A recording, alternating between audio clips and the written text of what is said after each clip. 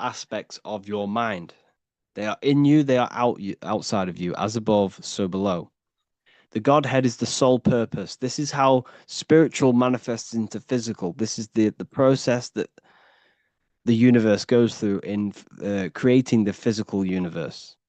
So it starts with the Godhead, the sole purpose, then the mind, then the astral, then the etheric, then the physical. Then everything is mental, everything exists in the mind. These dimensions are not separate. They're all dimensions within your mind. They're different vibrational states, pretty much. So the mind is the realm of thoughts. This is where thoughts reside. There's no form to a thought. It's invisible. There's no physicality to it. It's the most lucid. The higher you go, the more lucid it is. The lower you go, the more solid it becomes. Okay? So the mental plane is the most lucidic. So the mental plane is the thought alone. The astral plane is the imagination of the thought. This is where the thought forms manifest into some sort of form. Not physical form, but some sort of form, lucid form, like dreams. Then it goes to the etheric, then physical plane. The etheric plane is the blueprint. It's like a blueprint of the astral and the physical form. It's basically the realm of energy. This is where energy is and frequency. And then the physical plane is where physical manifestations happen. So essentially, this physical world is a product and the world of effect. Everything goes through this is a world of effect. You can't change this world by manipulating it physically. You can, but it's not going to last long. It's not long term. This is where we get the saying as above, so below from. You change the higher planes, you manipulate the lower planes. If you manipulate the astral plane, you manipulate the physical plane. This is a mirror effect. You manipulate the mental plane, you manipulate all of the planes. So these planes are how things manifest into physicality. Everything starts in the mind, then goes through the astral. Now, the higher, middle, and lower astral are the vibrational states of the thought, because remember that the mental plane is the thought alone. So, for example, I'm going to give you an example now. This is a chair. Think of a chair. That's just don't imagine the chair. Just think of the thought of a chair. So you have the thought of a chair in your mind. Then now, imagine that thought. What form does it have? This is the astral plane. This is the imaginational plane. This is where you imagine things. So when you hold something in the screen of your mind, this is astral matter. You're creating out of astral matter. That's what imagination is. Depending on the vibration of that thought that you are manifesting in your imagination, depends whether it goes to the higher, middle, or lower astral. If it's a high vibrational form, high vibrational thought, you create the higher astral plane. This imagination will go into the higher astral. Or if you think of a chair to murder someone on it with spikes and kill someone on it, it will go to the lower astral plane because it's a lower vibrational thought form manifesting. So you got to use these planes to manifest things, to imagine things. You can manipulate the astral plane through astral projection. This is a very, very deep, this is a very occult teaching of astral projection. And that's going to be taught later on in another course because that's not for everyone. But you can still access the astral plane through imagination. And that is how you pretty much get there. You use your conscious mind to project yourself, your consciousness, your awareness into the astral plane. So if you manipulate these higher planes of existence, you manipulate these lower planes as above, so below. You got to look up. But it all starts in the mind. Use your thoughts correctly. Use your thoughts, use your imagination, use your energy, and this will all combine to manifest something physical. Okay? So use these planes to manipulate this physical world, because whatever you do in these planes, you manipulate the lower planes. It's like a mirror. So that is the planes of existence. They all exist inside of you. They're outside of you. They're as above, so below, as within, so without. They are everywhere. They are inside of you. They're not separate. They're all aspects of your mind. In this video, we're going to be talking about the evolution of consciousness. You are born human. However, you possess consciousness, which is the awareness behind your being, the awareness behind your thoughts, the experiencer behind your five senses, the experiencer, the observer behind your thought, emotions, and senses. You are an eye, an invisible consciousness looking through a lens, which is your body. Your body produces this physical world that you experience. Your brain produces this world. Your brain and body is a technological computer. However, you are an infinite, ever-expanding consciousness behind this physical body.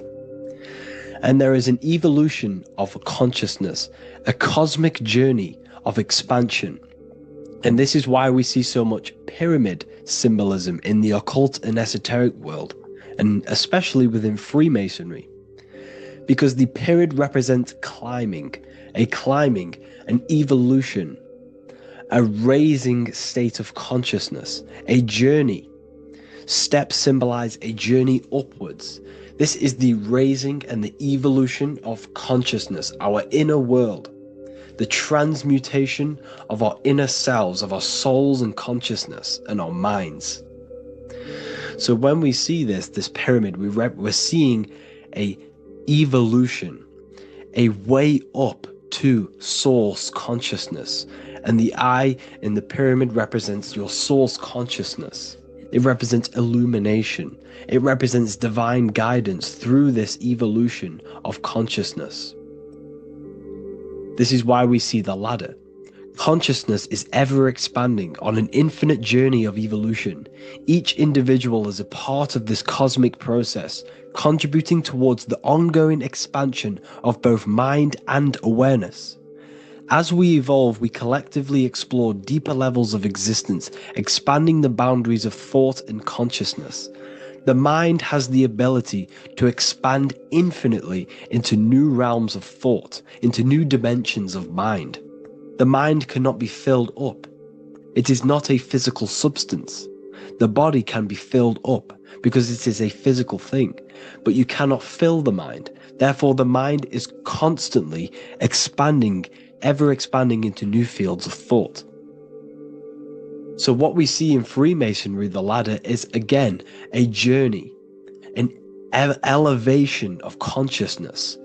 When we are born with an infant consciousness, and as we gain older, we gain an adult consciousness. Our inner world, our inner mind, and our emotional intellect changes and evolves. We are significantly different from when we were very young as an infant. It's because our consciousness evolutes, it changes, it alters like water. So just like this evolution of your own consciousness as growing up, there is consciousness of beings existing in cycles beyond our own. And their consciousness is unimaginably different from ours. They operate on a higher level of understanding and knowing, experiencing reality in ways that transcend our current comprehension. Our minds right now cannot comprehend the highest states of consciousness. There are entities, there are beings beyond our own, existing in higher dimensions of consciousness that we cannot comprehend because they have expanded. They are on a further way up the ladder of consciousness. However, we are all on the same journey. None of us can take the same journey. There is one ultimate goal, reaching source consciousness. However, this is always ever expanding. However, we are all on a different journey. There is one truth, one source, one goal. However, there are billions in different ways of reaching it, and we are all on these different paths to source consciousness, to this ladder, this evolution of universal evolution. Okay? Their awareness is attuned to new dimensions of existence, reflecting a more advanced stage in the cosmic journey of consciousness evolution. So when you take DMT, you are shot into these higher realms of consciousness where you meet these beings who look similar to these images. They are not speaking to you physically. They don't speak to you three-dimensionally through vibration and words. They speak to you mentally. If you have done DMT, then you know this. And if you have met these beings, then you know this. You might have even met some of these types of beings on mushrooms or any psychedelic drugs. Because ultimately, when you take these mind-altering substances, it's altering your consciousness. It's merging your consciousness with the spirit of that substance. And you are essentially attuning your mind to higher dimensions of consciousness. That's why we say we're getting high when we take these substances.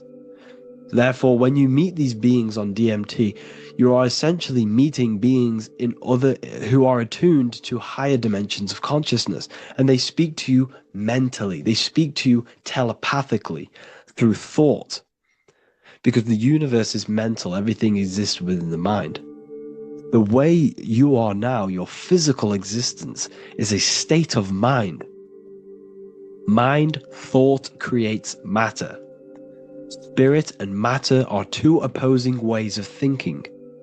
If we have a very spiritual mind, we have an expanded mind, we are a spiritual person through the mind. However, if we have a very low state of consciousness where we think about food, sex, lust, and all physical things, then we have a physical consciousness. Matter and spirit are two opposing forces, two ways of thinking. The mind attunes itself to different levels of understanding in different dimensions. So, essentially, this is what we're looking at.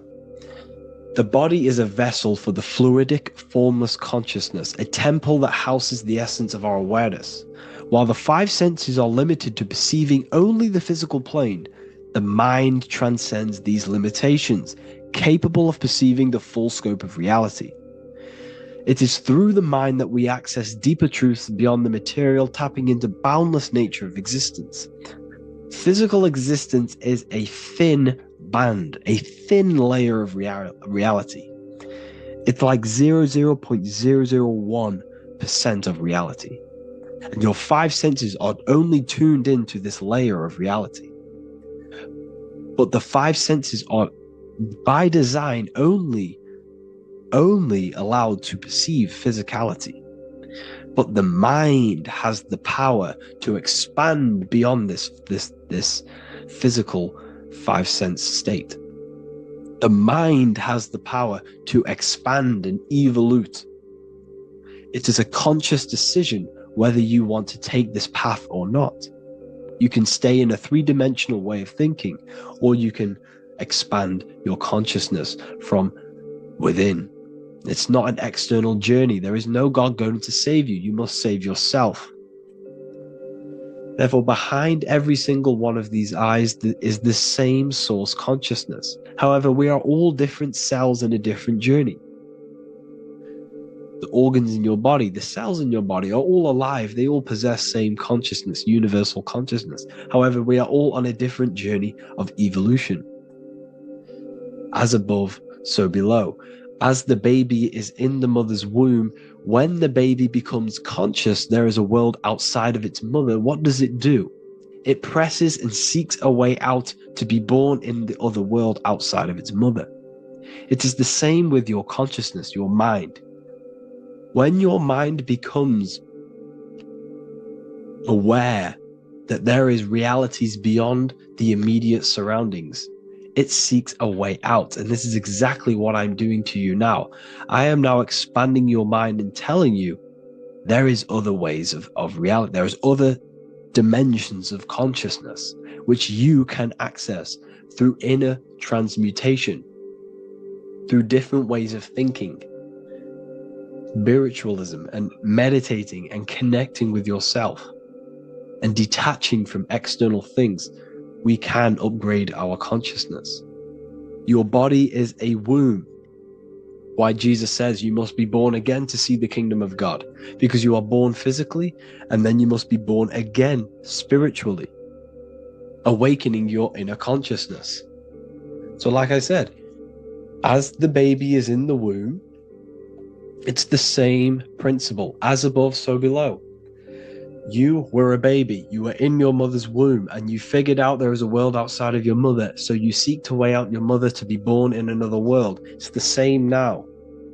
You must do this now. This is your spiritual evolution. This is the evolution of consciousness. It's ever expanding. When you die, this is a transition. You must learn to not fear death. This is another part of your spiritual journey. You must master death. Therefore, like I said before, the mind has limitless capacity to expand into new realms of thought, continuously exploring uncharted ideas and concepts without boundaries. The mind can ever expand. It can never be filled. It can never, ever know everything. There is infinite fields of knowledge, infinite fields of thought. Your current state is just one stage on an infinite pathway. You won't remain human forever. The human experience is a crucial phase where we learn to balance polarities, master the fundamental laws of the cosmos. It is a period of growth and transformation, preparing us for the next stages in our cosmic evolution. The goal is to strive for perfection, yet the true perfection is unattainable. It's like a tunnel, and there is a light at the end of the tunnel. And as you walk through this tunnel, the light is ever moving backwards. You should forever seek to meet that light, but you will never meet that light because consciousness is ever expanding. You should strive for perfection, yet knowing that perfection is forever unattainable. The journey is endless, with each step revealing deeper layers of understanding and experience. The pursuit of growth and expansion is itself the essence of our evolution. You can find all of this knowledge in the amazing book that I have read for years. I have read this book, The Emerald Tablets of Thoth, the Atlantean, by M. Dorial, translated by M. Dorial. I'm telling you now, this book, now that I've told you this, you have some context on the book. The whole book is about evolution of consciousness. He's talking about higher dimensions beings. He's talking about how you can transcend this physical plane. It is truly the most amazing book you will probably read. One of the best spiritual texts you'll see. It's hard to understand, so you must read it over and over again. And the more your mind progresses, like for me, I read this every couple months. And the more I learn about consciousness, the more I expand my own consciousness. And every time I read this book, I pick out something new that just completely blows my mind, because you can only understand this book to your level of consciousness, to your level of understanding. So now that I've told you all this information, go and read this book and it will absolutely blow your mind. And so will the Book of Wisdom Volume 2, which is now available. I released it the other day. I'm just going to read a page out now. This page is called Spirit and Matter. The Earth is not merely a dense, lifeless rock drifting through space. It possesses spirit, a living essence that animates its form. But what do we mean by spirit? Spirit in esoteric terms refers to the energy, the life force, animating the principles infused in matter. So essentially, what this page is talking about is how everything has spirit, consciousness within it. You are the middle, you are spirit and matter. You have the ability to expand your mind to the God self and raise above our animal instinct, our material self, and know the divine and expand. Animals cannot do this. Animals are not self-aware. Humans possess self-awareness. We can observe our consciousness. We can say, why do I exist? we can look in the mirror and know that we need growth. And this is what Anunnaki means. Anu means above. Anu was the supreme god of the sky, which is a metaphor.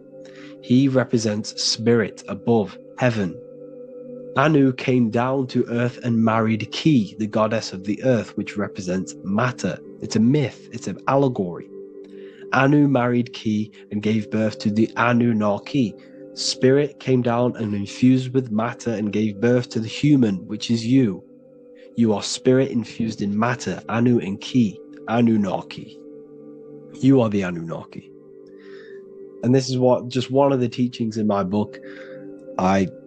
Honestly, this book is absolutely amazing. If you truly, truly want to expand your consciousness, give this book a read. And obviously, if you're inside the university, I give you this book for free. A paperback version. If you join the university, follow the steps inside of the general chat, you'll be able to download this book. Or, sorry, not download it. Order a paperback for free. All you have to do is pay for the shipping. You'll also gain amazing knowledge inside of my library, where your mind will just be overblown with the amount of esoteric books. There's over 45 rare occult books, plus you get a PDF of the Volume 1 and Human Health Guide. You get reoccurring updates where I expand on symbolism, occultism, where you will just feel absolutely amazing once you understand esotericism in yourself. You'll also learn how to create the dream reality that you want with the Manifestation Mastery course, where I teach you how your consciousness creates reality. You'll have a real lectures where I post lectures on symbolism, occultism, esotericism. There's a conscious community and live calls and Q&A where you can ask me questions and I'll answer your questions. I just want to say thank you to everyone who has joined the university. Thank you for even liking and watching this video. Any support I just appreciate every single one of you. Please, if you can, leave a comment and a like on this video and let me know any videos you want me to make in the future. And I will start uploading a lot more to the YouTube. So yeah, thank you all for tuning in today. Have an amazing day. There is a secret meaning behind the number 666. 666 is 3 sixes. The number 3 in occult and esoteric numerology represents the 3 aspects of human consciousness. We see this symbolism in the all-seeing eye with the light and the triangle. The triangle is the number 3. The eye represents consciousness, observation, and the light represents the light of consciousness, because consciousness is pure light. The 3 aspects of our consciousness is thoughts, emotions, and actions. Every thought creates a feeling, and the feeling creates the action. All physical manifestation is driven from these 3 aspects of our consciousness. All physical manifestation comes from thought.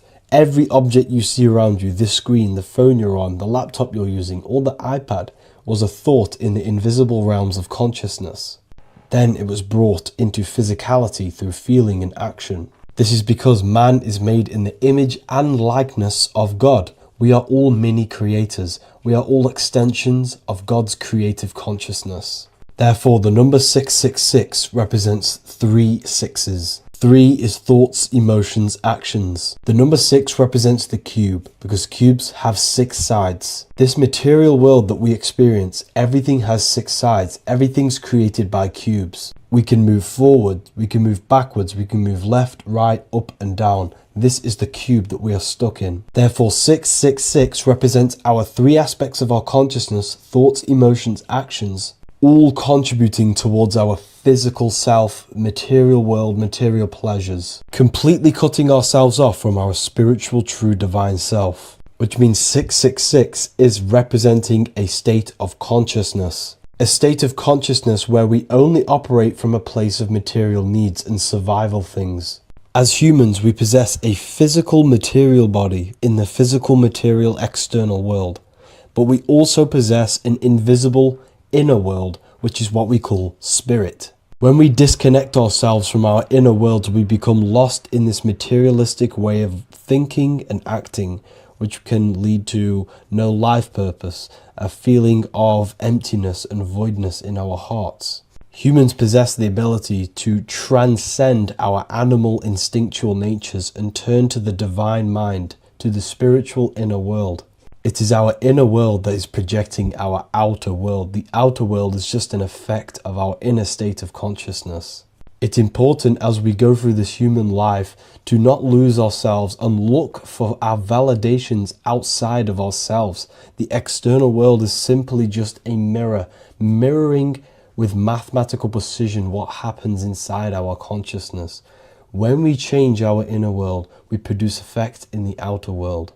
To get back on track about this number, this represents when we are lost in our material self and we are completely cut off from our true divine self. The devil is always having goat horns, which represents a ground animal. This is the lower animal self of man. He's always red. The frequency of red is the lowest vibrational color, and it also represents the root chakra. This is all to do with survival mode and our physical needs and physical self. Red represents chaotic and intense emotions like hatred and anger. This is why the devil is always red, because it represents anger and an uncontrolled state of emotion and consciousness. You see, we've been taught in the church and all through religion indoctrinations that the devil is an external deity which influences humans. And in fact, this is nothing but a metaphorical story. The devil is a character which represents an aspect of the human mind, the lower aspect of the human mind, a facet of our own consciousness and psyche. The voice that we have in our head that tells us to do these negative things is not an external deity pushing us to do something bad. This is an aspect of our own mind. Jesus and Satan are just two characters which represent the two voices that we have in our own consciousness. In fact, the word devil was never present in the early Gospels. Instead, what was mentioned was a spirit of evil. A term spirit of evil was not meant to denote a specific deity or being, but rather any force of negativity, whether it manifests as a destructive thought, emotion, or action. The spirit of evil represents the darker sides of our mind, the part that leads us astray and brings forth negativity in our lives. The reason why they want you to believe in a devil is because they don't want you taking responsibility for your creations. They don't want you to realize that the external world is truly a mirror of your inner state of consciousness.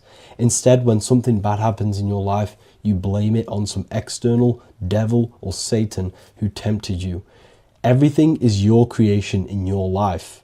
When you realize this, you take full control and you begin to reshape your external world by changing your inner state of consciousness.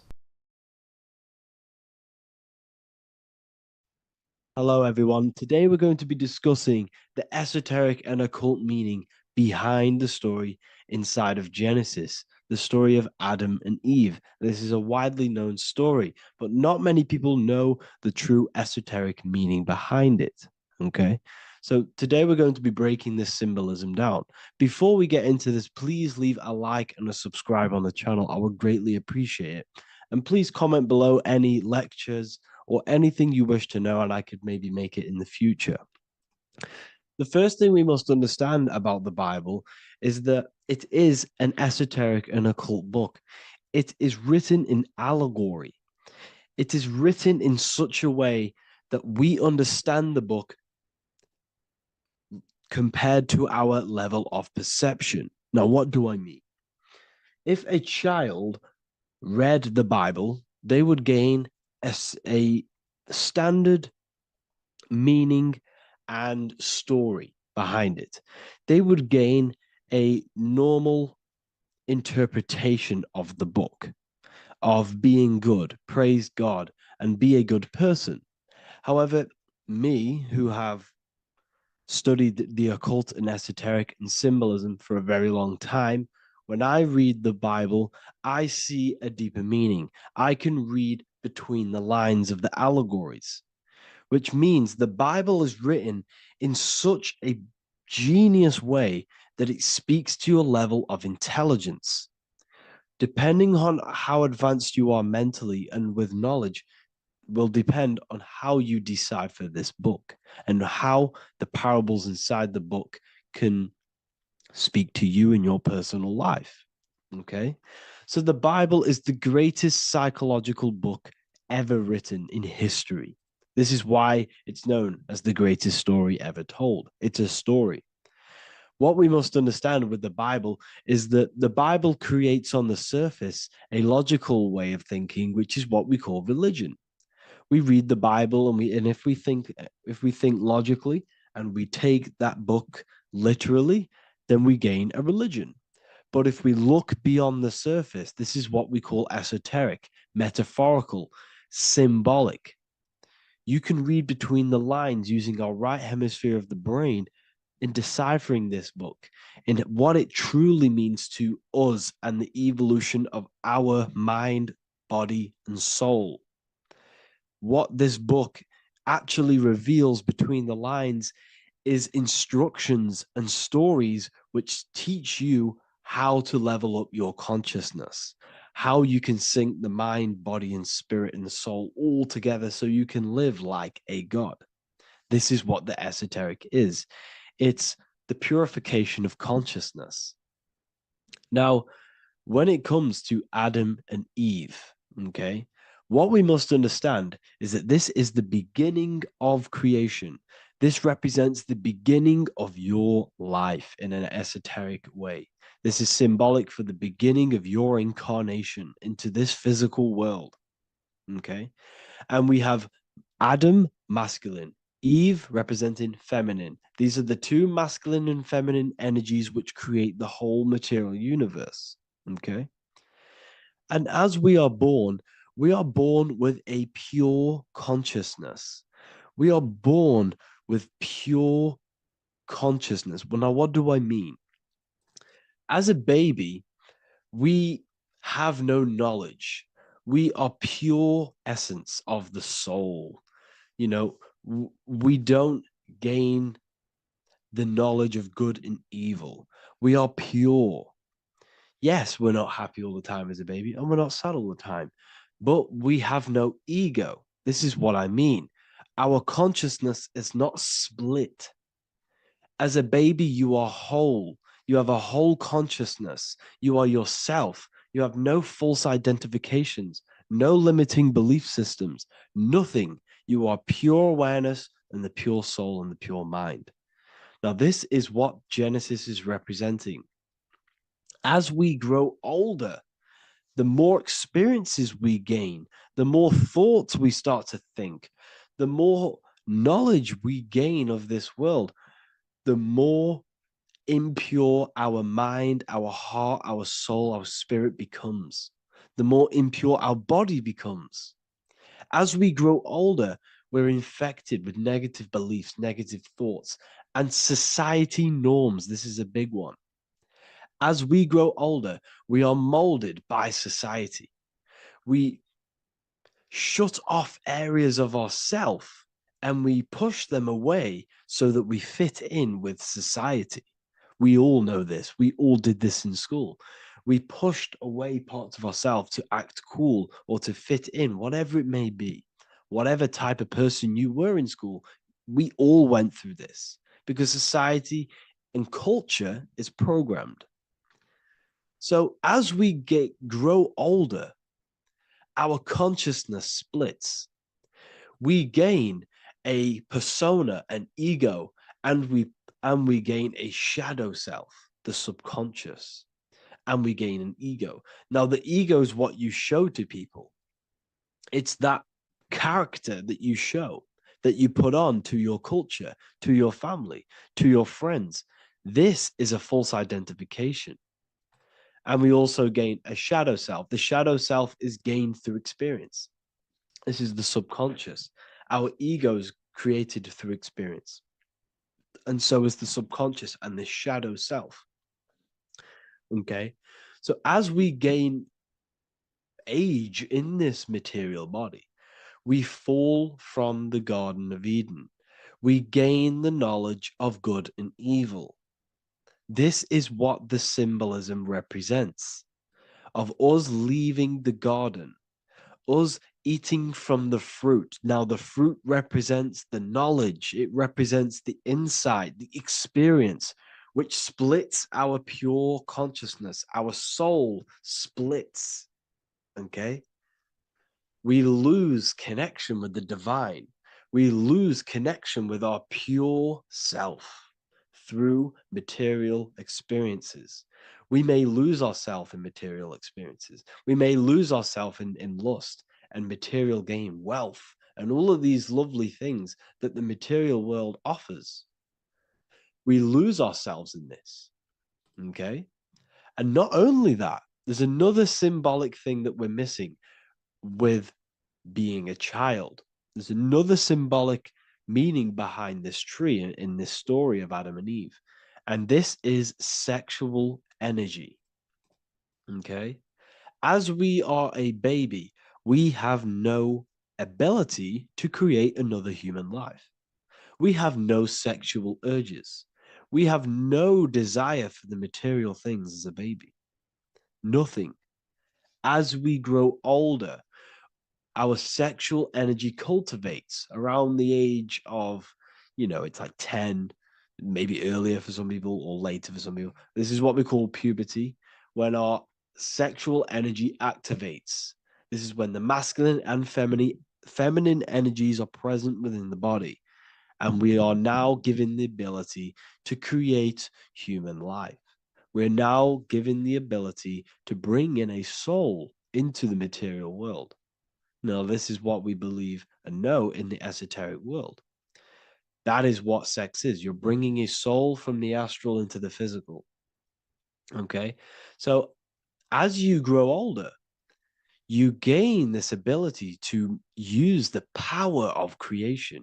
You gain this force within you that allows you to open a portal in the astral and bring in a soul to the material. Now, this power can be misused. This power is very powerful and should not be misused.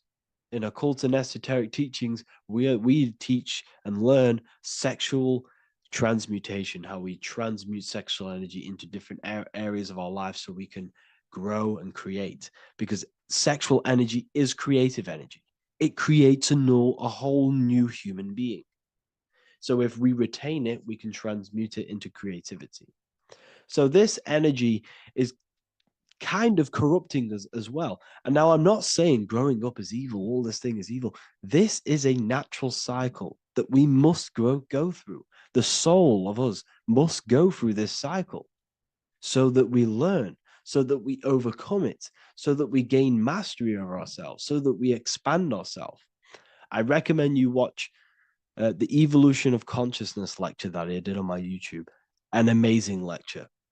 Talks about the evolution of consciousness and how we're on a never-ending cycle of life and death and expansion.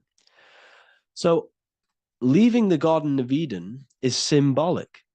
You see, Eve represents emotion. She's feminine. Adam represents action. That's why he bit the apple. You see, Eve takes the apple and tempts Adam because she's the emotion. She's the sexual desire. And Adam eats it. He releases, he misuses the power of his creation. He misuses his consciousness because of material illusions and material desires.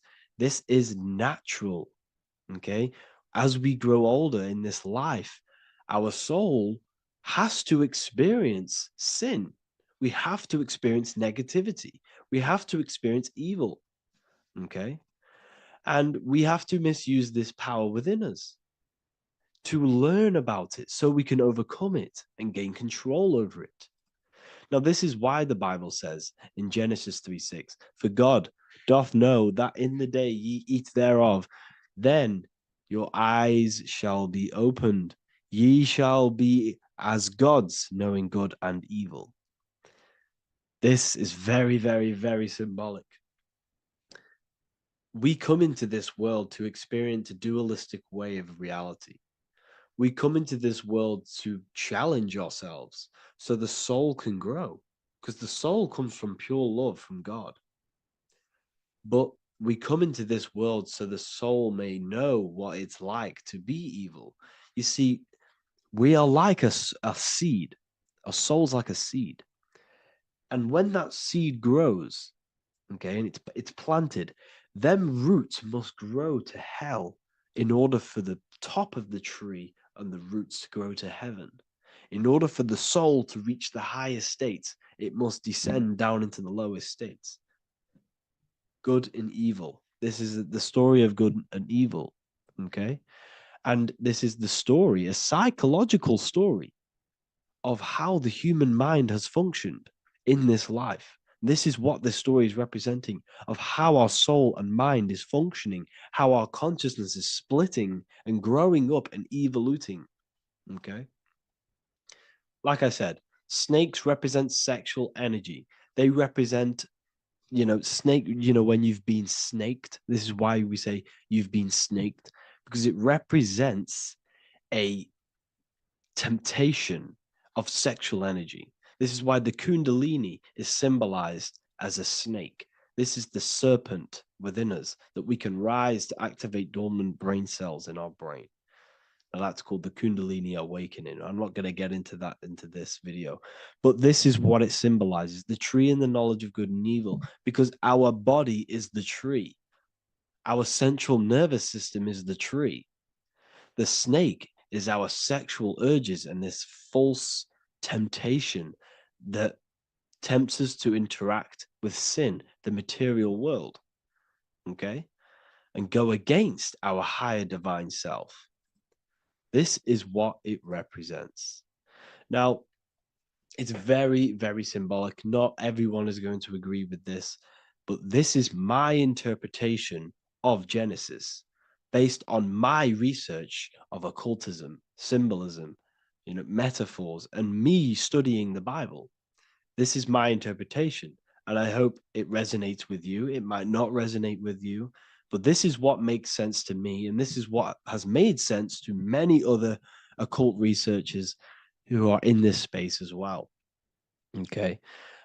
So please leave a like, leave a comment, leave a subscribe. I'd greatly appreciate if you could, just give me some support on this channel. We're nearly at 100,000 subscribers, which is insane. I just want to say thank you all. And yeah, I will see you inside the university. If you join, I'll look forward to mentoring you, connecting with you on the live calls. There's a new symbolism course which is going to be available very, very soon.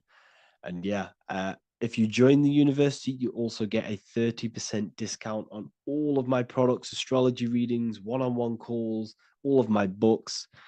Yeah, so I hope you gain some insight on this video, and I'll see you in the next video, and I'll see you inside the university. Have an amazing day.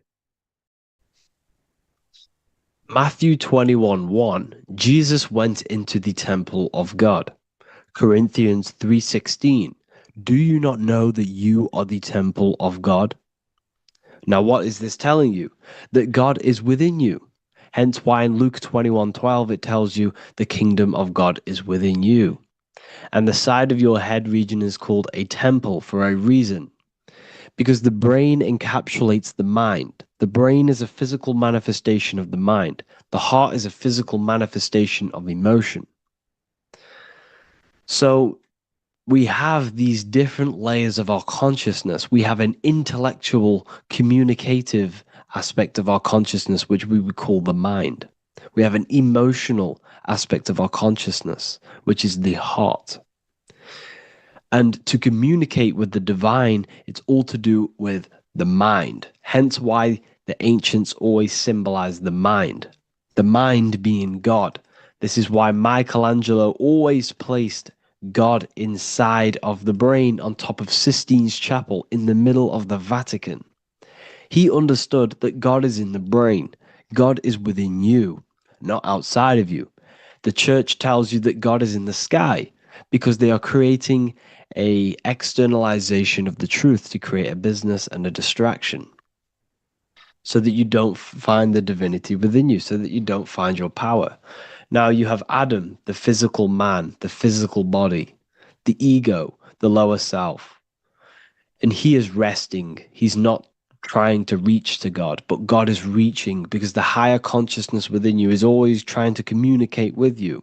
It's always trying to wake you up to your divinity. But the lower mind, the lower self, Adam, the physical self, is always in ignorance of truth, always in ignorance, and stays in a materialistic way of thinking, which is the lower animal self. And this is what we call a sleep or an NPC. This is the lower mind of man. But all you have to do is to move your finger to touch God. You have to look within yourself, within the brain, meditate, and you can find God. This is why in the Bible we see many references to the human body and anatomy to truly connect with God. Kings 6:8, the door to the middle chamber was in the right side of the house, which is the right hemisphere of the brain. The middle chamber is the pineal gland, where the seat of your consciousness is, where the seat of your higher consciousness is, the mind.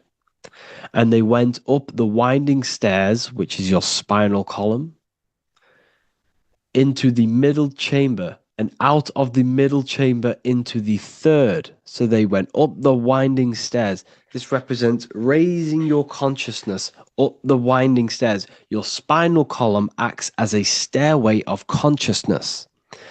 Depending on what sort of consciousness you are operating in, depends on what part of the spinal column you are using. Because the spinal column ascends and descends consciousness. What do I mean? If you are in a reproductive way of thinking and you're always thinking about sex, you're jerking off all the time and you're always eating, all of your brain's power and your mind's power is being descended into the lower aspects of the spinal column, which represents hell, the physical state of man, Adam, the ignorant state. We're basically living off low-level pleasures like an animal. And the stairway to heaven is your spinal column. They went up the winding stairs into the middle chamber, which is your mind, your pineal gland, and out of the middle into the third stage of consciousness, physical, etheric, astral. When you meditate and you start to raise your consciousness during meditation, you enter the astral plane when you turn off thought. But this is the middle chamber inside of the brain. Here we see another painting inside of Sistine's chapel of God inside of the brain. This is the brainstem. This is the brain. This is the frontal lobe. This is the back lobe. This is the back lobe. This is the cerebellum. Here's the reptilian brainstem. Here's the claustrum. This is what we are seeing here. Anatomy. Here is another one in Sistine's chapel in the middle of the Vatican. This is depicting the brainstem. God's neck looks exactly like the brainstem. Here we see a real brain compared to God's neck, because the neck is just below the brainstem. And this is what they are symbolizing, because they knew that God is within you. God is a part of the human body. God is inside of the body, because the body is a vessel for consciousness, for universal consciousness. Inside of you, inside of me, is the same spark of consciousness. And this same consciousness is spread out into every living essence, because everything comes from the one source, the one God, the one consciousness. Matthew 6:22-23. The light of the body is the eye. If therefore thine eye be single, thy whole body shall be full of light. Practicing the single eye. What is this? This is meditation. This is entering within yourself. So the Bible's telling you to practice the single eye. But if thine eye be evil, thy whole body shall be full of darkness. What does this mean? If your consciousness is in an evil way of thinking, if your mind is filled with an evil, negative mind space, then your body shall be filled with darkness, with evil, with negativity. Because negative thoughts destruct the body. Positive thoughts heal and regenerate the body. So he tells you to be, the light of the body is the eye, your consciousness, the inner eye of consciousness, the eye that lets you see. And what do I mean? You look with your two physical eyes, but you see with the inner eye. What you see is perception. You look with the two eyes, and what you see is perception. You are seeing, you are understanding, and that's what consciousness, the mind, gives you. Consciousness or the mind is the force that allows you to be a human being, that allows you to understand things and interact with things and make decisions. It's an infinite intelligence. See, the mind is not the brain. This is a big confusion with people. Hence why the eye on top of the pyramid is separate from the bottom half of the pyramid, because the consciousness is separate from the body, the eye, the all-seeing eye. It represents the observer, the eye that sees into this body, into this world, into this. You are the perceiver. You are the invisible spirit within the body. Theologians 4:17. After that, we are still alive, and our left will be caught up together with them in the clouds to meet the Lord in the air. You don't meet the Lord in the physical air. Okay? This symbolism of the ancient Christian artwork is showing you this is symbolic. These things never happened. There's no man in the sky. Moses didn't go on a mountain to meet with God. The air represents the mind. This is why you say you're an airhead when someone's very stupid. Earth is your body. Water is your emotions. Fire is your spirit. Air is your mind, the invisible mind. So Anton Mengs, an ancient Christian art worker, is showing you anatomy of God in the clouds.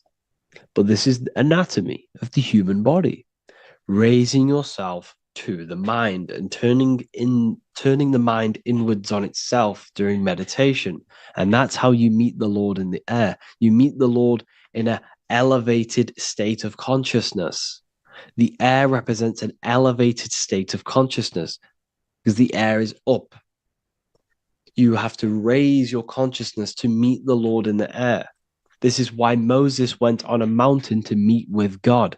The mountain represents elevation of consciousness, raising the mind up the spinal column, taking all of the mind's attention away from the reproduction and the physical aspects of self and raising it to the brain and turning off the brain and going inward into the air. It's talking about raising consciousness. It's allegorical. It's a spiritual, metaphorical text. The side of your head's called a temple because inside that where that temple is, right in the middle of where you call the temple, is the inner chamber, the open room, the holies of holies in the Bible, or the land flowing with milk and honey, or Mount Zion. There's so many different names for the brain, or the upper room where Jesus meets his 12 disciples, the 12 cranial nerves in your brain. This is the temple of God. Your body is a temple of consciousness. It encapsulates the consciousness. It encapsulates the mind and soul. John 10:30, Jesus states, I and the Father are one. Psalms 46:10, be still and know that I am God. He's talking about the I am within you, not within Jesus. Everyone refers to ourselves as I. I am God. When you say I, you're referring to the highest aspect of yourself, the aspect that is above all thought, above all emotion, and above all things. When you say I, you're referring to your pure awareness, your pure consciousness, the highest aspect of yourself. And anything after I is egotistical. I is God. The letter I is the Roman numerals for one, because there is one God, one consciousness. The letter I is one line, just like the number one. Matthew 6:3-4, take no thought. Therefore, take no thought. Take no thought. He says this 5 times because you must turn off the 5 senses and take no thought to connect with God. Be still. This is telling you to meditate and know that I am God. The I am within you. I and the Father are one. I and God are one. You, who you think you are, is a complete completely wrong. The body is matter. Your name isn't you. Your job isn't you. Your reputation, your trauma, your memories, your friends, family, worries, bills, interests, dislikes, goals, passions, anything to do with the thinking mind is not you. Who you think you are is a part of your thinking aspect of consciousness. But once you remove thought, you are no longer your name. You are no longer your body. You're no longer your reputation. You are the I. You are pure awareness, pure consciousness. Pure consciousness. And this pure consciousness has latched on to this name, this job, the body, and your traumas. Your pure consciousness has attached itself to this character who you're playing in the physical world. And this is essentially who you think you are, but you are not. You are the I, you are the self, you are pure awareness. So, in order for you to detach from these things, you must learn how to detach from your name, your job, your reputation. And you do this through meditation by turning off the thinking mind. Turning off the thinking mind allows other aspects of your consciousness to open up. What do I mean?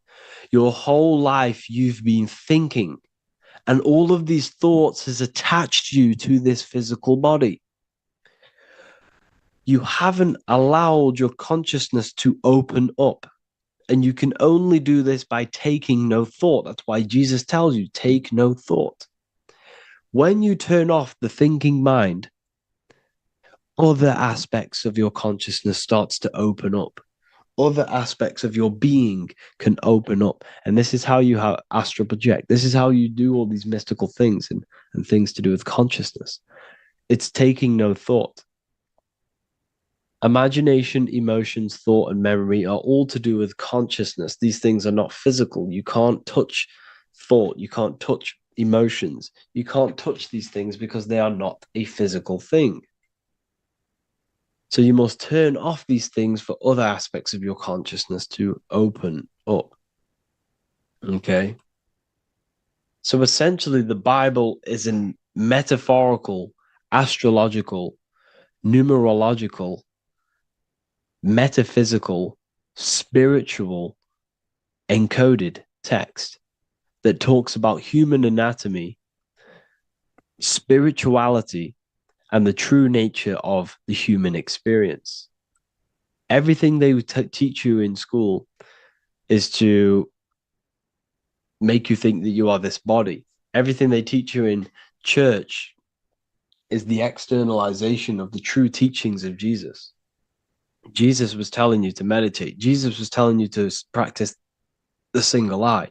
Jesus was telling you to look within yourself and find God. He wasn't telling you to pray to him. Mark 16:19, he was taken up to heaven and sat at the right hand of God, the right hemisphere of your brain. John 21:6, cast the net onto the right hand side of the boat and you shall find fish. Fish is understanding. The boat is your body, your brain. Cast your awareness into the right side of your brain and you will find understanding, because the right side of your brain is all to do with the creative aspect and the intuition and the spiritual sides of your consciousness. This is why God is here. This is why Michelangelo depicted God in the right hemisphere of your brain, because this is all human anatomy. And I speak about all of this in the brand new Book of Wisdom, Volume 2, which is now available. The start of the revolution has begun. This book is truly going to change the way people see the world. It's got so many new more topics than the last one. It's truly a revolution. It's written in so much detail. It's very practical. I cannot wait to share this one with you. I just want to say thank you for the opportunity for me to create this book, because without you, I couldn't have created this. And I just love sharing my work with you. And I thank every single one of you for the support, the watch, like the views and the likes, everything, especially the people who have joined the university and stuff like that. And for people who have joined the university, you do get a free Book of Wisdom paperback if you just go to the general chat and follow the the description, follow what the instructions that I gave you in the chat, and you'll be able to order a free book of wisdom if you are inside of the university. Plus, you get all of my other books, 2 books, and over 45 occult books on occult and esoteric things. You get lectures, live calls, a community, a manifestation mastery course, and a whole library and reoccurring updates every month, every week. So yeah, I hope you all enjoyed this video. Thank you all. Please leave a comment to help the algorithm, and leave a comment on what videos I should make. And yeah, I'll get to uploading on the YouTube a lot more now the second book is now released. I have a lot more time on my hands. No longer using my energy to create the book. I'm now going to redirect this mental energy into the YouTube. So there will be a lot more content coming. So I need some content ideas. So feel free to comment some ideas, some YouTube videos that I can create. Thank you all, people. Have an amazing day. There's an ancient symbol hidden in plain sight, one that holds the key to transformation, power, and unlocking your true potential. It's been used for centuries by mystics, rulers, and even modern science, but almost no one understands its true meaning. Once you do, it will change the way you see yourself and the world forever. Stay with me, because this could be the key to your own awakening. The symbol of the snake, or the serpent, is a very powerful symbol that refers to something within you, that we all are on this journey.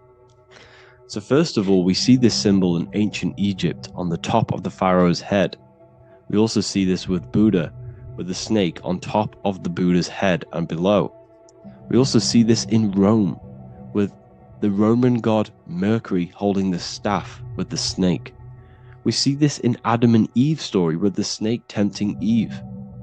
We even see this today on the medical facility. What does this mean? Why is this symbol being used for thousands and thousands and thousands of years? It has a very deep esoteric meaning. We see this in the caduceus staff, and we even see the snake representing the kundalini.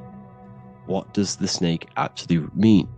A lot of people think it represents the kundalini, which it does. However, there's a deeper interpretation of this symbol, and it goes very far beneath the surface of what the snake actually represents. Okay? So first of all, when looking at symbols, we need to observe what the snake does in nature. The serpent sheds its skin. The serpent shedding its skin is a sacred symbol of an inner transformation. It transforms from its old self to a new self. It sheds layers of itself. As the snake discards its old exterior, it mirrors our own journey of realizing outdated beliefs and patterns, paving the way for a renewed, authentic self on the esoteric path of awakening. Essentially, it represents transformation, but not transformation of our physical bodies, transformation of our inner world. Now, this is where things get a little bit tricky and you may become a little bit confused, but I'm going to make this very clear for you. The snake symbol, or any symbol, can be used for different context. For example, the kundalini. We see the snake representing the kundalini. We all know that energy can't be destroyed, only transferred. Like I said, this is a transferring of energy. It's a changing, a transforming, shedding its skin. It represents transformation. Sexual energy is energy, and we can transform the sexual energy into a kundalini awakening to activate dormant brain cells in our brain, and to activate the human light body, which is the spirit. We can cultivate, save, and retain our sexual energy, transmute it up the spine to activate the brain. This is a symbol of transformation, of energy in this context. However, when we go to the emergency services, this does not mean the same thing as the kundalini. The snake in this context represents transformation of health. When we are picked up by the emergency services, We are looking for a transformation. We are unwell, and now we need to transform to well-being. This is why they use this symbol. It represents transformation, especially with the pole and the snake climbing. It's climbing, it's transforming from the bottom to the top, shedding its skin, shedding old layers. Transformation. We see this in the Bible with the snake tempting Eve to eat the apple of the tree of knowledge of good and evil. Well, what does this mean? Where's the transformation in this? Well, this is a very hidden one. The transformation takes place in Adam and Eve's consciousness and their mind. They go from a pure, whole state of consciousness, from being tempted by the snake, and they eat it and they transform into knowing the good and evil, into the dualistic ways of thinking and the dualistic meaning of this world. Let me rephrase that. They understand the dualism of this world, and they now understand the two good and bad ways of thinking. They know the knowledge of good and evil, of duality. They shifted from a whole state of consciousness into their consciousness being split into good and evil. This represents the journey of every single soul that incarnates into this world, including yourself. When you were a child, you were whole. You had no understanding of good and evil. But as you grew older, you eaten the fruit. You grew to understand the knowledge of good and evil. Your consciousness split from a whole into a separate and divided way of thinking and divided understanding of the world. We suppressed aspects of ourselves to fit in with society norms. And we just limited ourselves with limiting belief systems. We knew the knowledge of good and evil. Our consciousness split from a whole state. This is what Adam and Eve is symbolic of. We see this with the Roman god Mercury, with the snake. Mercury represents intellect, communication. He's always flying in the air, which represents the air, the mind, the intellect. He's holding the snake to represent transformation of the mind. This is what we call mental alchemy, turning base metals into gold, turning the unenlightened aspects of our mind into enlightened ones, turning our negativity into power and control. We see this with Buddha, and Buddha is all to do with transformation of the inner world, transformation of the mind and the soul and the emotions. And it also represents the Kundalini. We see this in ancient Egypt. We always see the snake on the head, representing the place where the third eye is, representing the intellect or the mind, the mind's eye, the third eye, whatever you want to call it. This is the place of the invisible intelligence within us. This is our mind or intellect. And this is the transmutation of the mind. This is why the snake is on the head, representing the transformation of the mind, going from the unenlightened into the enlightened, going from the uncontrolled to the controlled mind, so that we can control the very fabric of reality. I've kind of just given that away. Why is this important? Humans are creators. We're the architects of creation, endowed with the divine power to channel the fourth dimension, which is the imagination, into reality. Each thought and intention is a seed. When nurtured with focus and clarity, transforms the unseen into the tangible experience. This creative process bridges the gap between the ethereal and the material. Humans are creators. It's impossible for you not to create. Whether you're doing this consciously or subconsciously, you've been creating your whole life, turning non-physical thought into physical reality. We are creators. However, the mind cannot create in a state of chaos. The mind cannot create with limiting beliefs. The mind cannot create with thoughts that come and destruct our minds. The mind cannot create consciously and effectively if there are impulses within our mind and we have no control over the mind. So this is where self-transformation comes within.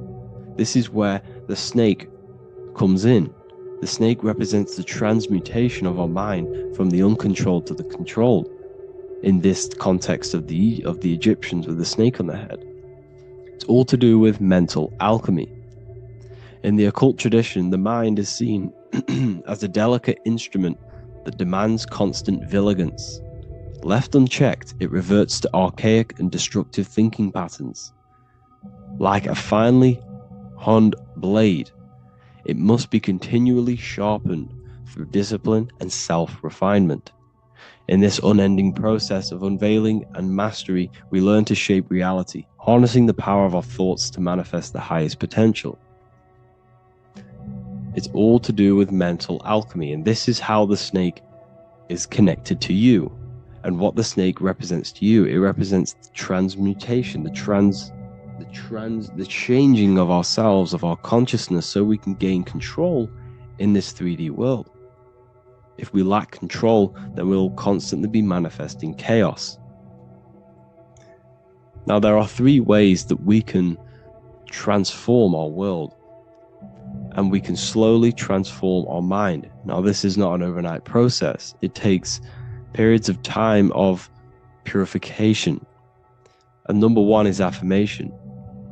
Let's say we have this dirty cup of water and we have a tap of water. And in this tap, it's pouring in more water, clear water. Over time, if I keep pouring clear water into this cup, it's going to slowly purify this cup.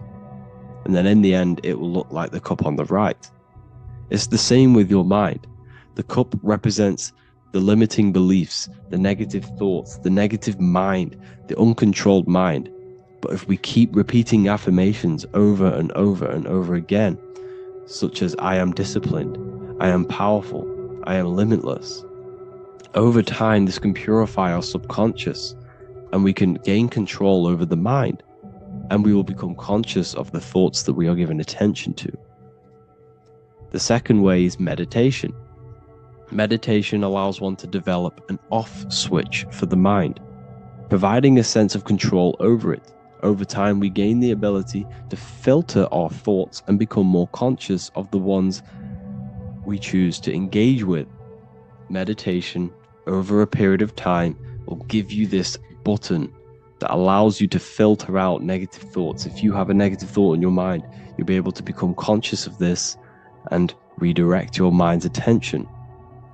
This is all about self-control, because remember, we become what we think about.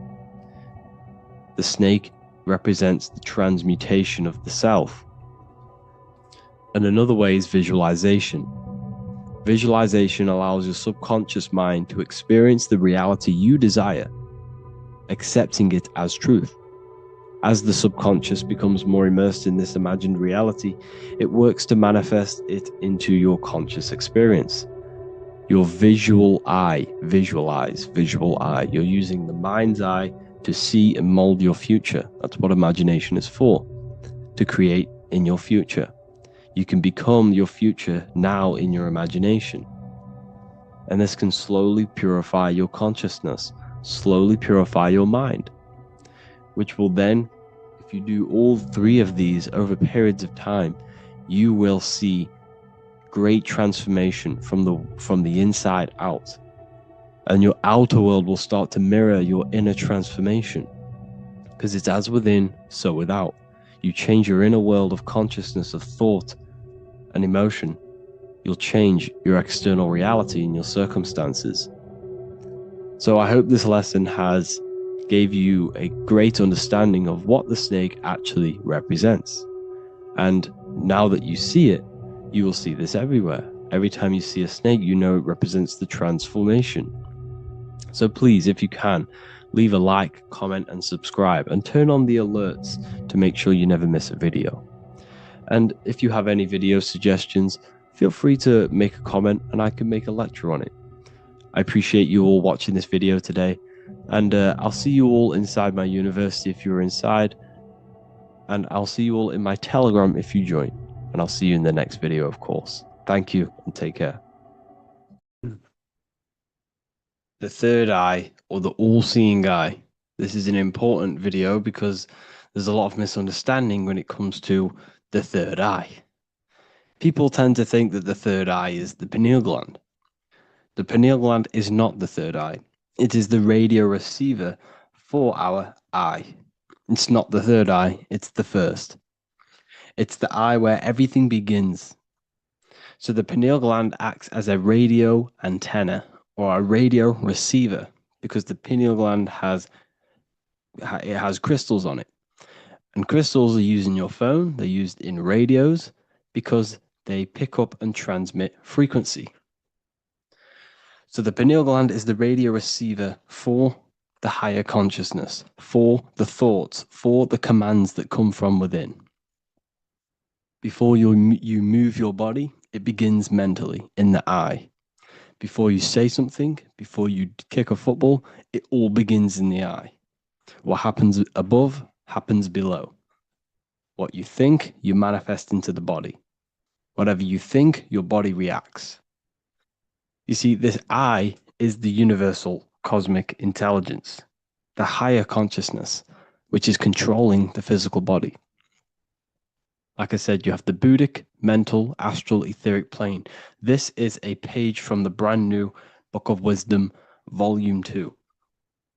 You have the Buddhic plane, the nothingness. Then you have the mental plane, infinite potential. This is the I, the singular consciousness.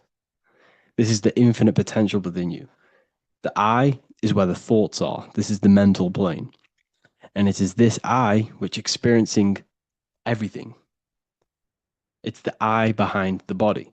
It's the I behind the thoughts. Yes, the mental plane is the plane of thoughts, but you are the I experiencing the thoughts. You are the I behind the thoughts, behind the emotion, behind the words. Deep, deep down within your being, there is the all-seeing I, which the body obeys. Everything that I says, the body does. This is the I in between the two pillars, or in between the sun and the moon in the Masonic artwork. Sun, masculine, left brain. Moon, feminine, right brain. The all-seeing eye in the middle, consciousness. The I, the order, the intelligence, the infinite potential within you, the creative force within you that can create the good and the bad, the left and the right. So you are either creating negative or good. You're even doing good, which is God, or evil, or the devil, which is do evil. You have this creative ability within you, which is God, the consciousness, and you have the choice to do the devil or the God. So the third eye is the human mind. It's the mind. It's the infinite awareness, infinite potential within you.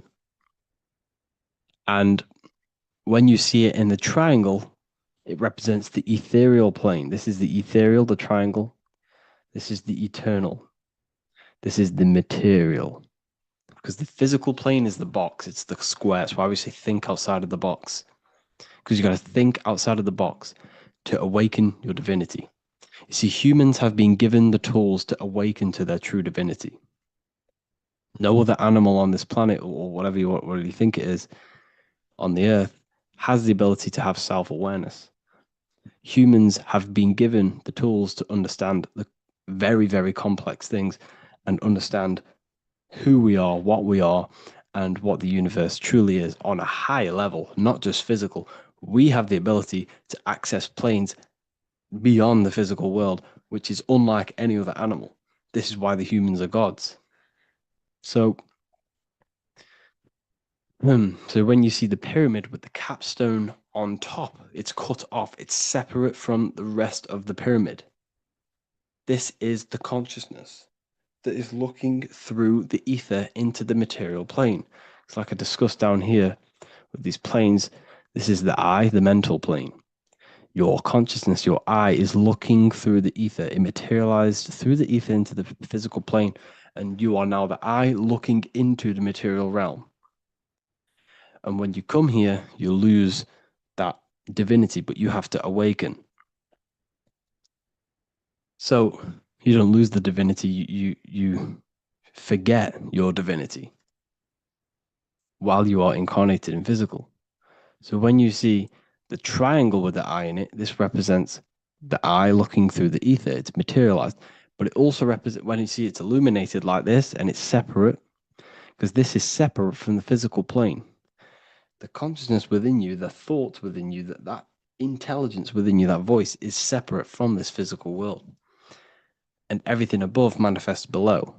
Everything what happens in this realm of consciousness, of thought, manifests into the physical plane. It's separate.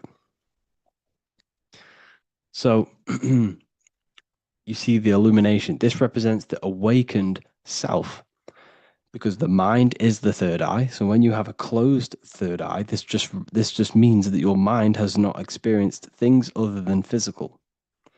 When you expand your mind, expand your consciousness from having an out-of-body experience or a mystical experience where you had experienced a higher plane of consciousness or a higher level of consciousness, this is now an open third eye, which is an opened mind. It's nothing separate. So when people say, working and opening the third eye by imagination and stuff like that, you're working on your mind.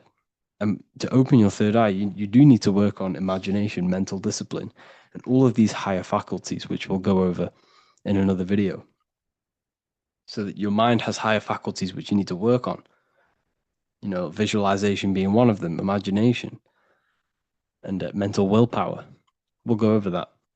But the illuminated eye in a triangle represents the illuminated mind, the awakened mind that has self-consciousness, it's conscious of itself, and it's experienced higher planes of consciousness. Like I said, the I and the I. The idea. So when you see I on the beginning of words, it represents that inner self, that inner cosmic intelligence within yourself. That's why you say inside, intelligence, or idea. It's the idea, the I, the all-seeing eye. This is why the Roman numerals, I was one. And what is one? It's one line. The I is also one line. Because we are all the same intelligence with the same consciousness. The universe is one. There is only one being in the universe, which is God. And we are all expressions and fractals of God. We are all manifestations of God. We share the same creative power as God.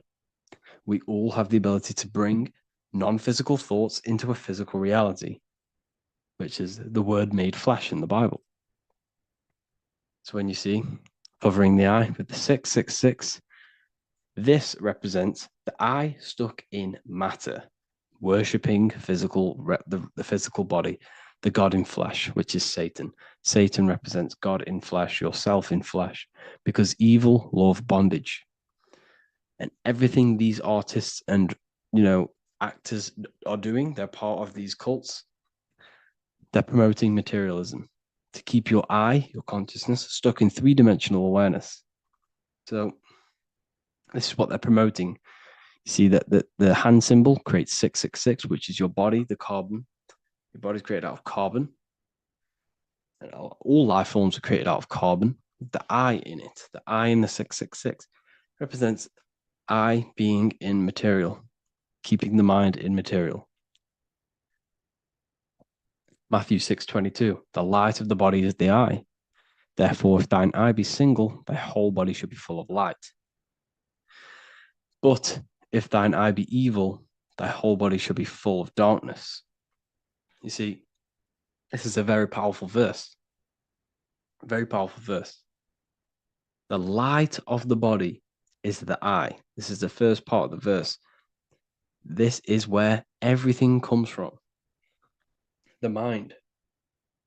The infinite mind. The infinite potential within you. Think of anything in your mind. Nothing is impossible in your mind. As soon as you think of it, it's there. Infinite potential. It's the light of the body, because the mind is what gives life to the body. It manifests its will through the body. It's the light. All the things that the body does happens mentally before it happens physically. Before you move your hand, it is a mental power. Just like when you astral project. When you astral project, you use your mind to move your body. It's mental. If therefore thine eye be single, thy whole body should be full of light. So what does that mean? Becoming one with the consciousness within you.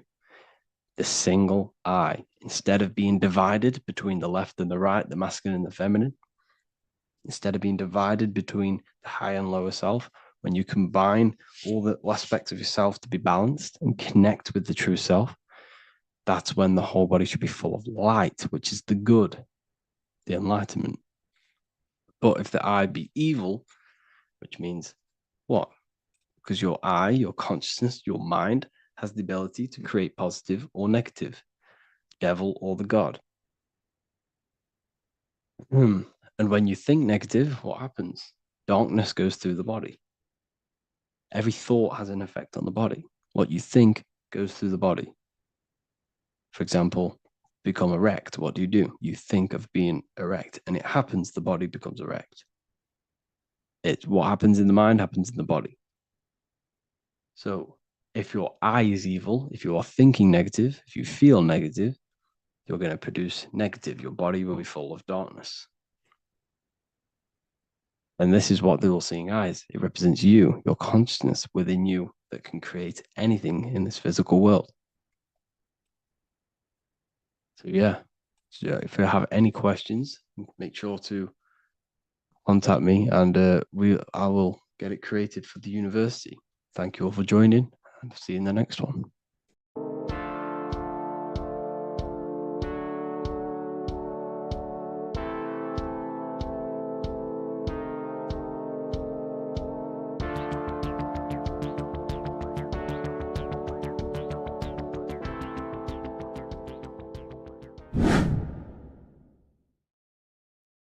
How are we all doing today, people? It's Revival of Wisdom, and today we're going to get real deep.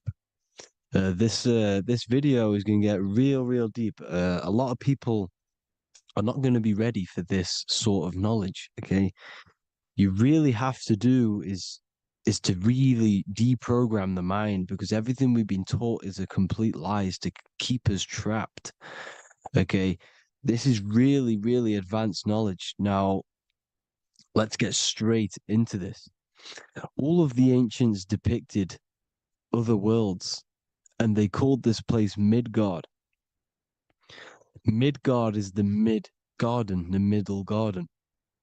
This is why the Masonic symbolism on the floor is always a black and white checkered board, symbolizing the polarity here, the good and bad, because we're in the middle garden, the heart. Earth rearranged spells heart, because we're in the heart of this system, or whatever it is, a super quantum computer, whatever you want to call it, simulation. Now, in the Quran, it talks about the 7 layers of heaven. All of these ancient artworks are depicting these different layers of reality. Okay, and look at the Egyptians here with the boat outside of the firmament. Boats travel on water, and this is exactly what the Masons are doing. So they're still using the same symbols. Why? Because it's the same knowledge, just hidden. The Egyptians have the same knowledge as the Freemasons. It's just hidden. Now, this cosmology that they're showing here, which is probably made maybe 100 years ago, this painting or artwork, is the exact same as the one we see here with the arch, the boat. You know, it's similar because the boat is symbolizing traveling these other worlds, because the ether is also symbolized as water, because if you look up at the stars through a telescope, it looks like it's water. It's shining through water, because this ether, whatever this substance is outside of this world, was symbolized as water. Okay, and look at all these ancient depictions showing these different layers of reality. Now, we are being trapped within this 3D dimensional world, which is the cube, the Saturn cube, because there are 6 sides to everything in this world: front, back, left, right, up and down. 6, which is the cube, because we're in the Saturn, Saturn's world. Okay, now, always been depicted as a tree of life, the tree of the universe has always been depicted as this tree. Because let's get a bit deeper. Now, the cosmology of this reality is the sun, the moon, and Polaris, always in the Masonic art. The sun, the moon, and Polaris, the all-seeing eye. If you go inside of the temples of the Masonic temples, they always have this star in the middle, shining light beams. Okay? Look here. The light beams coming from the big star in the middle, which is Polaris. This eye is God. It's God's light shining down from his abundance.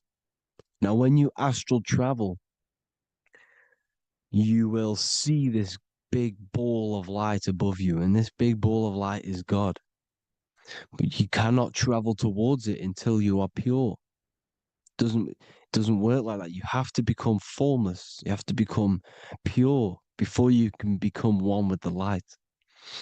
In all these Masonic artworks, it's all depicting the star in the center.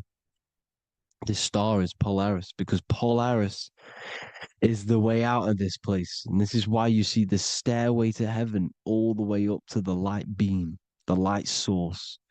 What does it say in the Bible?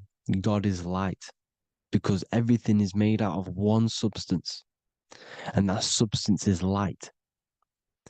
And it symbolizes the eye because God is an eye.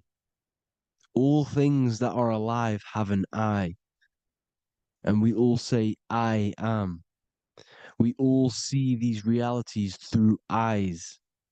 God is an eye. He's the all-seeing eye. He sees all things at all times. And he is projecting this light.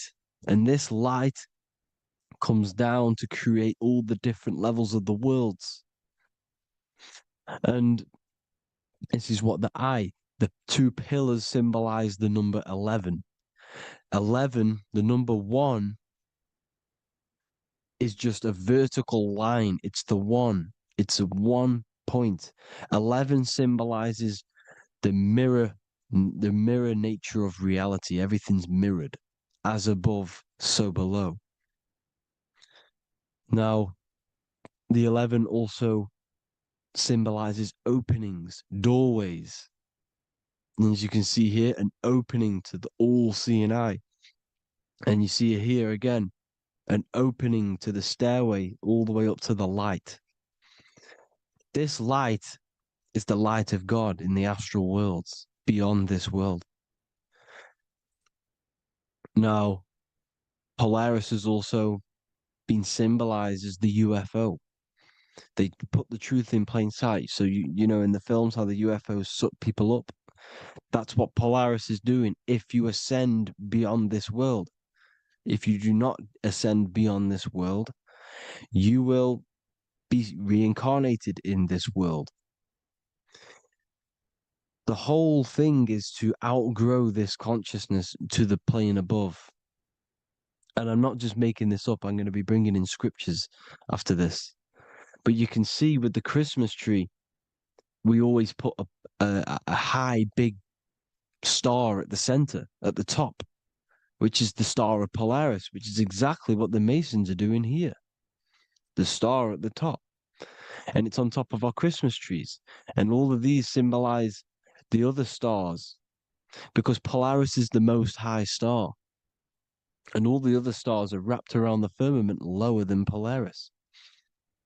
And that's exactly what the Christmas tree is. And it's a triangle. It's a triangle, just like light beams travel from one point in the triangle, just like the all-seeing eye. It's a triangle. The light is coming from one point and sending its rays downward. You see, it's kind of like you see here with the water. And the lower you go, the darker it gets, the more evil it becomes. And this is what the ancients would call hell. Now, this all-seeing eye is Polaris. And below Polaris is Mount Meru, the North Pole, the magnetic North Pole. The Tower of Babel, which is in the Bible. The etymology of the word Babel Ba meaning spirit, which gives the ability to move the soul through the worlds, which is that's the ancient Egyptian description of the word Ba, meaning of the word Ba. You have the Ka, the Ba, the Ak, but the Ba is the one that gives the ability for the soul to move through the worlds. Your soul can't speak into a world without incarnating into it. Now, the Tower of Babel symbolizes Mount Meru because it's the word Ba is the spirit which gives the ability for the soul to move through the worlds. The Tower of Babel is the magnetic North Pole, Mount Meru, which gives the ability to move through these different worlds. And you can see the ancient Tibetans always showing this depiction of these different worlds coming from the center. Because we have to ascend our consciousness. It's not about how good you are to reach heaven. It's about how you expand your consciousness, you expand your mind. So they teach now that you have to be good in order to reach to heaven. It's about expanding the mind, expanding your consciousness to these different planes, these different realms. So that's what it's about.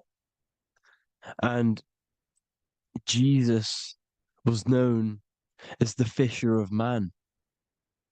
Now, Jesus is a massive part of this. He was known as the fisher of man because he was fishing. He could have been fishing. He could have been one of these deities that had come down from these different higher realities and pull people up. So they would so they called Jesus the fisher of man. And he says unto them, follow me and I will make you fishers of men. So these deities that we see in the past, like Buddha, Krishna, Hermes, Thoth, Jesus, could all be these entities who were coming down to pick up the minds that were worthy enough to see the higher planes of reality. And this is why they called him the fisher of man. Now, when Jesus walks on water, there is a parable with Paul. And he says, but Jesus immediately said unto them, take courage, it is I, don't be afraid. He's talking about astral travel here. He's talking about leaving the body. Because when you leave the body in astral travel to see these alternative realities, you can't be afraid because fear is a bondage, which is what the Emerald Tablets talks about. Lord, if it's you, Peter replied, tell me to come to you on the water. The water. Come, he said. And Peter got down from the boat, walked on the water, and came towards Jesus. But when he saw the wind, he was afraid and began to sink. When you become afraid in astral travel, you sink back into your body. Lord, save me. So this is talking about Jesus pulling people up into different realities. And you can see the fish is the symbol of Jesus. Is another symbol of Jesus, a fish. Because fish symbolize deep occult knowledge. Because fish travel the depths of the ocean. And they symbolize us because we are fish underneath the ethers. And Jesus was pulling people up. You see, so the Bible is a people today believe the Bible is a book telling you how to reach to heaven, how to become godly and reach heaven. But you've got to become the Jesus Christ to see these alternative realities. Now look at the Emerald Tablets is a massive part and it speaks so much about these different realities. Look what it says here. This is in Emerald Tablet 3. Then in my heart grew a great longing to conquer the pathway that led to the stars, which is exactly what the Masons depict in all of their art. Look, the ladder to the stars. And then he goes on to say, years after years, I sought after wisdom, seeking new knowledge, following the way, until at last my soul, in great travail, broke from its bondage and bounded away, broke from the bondage of the body. Free was I from the bondage of earth men. Free from the body, I flashed through the night. The stars. The stars are a massive part in the astral world. Each star is a different reality. And the true astrology is the star that you came from. You came through a star to reach this, to reach here. There is a reason why you are here. There's a reason why you have the personality traits, because your soul came from a specific star. This is why we call them stargates, because they are gates in and out of this reality. And Polaris is the way out to the higher worlds. Now look, far into space, my soul traveled freely into the infinite circles of light. Beyond knowledge were some planets and great gigantic beyond dreams of men. Then he goes to say, lift up your flame from out of the darkness, fly from the night and ye shall be free. Lift up your flame. Your flame is your soul, because it has to be lifted up out of the darkness. This is the darkness, this world, this body's the darkness. Because it's a bondage. You need to break free. You need to learn how to astral travel, people. You have to learn this. If you want to get out of this world, you have to learn how to astral travel and see the other realities. Traveled I through space-time, knowing my soul at last was set free, knowing that now I must pursue wisdom until at last I pass to a plane hidden from knowledge, known not to wisdom, extension beyond all that we know. So he's talking about he went to a place where we cannot even comprehend here, a place that was not even known to earth men. He's telling you he's ascended out of this world to the planes that are beyond. And it says here in the Emerald Tablets, man is in process of changing to forms that are not of this world. Grows he in time to the formless, a plane on the cycle above. Know ye, ye must become formless before ye are one with the light. The light, the same light that I was talking about, the Masonic light, with the triangle, God, the one source. Ye must become formless before ye are with the light. Formless, you have to leave the body. You have to leave the body. You have to gain the ability to leave this body and travel to these other worlds. Now, it says here, not as man am I, for free have I become of dimensions and planes. In each I take on a new body. In each I change my form. Know I now that the formless is all there is of form. You see, all things created come from the things that, all things that you see come from the things that you cannot see. All of us have the same spark of consciousness, the same I am. Every dog, every animal, every human has this same I, this same thing which sees through the eye. It's formless. It takes this formless entity is the same entity of us. We are all the same entity in different bodies. And this entity it was represented as the flame, the cosmic flame, which is inside of all of us. And this is why the Masons depicted your spine as a candle or the Holy Grail. You would either see this or a candle with a flame on the top, because the Holy Grail is your consciousness, which is on top of your spine, which is the candle. Now, Jesus, Thoth, Buddha were all these deities which were coming down to lift people up because they were fishermen of men. and he would lift you up to the higher worlds, out of this world, to the ones above. Now, Thoth, you can see him here. He's leading the way. He's holding someone and he's leading the way with knowledge and power. He was leading the way to other worlds, out of this world. There's no point trying to change this world. This world will stay the same. It will stay the same. You have to get out of this world. And that's what they're telling you. That's what they're keeping you from. They're keeping you stuck within this thin layer of reality. So what the Masons are doing, they have the ability to astral travel. They're living not stuck and bound to one reality, but living within the different layers of reality. And this is what Morpheus was doing in the Matrix. Morpheus was going into the Matrix to go and get Neo, which is exactly what Jesus was doing, pulling up people out of this world to the ones higher. And that's exactly what Morpheus is doing in the Matrix. If you haven't watched the Matrix, go and watch it. It will blow your mind. Everything I'm saying in this video, you will see it. Except that you don't need to use a machine to enter the Matrix. You just use your body.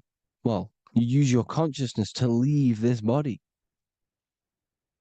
You see, Neo was also uploading himself into the simulation to pull people out of the simulation. And this is exactly what all of these gods were doing. The Fisher of Man. Look, he was pulling people up out of this reality with the knowledge. Now, Jesus was always depicted with the mushrooms. Look at all this mushroom art. Mushrooms were literally the origin of Christianity. You can see it everywhere. There's mushrooms in all of the ancient art. Every single one of these paintings you see here, there's mushrooms on them. Mushrooms have the ability to see alternative states of consciousness. Now, if you go and do them and you go to sleep, if you pop mushrooms, you go to sleep and you will wake up in another reality. You will wake up in another reality. Don't try it if you don't want to do it. But if you've got the heart to do it, do it. Eat them and go to sleep. You'll wake up in another reality.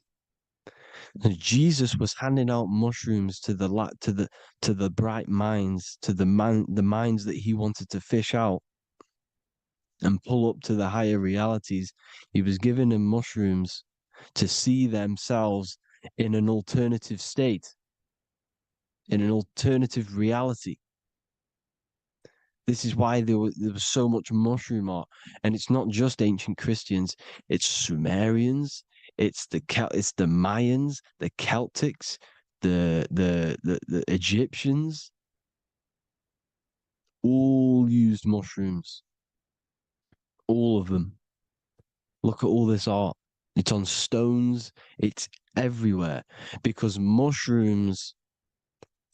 See, everything in nature is a micro macro. Look at the form of a mushroom. It's literally your spine and brain because they alter your consciousness. Your body is just a radio receiver.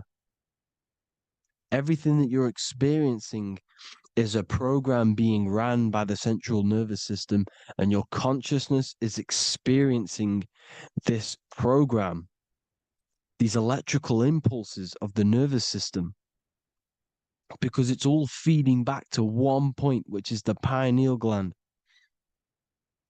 And this is the candle with the light on it. Type in Masonic candle and you'll see it. It's your spine with your spark of consciousness on top of the spine. And it's a mushroom because this sends you to alternative states of consciousness, alternative realities. Now, they were all doing this, the Egyptians, the Mayans. Now, there's more symbolism which goes into this. Look at the Christmas trees we use. The Christmas tree with the presents underneath them. Magic mushrooms grow under trees. And these are the presents under the trees that we symbolize today with Christmas. Santa's red and yellow for the red and yellow mushrooms. The same mushrooms Mario has to collect. And when he gets enough mushrooms, he levels up. And then what does he do when he go past the world? When you win that world in Mario, you go to another reality. You go inside of another world. It's truth in plain sight. And it's using mushrooms. It's using mushrooms. Everything, all of the characters in Mario, well, a lot of them are mushrooms. Look at this one. The presents, black, yellow, and red and white. Red and white mushrooms. And the bow on the top is the mushroom head. That's a bit of a reach, but you know, the symbolism never lies, is what you need to understand. And it's as above, so below. Now look at the Sumerians. The Sumerians were also multi-dimensional beings. Okay, look at how they have the double faces. They had 1 foot in this reality and 1 foot in another reality. And look at this one, a double-headed god inside of like a portal. You see? Because and look at these with the wings, the astral travel. Birds, ancient birds symbolize the soul because the soul is a bird. It flies to different worlds. It flies around the cosmos. And mushrooms gave you the ability to see these alternative states of consciousness, these alternate realities, because you exist in infinite realities. You exist in infinite realities. Now look at the 33rd degree Ordo Ab Chao badge. You get this badge when you become a 33rd degree Freemason, and it's a double-headed eagle. A double-headed eagle. And you can see this in Sumeria first. Sumeria have the same symbol, a double-headed, bird. You can see it here as well. And the Masons are still using this symbol today. And when you become a 33rd degree, 33 vertebrae on the back of your spine, above the vertebrae is your consciousness, and it's a double-headed eagle. One reality in one. You become a multi-dimensional being in the 33rd degree. And I've heard many interviews of Masons say it becomes Luciferian. You see, they speak in code. These Masons can't tell you about what they learn about, but they will speak in code. They said it becomes Luciferian. The word Luciferian is lucid. The root word of Luciferian is lucid, and lucid is lucid dreaming, alternative realities, dream worlds. You become a god. Luciferian means you're becoming your own god, pretty much. Because you are becoming a multi-dimensional being living in between the different layers of reality at the 33rd degree of Freemasonry. And look at the double-headed eagle, because the birds symbolize the soul. And they reach high, they fly high, just like the soul wants to fly high to the light, to become one with the light, like the Emerald Tablet says. Now look at Janus. Janus was another god, and he's known as the god of doorways. Janus always depicted with a double head. Janus is why we say janitor or January. And January is entering a new year. Janus is known as the god of doorways with keys, always got a key, because keys open doors. That's why the janitor holds all the keys. And Janus always has double heads, because he had 1 foot in this reality, 1 foot in another. He was a multi-dimensional being, a Luciferian. living between the different layers of reality, except from instead of being stuck in one like we are. Well, a lot of people. And that's the whole point. You see, all of this stuff is about like changing the world and stuff like that. This world will probably never ever change. It's probably been like this forever. Well, forever, for a long time. But it's about moving out of this reality to the higher states. And the Masons always depict the ladder to the luminaries, the stars, with a key, the same key of Janus. The Vatican is a key, and it's in charge of all the religions. Why is it a key? Because they're holding back the key. They're keeping you stuck within this reality, keeping you stuck as identifying yourself with the body, identifying yourself with this world. You are not in the world is within you. This is a program being ran by your central nervous system, and your consciousness is experiencing this reality. Now, this is going to be a mind-blowing video for some people. You have to have an open mind. You have to let go of all the programs. I'm repeating what the ancients are talking about and the ancient symbolism. Look at Janus with the double-headed god. He was just another god coming down, giving keys to people who had the worthy mind to be pulled up out of this reality, to be pulled up to heaven, just like Jesus was teaching how to reach heaven. But really, it's an encoded scripture. But anyways, hope you all gained some insight on this video. Have an amazing day. Please like, share, comment. All the links are in the bio for the PDF, for the Manifestation Mastery course, and all the other amazing stuff. And if you want to support the channel, I'd greatly appreciate if you became a Patreon member. Hope you'll have an amazing day, people. God bless.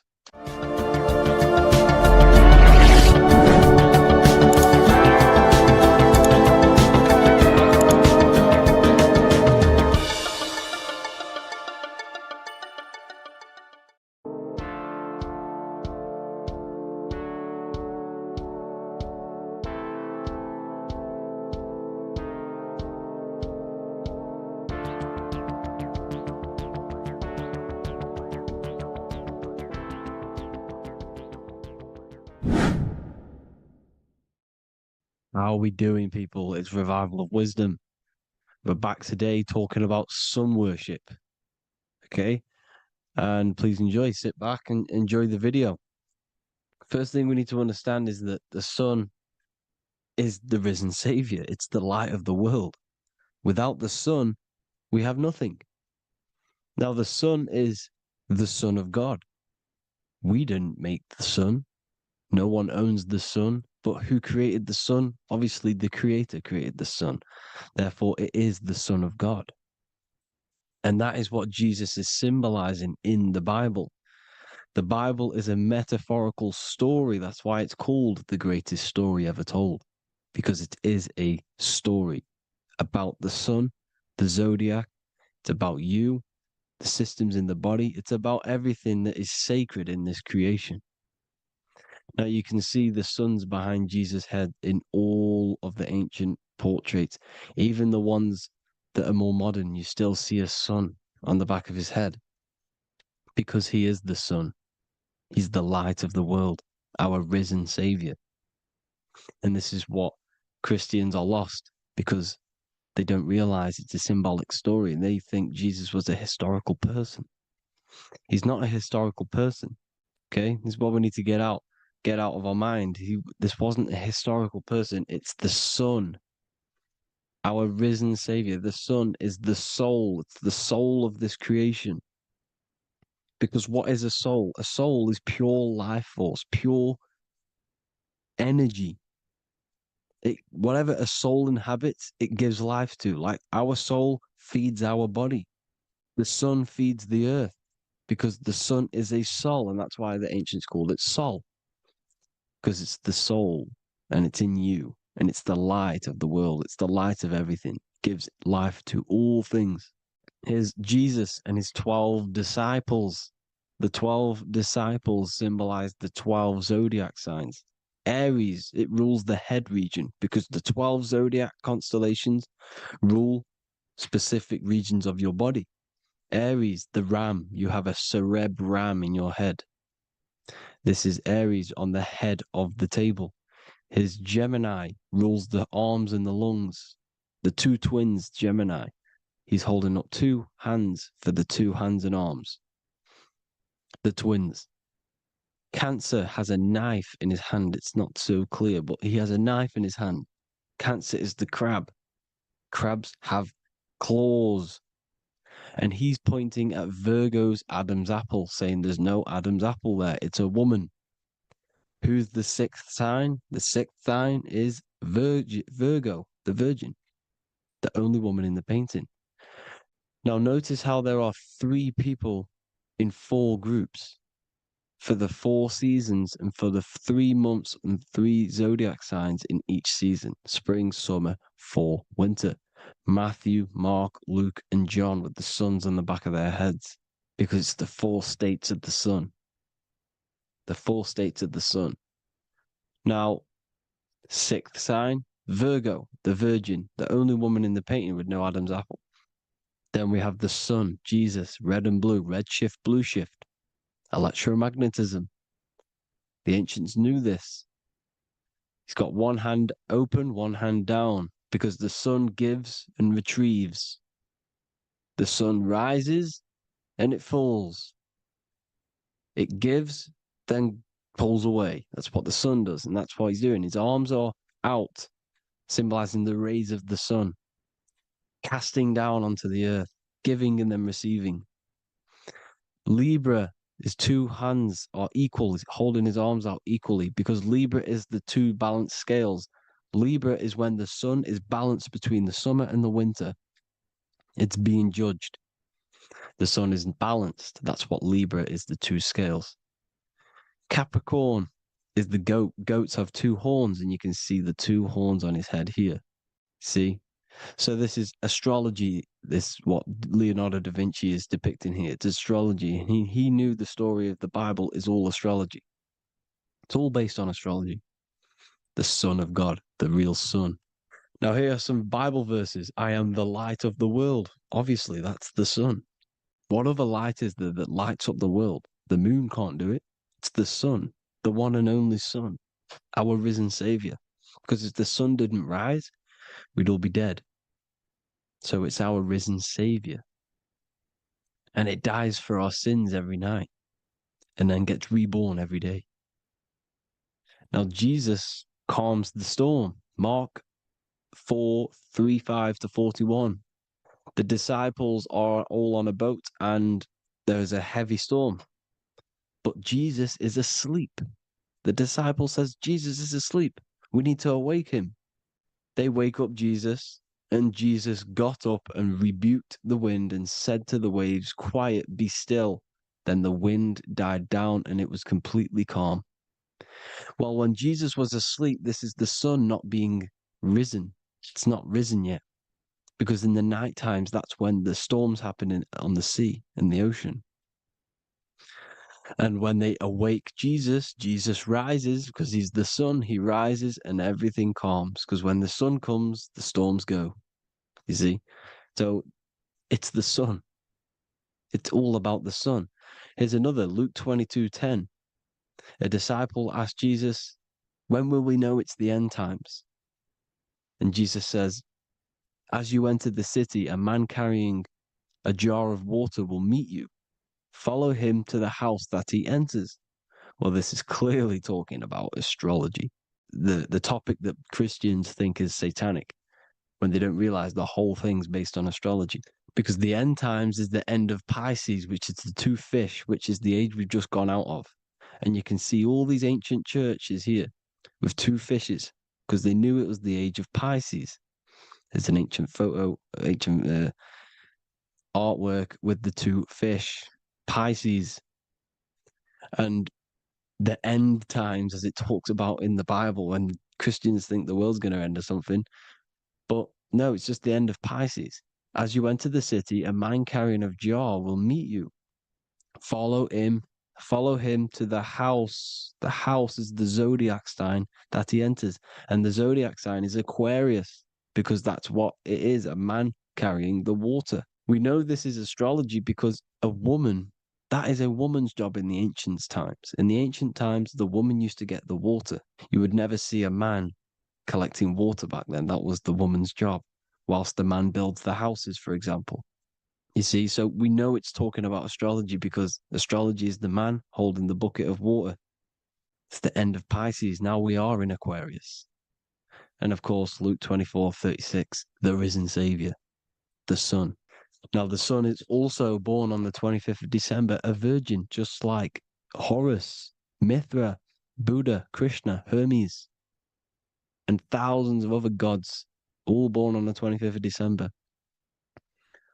Well, it's because the sun moves 1 degree northward on the 25th of December. And on the 22nd to the 24th, it stays in the same degree because it's moving south. But then on the 22nd, it stays in the same degree on the Southern Crux constellation. And the ancients called this the sun dies on a cross because the cross is the Crux constellation, the Southern Cross. And it stays on that same degree for 3 days on the cross. The sun dies on a cross, and then on the 25th, moves 1 degree northward, bringing back the summer, the light, the warmth, the growth of crops. And this is the sun being reborn again, a virgin, because it's pure. And here's Mithra, another sun god before Jesus was around, before Christianity. It was Mithraism, and Mithra, Ra is Ra, the sun god, Egypt. It's all about Ra, the sun. You can see the crown of thorns on Jesus' head, symbolizing the rays of the sun. And here are the rays of the sun on the back of Mithra's head. Krishna, the sun. Buddha, the sun. Horus, horizon. All born virgins, all did miracles, all resurrected. Dead for 3 days. Well, here he is, dead for 3 days on the cross. And resurrected, because it's the most ancient religion ever been on the face of the earth, the worship of the sun. And we should worship the sun, because without the sun we are nothing. The sun feeds us, feeds the earth, feeds everything. Without the sun we are nothing. It's been reversed, and now we're worshipping man.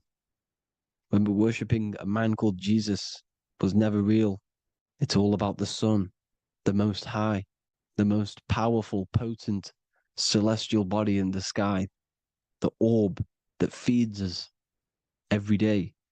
It dies for our sins and rises every day. It's the sun. Now on the Holy Communion Day, it's the worship of the sun. They give out mini suns. Here's Jesus holding a sun. And they raise the sun on Sunday, because they go to worship their sun god on Sunday.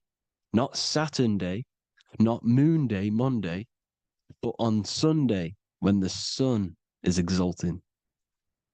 And they hold suns up above their heads because the sun rises. They're symbolizing the sun rising above their heads as Savior. It's the sun. It's the Holy Communion Day. And here's Jesus giving a piece of himself to the children. It's the sun, the light. Judas was known as a backbiter, a backstabber, because he stabbed Jesus in the back. He betrayed Jesus. Well, this is just another astrological story about the constellation Scorpio, because the Scorpio is the J, looks like a J. J for Judas, the scorpion, the backbiter. Scorpions backbite. They bite with their back. And what does Judas do? He betrays Jesus by kissing him to let the warriors know who they need to get. So he kisses Jesus, and Jesus gets stabbed in the back. Well, when you get stung or bit by a scorpion, they leave like a kiss. So Judas kisses him and gets betrayed. Well, this is because the sun, when it hits Libra, it's balanced. The sun is balanced. because it comes through summer. Now the sun's starting to die. The sun's starting to die. It hits Libra. And then as soon as it hits the Scorpio, it gets betrayed because now the sun has to fall to winter and Saturn is there waiting to take over the darkness of the winter. So he gets stabbed in the back by Scorpio, Judas, the scorpion, the backstabber. You see, it's an astrological story. Here's Mary. Mary means marry, which means pure. The sun is pure. No one gave birth to the sun but the God. And it's born every day. It's born every day on every year. It's born pure. There was no controversy. There was no, activity for the sun to be born. It's pure. Now, the 7 metals come from the 7 planets. The sun gives you gold, and this is why the sun is golden. It looks gold. And this is why the banks are backed by gold, because gold is the most valuable metal, because it's the sun, the most valuable celestial orb in the sky, in the heavens. Well, here's Jesus, another ancient symbol of him being crucified on the cross with the big sun, the Southern Cross constellation. The sun dies on the cross constellation. And if you go to the old etymology dictionaries, you will see sun and son is the same word. They come from the same etymology roots. You can use them for no matter what, but they've been confused today. But if you go back to the old dictionaries of etymology, they are interchangeable. You can use them. Son, sun, sol, it's all the same thing. The 12 disciples, 12 brothers of Joseph, 12 tribes of Israel, 12 breastplates on the stones, because it's all the 12 astrological signs. They could have used any other number, but there's 12. Because 12 is the mind, which is God. 7 is the number of matter, which is man. 7 energy centers in the body. 12 cranial nerves in the brain, because it's the mind. 12 is the 12ness. The zodiac is literally the mind of God, the signs of God. Now here we see here, Job 38, 31 to 33. Can you lead forth a constellation in the season? He's asking you, can you read the sky? Can you read the heavens? Canst thou bring forth the Mazzaroth in its season? Mazzaroth means 12 signs, the zodiac. Why did they translated every single Hebrew word in the Bible into English, but they decided to leave out Mazzaroth? Why? It's because if that said zodiac, Christians would have a different view on the Bible, but they leave that out. But Mazzaroth actually means the 12 signs, the zodiac, and the stars means sign. The word stars means sign because the stars are signs, things to come, which is off in Hebrew, which means sign, things to come. You see a sign on the road, it's something coming. But God is saying, no, what does he say? To qualify as a director, a judge of man's life on earth, one must be able to govern the heavenly bodies that rule the earth. It's telling you to read the heavens. We need to read the heavens. Astrology, the 12 zodiac signs, the mind of God. It's telling you, read the Mazzaroth, read the zodiac, because they are things to come in your life. They are signs. It's not satanic, it's made by God. God said, let there be lights in the firmament of the heavens to divide the day from the night, and let them be for signs. Signs are things to come. The 12 zodiac signs. It's all about astrology. Here's Mary holding the sun. His son, her son. It's the sun in the sky. The one and only, the most high. The soul, the solo because it's on its own. The most powerful, Ra, radiance. Here's the Pope holding the sun.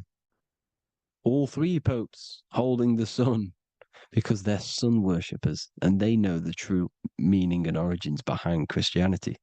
Sun worship. Here's the Vatican is a sundial.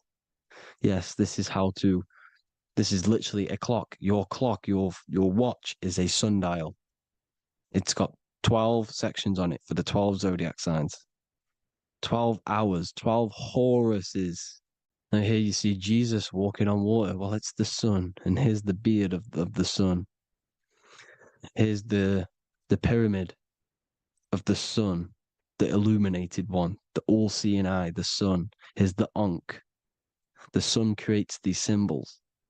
The ancients knew this. Now, when you see these headdresses, these are actually the days of precession of the sun. Aries, Cancer, Libra. It's all about the sun. Here's some more sun worship going back to Egypt. Ra, Horus, Osiris, and Set. Jesus and Satan is Horus and Set. The sun and Saturn. Saturn rules the winter, Satan. Jesus, the sun, the light of the world, rules the summer, rules the day. Satan's the night, Saturn's the night, the sun is the day. The evil brother, Satan. Well, Horus comes, well, this is where we get the word hours from. There are 12 Horuses. The sun moves in 12 Horuses, 12 hours. Where's Horus? What hour is it? Where's Horus? His Ra, 12 noon, Ra, radiates, powerful, the most high sun. That's why he has a sun on the top of his head. These are the four states of the sun. Set, sunset. This is why we say sunset, because the sun is setting. His sunset, his Horus, horizon, the Horus is rising, Ra radiating, and the sunset. Then midnight is Osiris. Here's another ancient symbol for the sun, the scarab. Ra, the sun, scarab. It's got the word Ra in it because it's the sun. And here's the sun on top of the scarab with the wings. Because scarabs roll dung up hills, and then they'll let it fall down the hill to gain more matter. To gain more bigger, like a snowball effect. And this is, the ancients saw this as a process of the sun, because the sun climbs up the hill and then it falls. So they used the scarab to symbolize the process of the sun. The sun climbs and falls. Here's an ancient Egyptian cat cutting off the head of the serpent. Well, the cat is cutting off the head of the serpent, symbolizes the sun cutting off the nighttime. When the sun rises, it cuts off the nighttime. It cuts off the serpent. The serpents represent darkness or evil. And there's some more symbology of the sun and the heavens, the arch, the royal arch, the firmament, the sun inside the firmament. These are all ancient churches, and they all depict the firmament with the sun inside. Is the ancient cosmology, you see, because it's all about the sun. Everything's about the sun, because the sun is our orb made for us to sustain life in this, inside of this creation, inside of this firmament, the royal arch of heaven. Here's the Freemasons depicting it. Here's the Masonic royal arch, but you can even see the zodiac signs. Here's Cancer, the checkered board. It's the royal arch of the firmament. Obviously, they don't want to tell you that. You live in space, apparently. Some more sun worship. Here's the beard of the sun on the water. They all have this long beard. And why do they say amen? Amen at the end of every prayer. Amen is a sun god, a creator god. It's all about the sun. So thank you all, people. Hope you all enjoyed. Hope you all gained some knowledge and insight. Please give me a follow, drop a comment, drop a like. Have a good day. Love you all.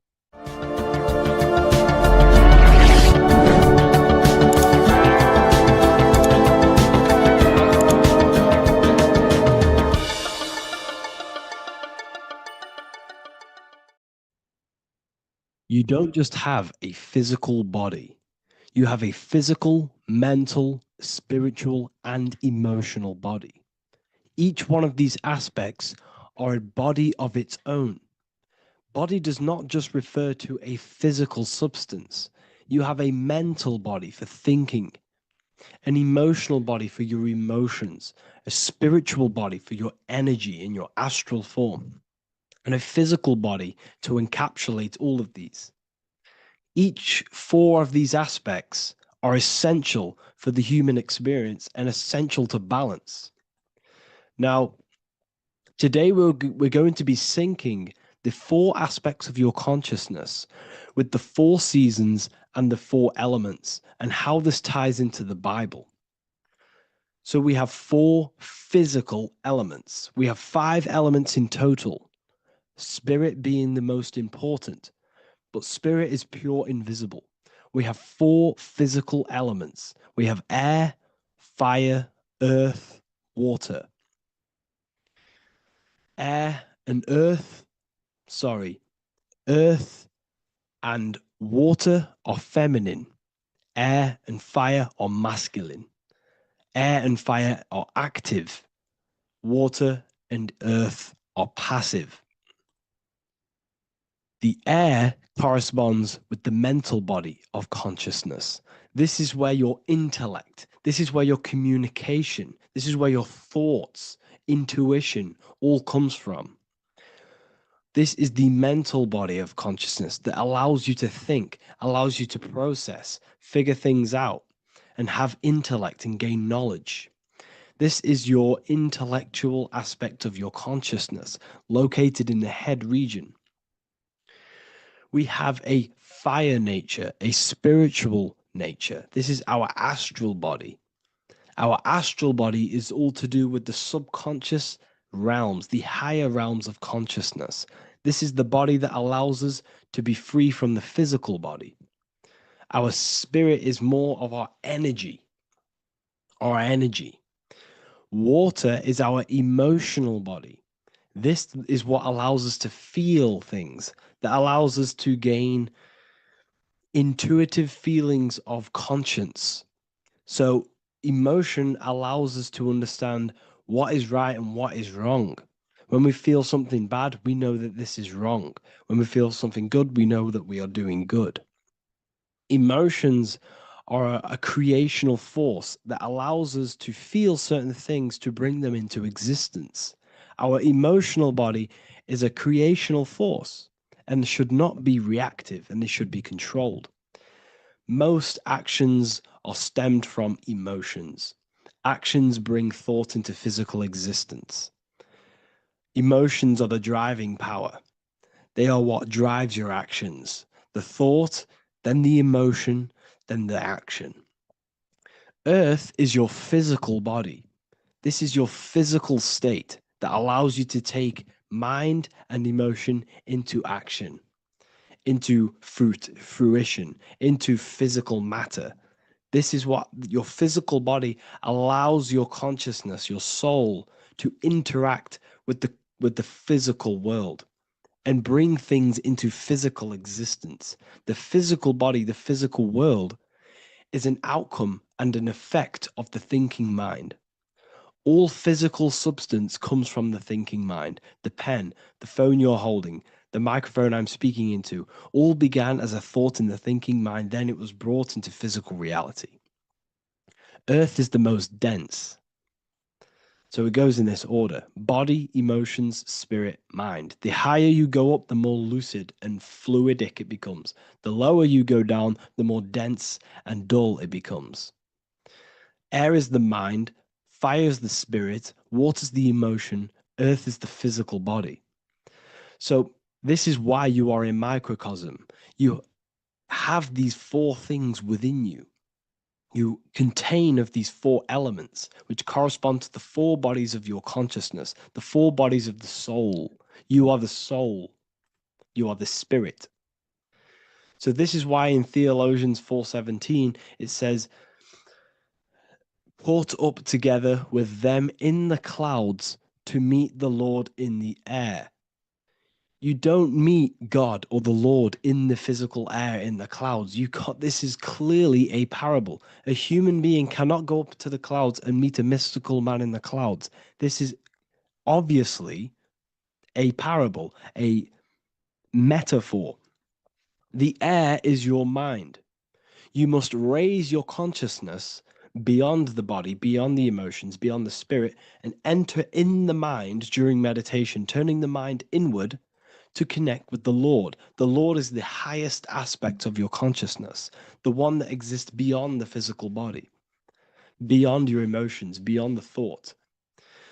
So you meet the Lord in the air, in the mind. The mind represents the air. This is why in America there's a saying called an airhead. You're an airhead. This means that you are stupid, or you don't think, or you have nothing in your mind.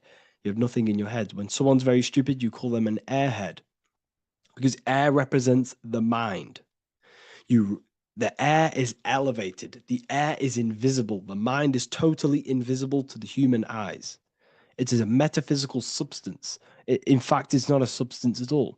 It's so fluidic, it's everywhere. The mind can be everywhere at all times. It can be anything. Nothing is impossible within the mind. Now, this is synced with the 4 seasons. The 4 seasons represent the 4 aspects of human consciousness, the 4 bodies of your consciousness, the 4 bodies of your soul. The sun is your soul. Okay. And the sun travels around 4 seasons. Summer, when the sun is the most hottest point. Autumn, when the sun starts to move away from the hottest point. Things start to die. Then it goes to winter. This is when everything dies. This is when things enter in within itself. This is when darkness occurs. Then spring. This is the reignition of the sun. This is when the sun starts to bring back the warmth back to the summer. You have 4 seasons, which correspond to the 4 bodies of consciousness. Fire is the spirit. This is when you are passionate. This is when you are taking action. This is when you are fiery. The sun is blazing. You're taking action. You're very passionate. You're very spirit. You're in the spirit. Autumn is water, emotion.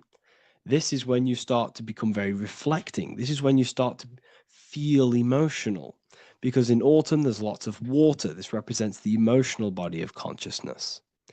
Winter is the mind. This is air.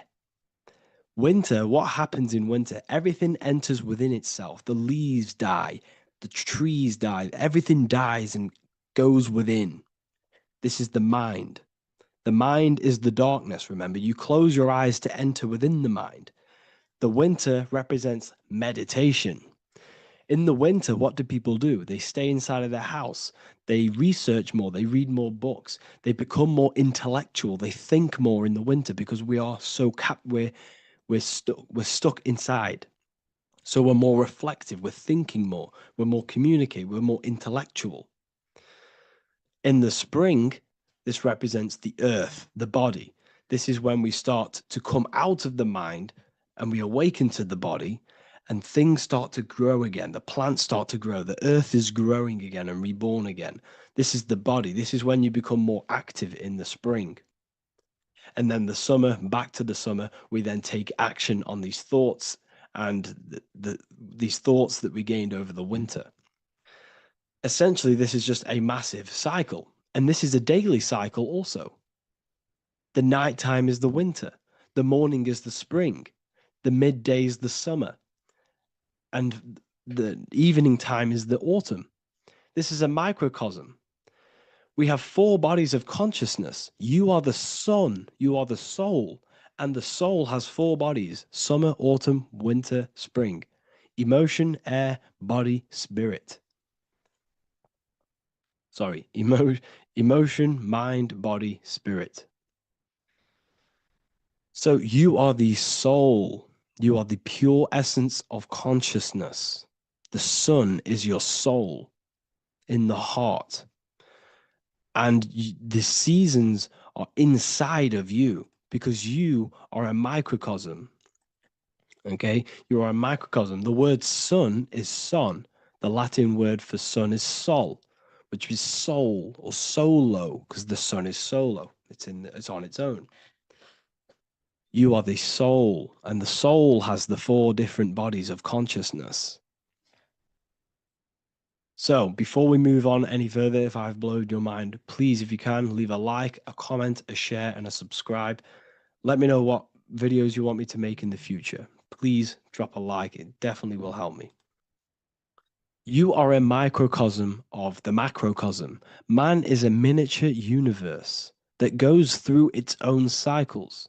The seasons of the summer, winter, spring, and autumn do not occur merely outside of him, but within him as well. The summer is within you. You feel different in the summer. You feel different in the winter. You feel, depending on the body of consciousness, your soul's interacting with. So the sun in the sky is your soul inside, and the sun goes through these cycles, which is affecting your bodies of consciousness, because the cycles represent your bodies of consciousness. Now, this ties in with the Bible. This is why we have 4 Gospels. This is why Matthew, Mark, Luke, and John are always seen with the 4 different zodiac sign animals or symbols. So you always see each one of the Gospels. If you just type in on Google Matthew, Mark, Luke, and John, type in ancient pictures, paintings, or pictures of them, and you will find these 4 zodiac signs are always standing with each one. Taurus, the bull; Leo, the lion; Scorpio, the eagle. An old symbol for Scorpio was the eagle, and a man for Aquarius. Here you see very, very ancient paintings and artwork. Here we see Matthew, the man, Aquarius. Here we see John, the Scorpio. The same here. We also see it on the tarot cards, on the world card. We see the 4 fixed zodiac signs. Here we see it as well. These are called the 4 fixed zodiac signs. Now, when we look at the zodiac, we're no longer looking at the sky, because what you must understand is as above, so below. What is above you is inside of you. What is above is what is below. What is outside of you is within you. The zodiac is inside of you. The zodiac revolves around the sun. The sun is your soul. These are different energies of your soul. Like I said earlier, the 4 seasons are the 4 bodies of your consciousness. And in each body of consciousness, you have these different energetic energies that you can work with. Okay, so this is the true astrology. This is the true astrology, the internal esoteric astrology. You can't find much information on this at all. Very hard to find. So what we're looking at are the 4 bodies of consciousness. Obviously, when you look in the middle of each, when we look in the middle of each season, spring, the middle of spring is Taurus. The middle of winter is Aquarius. The middle of autumn is Scorpio. The middle of summer is Leo. These 4 signs are known as the 4 fixed signs. Okay, Scorpio is fixed. It's the middle of autumn. Scorpio is a water sign, emotion. Aquarius is the air sign, the mind.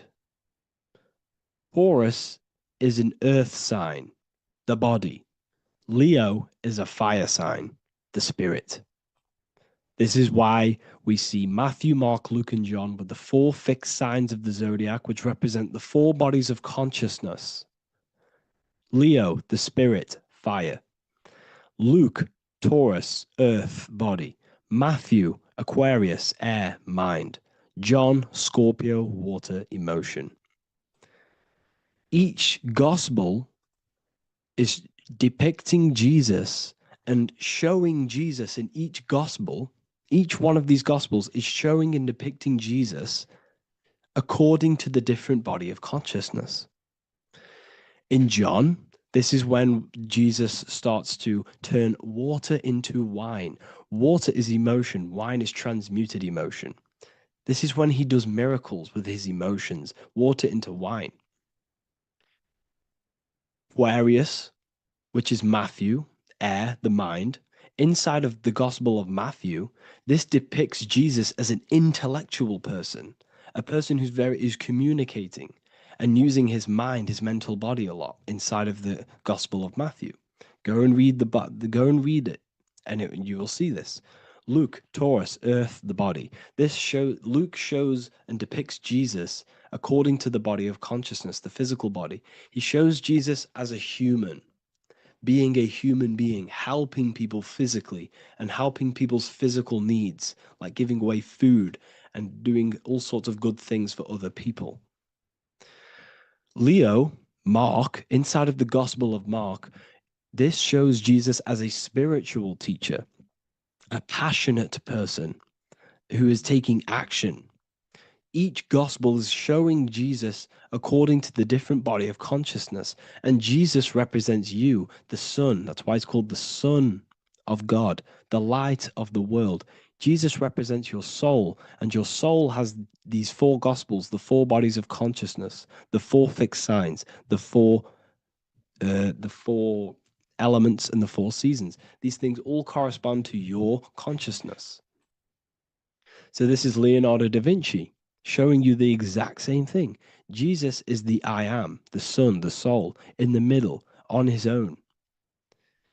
Luke, spring, earth, body. There are three people in each group. There are four groups, and there are three people in each group. 1, 2, 3. 1, 2, 3, 1, 2, 3, 1, 2, 3. Fall, winter, summer, spring. These are according to the four bodies of consciousness. Here we see Aries, which rules the head region. He's on the head of the table. Gemini, he's holding up the two hands because Gemini rules the two hands, the two arms. Gemini is the two twins, which is the two arms and two hands, and the two lungs. Here we see the beginning of summer, which is Cancer. You see the big knife here. Cancer, him here, this gray-haired guy, holding a knife for the crab. Cancer, they pinch. You have a knife, symbolizing the crab.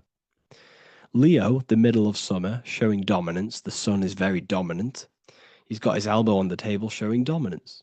Virgo has no Adam's apple.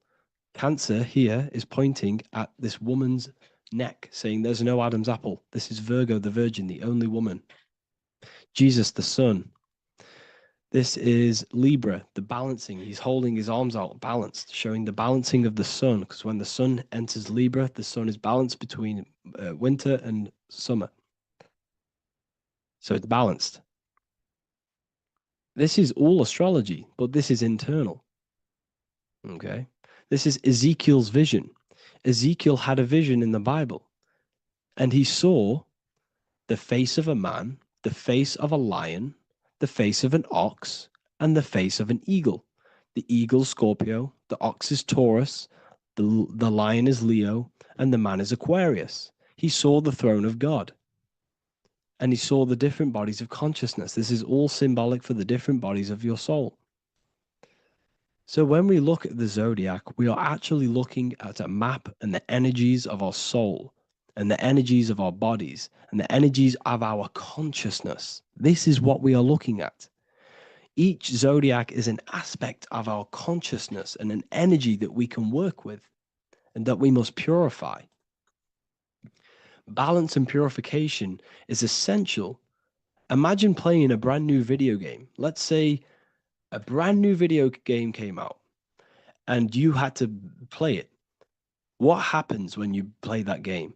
You don't know the controls. You cause chaos in that game. You can't really run properly. You can't do anything properly. You're getting destroyed by other people who are playing that game. It's the same with your physical body. When you are born, you must learn how to play the game. You must learn how to balance the mind, learn how to balance the spirit, the emotions, and the physical body. We must balance and purify each body of our consciousness. We must look after our physical body with our physical health by eating physical, electrical food like fruits and veg. We must look after our minds by being conscious of what enters our eyes, enters our ears, enters everything. Whatever enters our five senses is affecting our mind, our mental health, our environment, mental. We need to look after our thoughts, control our thoughts by purifying our thoughts, only positive thoughts.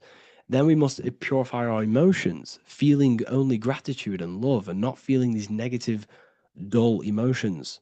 Then we must look after our spiritual body through meditation and looking after our spirit. But remember, when we look after our mind, It all begins in the mind. Each body of consciousness is interlocked with the other. If you have a negative, if you have an unhealthy body, you have an unhealthy mind, spirit, and emotions. If you have an unhealthy mind, you have an unhealthy body, spirit, and emotions. If you have an unhealthy emotions, you have an unhealthy spirit, mind, and physical body. They're all interlocked. You must balance each one of them. Look after your physical body, look after your thoughts, look after your emotions, look after your spirit. But remember, the mind is the most powerful one. It's mind over matter. Once we look after the mind, because once we start to control our minds and control every thought we think, this will then turn into discipline in our physical body. Because once we learn how to discipline the mind, we learn how to discipline what we eat, we learn how to discipline what we feel, we learn how to discipline our spirit. This is all interlocked, but work on the mind first. Work on the mind first.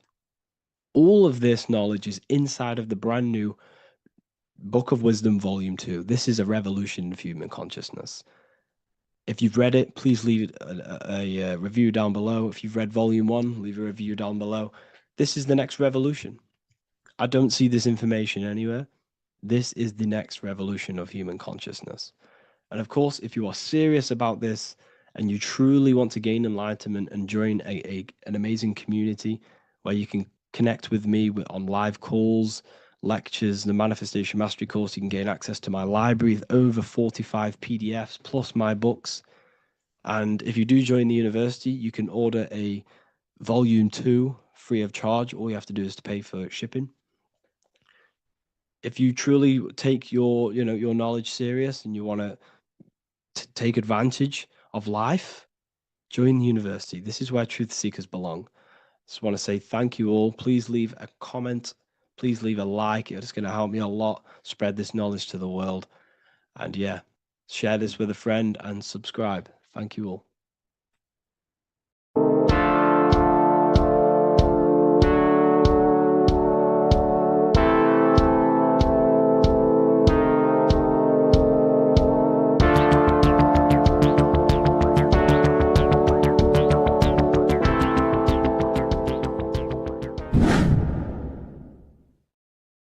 Welcome back, people. We're back with another video.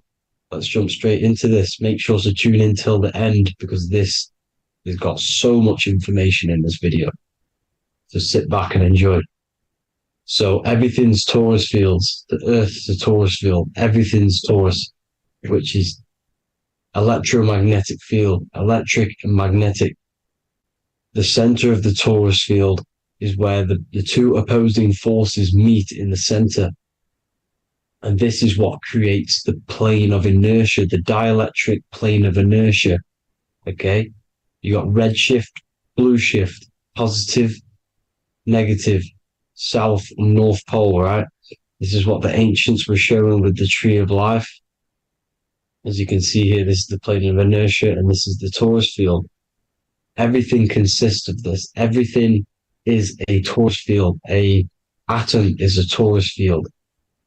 Okay, now the inertia is the 0 point. So this plane is a 0 point. It's the balance between two poles. Okay, now this creates matter because matter is two opposing forces in motion equalize.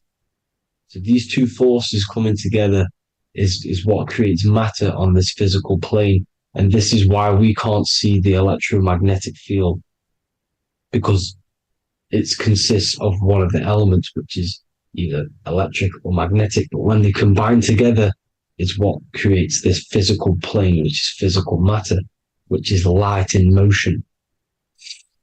Now, everything is one. Don't get confused by duality. Duality is two opposing forces, but them two opposing forces are created by the same substance. It's two aspects of the same substance. So, for example, water and ice are the same thing, you know what I'm trying to say, but it's two aspects of the same substance because all is one. The whole universe is one. All goes back to the one, which is God, the creator, or magnetism, whatever you want to call it. because magnetism pulsates. Electricity has two poles, redshift, blue shift. Okay, so redshift, blue shift is electricity, and electricity vibrates, and all vibration always comes back to a standstill point. But magnetism is what pulsates. This is why your heart pulses. You breathe, which is a pulse. This is the breath of the universe, magnetism. Now, this is why the earth is green, okay? Earth can be spelled heart. If you just move the H to the beginning, it spells heart, okay? Because the heart is the center of the torus field, which is the heart chakra for us humans, okay? We consist of the same field, as you already know. Heart being the center, which is green, which is the center of the seven colors. The center of the seven colors. This is the most powerful chakra in your body. People think it's the crown chakra, but it's the heart chakra because it's the center of the torus field. You must align them all and combine them all into one, which is the heart chakra. Now, Earth is green. Nature's green. Okay, this is because we live on heart chakra, the plane of inertia. It's the center of the torus field. Okay, and this is what the Egyptians called Isis, which is nature. Nature is balanced, and nature is female, Mother Nature, because it looks after us with the fruit it grows with abundance and the water. It's a female energy, Mother Nature, and this is the symbolism of an equal, balanced arms. This is the scales, it's balanced. Mother Nature is balanced. This is why the sky is blue, because what comes after the heart chakra? Blue. Sky is blue. We live in Midgard. This is what the ancients called Midgard. You don't have to take this tree literally. It's a metaphor. We live in Midgard, where both positive and negative duality here. Now, Mount Meru. Mount Meru was known as the center of the earth, okay, or known as Hyperborea. And this is the North Pole, the electromagnetic North Pole. But when I say Mount Meru, it's not an actual mountain. They weren't saying there was a real mountain in the center of the earth, a magnetic rock. No. The plane of inertia, okay, there's something called a hyperboloid. That's what it's called, a hyperboloid. And this is the center of the torus field. And this hyperboloid is what is in the shape of a mountain, you see? So if I go to this next one, they say Hyperborea on this map. Why do they call it Hyperborea? Because this is the hyperboloid in the center of the torus field. And this is the electromagnetic mountain, a metaphor. Mountain, what they're metaphorically saying, this is the electromagnetic mountain at the center, the double vortex, the center of the torus field, which is the North Pole. Pole of electromagnetic energy. So this is why they call it Hyperborea. It comes from the word hyperboloid. And the center of the earth is so sacred. And they symbolize this with, obviously, the North Star, which is Polaris. And this is where the swastika comes from, because it's the 4 seasons moving around the North Star. This is the Big Dipper constellation moving around the North Star, which is Polaris. There's that pole again. Pole. Magnetic pole of the torus field.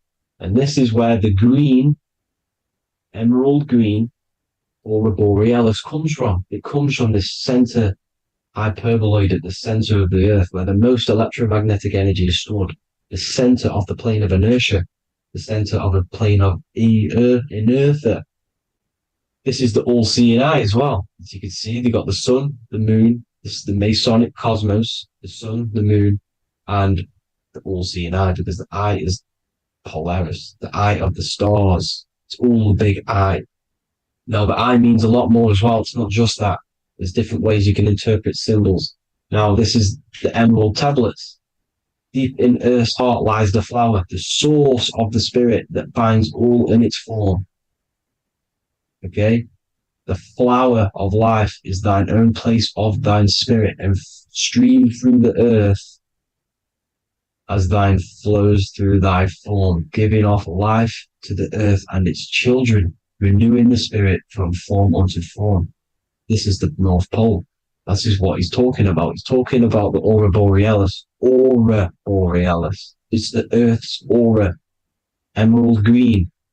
Heart chakra. Plane of inertia. Green. Earth. Heart. You see? All related. Now, there's many symbolism of this. So much symbolism of the ancients. The 7 layers of heaven. 7 layers of heaven, which are the 7 planets. Okay? These planets are the solar system. It's the solar system because we are the soul. We are the sun, the soul. And we're inside of a solar system, which is the 7 planets. That's why there's 7 layers of heaven. Okay? The rings of Saturn, the rings of the planets are moving around us. Okay?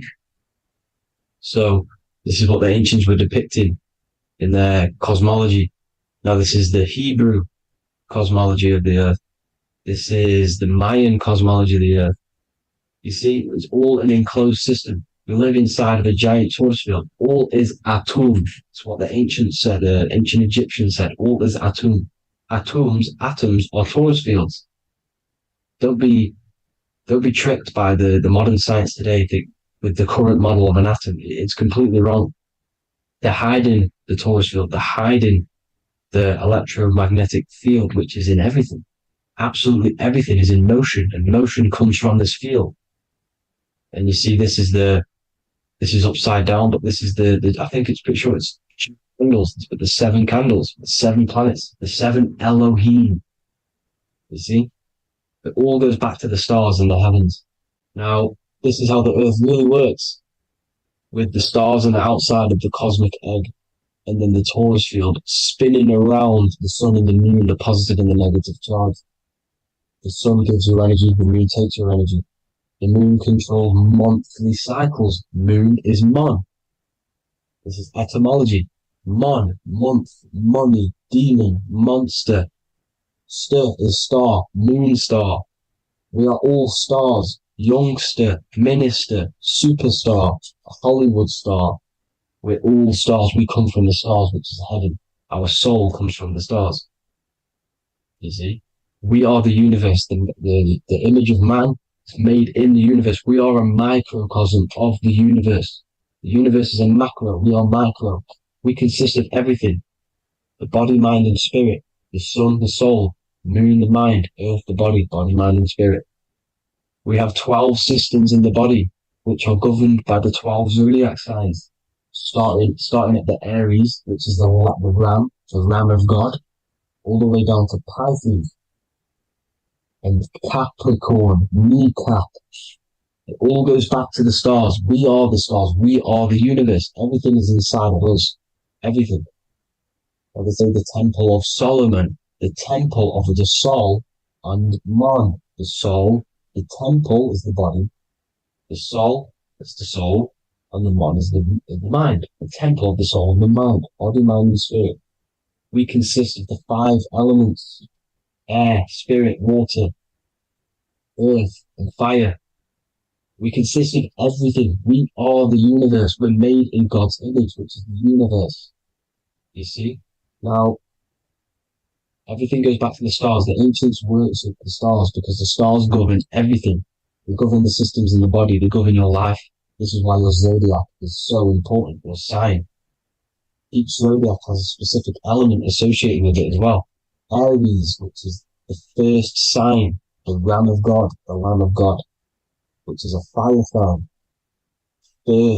Fire, first. F-I-R, this is etymology. The cerebrum, ram, which is in the brain. Aries, the ram, controls the head, the face, and the nose upwards. So it controls the cerebrum. The Torah, which is, I'm pretty sure it's a Hebrew Bible, which is the Taurus. Tornado comes from the Taurus field. You see? Everything's inside of you. It all goes back to the Taurus field, and the Taurus field is everything. Now, like I said, 12 zodiac signs, 12 systems, 12 cranial nerves in the brain, the 12 disciples of the Bible. All symbolic. Have to read the Bible properly. Now, this center at the center of the earth, right? This is what's stirring the ether. And the ether consists of the four elements. Because there's five elements. Spirit can be called ether. People call it spirit or ether. Ether is pure potential, pure energy. It's what connects the astral to the physical. It's the dimension between the physical realm, which we're on, and the astral. So it has pure potential. It's pure energy. This is why we say either. I either want to go there or there. It's connecting two scenarios. That's what the ether is. It's connecting the two worlds, the astral and the physical. The center is like the cosmic womb. There's a black hole in the center. This is the center of the torus field. This is the womb of creation. This is the womb of creation. And inside of this black womb are the five elements, and everything's being stirred around. Everything's in motion. Light is motion. Everything's motion. Now, like I said earlier, light crystallizes into physical matter. They are the same substance. Spirit and matter are the same substance, but different variations, different aspects of the same substance. Low vibrational spirit turns into matter. High vibrational matter turns into spirit. Or light, whatever you want to call it. Matter is light crystallized. This is where we get the 7 metals from. The planets. The planets are light. Specific frequencies and vibration of light.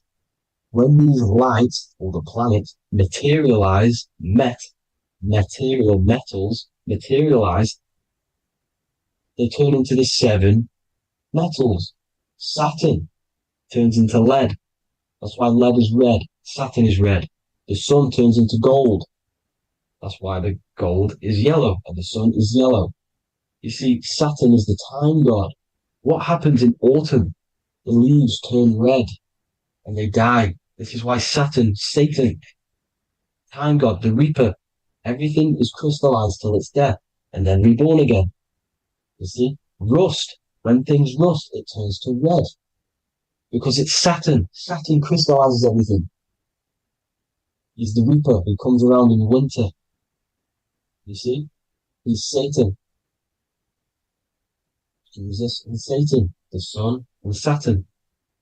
They say we live in a solar system. The solar system. I think I've already just broke this down.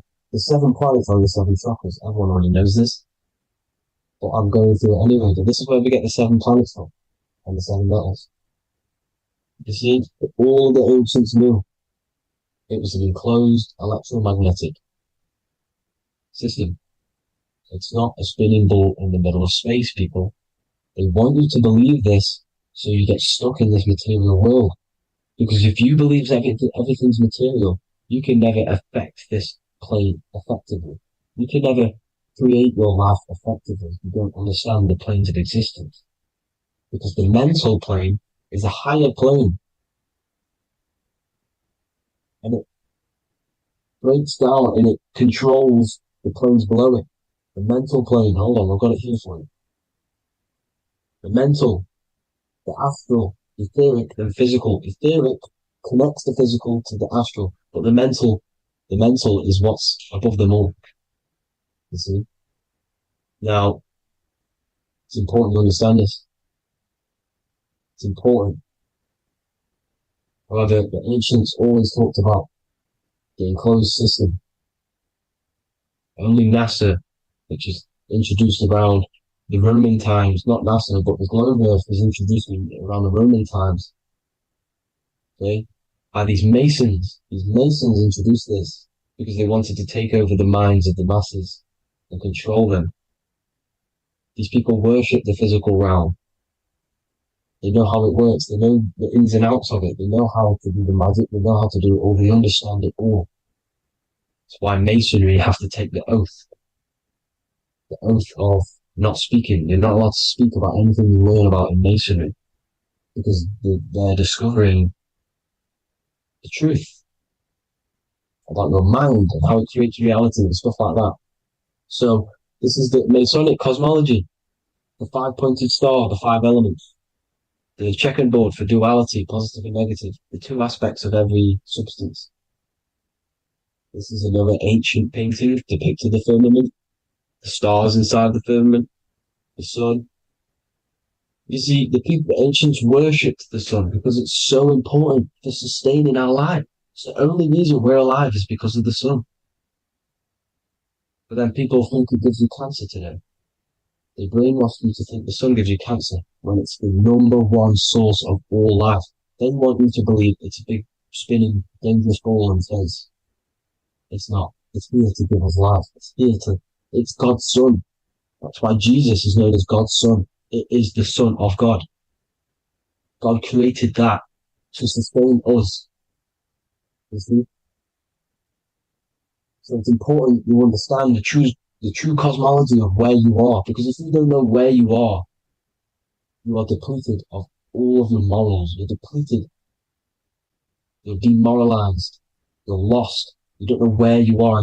You don't know where you exist. Okay? Once you accept the globe model, the heliocentric model, you will subconsciously think that you come from nothing. This is why they implemented the evolution theory just after the globe model was introduced by Charles Darwin. Charles Darwin came in after the globe model. He's a Mason. He was another Freemason, and implemented evolution where we came from monkeys because they want you thinking less of yourself so they can manipulate your mind. You see? They want to manipulate your mind, and they have done since you got here. Since you came through that portal, you were manipulated from that day to believe this, believe that. The true cosmology, the truth will set you free. You will understand things better. You will feel better in yourself when you know the sun is here for you. You'll feel better in yourself that you know that you didn't come from a monkey. You were created as a human, a manifester, a creator. You're so intelligent. Your mind is amazing. You can manipulate matter, mind over matter. See? Thank you all people for tuning in. Tap in with yourself. Love yourself.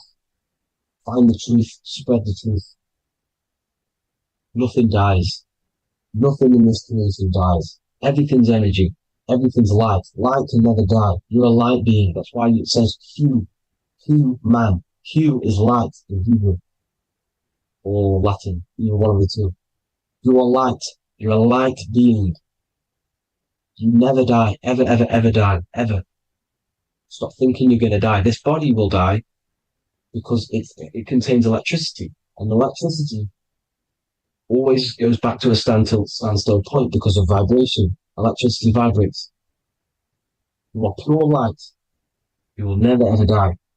Thank you all people. God bless. Make sure to like, subscribe and share.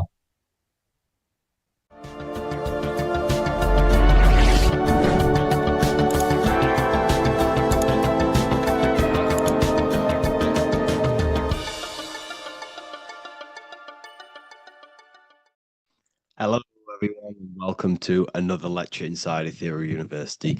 In this lecture, you will learn about the death process and how to prepare for it, and why that preparation is so important.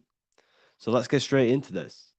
You must understand, as a spiritual creature that you are, you have a visible nature and an invisible nature.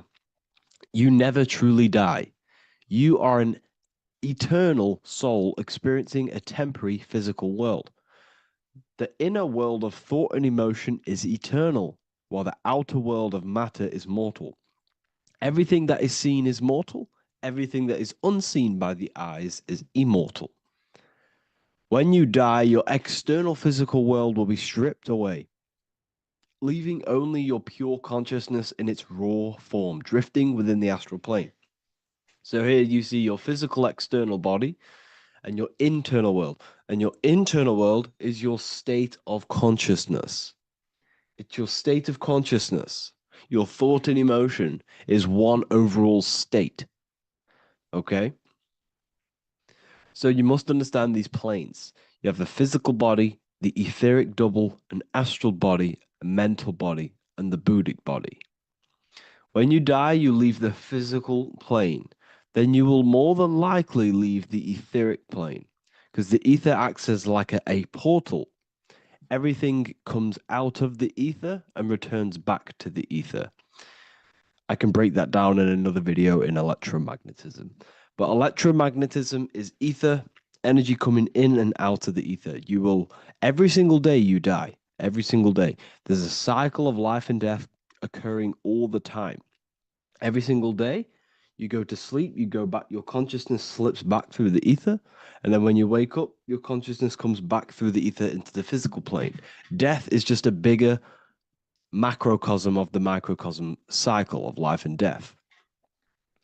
So you will return back to the astral, which is the realm of imagination, infinite possibilities. And this is where thought forms start to manifest. Okay. So depending on how advanced you actually are mentally and emotionally, will depend how long you stay in the astral. Now, what we must understand is that there is many different components to the astral. We have the higher astral, the middle astral, and the lower astral. These are all vibrational states. So if your mind and soul is operating in lust, lust, desire, hate, food, physical addiction, smoking addictions, then these are quite heavy. These are quite heavy attachments to your consciousness, and they're quite low level desire, which means they have a low vibration. You will manifest in the lower astral when you're stripped from your physical body. The lower astral is not inherently evil. However, there's just low vibrating things going on there. Low vibration does not mean evil. Okay. So just like bad doesn't mean evil. Okay. In the lower astral, you are going to see lower astral beings. You're going to see spirits, souls with low level desire. Okay. People who are attached to the physical plane, people that lust, people that do these things. Technically, this is hell, but you can escape it by escaping yourself. Now we're gonna break all this down. I'll break all this down properly once you understand the full context. So depending on your level of desire, you will manifest in a corresponding layer of the astral plane. If your mind is still attached to the low physical desires, you will find yourself in the lower astral realms. But if you have few desires and have detached from the worldly attachments while you are encased in a body, then you will rise into a higher or middle astral plane, mainly the middle. Okay. The higher astral plane is very formless. So as I broke down here, this is the physical plane is the lowest dimension. This is the most form, the most matter. It's quite heavy. The higher you go, the lighter it becomes, the more fluid, the more formless it becomes. So you see here it says denser down and lucidic up. So this is more lucidic in these higher realms. This is more dense in the lower realms. So this is why the ancient Egyptians were always talking about, I'll show you this. This is showing you death. So first of all, we have Anubis, which represents death. Here you have the heart, which represents the soul. And here you have a feather. And this is a scale. You see how this is a balanced scale? So what this is symbolizing, this represents death. This represents your heart, and this is a feather. So when you die, your heart must be as light as a feather, which means your emotions, your soul, should have no attachments to the world. It should be light. It should be detached. This is why the word light and light are the same. Light is in heavy and light is in very bright. Because when you're less attached to the things, your soul shines, you're authentic, you're light, you're very bright soul, and you have no attachments. Your light is in not heavy. So you must detach from the worldly desires. We have to detach from the smoking, the food. This is why we should fast. Smoking, this is why we should detox. We should also meditate. We should also be able to sit with ourselves for long periods of times. Okay, I'm going to break all this down properly. But that's why the Egyptians show you the symbolism here. Okay. So you're stripped of your material body. So that state of consciousness you're in right now, your inside world, if you shut your eyes, that state you're in, that is what you're going to experience when you die. Okay. And you're going to be manifested into the astral. In the physical plane, you can mask or hide almost anything.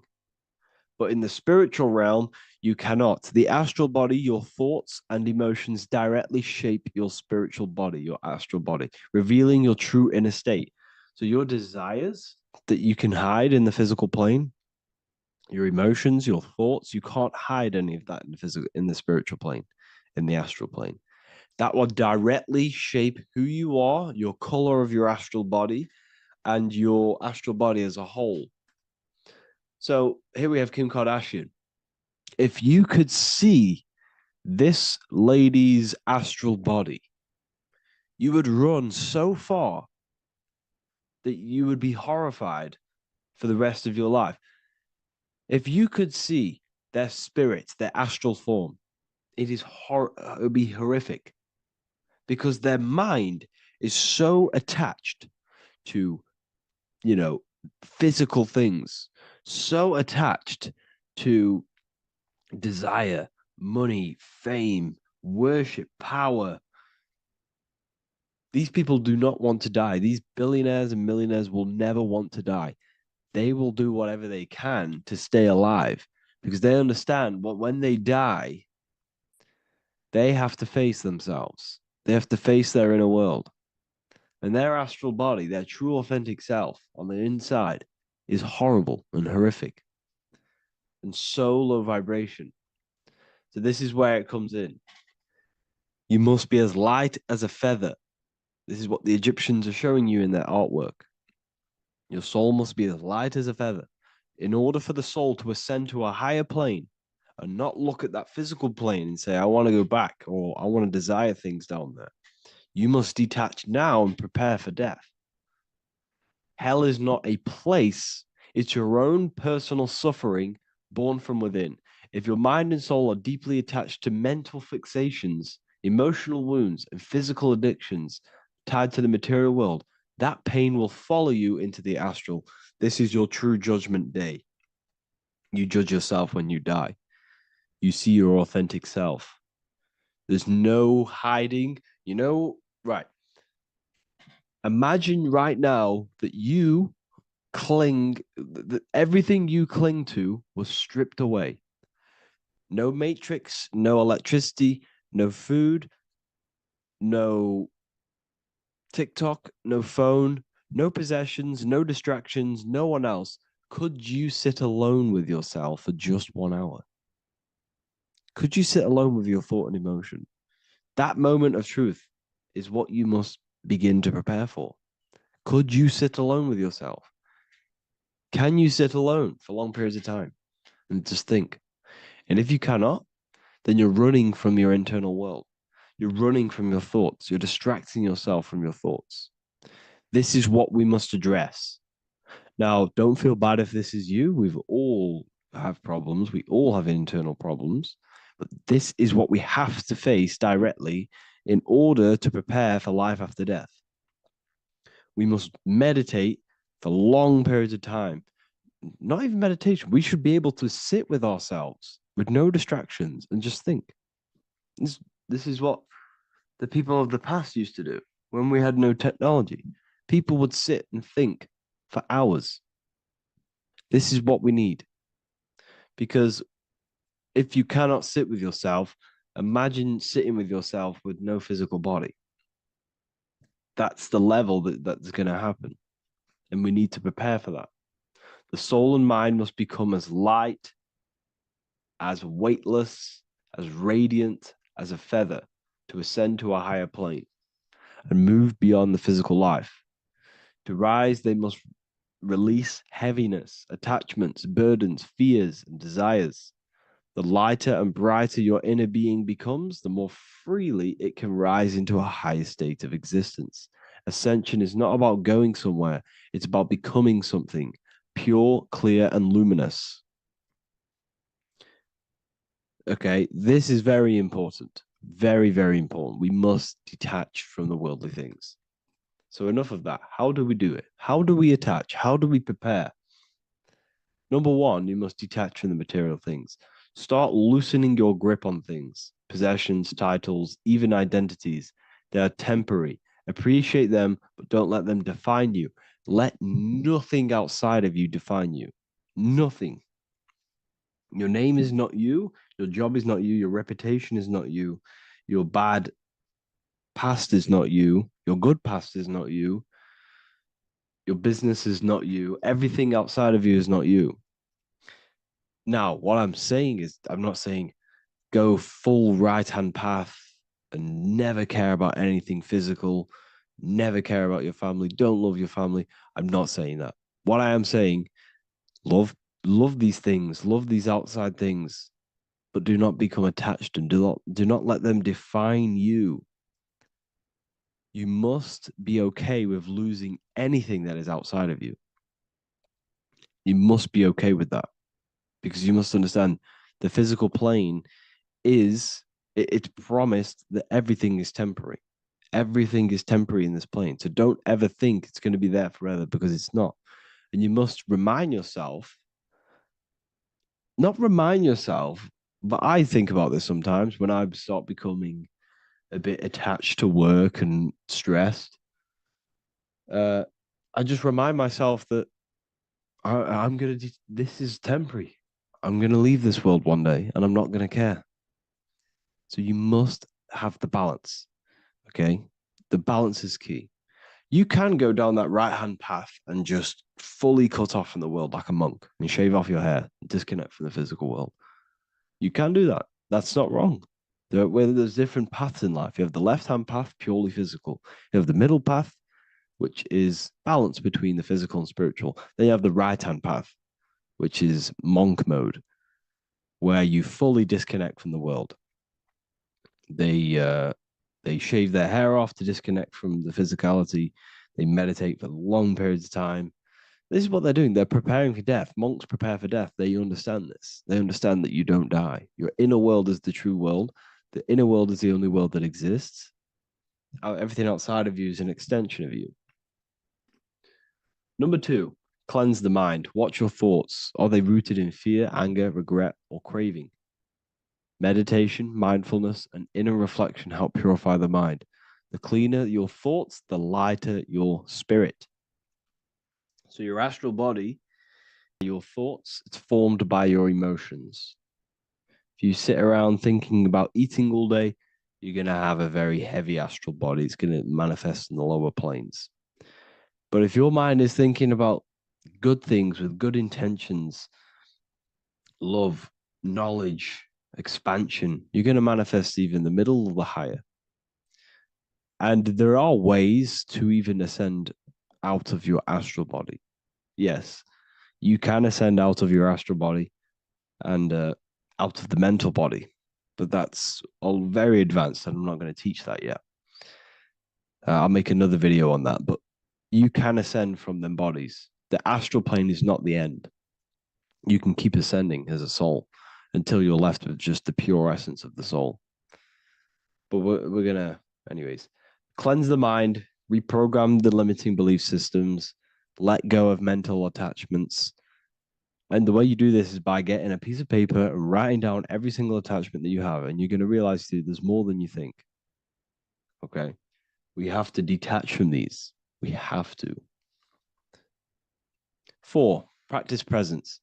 Can you sit in silence with yourself? The more at ease you are with your own inner being, the less you'll fear death. The afterlife is just an extension of your inner world. It's so important. This is so, so important. Can you sit with yourself? If you cannot sit with yourself, you have some inner work to do. You have some thoughts to address, some beliefs to address, and some feelings to address. Okay, so practice sitting in the present, meditation, or just literally sit there and try and be okay with yourself. And if you can't be okay with yourself, then there's something you need to address, whether it's a belief system, whether it's an emotional trauma, or something. This is what we must reshape, refine, and let go of.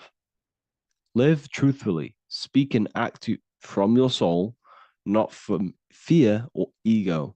The more authentic you are, the more aligned you become with your true self, which carries beyond this life. The ego is your mind's perception of itself while being incarnated in this world. It's been shaped by your experiences, your thoughts, your beliefs, and your emotions. So your ego is basically this false thought form that you've created. It's a false layer of yourself that sits on top of your true authentic self. It's basically your physical character. When you were young, you had no ego. You were pure. You had a pure consciousness. But then as you grew older, your ego started to grow, and it still is growing because it was shaped by experiences, things you've gone through, things you said, things you believe, things you think. It's created by you, by your mind. And the ego is close to the word echo. The ego is the echo. It's an echo. It's a layer. It's a false identity. It's a false layer that sits on top of your soul. And if you don't get rid of that ego, if you don't know how, well, not get rid of it, but balance it, if you don't know how to rise above that ego and you die, it's that ego that's going to be pulling down when you die. It's that ego that's going to be your suffering. Okay. 7, connect with the divine, whether through prayer, meditation, tune into something greater than yourself. The connection is the soul's compass beyond this world. If you can meditate and rise above them clouds of thought, that's the soul, that's the observer. We must connect with that. Okay, this will definitely help with just allowing yourself to connect with your true self. Meditation's great because you can just fully detach from the world. And the more you meditate, the more you can prepare for death. A powerful way to cultivate detachment is through daily detachment meditation, done either at night or in the morning or the first breath upon waking. Or do this as many times as possible per day. Start by physically grounding yourself in the present moment. Say out loud, I am here right now, nothing else matters. Let that phrase draw your awareness into the now. Just keep saying it until you're present. Then begin to slowly list everything you identify yourself with, one by one. I am not your body. I am not my body. I am not my name. I am not my possessions. I'm not my house. I'm not my children. I'm not my everything. I am not my thoughts. Release each layer gently. Imagine if you want to, if you have a good imagination, imagine placing these things into a big box. Placing your body, placing your name, placing your possessions, placing your house, your car, your thoughts, your beliefs into a box, and then shut that box. If you have a good imagination, do that. That can help. And you'll be left with yourself. And you're not even that. It goes even deeper. Eventually, you'll reach the mind itself. Detach from the language that the mind is even using.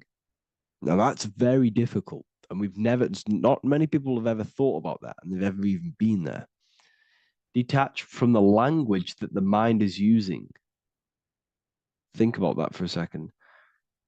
Your mind is not what you actually think. It goes very deeper. Your mind is not that little voice. It's that voice that the language is using. So even the language is a spell on your mind. Okay, it's an attachment. Eventually, you'll reach the mind itself, detached from the language it uses, the voice in your head, the need to define. What remains is something beyond thought and beyond words. I can't even describe what's left, because words, once the language is gone, it's purely metaphysical. All I can say it is pure awareness, and it's symbolized. This is why symbols are so amazing, because they can symbolize things that are beyond words. A flame, it's just a flame, and you won't be able to understand that until you've been there. It's just a flame. It's pure cause. Words can't describe it. You'd have to experience it. Connect with this essence daily. This is truly who you are. So this is a great way to detach. We can do these detachments every single day during meditation. This will definitely help over long periods of time. Of course, you're not going to be ready tomorrow for death, but just try and prepare for these things. This is the whole reason people used to meditate. It's the whole reason why people do these spiritual practices, because they understood that this plane is temporary and your soul moves on from this plane. And you'll never truly believe in the soul until you experience it. So I can show you these things, but you must go out and experience it. The soul is real, but you won't understand unless you cast off everything else. Okay. So I hope this video helps. It's a very deep video. I'm going to be making more of these stuff, of more self-mastery. And of course, we've made the self-mastery section now. So I'm going to start filling up this place with lectures. And I think it's a great time to start this, because a lot of people have been asking on how to master yourself, prepare to death. So hope this video helps. See you in the next one.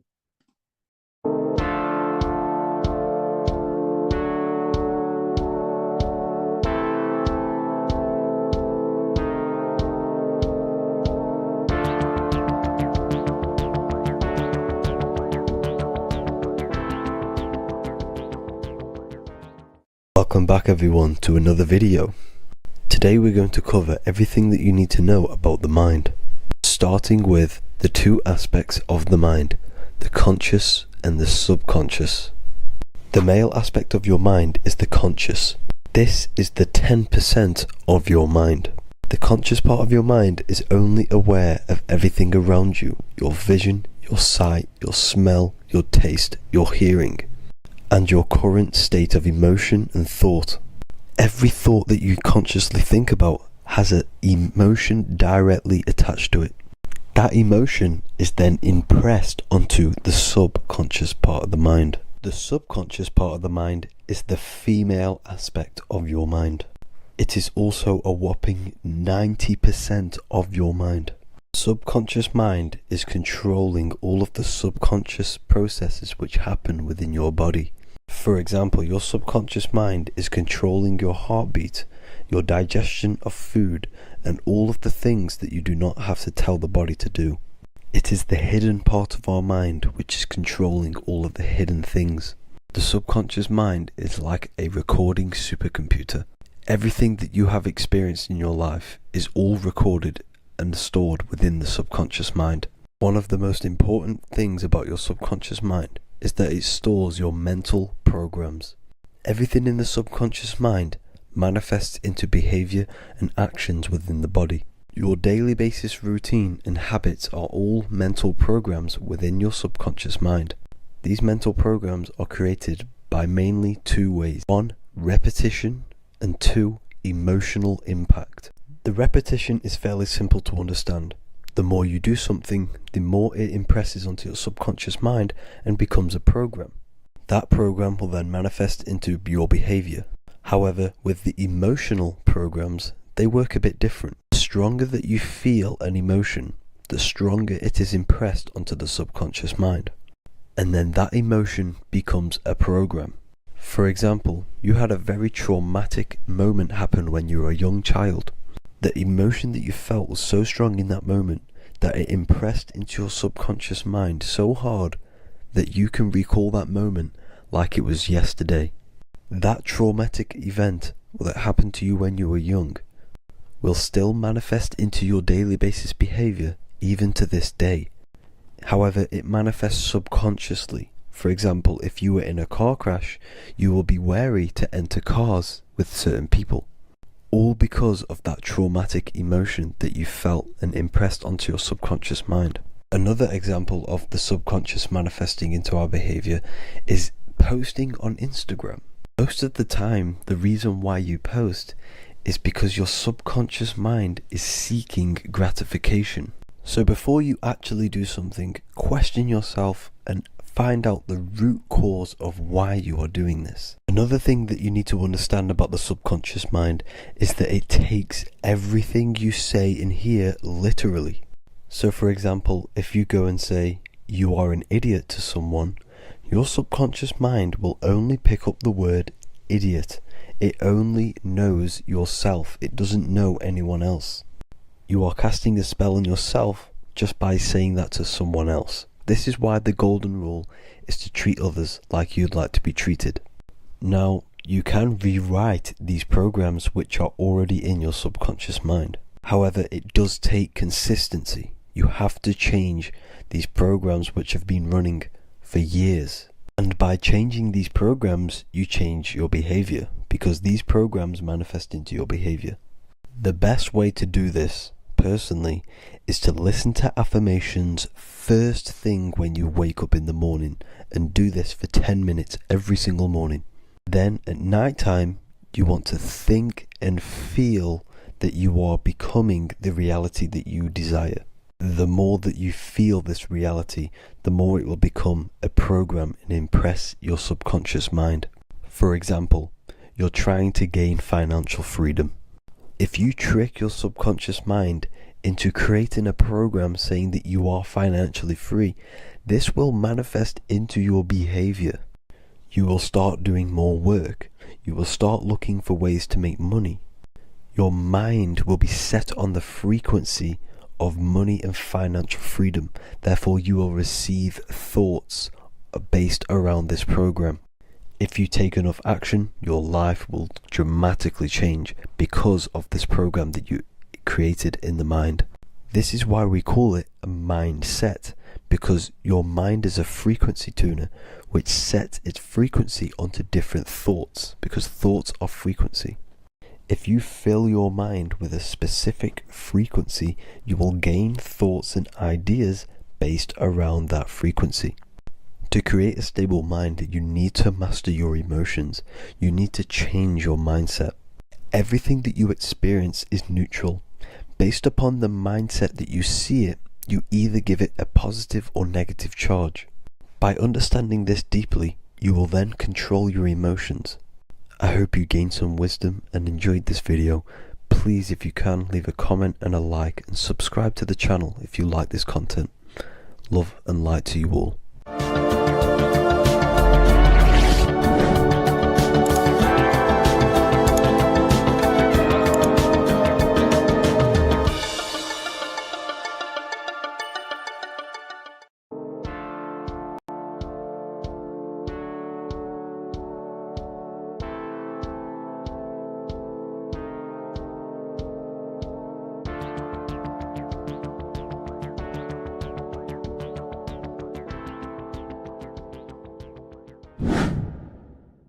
Welcome back, people, to another occult lecture by Revival of Wisdom.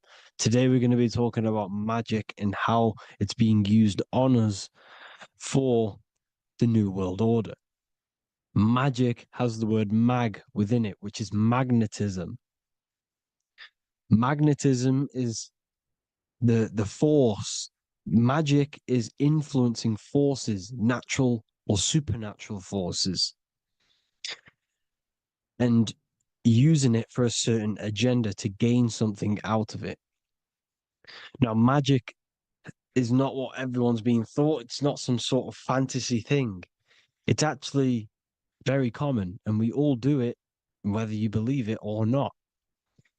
Magic is all to do with the mind.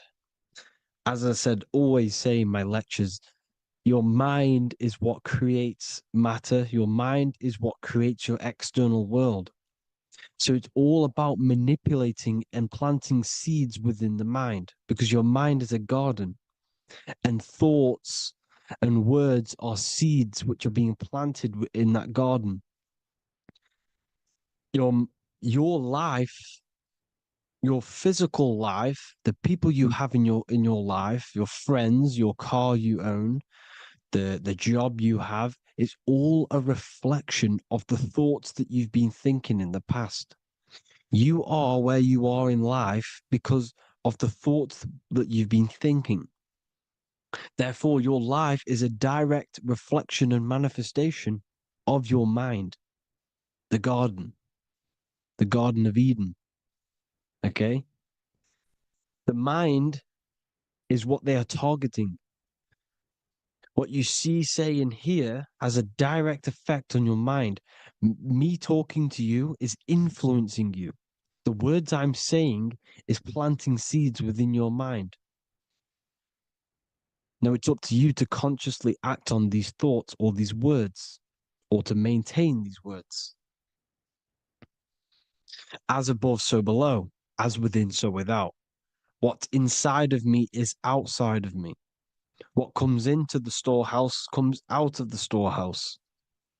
You have the left, you have the right, you have the up, and you have the down. As above, so below. Whatever is in your mind will be expressed in some sort of way, consciously or subconsciously, spiritually or physically. The mind is what manifests everything. And this is what we need to understand. We need to understand is that the mind is not physical. All things spiritual manifest physical. All things seen come from the unseen. The words you're thinking, that everything you have is coming from the unseen. The actions that you do come from the unseen mind. Another expression for as above, so below is you are the universe itself. You are a universe, a mini universe. But just because you are mini does not mean you are the whole thing. If I take a little piece of infinite, let's say there's an infinite light source. Let's say I take a little chunk of that infinite light source. That little chunk I took is still infinite because it's been taken from infinite. You are the universe. Your awareness, your mind is the universe. It's information. You are the universe experiencing itself. This is why we say we are all God. As above, so below. What is in me is outside of me. The sun, the physical manifestation of the sun, is your soul. The 12 constellations are manifested in the physical body. The 5 elements are manifested in the physical body. They're manifested in the 5 fingers you have. As above, so below. This is manifested, well, this is a symbolized in Freemasonry and secret societies as the 2 pillars. The mirroring reflection, the reflection of reality, the mirror, as above, so below. What happens in the mind, what happens in the astral, happens in the physical. This is Aleister Crowley. This is all symbolism. This is the 2 pillars with the all-seeing eye and the triangle at the top. Aleister Crowley was a master magician, very powerful dark magician, black magician. There's 2 types of magic. You have white and black, just like the checkered board, the Masonic checkered board. You have white and black. You have good and evil. White magic is influencing natural forces to gain something that will help the collective consciousness, help the collective, help the earth, help other people. Black magic is something you manipulate something so you can get something personal out of it. Doesn't matter if it's good or bad. It's still considered as black magic because you're being selfish. Everything you do should be contributing towards the collective consciousness and helping others.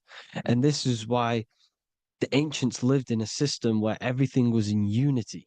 We understood that I am you and you are me. What I do to you, What I do to you happens to me because I am you and you are me. We are the same mind substance on the inside. We're all the same mind substance being expressed in different bodies. So what I do to your mind will have a ripple effect on my mind because all of our minds are connected within the mental plane.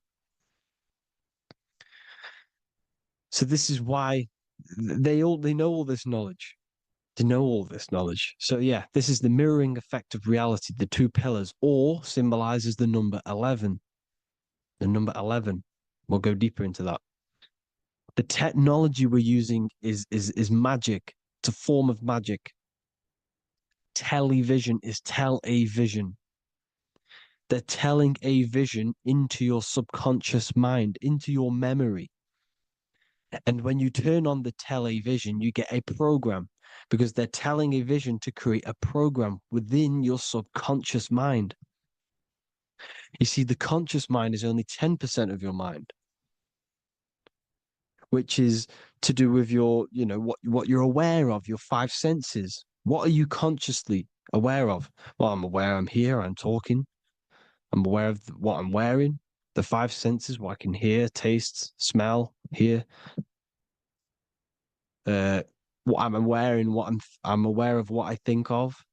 But the subconscious mind is the 90% of your mind. It's the hidden part of the mind, which is telling your heart to beat, telling your body to breathe. It's storing all of your emotions. It's storing everything you see, storing all the belief systems that you have. It has everything. It stores all of the habits you have, the values. It stores everyone's name that you know. All the words that I'm speaking right now is all coming out of the subconscious. Everything is subconscious, and it literally manipulates 90% of your daily basis behavior. Most people don't know this. What you did yesterday is what you will do today because of these beliefs and mental programs within the subconscious, stored within the subconscious. So the subconscious is what they're aiming at. They're trying to create programs within the subconscious because the subconscious manifests 90% of your thought patterns, 90% of your actions and words. They know all this stuff. So the subconscious mind is the most powerful part of the mind. Another way the subconscious manifests and influences your life is, let's say you were in a car crash years and years ago, 10 years ago. Let's say you're in this car crash, right? And you really hurt yourself. The emotion you felt in that time when you were injured in that car crash had a great impression on your subconscious mind. You see, the stronger you feel something emotionally, the stronger impact it has on the subconscious. You can remember and recall that moment and very vividly because of the impact it had on the subconscious. Another, for example, you become that terrified of cars that it manifests into your life today that you are wary to go in certain cars. You don't want to go in cars at all, maybe, because of that moment that stored within the subconscious. And it will manifest into anxiety. It will manifest into not going into cars. It will manifest into depression, maybe. These things, these emotional, very emotional, traumatic events have a great impression on our subconscious and they control your life. This is why you need to meditate and let go of, go deep within yourself and let go of these internal, deep emotions that you may have repressed and keep pressing down and ignoring. But you need to address it and let go of these subconscious impressions you have, which are controlling your life, like anxiety, depression. All of these things are stemming from things that are stored within your subconscious years and years ago, more than likely. Broadcasting. They're casting spells to a broad audience. to news, north, east, west, and south. They're casting spells. No, if you watch the news, everything's red. Breaking news in red writing or the red background, everything's red. Why? Because red's the root chakra, which is all to do with survival. They want to stimulate this root chakra because they want you down there in survival mode. They want you in survival mode because you're easier to control. They control out of fear. And not only they're casting these spells as if, because most of the things they cast in the news hasn't already happened. They're constantly bombarding you with there might be a war breaking out, war this, war that, kill here, kill there, murders. It's impressing, it's casting spells on your subconscious mind. So when the event does turn up in real reality, in physical reality, you're less emotional, you're less surprised. You're not as surprised because you've already heard it before. Your subconscious has already heard it all before. If you never heard of a war and then a war broke out, you'd be going crazy. So they subtly program your subconscious mind through the words, because the words they say is impressing your mind. It has an effect on your mind, which will have an effect on your behavior, your words, your conversations you have with people. They're casting spells to north, east, west, and south on the tell a vision. They're telling a vision by broadcasting, by saying spells. This is why we call it spelling. Even the word, listen, the words we say cast spells. Bless. Oh, bless you. That's be less.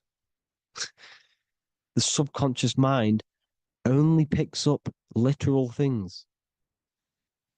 You see, when I say bless you, your conscious mind picks that up as, oh, thank you, you're blessing me.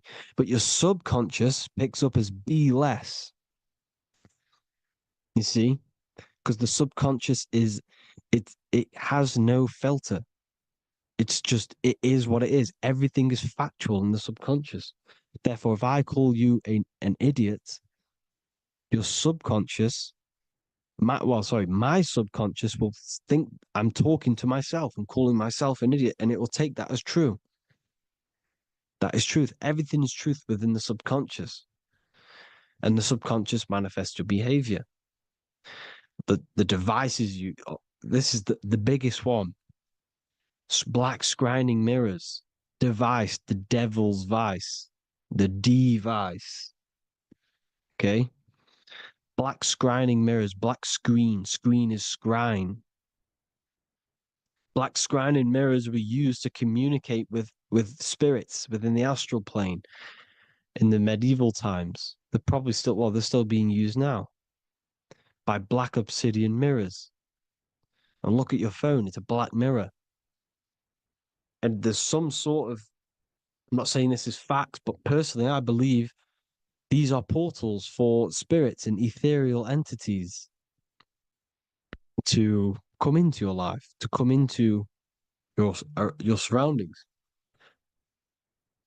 So this is the next big thing: the TVs, your iPhone, your iPod, all black mirrors, and mirrors are very, very powerful. Even just a normal mirror. Mirrors have an effect. Whatever you say into a mirror, what you say is energy.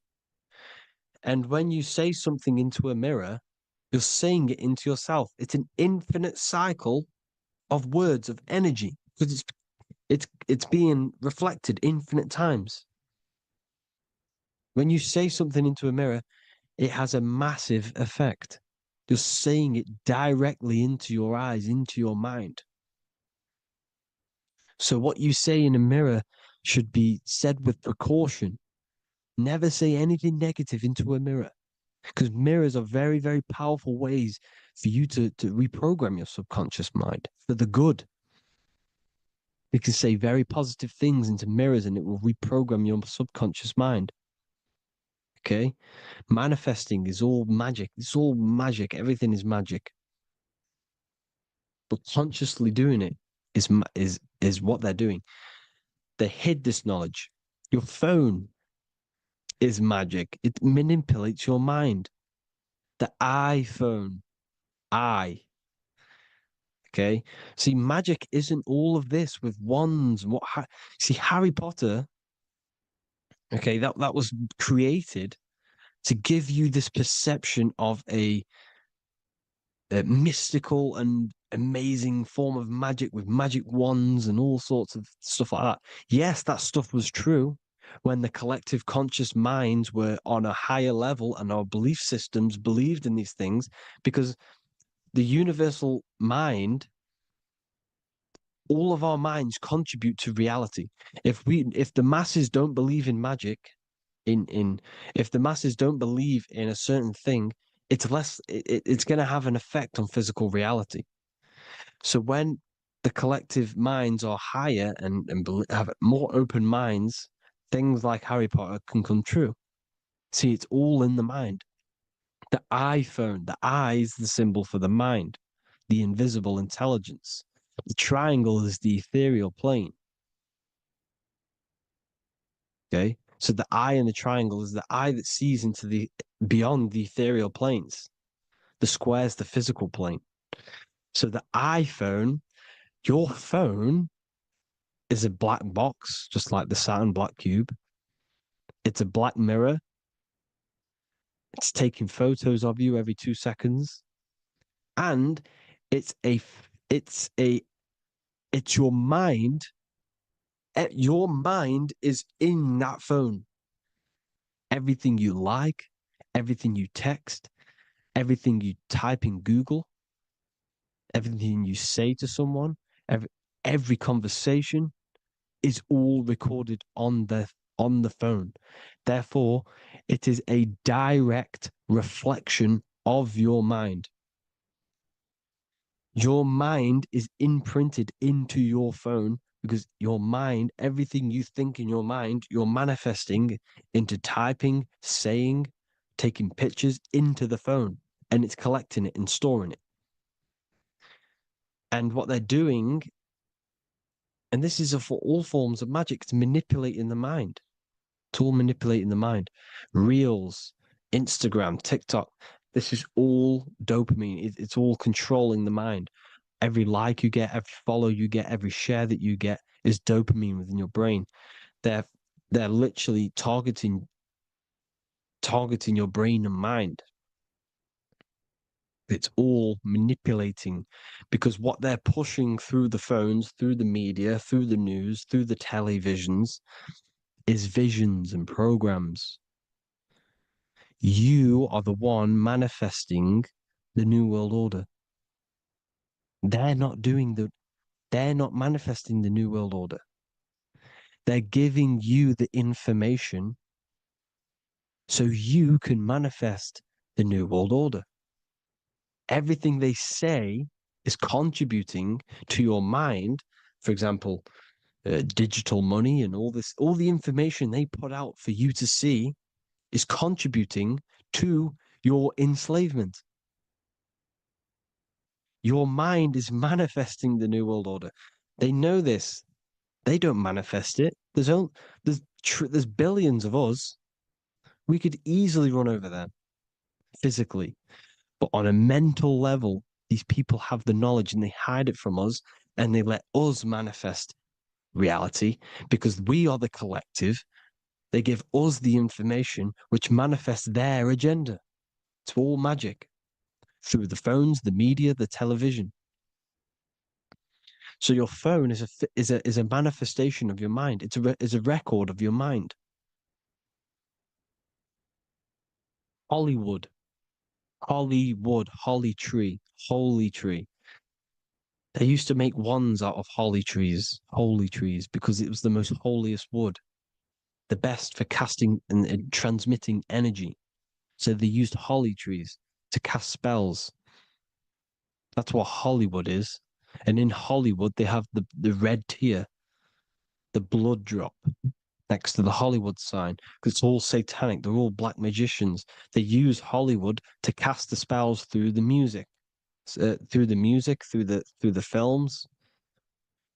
You see, music is a form of magic. All of this is magic. Everything they do is a form of magic because they want an agenda behind it. But it's not black magic. They're letting us create our prison. This is what you have to see. Yes, they're evil, but they're not doing anything evil, or else they would face the karma. They let us manifest this agenda through giving in the information, by telling you what's going to happen in the movies. Everything that happens in a movie, it's all there on purpose to program your subconscious, to plant a seed within your garden, your subconscious, your mind. Because when the mind is already seen something, when it comes up and turns up in physical reality, you will be less shocked and you won't rebel. So they lure you slowly. They make you aware of these things over time. They make you gradually think it's okay. Like the technology, we never used to use these phones. How did we become so addicted and reliant on them?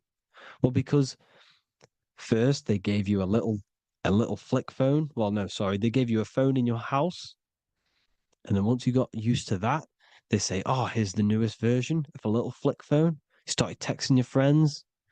Everyone was loving it in high school. They could now meet up without saying, "Let's meet on the weekend at this point at this time," like your parents probably did, or maybe some of you watching this, you probably had to tell your friend to meet on the weekend at a certain time because you had no way of communicating.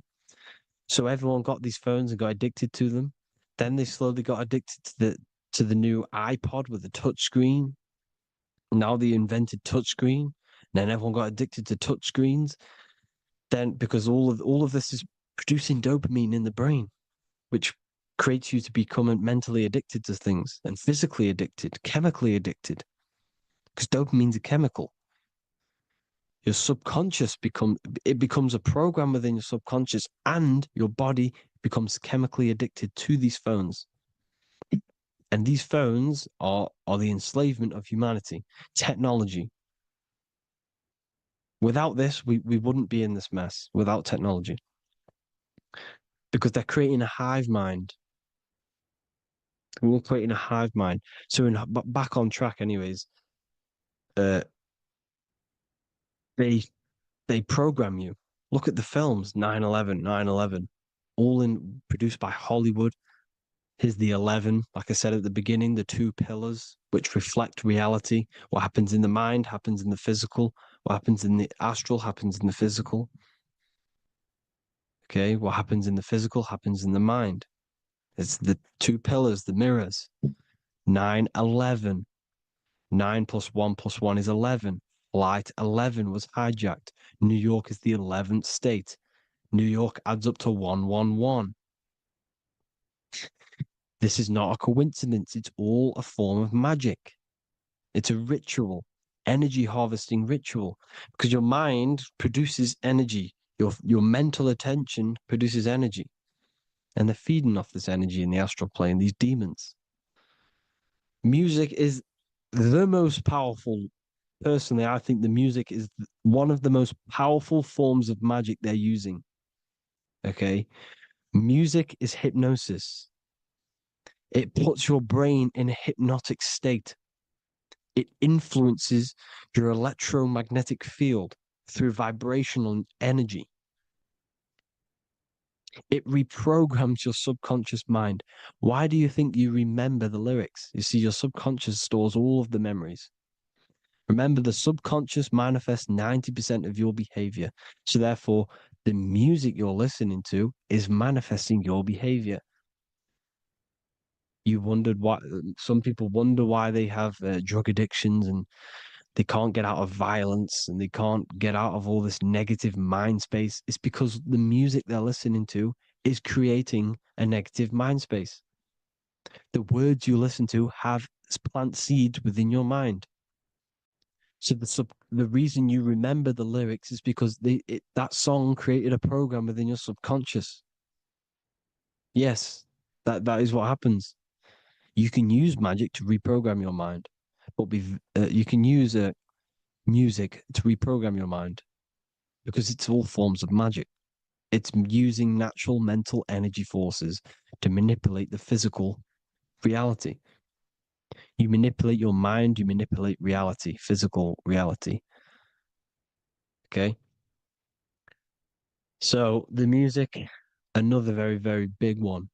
When you turn on the radio, it's just all talks about alcohol, drugs, and sex because they want you down in the lower three chakras. They want your mind attached to matter when it's mind over matter. Your mind's not physical. You see, the word spirituality is the new trend.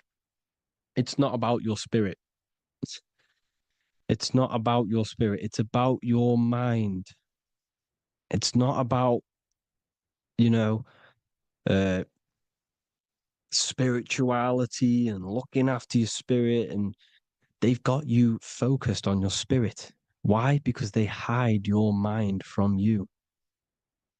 You see, a lot of people think their mind is their brain, but the mind is everything. There is no physical reality without mind. You can have a brain. Imagine if you had no mind but a brain. It wouldn't work. The mind is everything. The mind controls your avatar. It begins in the mind before it happens in the brain. Then the brain manifests through the body. The brain's just an electrical computer. So that they've got people scared. Or do I have a soul or not? And all this stuff. Listen, if you have a mind, you have a soul, because you are not the mind. This is why everything is sort of an illusion, because beyond the mind is your soul. But what is the soul without a mind? You can't have a soul without the mind. But if the mind didn't exist, the soul doesn't exist.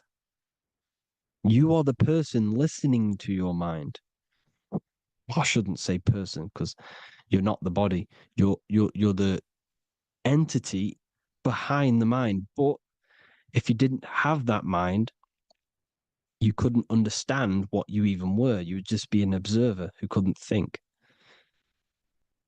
So yes, we all have a soul. If you have a mind, you have a soul. Everything is mind. Everything has mind. Mind creates everything. God is mind. And then manipulating your mind through TV, your phone, uh, every little thing. The school, it's all about the mind, people. Control your mind, you control your reality. Just the last thing, here you go.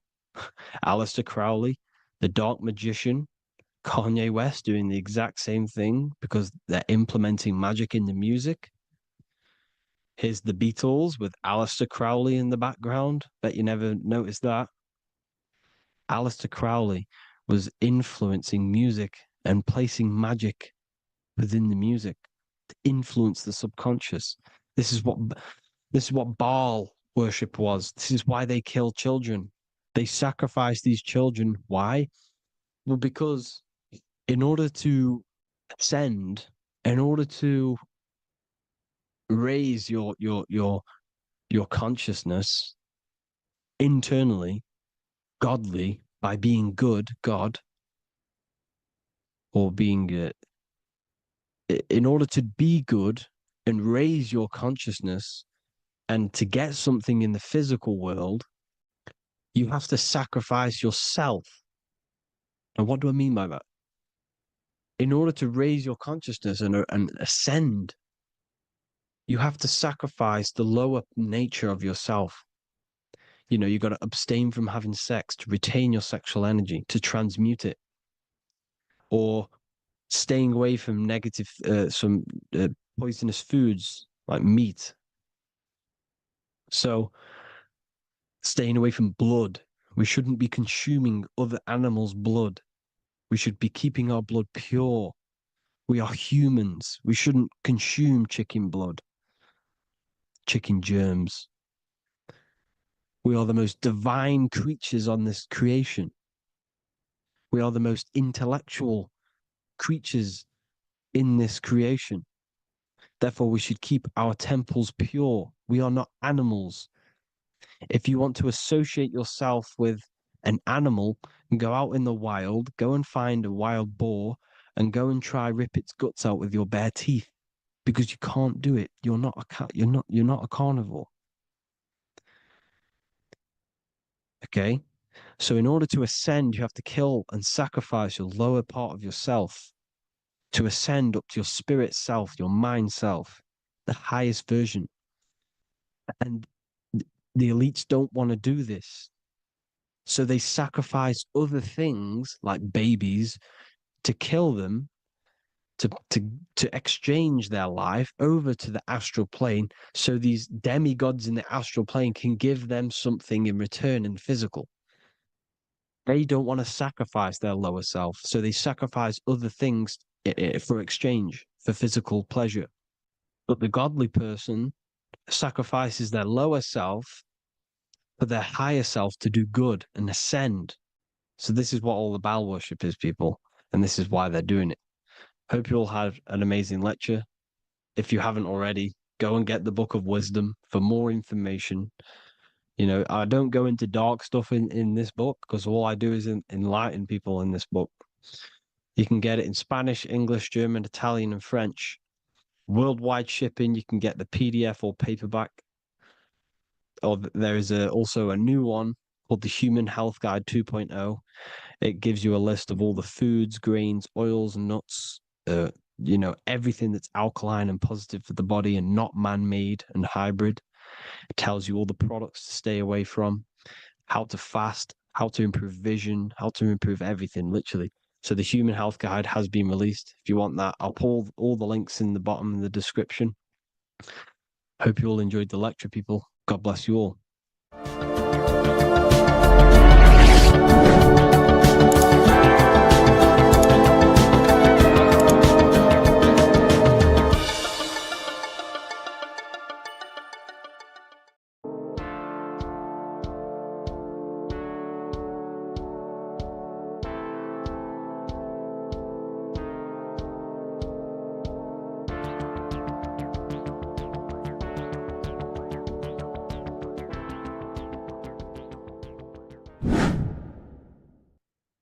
Left and right hemisphere, and what are they doing? How does it contribute towards your perception in this world? And this is what we're going to be talking about in today's video. We're going to be breaking down the two hemispheres of the brain and how they function in your life. So first, we have the left hemisphere. This is the logical hemisphere. This is the analytical, divided, scientific, or verbal hemisphere. The right hemisphere is creative, wholeness, artistic, symbolic, and metaphorical. The right hemisphere does with non-verbal things. It produces a holistic perception. It is more to do with creativity. Because what you must understand is that we are not in the external world. The world is produced by our brain. We see with our brain. Our eyes are a part of the brain. What we touch is the brain's interpretation of electrical signals on the nervous system. What we smell is the brain's interpretation of smell through the nose. What you taste is your brain's interpretation of chemical reactions on your taste buds. So what you are experiencing is the brain. The brain is a computer creating a simulation. And you have two hemispheres which breaks down this reality. So essentially, the brain is the perception creator. It creates perception.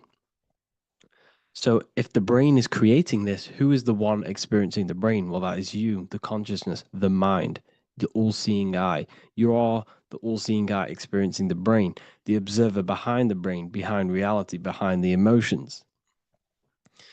So if you're walking through a woods, this left brain sees individual trees. The right brain sees the whole woods. It sees the biome. It sees the bigger picture. So when you are walking through this woods, the right brain picks up a holistic perception of reality. It creates the woods as one unified woods. The left brain's job is to break this down and analyze it so that we can see individual things. And this is also necessary for humans to have the ability to break things down and manipulate things in this world. So without this left hemisphere, we could not manipulate things and break things down. So this right hemisphere is important because it sees the whole woods. It sees humanity as one unified consciousness. However, the left hemisphere sees individual egos. So the left hemisphere is the place of the ego because it only understands it sees the world very divided. Okay. So for example, here's another example of the left and right hemisphere. If someone pulls out in front of you in traffic, your left brain is going to start going crazy and analyzing them, calling them names. The right hemisphere, however, sees the bigger picture. Maybe he didn't see you. Maybe it's just a mistake. Maybe he's in a rush. You see how the two brains are very different. They do the same thing, but they function in different ways. The right hemisphere is feminine, the left hemisphere is masculine. So, like I said, this person pulls out in front of you, you start to think with the left. If you start to perceive that in the left brain, you're going to start analyzing them, you're going to start going crazy and calling them names because you're analyzing it. You're not seeing the bigger picture behind it, you're not seeing it from his perspective. So, there is a crossover. So, the left hemisphere of the brain controls the right side of the body, the right ear, the right eye. Everything to do with the right side of the body is connected to the left hemisphere, and the right hemisphere controls everything on the left side of the body, including your eyes, your arms, your legs. So everything is crossed over, and even your visual field is crossed over. So this is your visual field, as you can see here, and even the left side of your visual field goes to the right brain. There's a crossover. No one really knows. There's not really a reason for this. However, this is how the human body is designed. As we all know, the human body is the most advanced piece of technology on the face of the earth. They cannot replicate the human body. And they tell you it has no creator. This is crazy. People are that brainwashed, they can't even understand that their body is the most advanced piece of technology. Your body is so advanced, the computers that you use are mimicked of the body. Everything they create is mimicking nature, but they don't show you how intelligent nature is because they don't want you to understand you're in an intelligent design. So, anyways, let's get back on track. There is a crossover in the brain, and this is why they teach you to write with your right hand.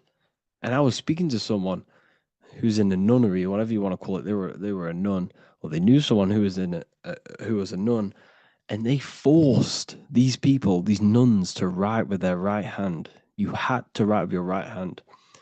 This is why, I'd say at least 70% of the world or 80% is right-handed and right-legged, because they taught us this to activate the left hemisphere more because of this crossover that happens in the body. So when we are using this right side more, we are using that left hemisphere more. Why? Why are they doing this? Well, they also called it writing.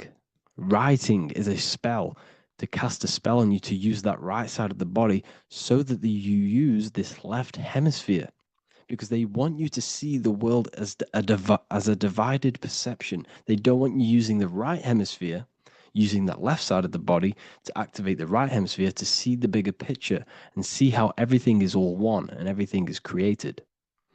This left hemisphere domination keeps you from seeing the connections between everything because that left hemisphere analyzes, it breaks things down. So when we are left hemisphere dominated by using the right side of the body, we are essentially seeing everything as divided. And this is why so many people will not understand my work because my work connects dots and connects fields of knowledge and makes you see the bigger picture. So people who are left hemisphere dominated will see my work and think this guy's crazy.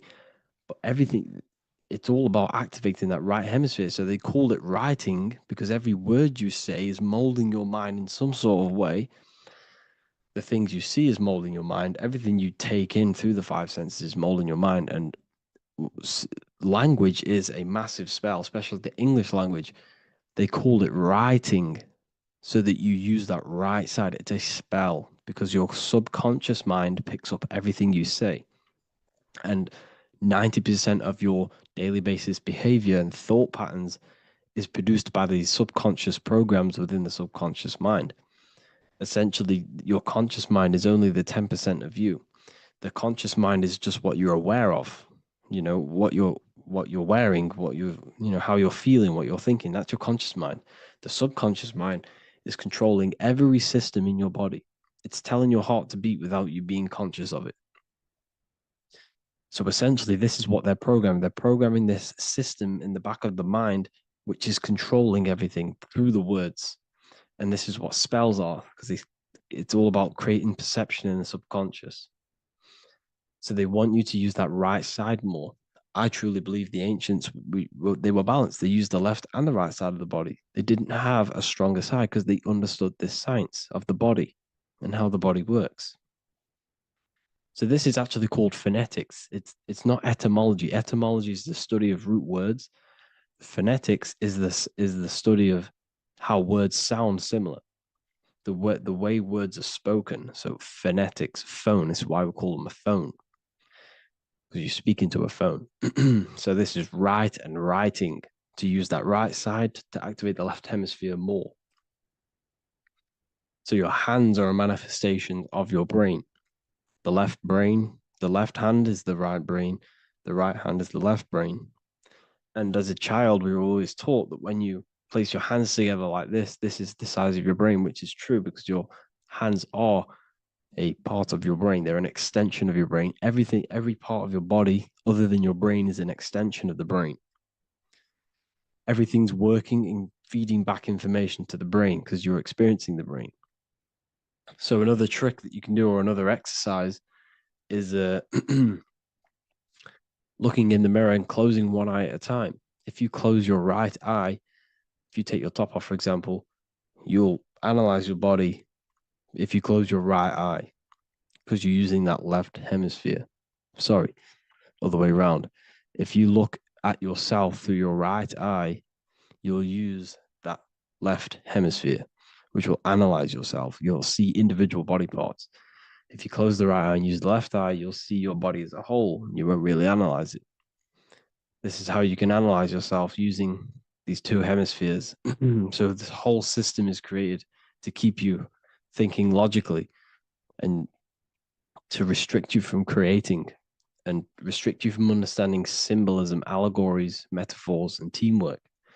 They want you stuck in a logical way of thinking and a logical way of seeing the world. This is why when you go to school, you are told exactly what to do. You're told to think this way and no other way.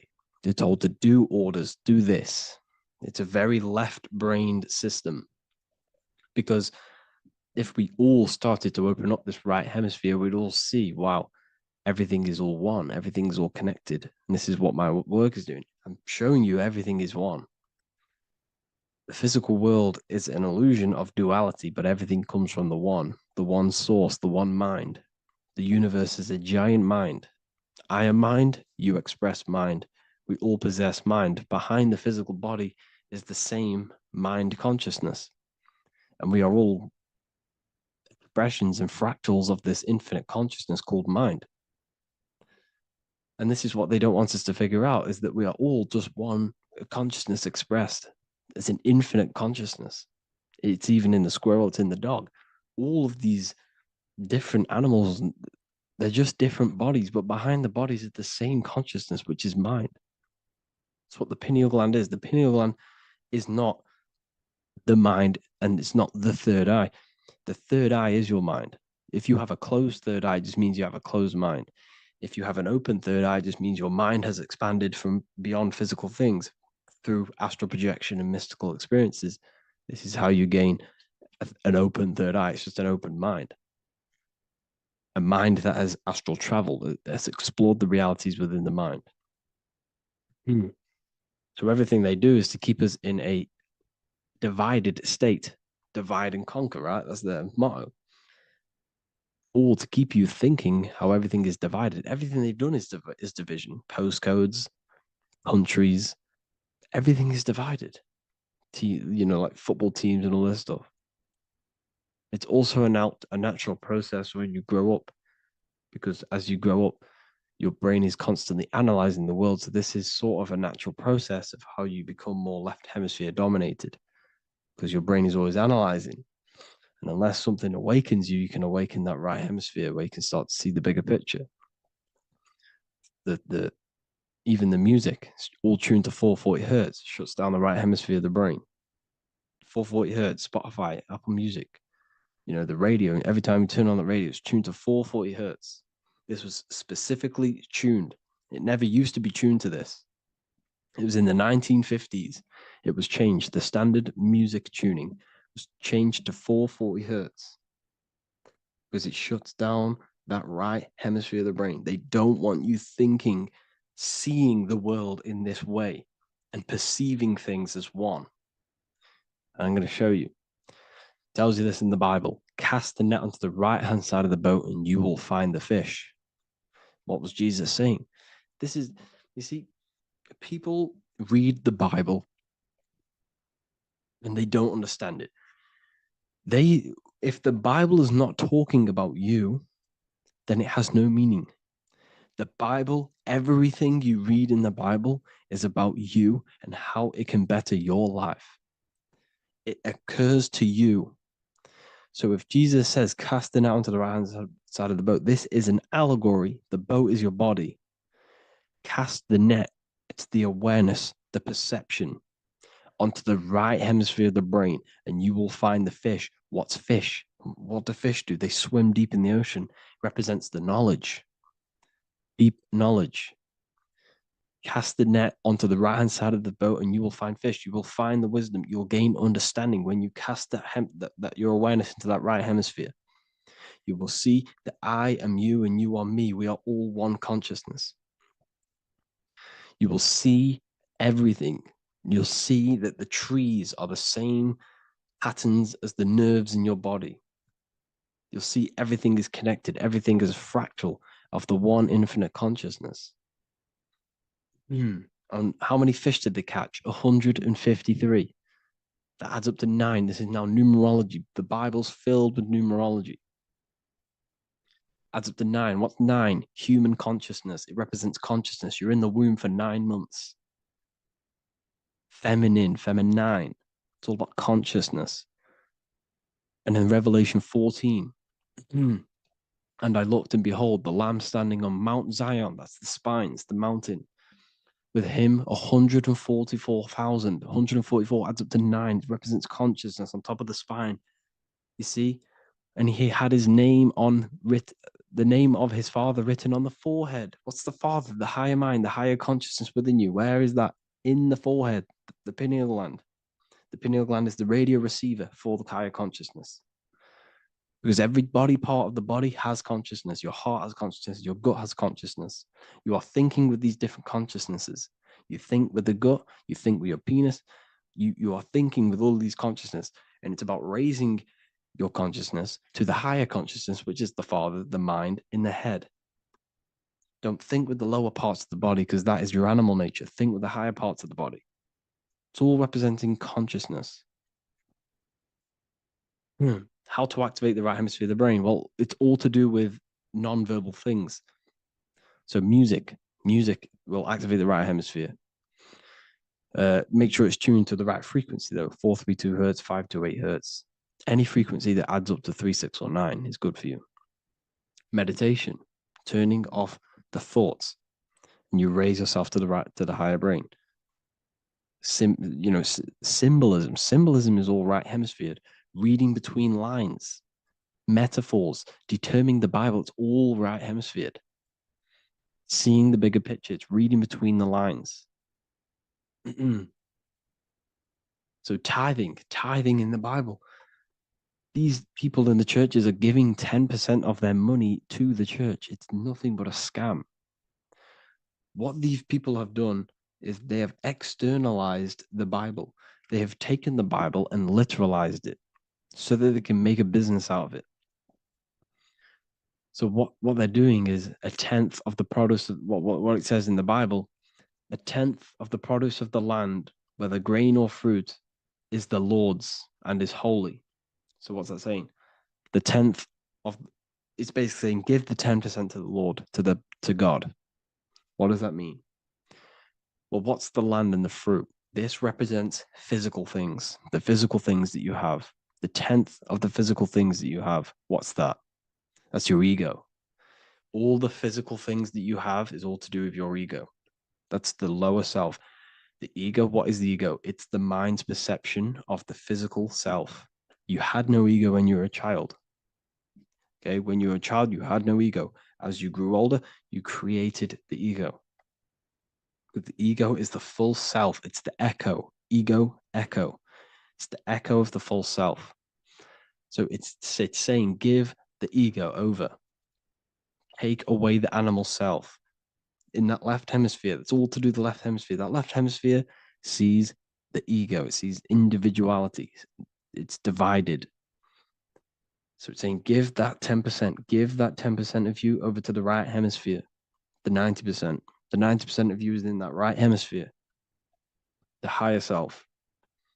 Now, I'm not saying the left hemisphere is bad. Okay, I'm not saying that at all, but it sees it sees things divided. It's like I said, the left, the hands are manifestations of the brain. So when these Christians are praying, they're putting their hands together. What are they doing? That they're syncing the brain hemispheres. What you're doing, because everything's an extension of your brain. So if you put your hands together, you're putting the two hemispheres together. And what's happening when you place the hands together? All the electricity in the body is now running in a circuit. So once you connect these two hands, the electrical energy is now running in a circuit, and energy can move around the body quicker and more efficiently. So when you pray, when these people are praying, they don't realize that they're engaging in ancient forms of meditation, of balancing the two hemispheres. So now we're talking about balancing the hemispheres, not the right hemisphere. This is what Israel is. Look at the symbol for Israel, the up triangle and the downward triangle. What's that? The up triangle represents male. The downward triangle represents female. Okay? This is talking about the brains. Israel is Ra. Isis, which is female, the Egyptian god. Ra, El. El means God. Electricity. That's the force of the physical world. It's the force that runs this world, electricity. It's the force of God. El, consciousness. It means God. Is Ra, El. Isis, Ra, and El. It's the two hemispheres of the brain, the holy land of Israel. It's the holy land, it's the brain. Once these two hemispheres are synced, this is how you unlock your consciousness. This is the easiest way of astral projecting. Hemisphering, I forgot the word for it. Hemisphere syncretization, something like that. It's about syncing the hemispheres. This is how you unlock your consciousness. Once the brain is running as one electrical system, this is how you balance the two masculine and male opposing energies. Once these opposing energies are no longer in war with each other, the brain, they come together to work as one. You unlock your consciousness. You are born again. What happens when a male and female have sex? It creates a new child. It becomes one. You are born again. Once the two hemispheres of the brain, you are born again. You can then have an out-of-body experiences. So this is why the symbol of the Holy Land, Israel, is the up and down triangle back combined together, because it represents unification of the male and female, unification of the hemispheres. You're born again. You unlock consciousness. And you can get this for free. It's called the Gateway Tapes on my website. Basically, it's a audio track from the government, and they did this in the Gateway Experience. It's a CIA document, And what they do is they're different forms of meditations. You go through, I think there's about 5 waves of meditations you do, half an hour each one. And it will teach you, it will sync your hemisphere. Because what does it do? They understood that playing one frequency into one ear and another frequency into the other, they understood that the right ear is connected to the left hemisphere, the left ear is connected to the right hemisphere. So when you play 2 different frequencies into both ears, what happens? The brain picks this up, the 2 hemispheres of the brain picks this up, and it syncs it. It syncs these 2 hemispheres, these 2 frequencies together. So now the brain is working as one to sync this frequency.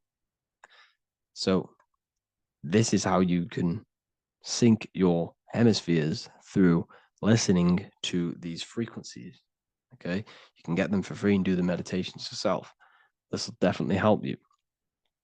This is an easy way to astral project. So it's all about syncing the hemisphere and seeing reality from a unified perception. We should all aim to get out of that left hemisphere. I'm not saying don't use it, but we should now start to see we should not start to read between the lines of the Bible, read between the lines of the symbolism they're showing. Study symbolism, study allegories and myths. What are they trying to tell us through these allegories? And, this is how we start seeing things in a better way. Once we understand that we are all microcosms of an infinite consciousness, we can all come to one, because love is the unifying force of this infinite consciousness. We are all divided. We are all disconnected from our hearts. Once we all connect with our hearts and see that everything is one, we can all start to love and come together as one, because love is the unifying force of consciousness. So if you haven't already seen, I now have launched the Ethereal University. I will be doing lectures like this one, but even better, deeper, and even releasing knowledge that I can't talk about online, as they are censored. I'll be doing lectures every single week. I'll be doing live calls every single week.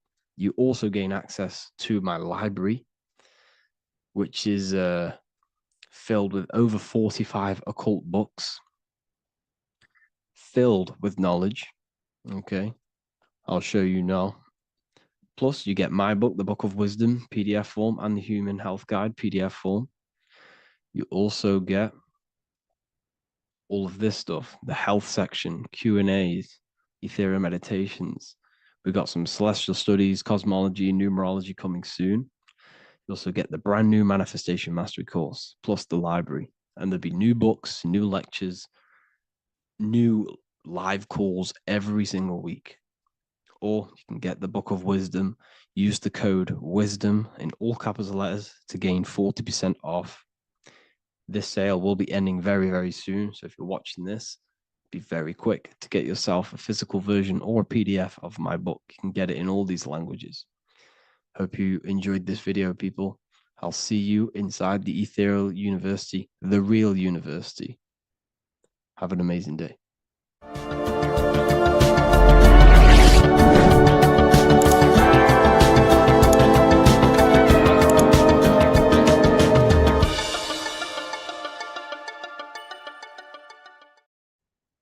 Hello, and welcome back to the real university. Today we're going to be talking about hidden spells within the language, English language. This is why we call it spelling. A lot of people are already aware of this. However, I'm going to go over some words that have double meaning, meanings to them, behind them, which trick your subconscious mind.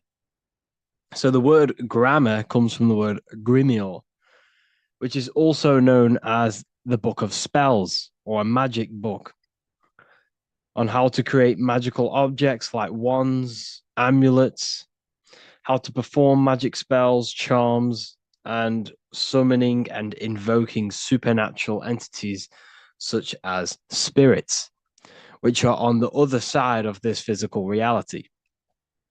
So what you must understand is what you say in this physical world is also happening in the astral world as well. So your words are spells. They cast spells into the spirit plane. They cast spells into your mind. They cast vibrational frequency into your cells in the water. Water holds a lot of energy. So we're going to be going all over this. The subconscious mind takes everything as truth. Everything you say is truth to your subconscious. And you should know this by watching the Manifestation Mastery 2.0 course. I talk about this. This is so important that you understand this because everything is truth within the subconscious. It only knows you. Your subconscious mind, if you watch the course, you should know this, it's responsible for 90% of your daily basis behavior.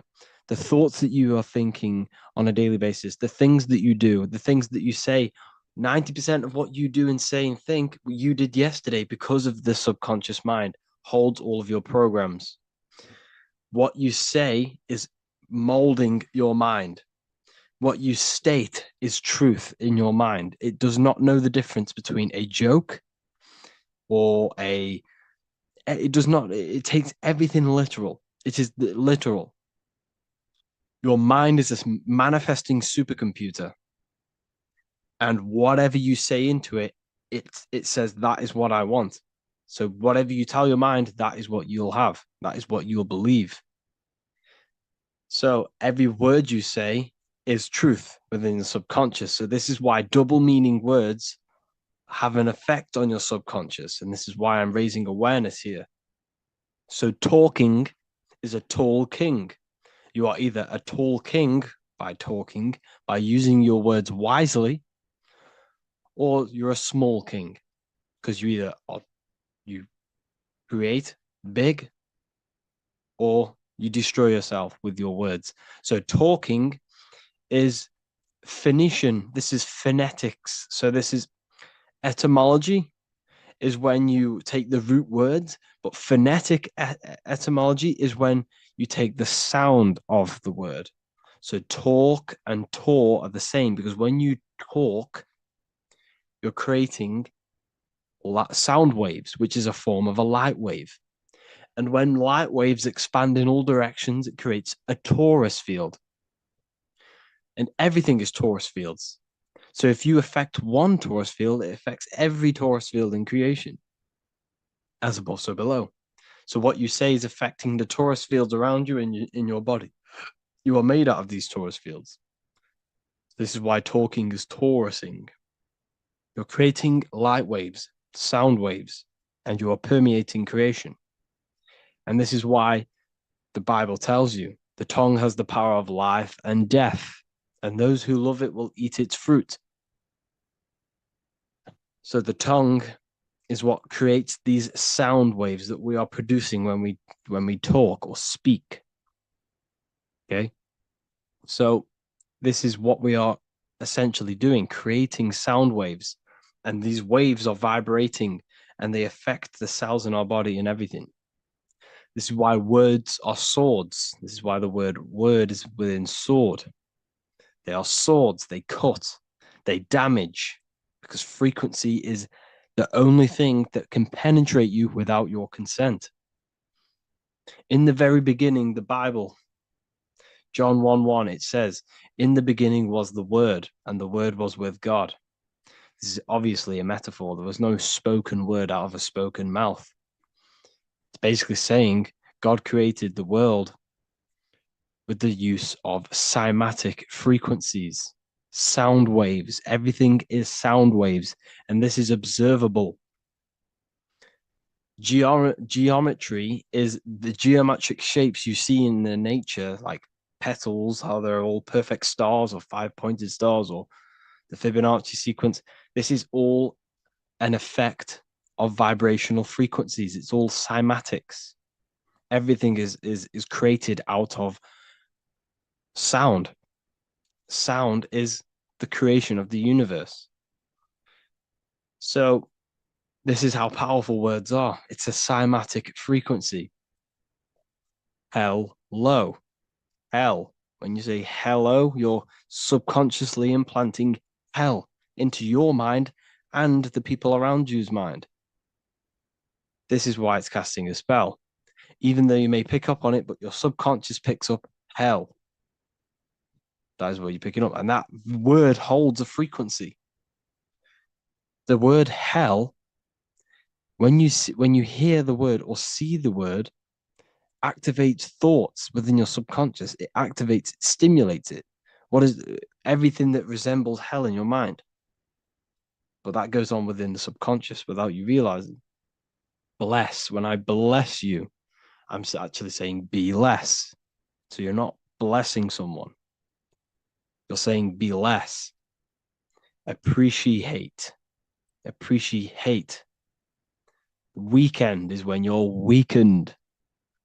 You see, they've casted spells on our cycle of life. The weekend is when you're weekend. You are weakened from the weekdays, when the working days are the weekdays, and the weekend is when you're weakened and you rest. Because in the days, you are in physical or emotional shock, unable to think or react properly. This is the days you're in. You're in a daze in the weekdays. See? Parents are a pair who rents. Because you don't, well, in this, we do own our children, but in the system, we technically don't. You're a pair who rents. Slaughter. They want you to think that slaughter is laughter. You see how it's implanting messages in your subconscious to make these things okay? They want you to think slaughtering is okay. So they put the word laughter in slaughter. I'm telling you, people, the people who made this language are satanic. They are witch. These people are wizards. We're getting ran by wizards, dark occultists, and wizards. That is who we're getting run by. And they've been running for thousands of years, and they know exactly what they're doing. They've covered all aspects. They've covered the language, the frequencies, the music, the food, the water. They control everything in every aspect of your life. They have some part in it. And it's all occult knowledge through magic. It's all magic. It's all a form of magic. Awake. Awake is an event where the family and friends of a deceased gather before the funeral. That's awake. Why are we talking? Why is the word funeral? Why is death associated with being awake? See how they are planting subconscious messages in you. They want you to feel death. They want you to be the low vibration. And it's the same with mourning. Mourning is an expression of sorrow for someone's death. They're always associating death because these people they're running a death cult. It's a death cult. It's a satanic cult. A job is Hebrew for prosecution. Soldier is a soul dyer. If you go into the army, you're a soul dyer that they just use your soul to die. And then you just wasted your time in physical incarnation. Because you never die. You will never, ever die. Ever. You're eternal. You never, ever die. This body is just a suit. So you're a soul dyer if you go in the soul, if you're a soldier. SOL means soul or sun, because the sun is a soul. Music. So we say music. See, music. Music. See how it's music? Music. Music, because music is frequency, and frequency penetrates your body without your consent. The music we listen to today is making people sick, mentally, emotionally, and physically. What you hear, what you see, goes into the mind, it goes into the body and the spirit. It destroys you. It's hypnotism. Music is hypnotic. It's a form of hypnosis. When you listen to music and you can't think. You can't think. It makes your body move without you even being conscious of it. It's hypnosis. It makes you sick. The right music is good, don't get me wrong, but the music they use today is making you, me and you, sick. And that's another one. When we say things are sick, oh, that's really good. So we say sick. It's another spell that you're casting. You're calling yourself sick. Your subconscious mind doesn't know the difference. You're calling yourself sick, ill. Spellcasters will often use the word abracadabra when spellcasting. This is because the word abracadabra in magic means I create when I speak. Every word you say is molding your mind in some form of way.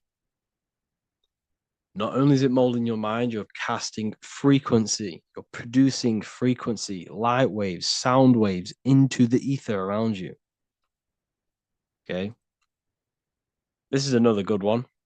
Look at the 5 vowels A, E, I, O, U. They tell you to speak it in this order as well. They teach you this order, this exact order. A, E, I, O, U. I, O, U. Subconscious spell on yourself without you even realizing it. It's a subliminal message that you will not realize, but your subconscious will pick up.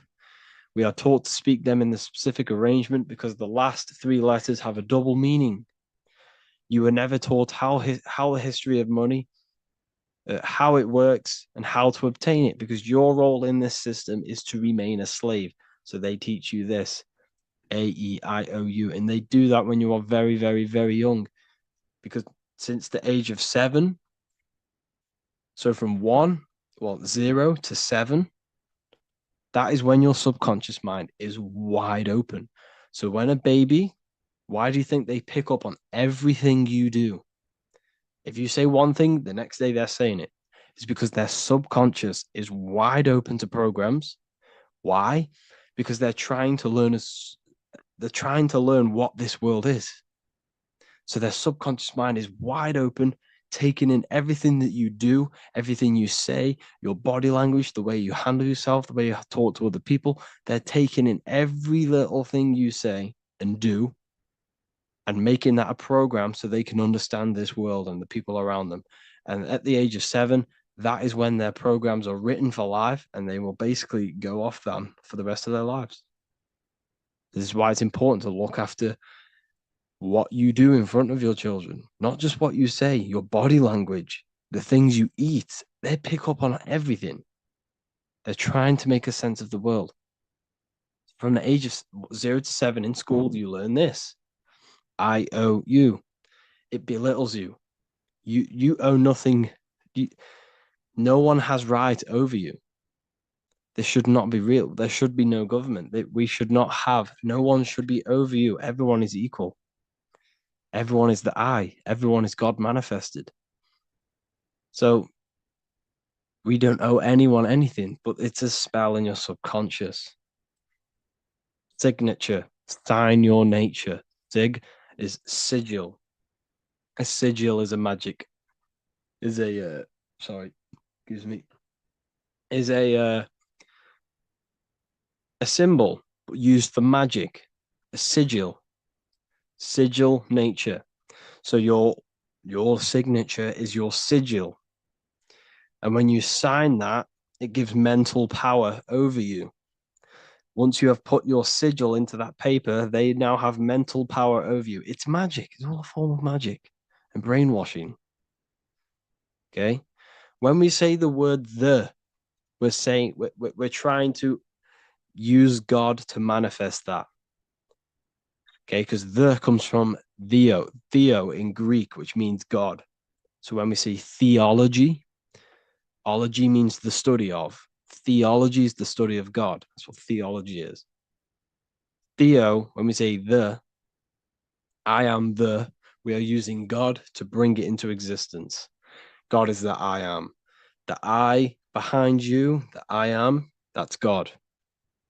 That's what manifested everything in your life. Everything in your life, that invisible creator inside of you has manifested everything you physically see. You are the invisible architecture, the invisible artist behind your life. The I, that's God. The only one. So when we use the word I am, this is how to bring the power to yourself. When we say I am strong, I am wealthy, I am free, I am financially free. When we say this, the I am, this is when we are bringing,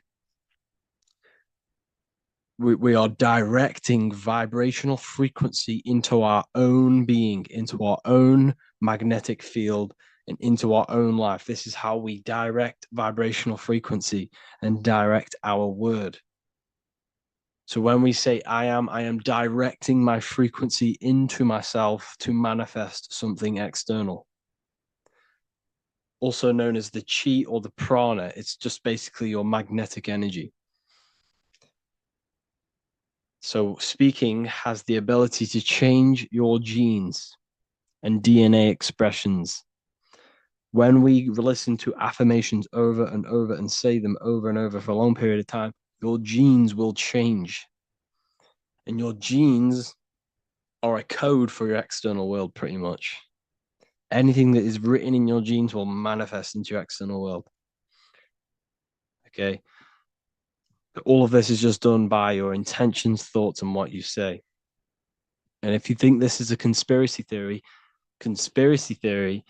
was a term invented by the CIA to discredit, confuse, ridicule, and disqualify any alternative information that contradicted the mainstream narrative.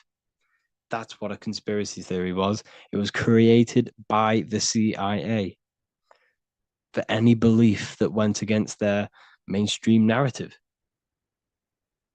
Hollywood, the biggest spell casting scheme cult in the world. Hollywood. I'm going to make a whole lecture on this. Hollywood is holy wood, which comes from a holly tree, which the ancient Phoenicians and magicians used to take the holy wood. It was called holy wood because it was the best wood to make wands out of and cast spells. That's why they get their name. And what is the films?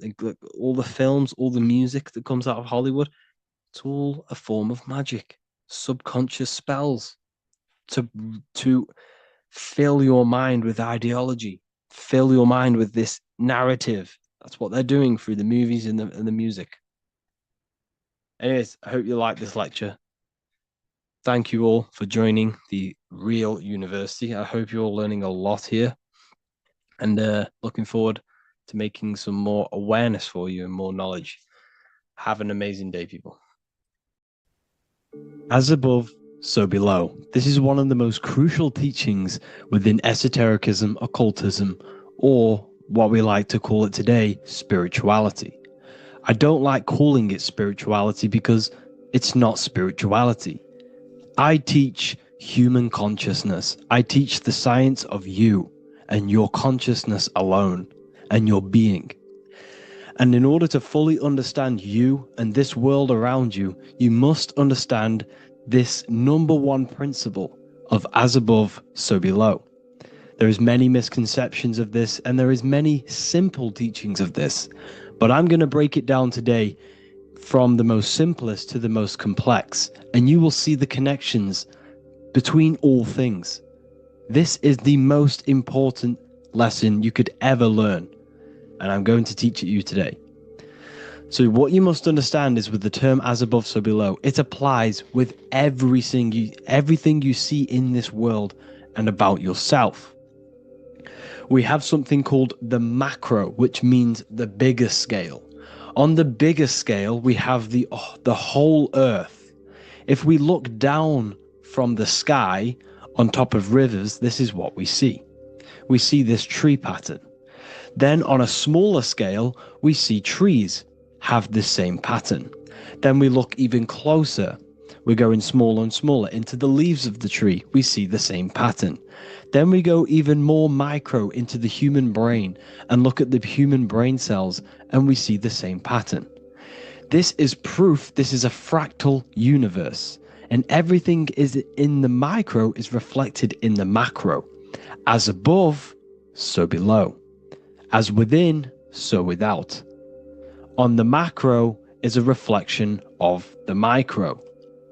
So now that you understand this, we can go a bit further. A yearly cycle of spring, summer, fall, winter is a macro A micro is a daily cycle. So a day is a mini year. The summer is the midday. Autumn is the evening. Night is the winter. And spring is the morning. This is a macro, a reflection. We have a miniature cycle of the zodiac every single day. And this cycle is also reflecting the cycle of life and death. We live, we are born, which is the spring. We live, which is the summer. We then age, which is the autumn. And then we die, which is the winter. And then we are reborn again. This is the cycle of life and death. And you do this every single day. You see, death is a macrocosm of sleep. This is why we say sleep is the cousin of death. Because you die every single night. You do this process of life and death every single day. As above, so below. What's in the micro is in the macro. So when you go to sleep, you are essentially dying. And then in the morning when you wake up, you are then born again. This is a fractal cycle that we live in. Everything in this whole world is fractal. Everything applies to as above, so below. We have the sun, we have the moon, we have the day, we have the night. We have the life, we have the death. We have the conscious, we have sleep. As above, so below. We have the conscious mind, because now we're diving into as within, so without. As above, so below more refers to the external world. As within, so without is referring to your inner world and the outer world. What you must understand is about yourself. You exist in two realms. You're an individual. The dual nature of you exist in two realms at once. You have an inner world of your thought, emotion. This is the inner world that no one else can see but yourself. And you have an outer world with a physical body which everyone can see. So you exist in two worlds. You have the inner voice, you have the outer physical voice, which I'm speaking to you with now. But I also have an inner voice, which no one can hear, only but me. So you exist in the light and you exist in the darkness. The sun represents your external self, your physical, conscious mind. The moon represents your shadow self, the inner self, the psyche self, the spirit self. There is an as above, so below. The sun is within you. The moon is within you. Everything is within you. Now that you understand as above, so below, what is your body? Your body is a miniature earth. Let me repeat, your body is an earth. Your body is the earth. Okay? Because like I say many times in all of my videos, you are not in the world. The world is you. You are the universe. Your brain is a computer creating this reality. What you see with your eyes is produced in the back of the brain called the visual cortex. You don't look into the world, the brain produces the world. The body produces the world. When you touch something, you're not actually touching something. This is the electrical nervous system. When you touch something, what you feel is actually electrical signals on your nervous system reporting back to your brain. Therefore, when this body dies, you leave the earth because this body is the earth. Okay? As above, so below. You have the mental plane, the astral plane, the etheric plane, and the physical plane. This is essential for understanding reality and the teaching of as above, so below. Everything in this material plane began in the thinking mind. For example, the microphone I'm speaking into, the phone you're watching this video off, or the laptop or iPad. Where did this begin? It didn't begin in the factory. The first ever place this item begun was in the mind of an individual. The invisible realms of mind is where all physical things and physical items begun. Essentially, this physical plane is the effect of the thinking mind. This world is the world of effect. It's the world of outcomes. When you see something, it is already manifest. It is already being manifested. It is an effect. And in the effect of the cause, which is the thinking mind. Therefore, the mind creates thoughts, which is the mental plane. Then after thoughts creates imagination, which is the astral plane. These two are spiritual. They are non-physical. So spirit kind of means non-physical. Then you have the physical planes, the etheric and the physical plane. As above, so below. What happens in the mind is manifest on the physical plane. Like I said, the phone that you are holding, it was a thought, and then it brought down into a physical reality. As above, so below. You change the mind, you change your reality. Your environment, the word environment has ment in it because your environment is mental. So now that you understand this, so what is the world around you? The world around you was created by the mind of God. It was manifested through God's thought. So you are living in the mind of God. You are a thought in the mind of God. God thought you into existence. But like I said, we are all fractals. Everything is fractal. If God exists, this means that you are God. As above, so below. God created you through the thinking mind, and he gave you a thinking mind. So God created the macrocosm. God created the macro, the whole world. He designed the whole world, the sun, the stars, the moving. He designed this. But then he gave you the thinking mind to design your own life and create your own life in his world. You are a microcosm of God's macrocosm. Just like God thought you into existence and the whole world into existence, you are a microcosm thinking your world, your reality into existence. You see this now? Everything is a reflection. Everything is a mirror. Everything is fractal. So in order for you to change your reality, you must change these higher planes. Your thought and imagination are the two key aspects of creating physical reality. Every object you see around you was begun in these higher planes of the non-physical, and they were brought out of spirit into physical matter through the thinking mind and physical action. So now we're going to get a bit deeper. The brain is not the mind. Now that you understand, we have spirit and matter. As above, so below. You have a non-physical side of reality and a physical side of reality. The mind is the spiritual brain. The brain is a physical manifestation, a physical effect of the mind. The mind uses the brain to operate in the physical world. And it's the same with the heart.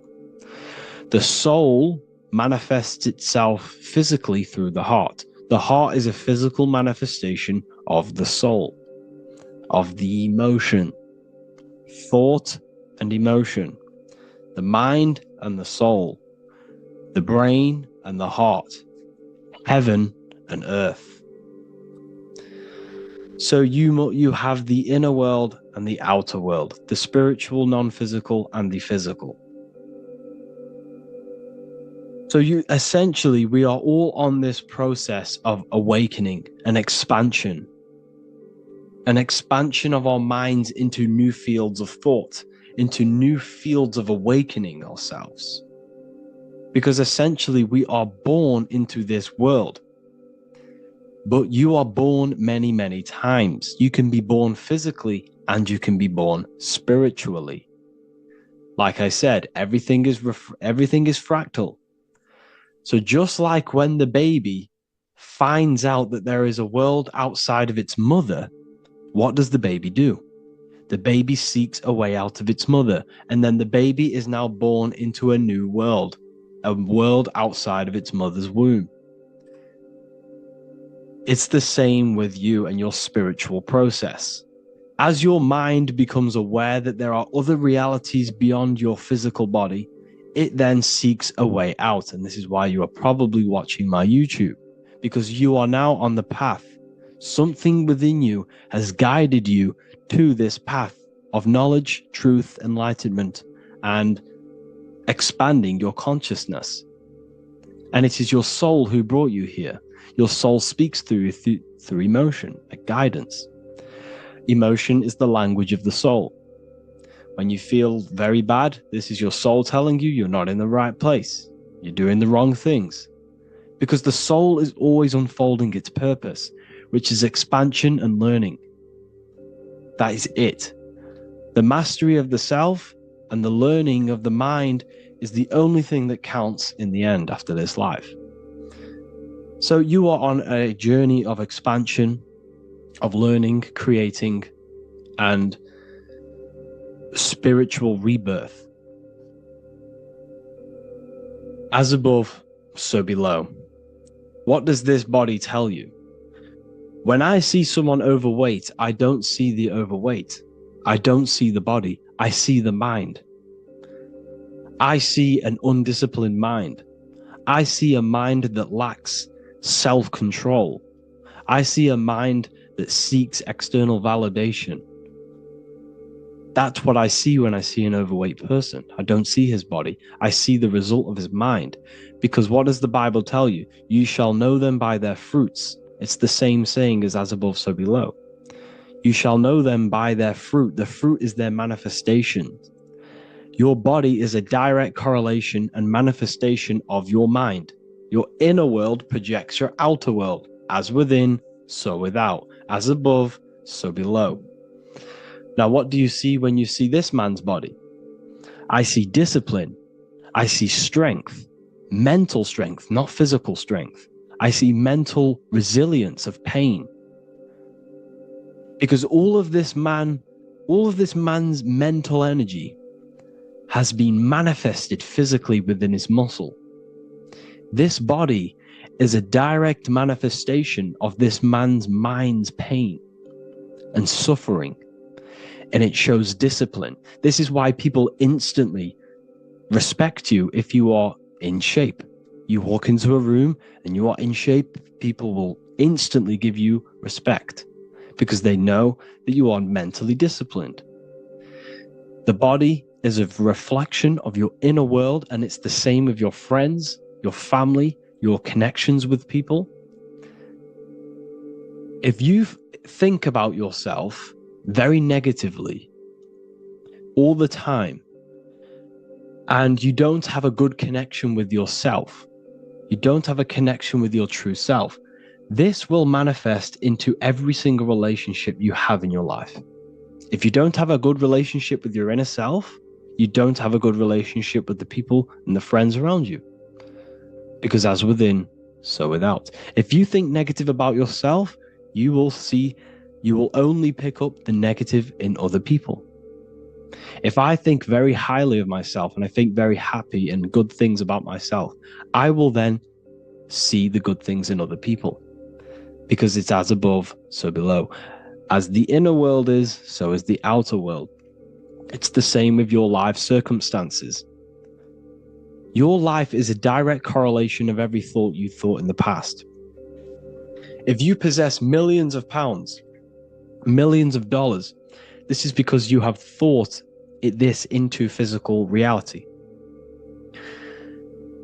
You live the life you are deserved. You live the life that you manifest through your thought. If you live a very poor life, this is a reflection of your mind. This is a reflection of what you have thought into physical existence. Because like I said, everything begins in the mind. As above, so below. And this is even present within the body. So where is the head? The head is at the very top of the body. And where does all manifestation begin? In the mind. That's where the mind is, in the head.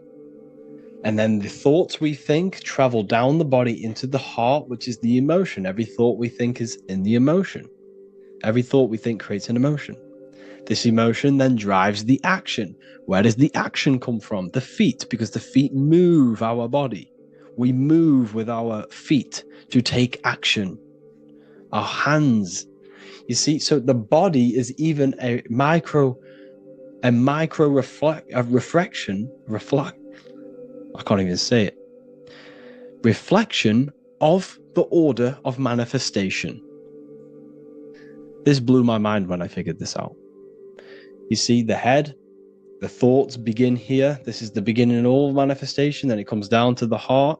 This is the emotion. Then you take the action. The thought and emotion then sparks the action, which is taken with the hands and the feet. And where's the lowest point on the body? The feet, and that's touching the physical earth. So the head is where the thought is, the non-physical, and the lowest point on the body, which is touching the physical earth. So the head represents spirit, the feet represent matter, spirit and matter. Your room, if I walk into your room and I see a messy room, I don't see the room, I see a messy mind. The room is a reflection of the mind. If you have a messy room, this is your mind. It's an externalization of your unsorted mind, undisciplined mind. So like I said, we are all God, and we must find the God self within us. And I teach all of this inside the Book of Wisdom, Volume 2. This is not just a book, this is a revolution. This is the beginning of a new age with this book. If you have read it, I congratulate you. You should feel very proud of yourself if you have an open mind. You should feel proud of yourself for watching these videos, because not many people have an open mind. Remember this, people. You are special if you're watching these videos. You have the mind. You have the ability to see through the illusion.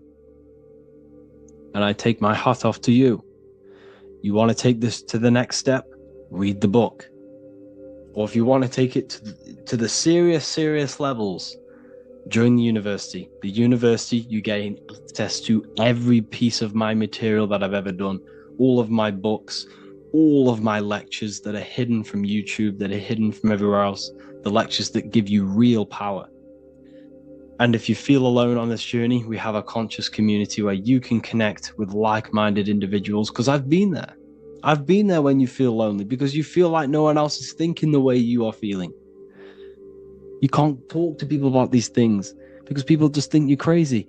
That's why I put together this, so we can connect, so we can unite, so you can connect with people, so you don't feel crazy about thinking about this stuff, learning about this stuff. And if you truly want to level up your life, people, and take your studies serious, this is for you. We do live calls, we do lectures. There's a whole library filled with books you can read. It's the perfect place for the truth seeker. I thank you all for joining. Please leave a like, a comment, a subscribe. Let me know any future videos you want me to make in the comments. Thank you all. Have an amazing day.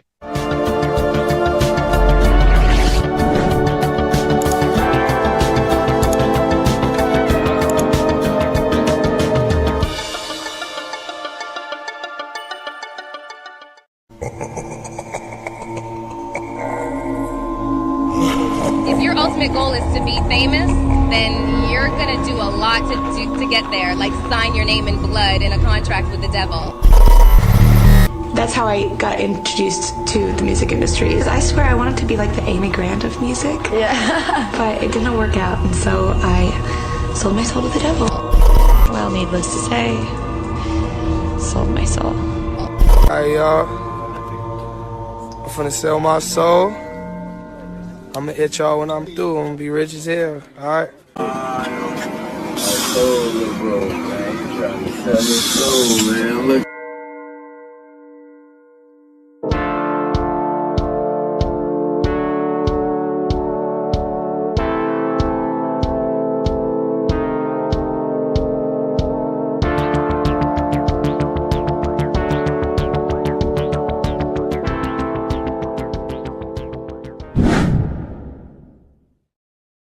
So what exactly is selling your soul?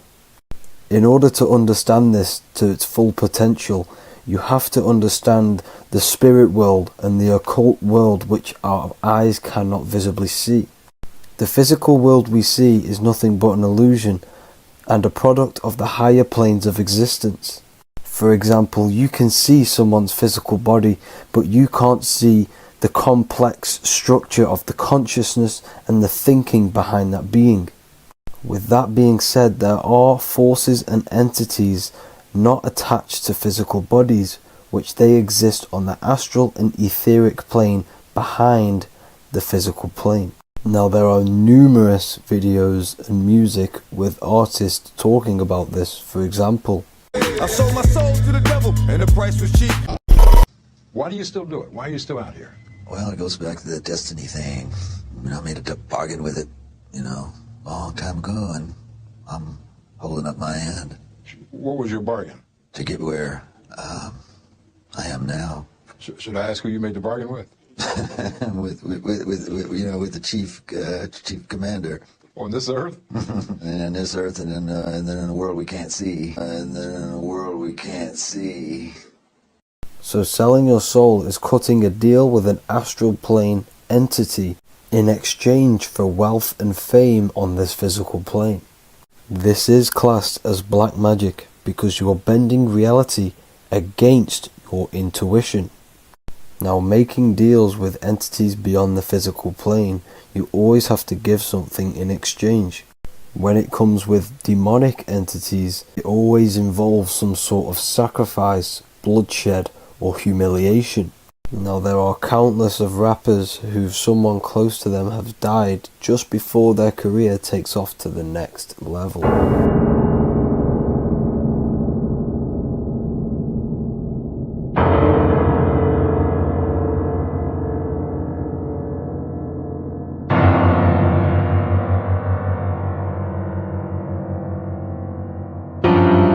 My mama was sacrificed.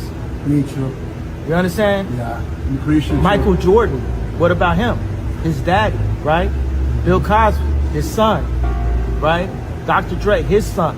Out in Hollywood, a lot of people come up missing. So these rappers and celebrities do have to do sacrifice rituals in order to take their career to the next level. Top flight, I've been growing up, it's a ritual. So the occult side of this reality is heavily connected with the music industry and the elites. This is why they are all connected to Freemasonry.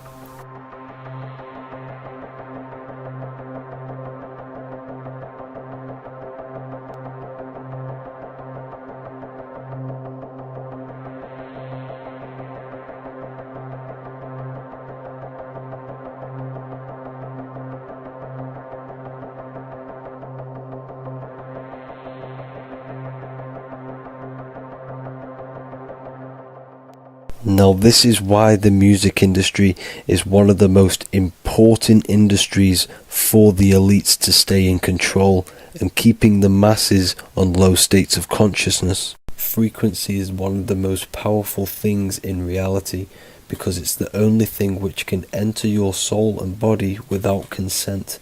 The frequency on Spotify and all major platforms are all tuned to 440 Hz, which was set by the Rockefellers. 440 Hz turns off the whole right side of your brain, and the right side of your brain is to do with critical thinking, imagination, and your intuition. Music has the ability to influence your intent, your emotions, your thoughts, and your actions just by frequency itself. By controlling the music the celebrities put out and the things they talk about, they're actually molding society because of the celebrities' huge amount of influence over the younger generation and cultures within society. This is why the music industry is mainly talking about sex, guns, violence, and hating other people. These are all very low vibrational acts and things to do which destroys humanity and societies, keeping us all conquered and divided in order for them to stay in power. Music can actually reprogram your subconscious mind, and it is a form of MK Ultra, which is mind control. It's in my brain. Do you know that? It's living rent free. I can't get it out. You did that. Yeah, it's hypnosis. Yeah, it's hypnosis. You're so awesome and dope. You do need to be very careful with what you're listening to and what frequency it's playing at, because all of this has an effect on your electromagnetic field and your state of consciousness. Now let's go back to selling your soul. When these rappers and celebrities sell their soul, they now gain eternal life on this physical plane. When you do sell your soul, you are allowed to live forever. And these people that are called youngins, rookies, new booties, like I was, had no idea that these people still live. They will prey, haunt, kidnap, anything to stay on top. This is their world. They have nothing but time, is what they believe. Now this explains why there's so much Saturn worship, because Saturn is the father time. He's the god of time and crystallization in the physical realm. If you want more information on that, go to my previous video. Now here is A$AP Rocky standing inside of a pentagram, but notice the way he's standing, it's an inverted pentagram. The pentagram is associated with magic, however the upright pentagram is the 5 elements with spirit on the top. It's either called spirit or ether. It's at the top because it rules the other 4 elements, because it's the baseline of reality, which is spirit and matter. Spirit is behind the physical reality. However, when it comes to black magic, they invert the pentagram, so spirit is at the bottom because they worship the physical world. This is why the Baphomet is the inverted pentagram. These people are operating off their animal instincts. They do not want anything to do with spirit. These are antichrist. All of these celebrities know full well the effect that what they're doing on the rest of the world. They have sold themselves out, and the elites use them as puppets to push this new world order and mold society in the way they want it. This is why all the celebrities are linked to Freemasonry, because in Freemasonry you have to take the oath of silence, where you can't speak on anything that they learn inside of Freemasonry. This is the symbol of silence.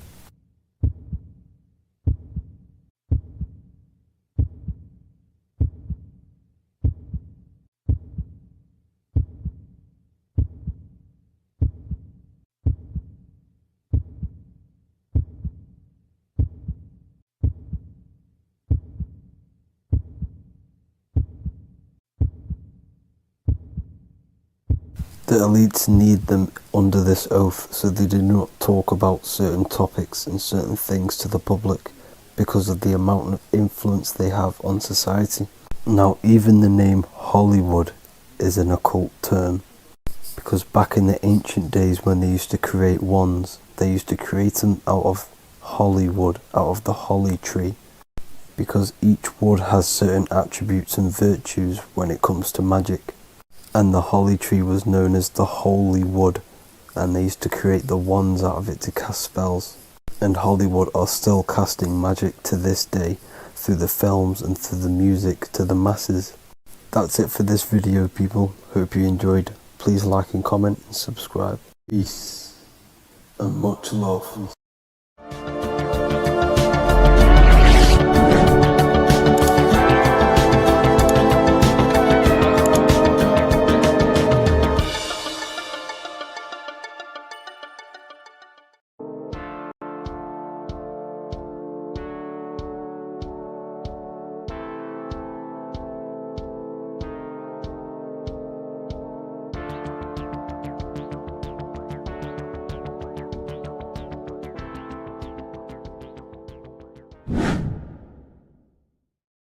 People, how are you all doing? It's Revival of Wisdom, and today we're going to be talking about your birth certificates and how we are slaves to a system, and how They have trapped us into this system.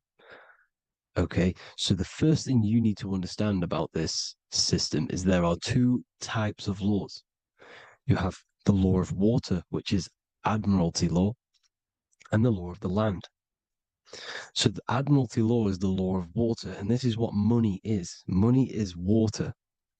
This is why we say liquidity, currency, the current. A current is water, something moving through something. Cash flow.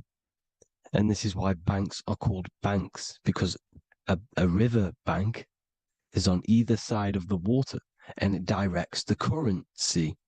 You see? So money is water. And as you can see here, Ripple, the cryptocurrency, Ripple, water Ripple, and they're building a bridge over water, overseas, international banking with cryptocurrency. So money is water. And this has specific laws about water, but water is the same everywhere, you see. What the difference is with the law of the land is that you can have different laws in different lands. I can't do certain things in the UK that people can do in America, for example. You see, that's the law of the land, but the law of water is the same because water is everywhere. Now, this is very important to understand when it comes to, you know, these birth certificates. So, Pope Gregory, this is where we're going to start off. Pope Gregory in 1582 took the Orthodox Eastern sunrise calendar and changed it to his own Gregorian timeline, not a calendar, a timeline. This timeline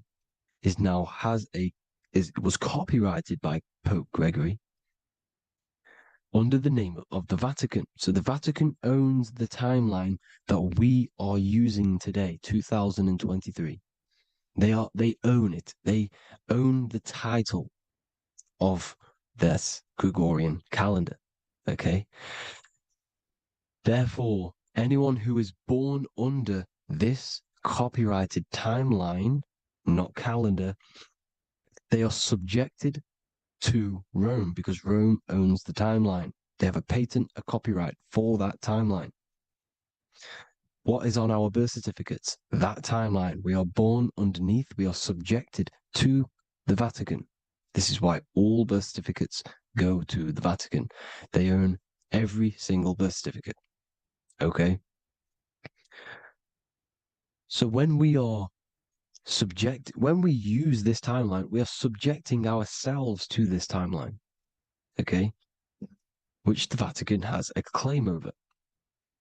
This calendar or timeline is set to sunset, not the sunrise, which is associated with death, darkness, and the moon, lunatics. You see, so this is a sunset calendar timeline. Okay, this is now, they've changed a couple things, right? They say that the new year is January the 1st. Okay, when we know this is in winter. January is winter, which is associated with darkness, death, the death of nature. So this is a death cult, people. These people are evil. They're so evil. The Vatican.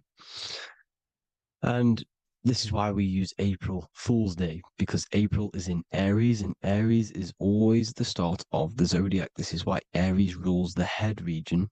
12 zodiacs, 12 systems of the body. Each zodiac is associated with each part of the body, and this is why Aries is the head, cerebrum. But we're not going to talk about it in this video. But yes, that is what April Fool's Day is. They're putting it in your face. April Fool's Day is the real start of the year, when the sun starts to rise again, when the risen Savior is resurrected, when it's born again. This is when the Jews celebrate the Passover. This is when the Christians celebrate the resurrection of Jesus, and they eat lamb. The Jews eat lamb because we're in Aries, the new year. The sun is now born again, our risen Savior, the light of the world. So yes, this is what April Fool's Day is. It's the first day of the year, which they changed. Pope Gregory changed. So you need to understand is that you are in the womb. You are inside of a ship, because every ship, literally a ship, every ship is female. This is why they say she delivers the product, because she does deliver the product, you, the baby. Same thing with a ship, they deliver products. They are a she.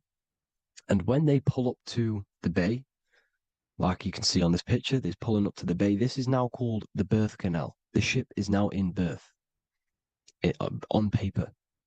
Okay, this is law. And when they pull up, they tie up to the bay, and now they get a certificate of manifest certifying all of the products which are on the ship and what they are bringing into that nation. Okay, so you're bringing in this many of that, everything's on the certificate of manifest. And this certificate as manifest is also your birth certificate, because you are traveling through water when you are in the birth canal of your mother, because you are in water when you are in the womb, and you travel through the birth canal. And when you arrive, you get a certificate of manifest with the name, how many, the quantity, that's your birth certificate. Okay. And this is what it is. We are a well, we're not a corporation, but we represent a corporation, which is your name in full capital letters. That is your corporation. You cannot physically tax a body, but you can tax a corporation. This is why we get charged. This is why we get taxed, because it all goes down to the corporation, which our name represents, which we are subjecting ourselves to. We are my name. I am subjecting myself to this name, and that name has a corporation which I represent, which I subject myself to. You see, this is how we are attached to this straw man, this character that they have built on paper. So it's a character which is on paper. This is what we represent. So when the woman gives birth, she delivers the baby, and then she has another substance. Now I'm going to break down how they attach this name to us, how they do it. Okay.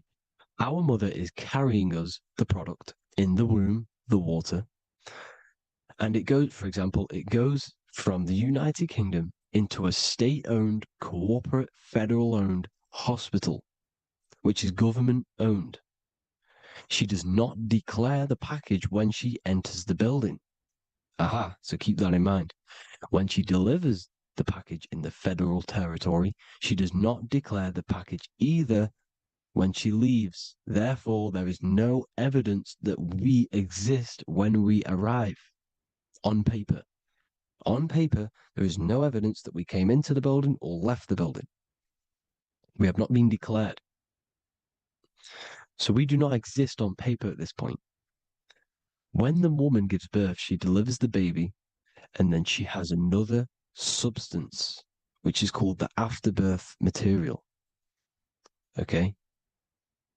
This afterbirth material has the same DNA as our physical body, with the body, mind, and spirit. Okay? This is how they get this corporation. Hold on. The afterbirth material does not get claimed by the mother nor anyone. Therefore, they salvage that substance, because we are under the Vatican.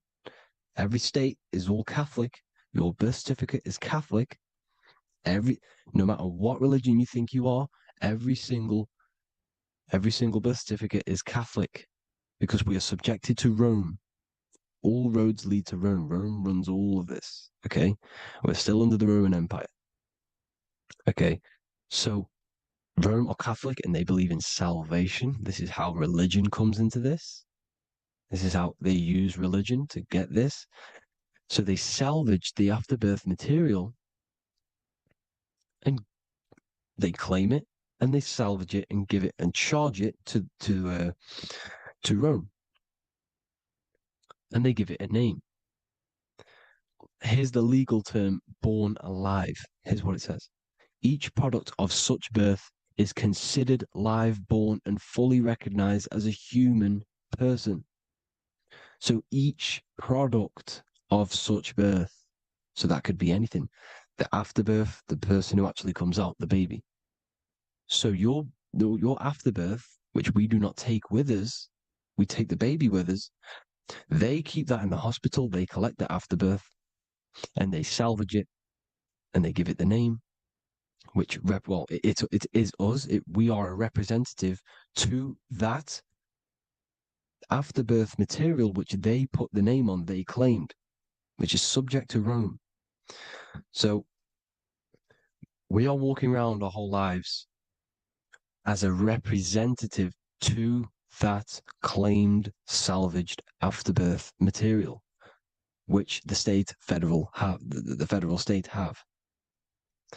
Okay? We are under the Catholic Church, Vatican, therefore the afterbirth material is a child of God. See? On paper, therefore they believe in salvation and salvage the afterbirth material. This material has no mother or father. The state pick it up, it becomes a war to the courts and gets charged to the state. So we are a representative to that character they salvaged because it is the exact same DNA as you. Subject is the name or the title, and the matter is the physical aspect left behind in the hospital, which represents us. You see? So now we're moving on to Unum Sanctum. Unum Sanctum was in 1302, a very, very important year. Very important year. Unum Sanctum says this is basically how they claim everyone in the world. So the Vatican had all this power, all this gold, all these people under them. They need to get a claim for them so then they can rule over them and make them slaves. So what they did, they created Unum Sanctum. Pope Boniface VIII did this. And it says, the spiritual man judges of all things, and he himself is judged by no man. The spiritual man, keep that in mind, unless he invent like Manichaeus, two beginnings, which is false and judged by heretical, since according to the testimony of Moses, it is not in the beginnings, but in the beginning that God created heaven and earth. Furthermore, we declare, we proclaim, we define that it is absolutely necessary for salvation that every human creature to be subjected to the Roman pontiff. So they are claiming us in Unum Sanctum, and it's in the vaults in the Vatican. They will put a spell on it because they are sorcerers, they are magicians. They put a spell on it, they lock it up, and whatever goes on that piece of paper goes. And this Unum Sanctum is claiming all of us. So what does it say in the beginning? The spiritual man judges of all things, and he himself is judged by no man. The spiritual man, the man with the body, mind, and soul, the first baby that comes out the birth canal. That's you, your body, body, mind, and soul. You have the Christ, which is I am, which is grace. Grace means here now, in the present. You have the Christ, which means I am. Therefore, you have a soul. If you can say I am, you have the Christ. You have a soul. But a creature can be anything with no soul. You see? So no man can judge the man with the soul. However, as it says in the second part, we proclaim, we define that it's absolutely necessary for salvation that every human creature to be subject to the Roman pontiff. So they are subjecting the afterbirth, not the man with the body, mind, and soul, but the afterbirth to the Roman pontiff, to the Roman Catholic Church. We are the ones who are claiming to be the afterbirth material, which is our birth certificate, which is our representative. We represent that because it is our DNA. This is how we are stuck. We are stuck because we represent this DNA, which is on paper, recorded. You see? So we, being untaught, uneducated in these subjects, we are subjecting ourselves to this system, to this slavery, because we just want to live.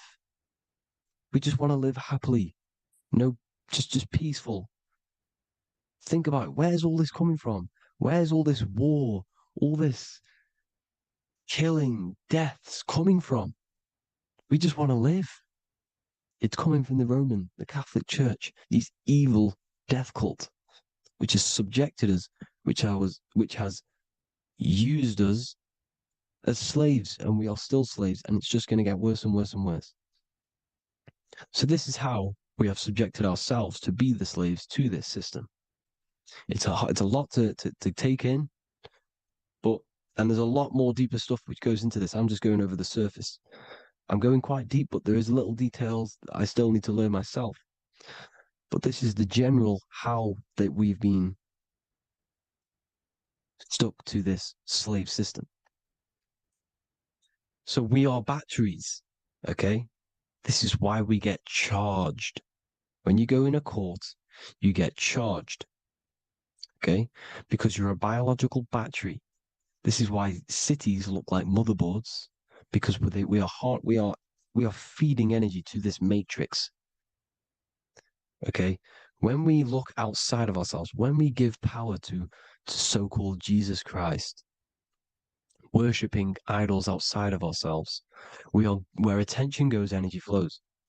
We are feeding the matrix with energy. By looking within, placing your attention within yourself, you are taking back your power. Because the I am is Christ. The you, the soul, is Christ. It's God. The awareness is God. Okay?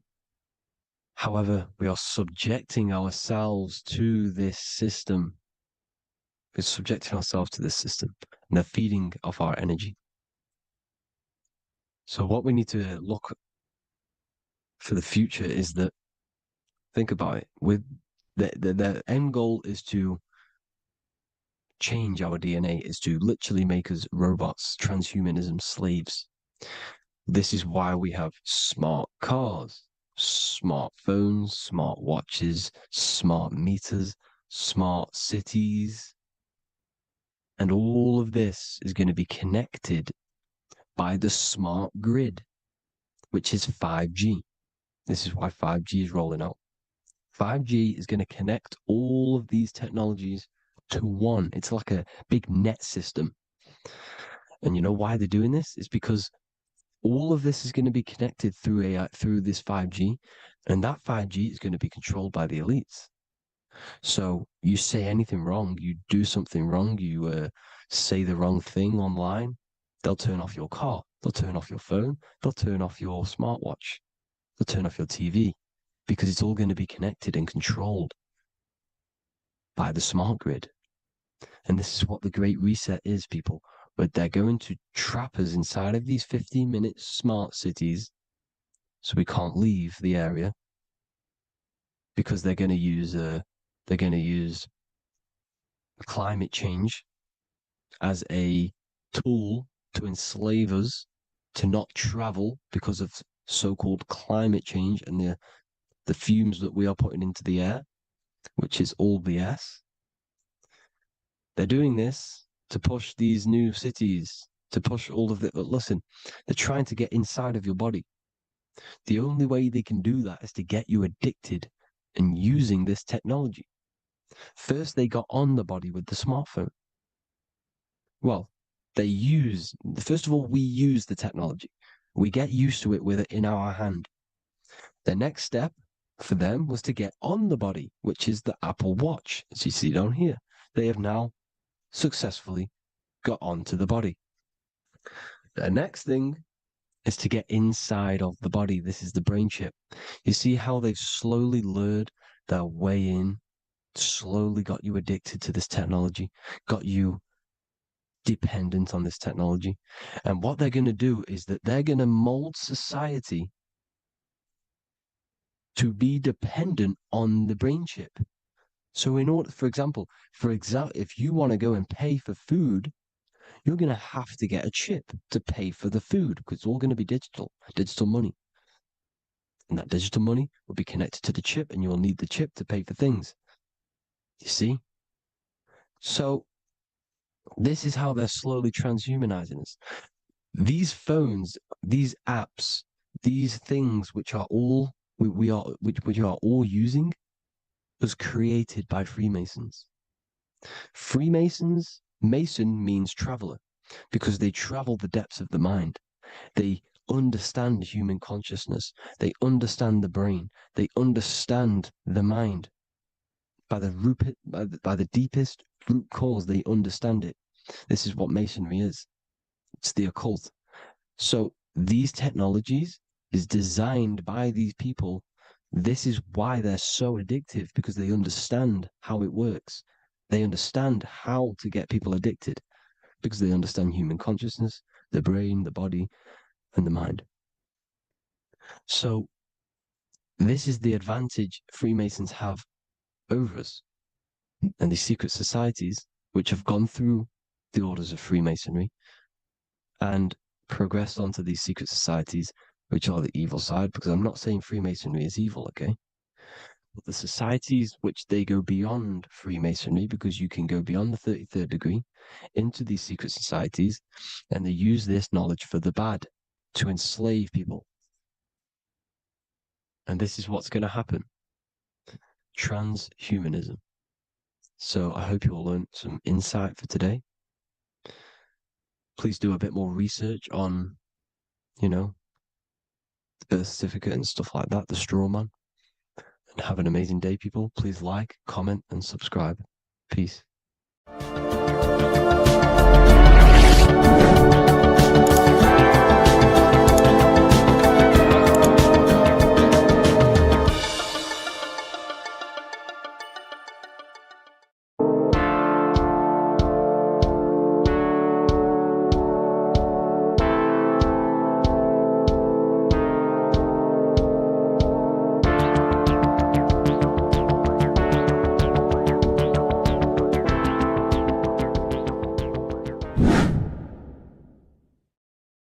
What's good, people? We're back with another video. This is going to just be a quick video. Manifestation, magic, bending reality. So let's jump straight into this. So you have a conscious and a subconscious part of your mind.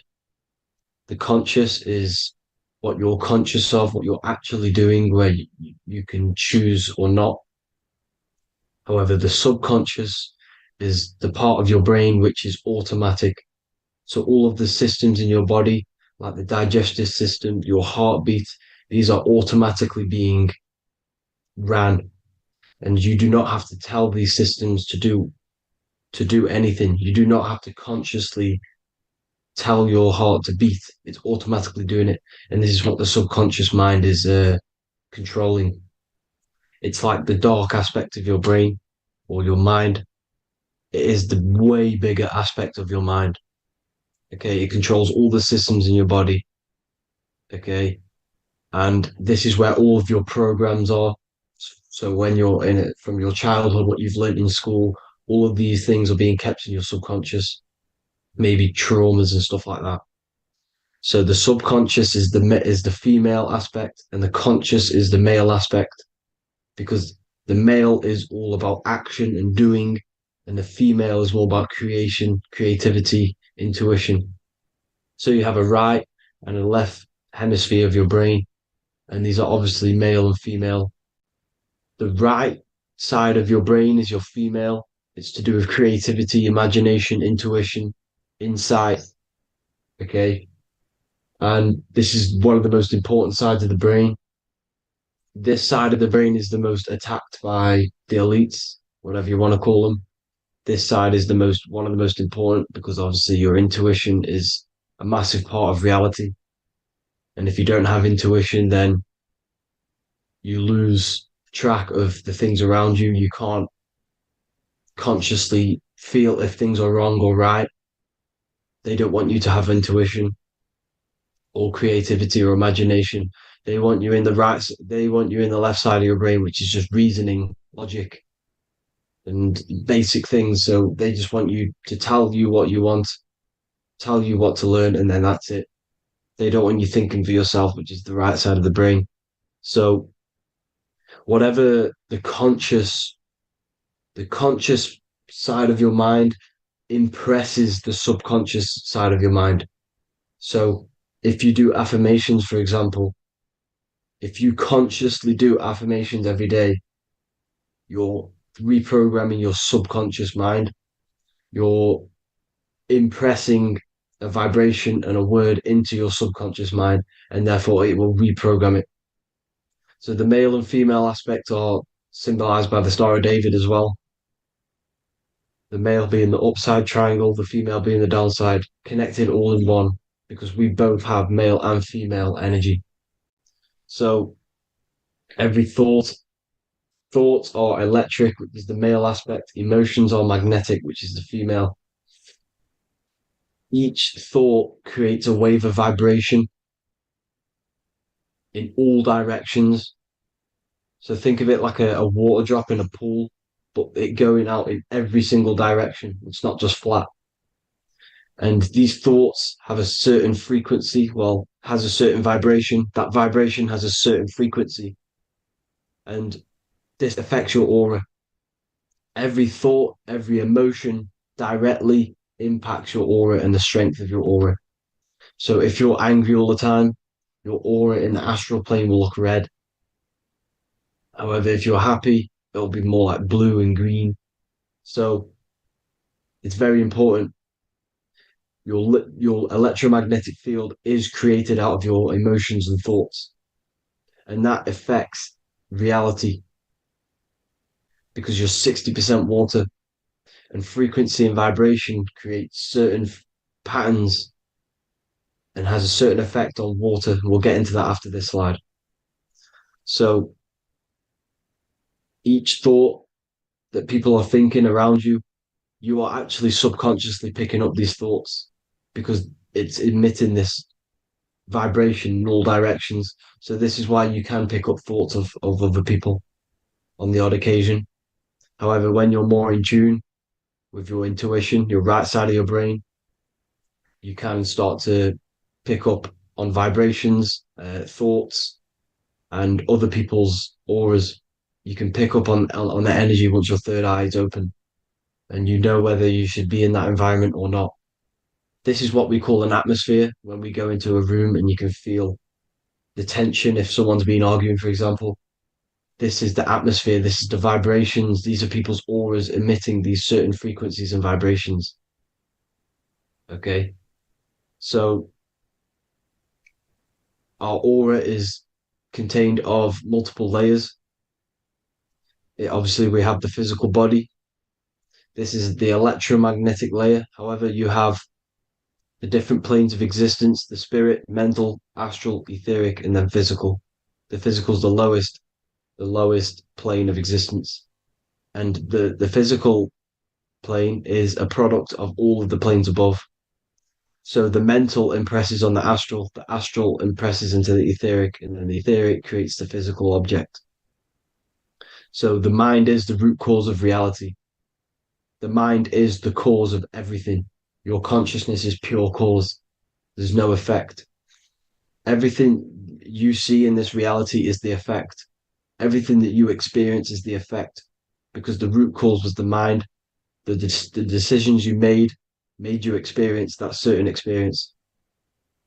And that decision was created on the mental plane. And this is just pure thoughts. And thoughts are things. If it exists in your mind, it is a thing. It's a certain frequency. So if you have a certain level of thoughts, if you're thinking positive, for example, you're going to have a strong aura, you're going to have a higher vibration. And that attracts like. Like attracts like when it comes to thoughts and vibrations and electromagnetism.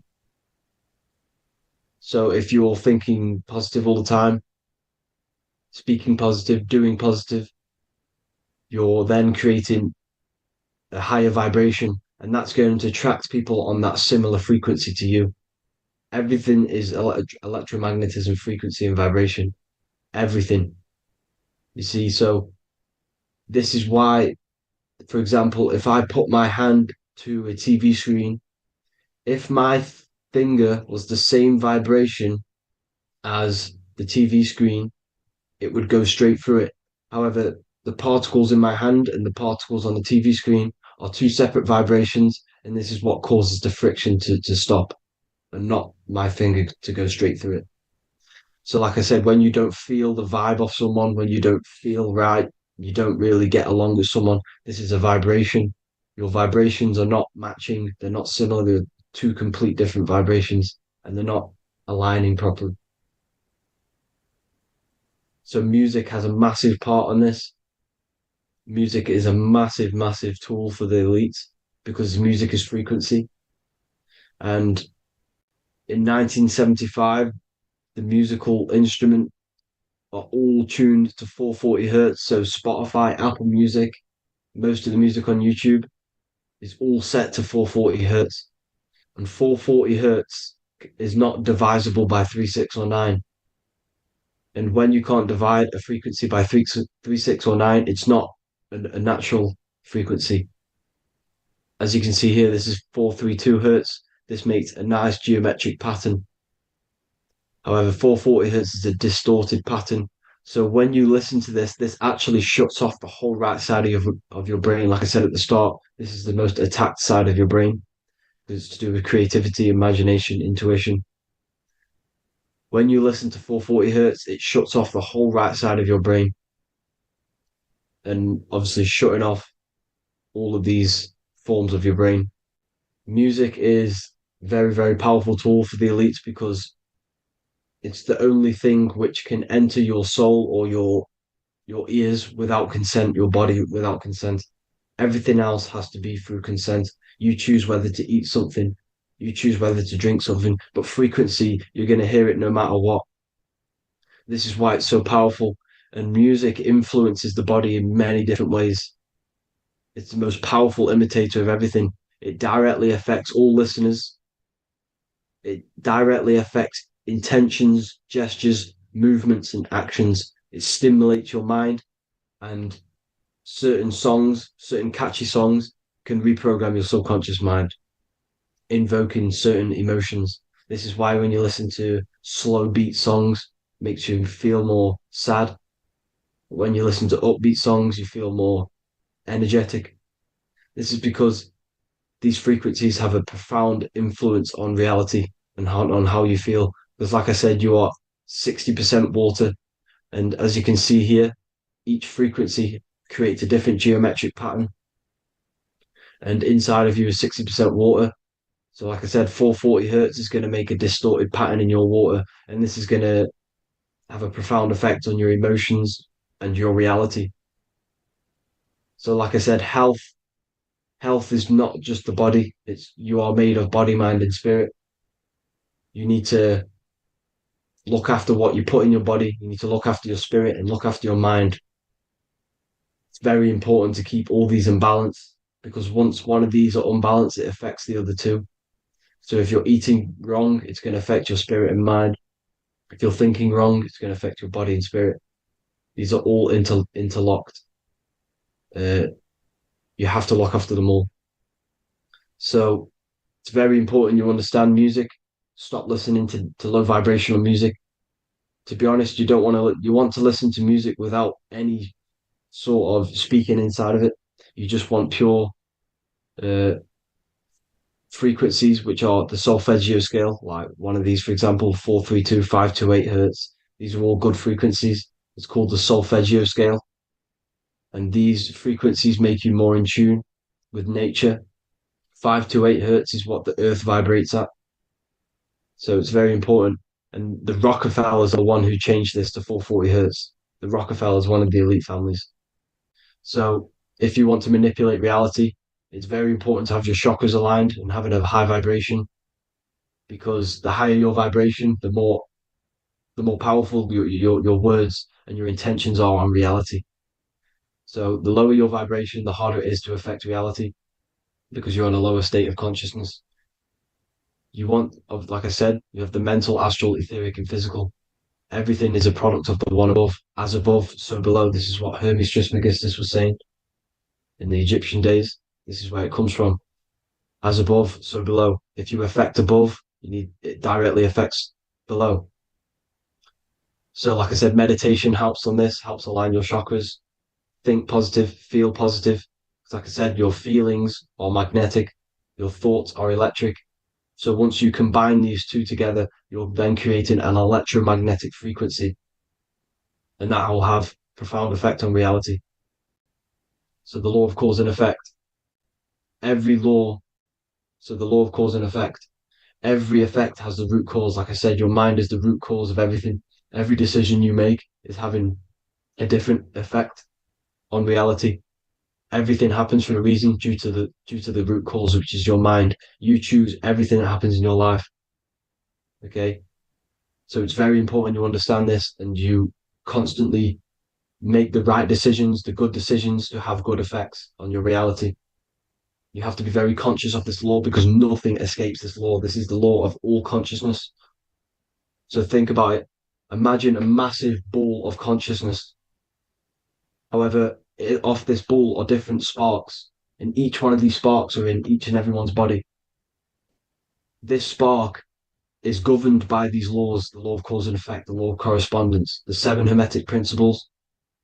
It's very important you understand this because this mass ball of consciousness is what is obeying these laws, and everyone has this spark of consciousness inside their third eye. And like I said, everyone is the same consciousness. This is why if you do bad onto someone else, that will directly affect your reality. So if you hurt someone, it's going to come back to you in one way or another because you are that same consciousness. This is like a mirror reality. As within, so without. Whatever you feel on the inside, you're gonna see that on the outside. You're gonna experience that reality, whatever you've impressed. So there's different ways to bend reality to your will. This is kind of a sort of magic. So obviously you have black magic, which is manipulating reality to harm and influence others, or to be very selfish. And yeah, then you have white magic, which is manipulating reality for the good of humanity. So you do have to be very careful with your intentions, people, when you're trying to manipulate reality, because this is nothing to be played with. If you are manipulating reality for the wrong reason, it's going to come and bite you in the ass in some way or another. Because everything is balanced. Everything balances out in this reality. Nothing escapes the laws. Not one thing escapes the laws. So if you're stealing from yourself because it's just going to come back in one way or another. Inside of everyone's heart, you know whether you're doing good or wrong. You can feel it when you do something wrong. You can feel it when you do something good. The heart is the center of the torus field. It's balance. And this is why you say follow your heart, because it's the center of the torus field. It's very important to listen to this inner voice inside of you, because that is telling you the right things to do, the good decisions to make. And when you keep following that voice, that good voice inside of you, it takes you to your life path. Very important to follow that voice. However, don't let the ego get in the way of it. Don't care what your friends are going to say. It's very important to understand this. So you have different ways of manipulating reality. You have sigil magic. This is where you create your own sigil or symbol. You create your own sigil and symbol, and then you charge it. You behind that symbol, you have an intention. So, for example, if you want to manifest wealth, you create a sigil which represents what you want.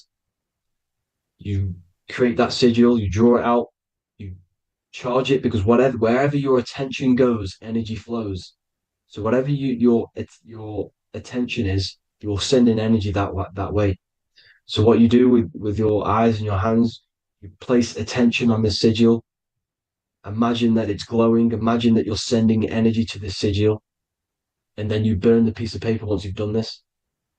And then after this, you meditate on that symbol. You constantly think about that symbol, because that symbol is the frequency, is the thing that you want to manifest. So that's one way. Or you can just meditate on your reality. So imagine yourself having already what you have. This is what they call a mindset. You must set your mind to the frequency what you want to manifest. Okay. So if you want to manifest wealth, for example, imagine yourself being wealthy. What would it feel like? What would you be doing? Imagine a scene in your mind. Constantly do this, and you're putting out that frequency. Like I said, you must think, because the thoughts are electric, and then you must feel, which is magnetic. Together, this creates an electromagnetic frequency. And This is how you attract things to you. You will attract the certain people to come in your life to bend reality to your will. Okay? Or you've got mirror magic. Stare yourself in the mirror, because a mirror reflects light, it also reflects energy. So you've got to be very careful with what you say to a mirror. You've got to be very, very, very careful, because whatever you send into that mirror is directly sent straight back to you. So if you're thinking negative, you're sending negative energy back straight to you, and that's going to have an effect on your reality. Affirmations are very important, because your words are frequency, your words are vibrations, and each word you say has a certain frequency. If it's positively charged, it's going to affect you positively. If it's negatively charged, because like I say, your brain and your mind is like the director of energy. That's what your brain is. And it directs energy into certain things. You can either positively charge it or negatively charge it. And this brain is creating your reality constantly. It's manifesting your reality constantly in the present moment. So this is what the government knows. The government know your mind is the root cause of reality. This is why they call themselves a government. Government. The New World Order is not being manifested by them. They are controlling the information. They are controlling your perception of this reality. And they know the mind is the root cause of reality. Therefore, if they control your perception of reality and your information, what you believe, you're going to manifest that information, that perception. So we, the people as a collective consciousness, are the ones manifesting this New World Order. You see, so this isn't black magic. They're actually tricking us into manifesting their own their plans, this New World Order. You see, this is how smart these people are. They know how to get around the laws of reality. They know how to bend reality to their will without facing the consequences. They're getting humanity to do it. You see, there is a collective consciousness. As like I said, we all have that same spark of consciousness, right? So as a collective consciousness, we are on a very low vibration at the moment. However, we are waking up rapidly. There are more and more people waking up at the moment, and light always chases away the shadow. Light is a lot more powerful than darkness, you see. So one person waking up has a massive effect than one person being asleep. It has a profound effect. Because like I say, the light always chases away the darkness. It's more powerful. The light is always more powerful. High vibrations are more powerful than lower. So that's it for this, people. I hope you all enjoyed. This is a short, quick video. God bless you all.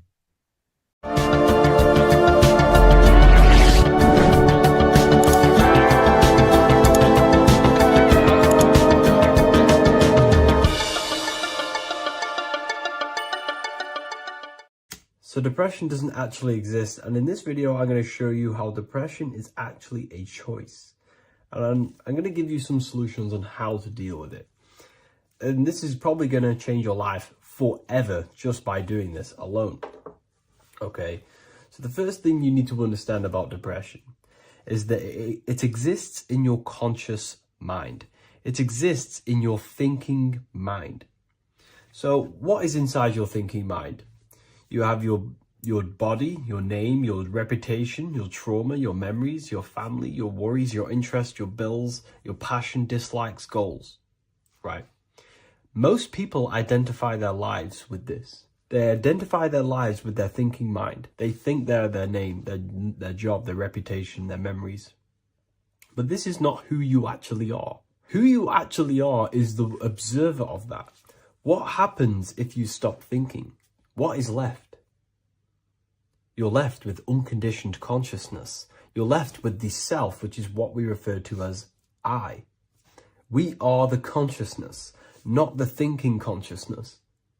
You are not these labels. You are not your thoughts. You are not your job, your name, your reputation. Okay?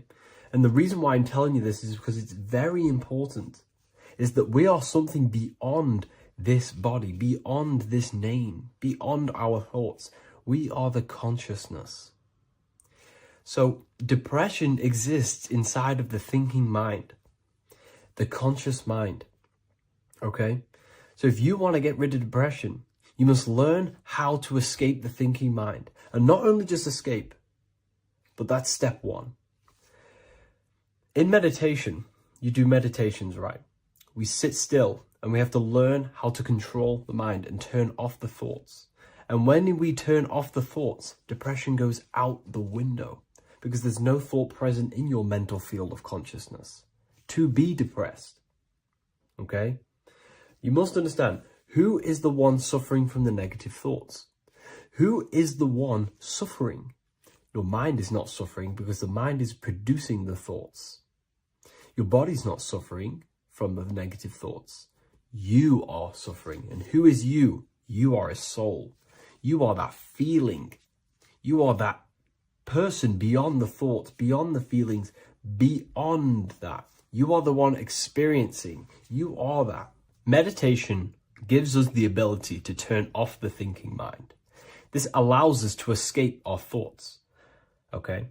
And it gives us, over a long period of time after meditation, you'll be able to turn this switch. And this switch will be able to turn off your thoughts.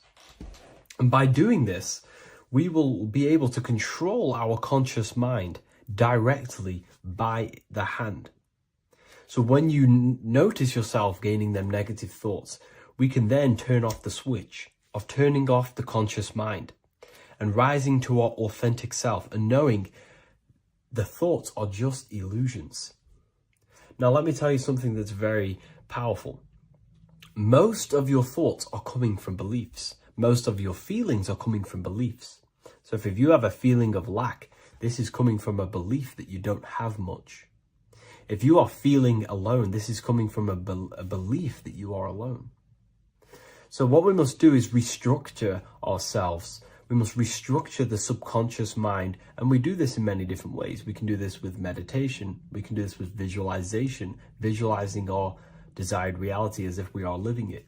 We can do this with affirmation. Now, a lot of people think, oh, I'm trying to speak something into existence with affirmation. No, you're not using vibration to try and change reality with what a lot of these new age people will teach you. Vibration, your words will not have much an impact on reality. That's the truth. But what they do have an impact on is reprogramming and recrafting and refining your mind. If you repeat, I am wealthy all day long, your subconscious mind, that word will be lingering inside your subconscious and you will start to mold that into your conscious. You'll start to be consciously thinking about this. Most of your thoughts are coming from your subconscious. So if you want to get rid of depression, you got to figure out the trigger. What are you depressed about? What are you feeling? What are the beliefs that are making you feeling and thinking this way? And that's what you must restructure. You must restructure your subconscious mind through visualization, meditation, and affirmation. You do these all the time. You do these every single day, and you will slowly, if not surely, restructure your subconscious mind. While by doing the practice of meditation, you'll gain the off switch as well. Sometimes depression comes from not living in your authentic self. You're not doing the things that your soul is telling you to do. We all know what we should be doing at all times. I don't care what you have on.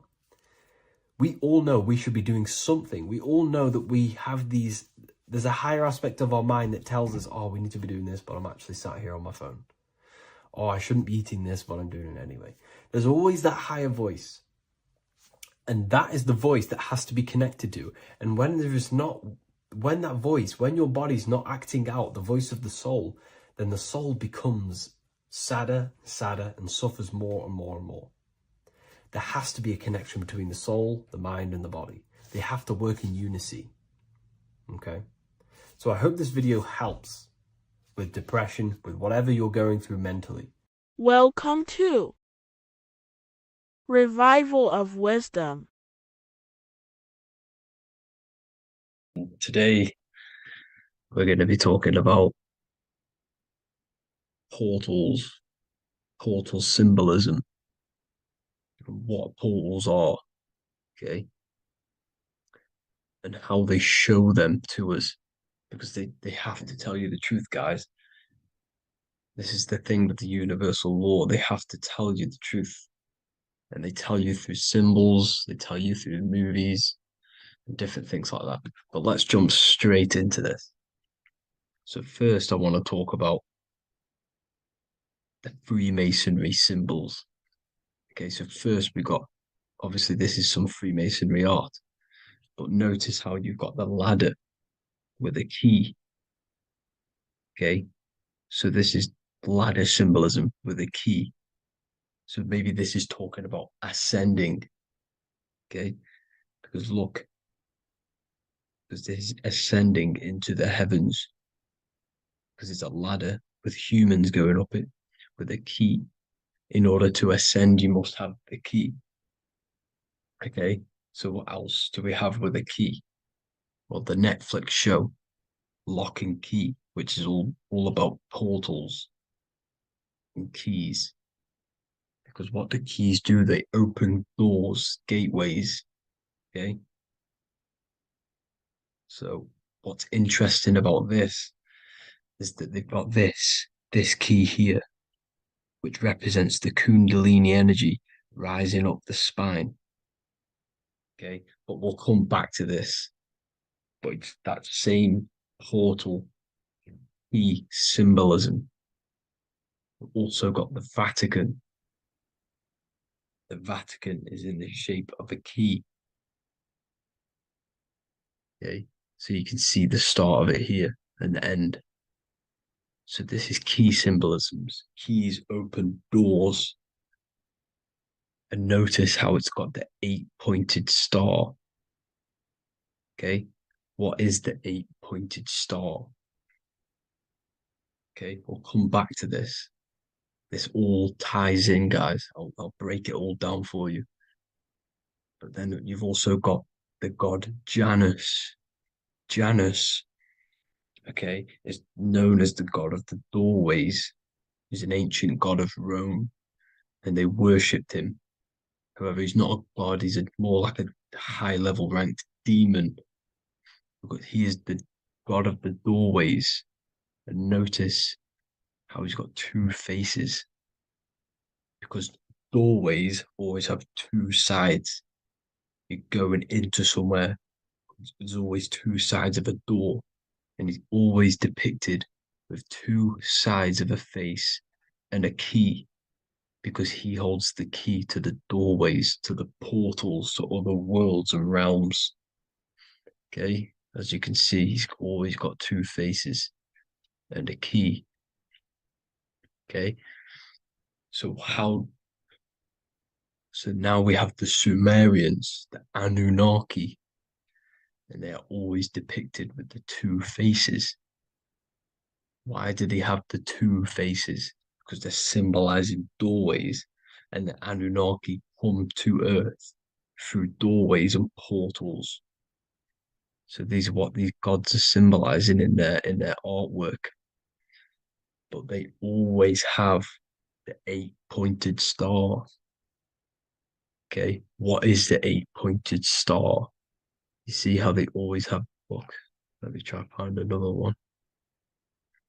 It's the 8-pointed star.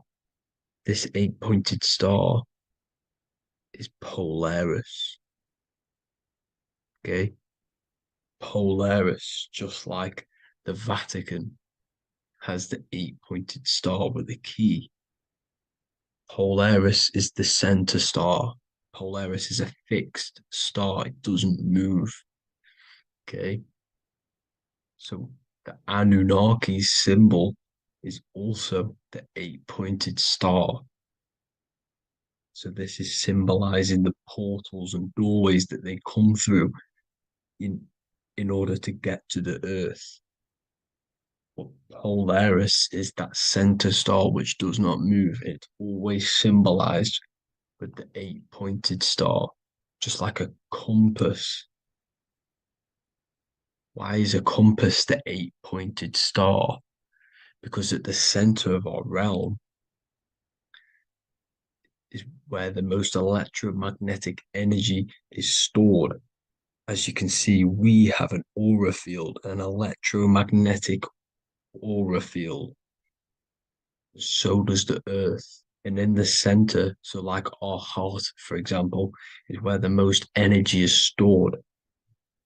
And like the center of the earth, this is why all compasses point to the center, because this is where the most electromagnetic energy is stored. It's at the center of our realm. Okay. So like I was saying with the lock and key series, see this here? The Kundalini energy rising up the spine, just like your Kundalini energy rising up the spine. Let me try. I can't zoom in, but you know what I'm trying to say here. Let's go back to Polaris, because at the center is where pole. Can you see the pole of electromagnetic energy? Polaris, the North Pole. It's symbolized. The truth is in the words. It's like a pole of electromagnetic energy. And this is where the aurora borealis comes from.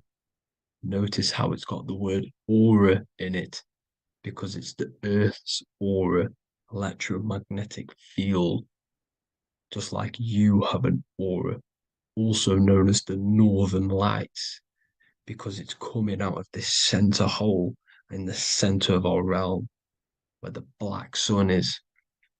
And this is where the electromagnetic energy is coming up from. And this is what the aurora borealis is, or the northern lights. It's just electromagnetic energy. And it's symbolized through our symbols, the original O. Okay, because it's like a pole through the middle. Polaris. So this Polaris is the sky vault. It's the portal into this realm, because this is what the Anunnaki are always talking about, always symbolize it with the 8-pointed star. And just like a compass is the 8-pointed star pointed to the center, to Polaris. Okay. See here on the Sumerian tablets with the 8-pointed star again. And how we know it's talking about portals with this 8-pointed star is because CERN 666 are opening up portals to the underworld, letting in demonic entities into this realm. How do we know it's a portal? Because their Hydro Collider has 8 points, just like the 8-pointed star. So they are creating synthetic portals to the underworld to let these demonic entities into our realm. But what is the key?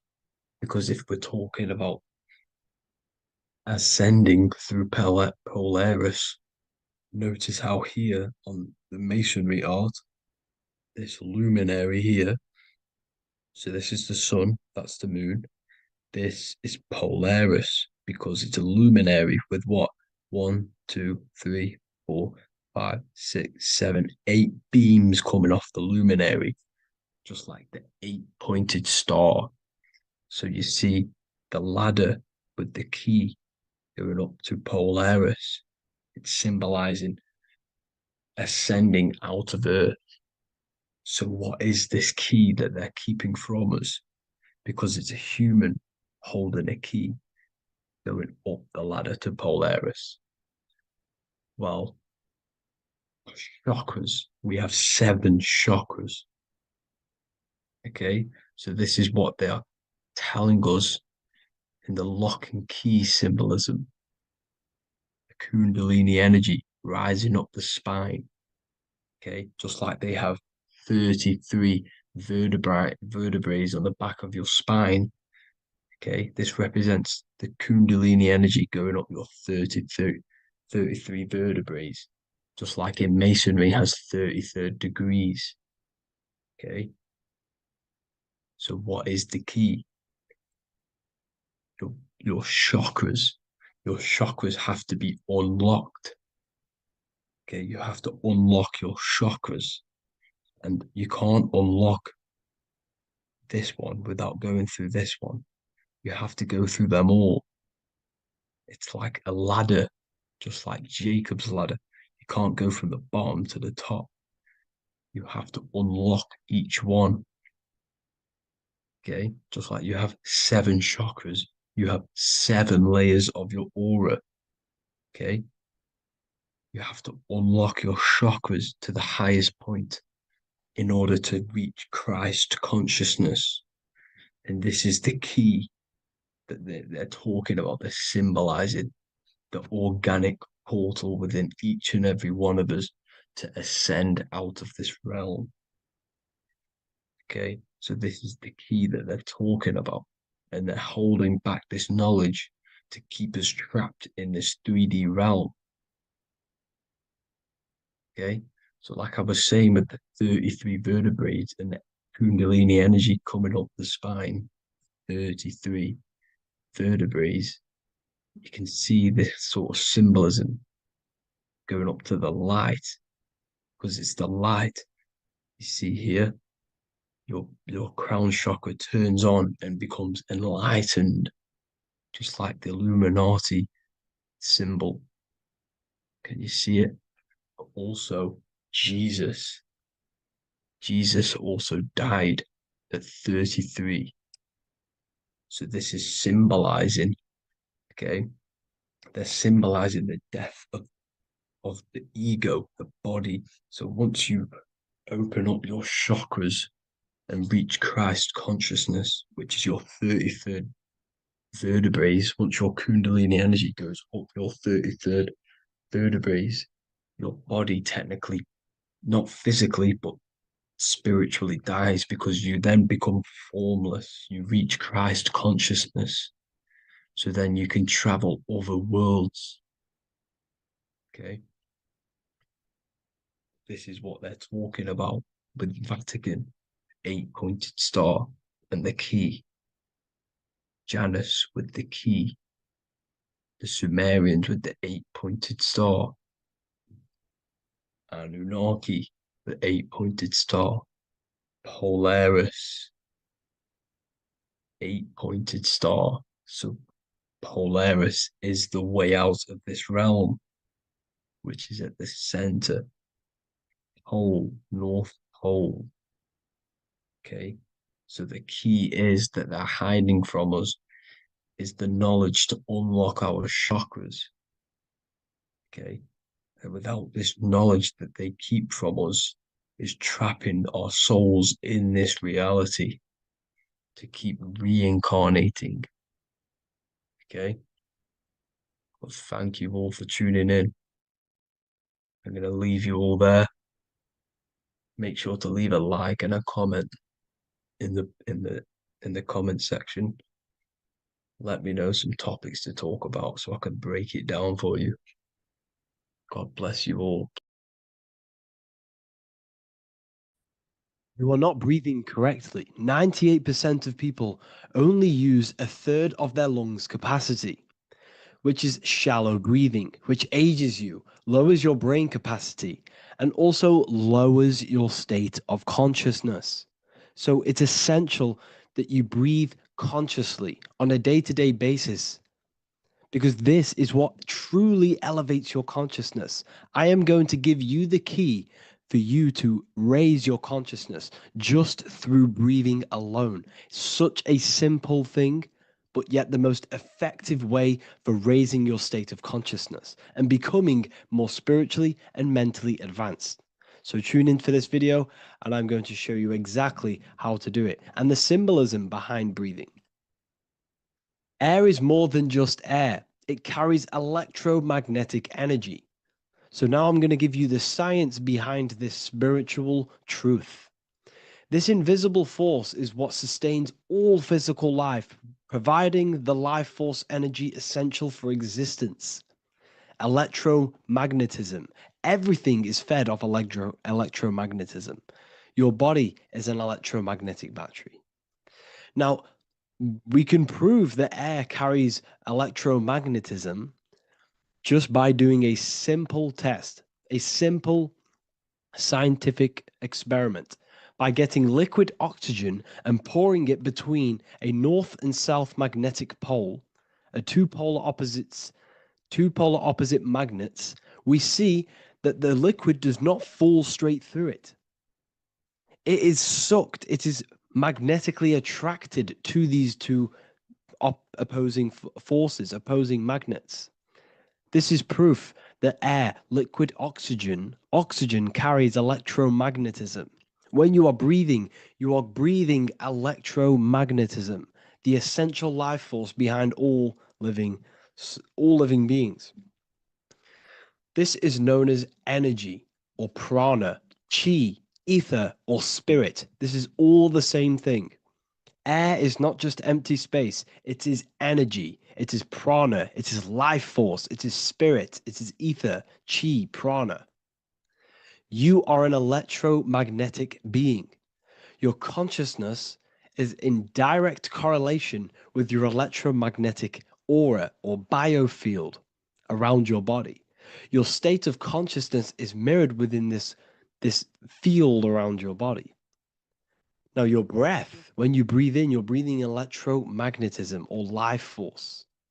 Breath is the vital link between the physical and the spiritual, bridging the body with the soul. Through breath, we connect with both tangible world and deeper, the unseen realms of energy and consciousness. Breathing deeply and properly elevates our consciousness, enhancing the brain's functions, heightening the sensitivity of our five senses. It also brings a profound calmness to the mind, creating a state of clarity and inner peace. Like I said earlier, breathing properly is the fastest way to elevate your consciousness. It is the fastest way because breathing, when you stop breathing, what happens? You lose physical consciousness. Your body will shut down if you do not breathe in this vital electromagnetic energy in the oxygen. If your body does not get this for 5 minutes or however you can last without breathing, this makes you lose physical consciousness. Your body will not survive without this essential life force energy. Therefore, air is one of the most overlooked things. This is why we see the symbolism of Buddha having a big belly. Why does he have a big belly? Because it's symbolizing breath work, proper spiritual breath work, the certain teachings of breath work, of when you breathe in through the nose, you have to breathe in through the nose. You don't want to breathe in through the mouth because the nose acts as a filter which catches dust particles and filters out the air before it enters the lungs. The mouth does not do that. The nose is for breathing inward. We breathe in through the nose, and when we breathe in, we breathe into our belly, not our lungs. When we breathe into our belly and our belly expands outwards, we are then moving this energy down from the nose down the spinal column. And when we breathe back out, the belly goes in, which is raising the energy up the spinal column, back out through the mouth. This is the true way of breathing, because when we breathe, we are moving energy. We are moving electromagnetic energy. When we breathe in through the nose, the energy travels down the spinal column. And when we breathe out, we are raising this energy back up the spine, some of it going out the mouth and some of it reaching the brain, activating dormant brain cells in the brain. But when we breathe, we need to make sure we are using 100% of our lungs capacity, because the lungs is what transforms this special energy into consciousness, physical consciousness. So this is why Buddha has a big belly. It's not because he was fat. It's not because he was overweight. It's symbolism. It's symbolism of breath work. So try this. Do this for 2 minutes while you watch this video. Breathe in through the mouth as hard as you can until you no longer can fill any more air into your lungs and belly. Breathe it into your belly, not your lungs. And breathe out through the mouth. Do this for 5 minutes or 2 minutes, however long. I promise you, breath affects your consciousness. You will notice the difference. If you do it quicker, the quicker it'll affect your consciousness, and you might go lightheaded. But that lightheaded is you activating your spirit, your energy body. So try this just when watching this video. When you breathe consciously, you are renewing both your energy body and astral body, aligning your consciousness with a higher state. This practice feeds new life force energy into the body, revitalizing and enhancing your overall well-being. Like I said, your brain requires the most amount of oxygen. When we have shallow breathing, this is reducing the brain's capacity. Because when we are not breathing properly, which 98% of people are only using a third of their lungs capacity, we are essentially only using a third of our consciousness, because your breath is directly correlated to your consciousness, your state of consciousness. When you breathe in through the mouth, out through the mouth, out in through the nose, out through the mouth, consciously and deeply for 5 minutes, you will notice that your senses are more powerful and sensitive. Your brain is quicker.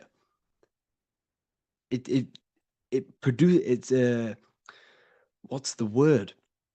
It processes information quicker. You become quicker. You become a superhuman, and you feel more spiritual because it activates your spirit, your astral and energy body. So when we meditate, it's definitely important to breathe in through the nose and out through the mouth as deeply as possible to align with a higher state of consciousness. And this is the easiest way to separate your consciousness from the body. When you breathe in deeply for long periods of time, while meditating, while taking no thought, when no thought is present and you gain a rhythm of deep breathing, this is the gateway. This is the gateway to opening your consciousness. Because when you stop thinking, other aspects of your consciousness can open up. All of our lives we've been thinking, which is blocked off the higher states of consciousness. So breathing is very, very important. It affects our overall well-being. And this is Yahweh, the in and the out of breathing. When we breathe in, this is Yah. You can hear it. It sounds like Yah. And when we breathe out, that is Way. This is the name of God, apparently. But God is within you. You can connect with God. You can connect with source consciousness within you by breathing, by raising your state of consciousness through breathing and meditation. This is why the Bible tells you the Spirit of God has made me, and the breath of the Almighty gives me life. You are consciousness. You are God. You're an extension of God's consciousness. Job 27:3. As long as my breath is in me and the Spirit of God is in my nostrils. The Spirit of God is through breath. John 20:22. And when he said this, he breathed on them and said to them, receive the Holy Spirit. The word spirit means breath. In Greek, Hebrew, Latin, it all means breath or wind or air. The Holy Spirit is a certain way of breathing, a breathing technique that elevates your consciousness, that syncs you up to a holy consciousness, an elevated state. That is the Holy Spirit.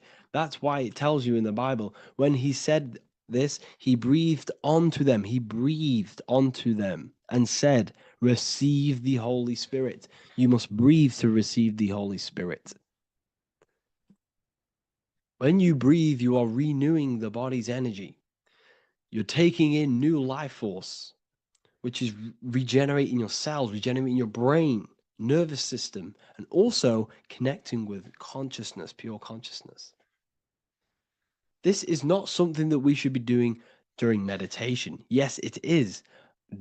We should be doing it during meditation, but this is something that we need to apply all of the time. This is the fastest way you can raise your consciousness. I just want to say, all of this knowledge is inside of the Book of Wisdom, Volume 2. Make sure to give a like and a comment on this video to help the algorithm. And let me know what you think about the last book or this book if you have read them, to let the new people know what they're looking at with this book. This is truly life changing. The volume 2 and volume 1 is truly life changing. You can get them in a bundle also. Learn hidden knowledge inside of the Ethereal University. This is where truth seekers belong. I'm not here to try sell you this, but this is the place for truth seekers. And if you are serious about your spiritual journey and serious about gaining knowledge, which gives you the advantage over life, join Ethereal University. This will definitely help you. Thank you for watching this video. Please leave a like and comment. Make sure to give me any suggestions on videos you want me to make in the future. Thank you all.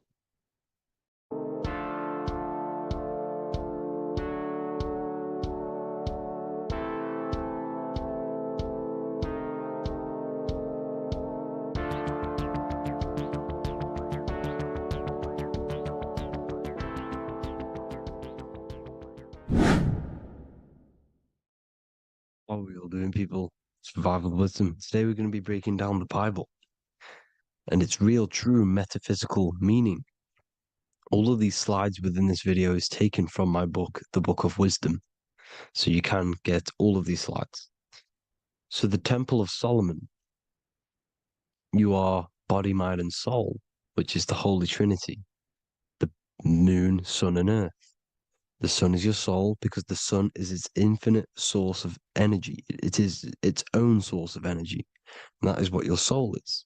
It's its own source of energy. The moon is mind. This is why you call people a lunatic.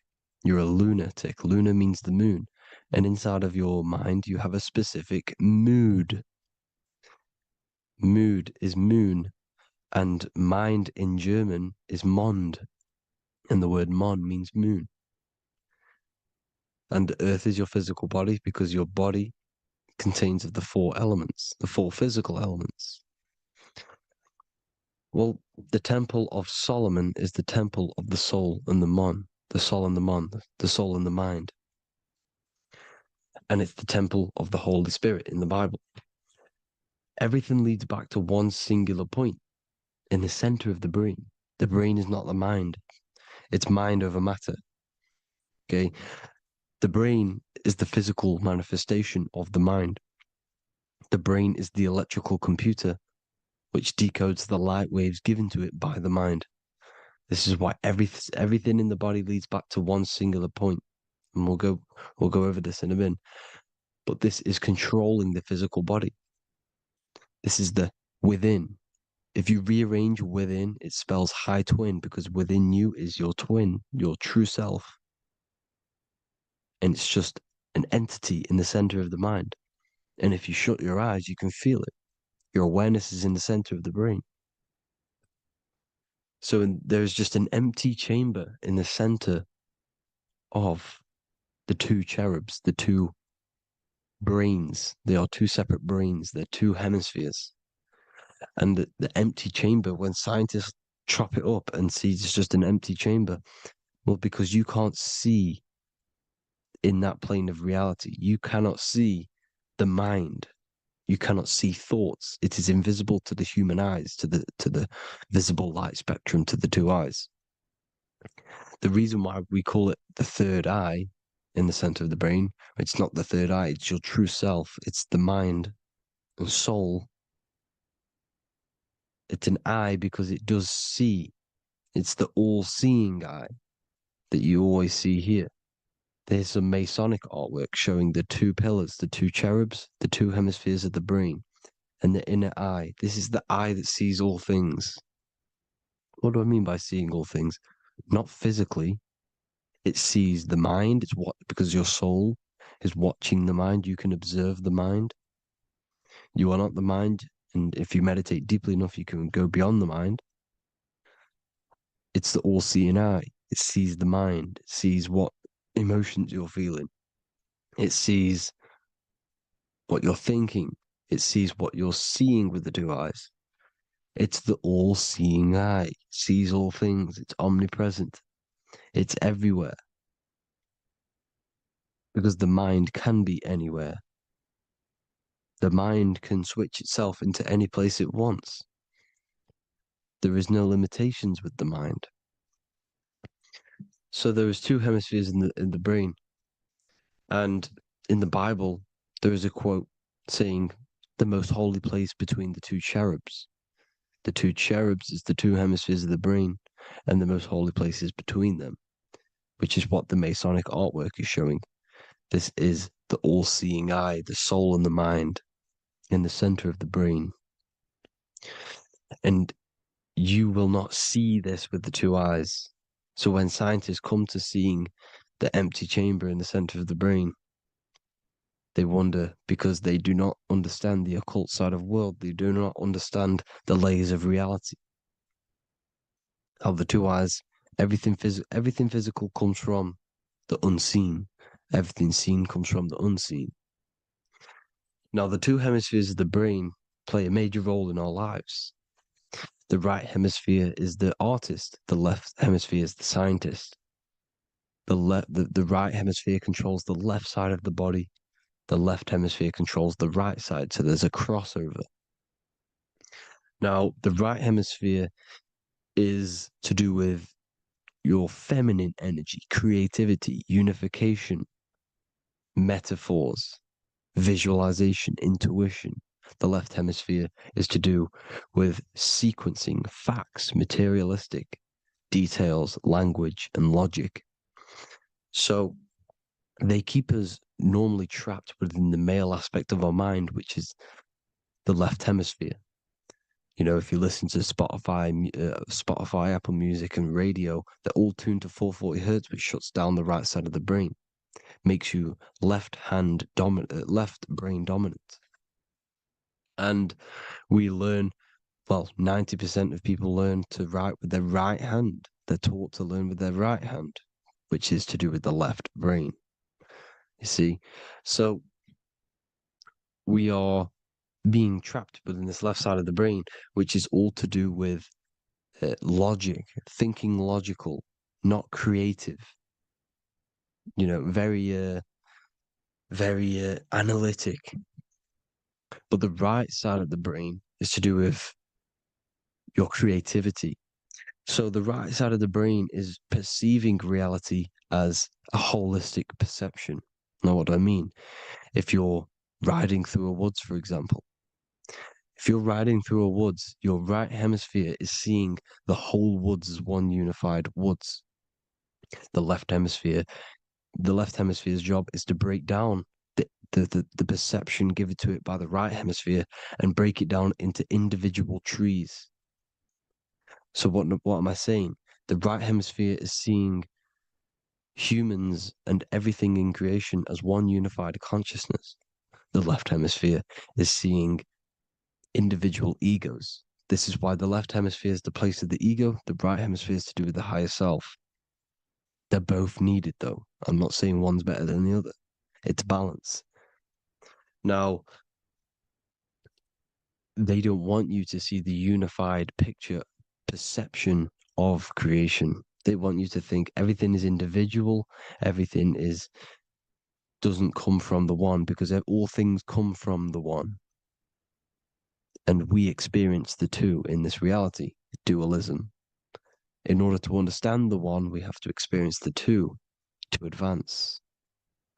So, anyways, let's get away from the two hemispheres. The right hemisphere, like I said, is to do with the higher self. And this is why in John 21:6, it says, cast the net onto the right-hand side of the boat and you will find fish. Meaning, cast your energy, cast your perception into the right hemisphere of the brain, and you will find God, unification, and higher self. You will see things from a unified perspective. How we are all one, because we are all the same consciousness. The same spark that is in me is in you. This is why I am you and you are me. We are all the all-seeing eyes of God, just split up into individual bodies. We are all made up of the same essence, consciousness. And that consciousness, that mind and soul, is in the center of the brain. You are just in different avatars. And until we see this, we'll forever be divided and conquered. Until we figure this out as a collective consciousness, we will forever be divided and conquered and ruled over. This is why the Bible says, ye are gods. you are the sons of the Most High, because we are. We are the Word made flesh. We are God made flesh. Mark 16:19. So then after the Lord had spoken unto them, he was received up into heaven, head is heaven, H-E-A, and sat on the right hand of God. God is the consciousness in the center of the brain. Heaven is the head, and the right hand of God is the right hemisphere of the brain, meaning he sees things in unification, creativity, intuition, the higher mind, the higher brain.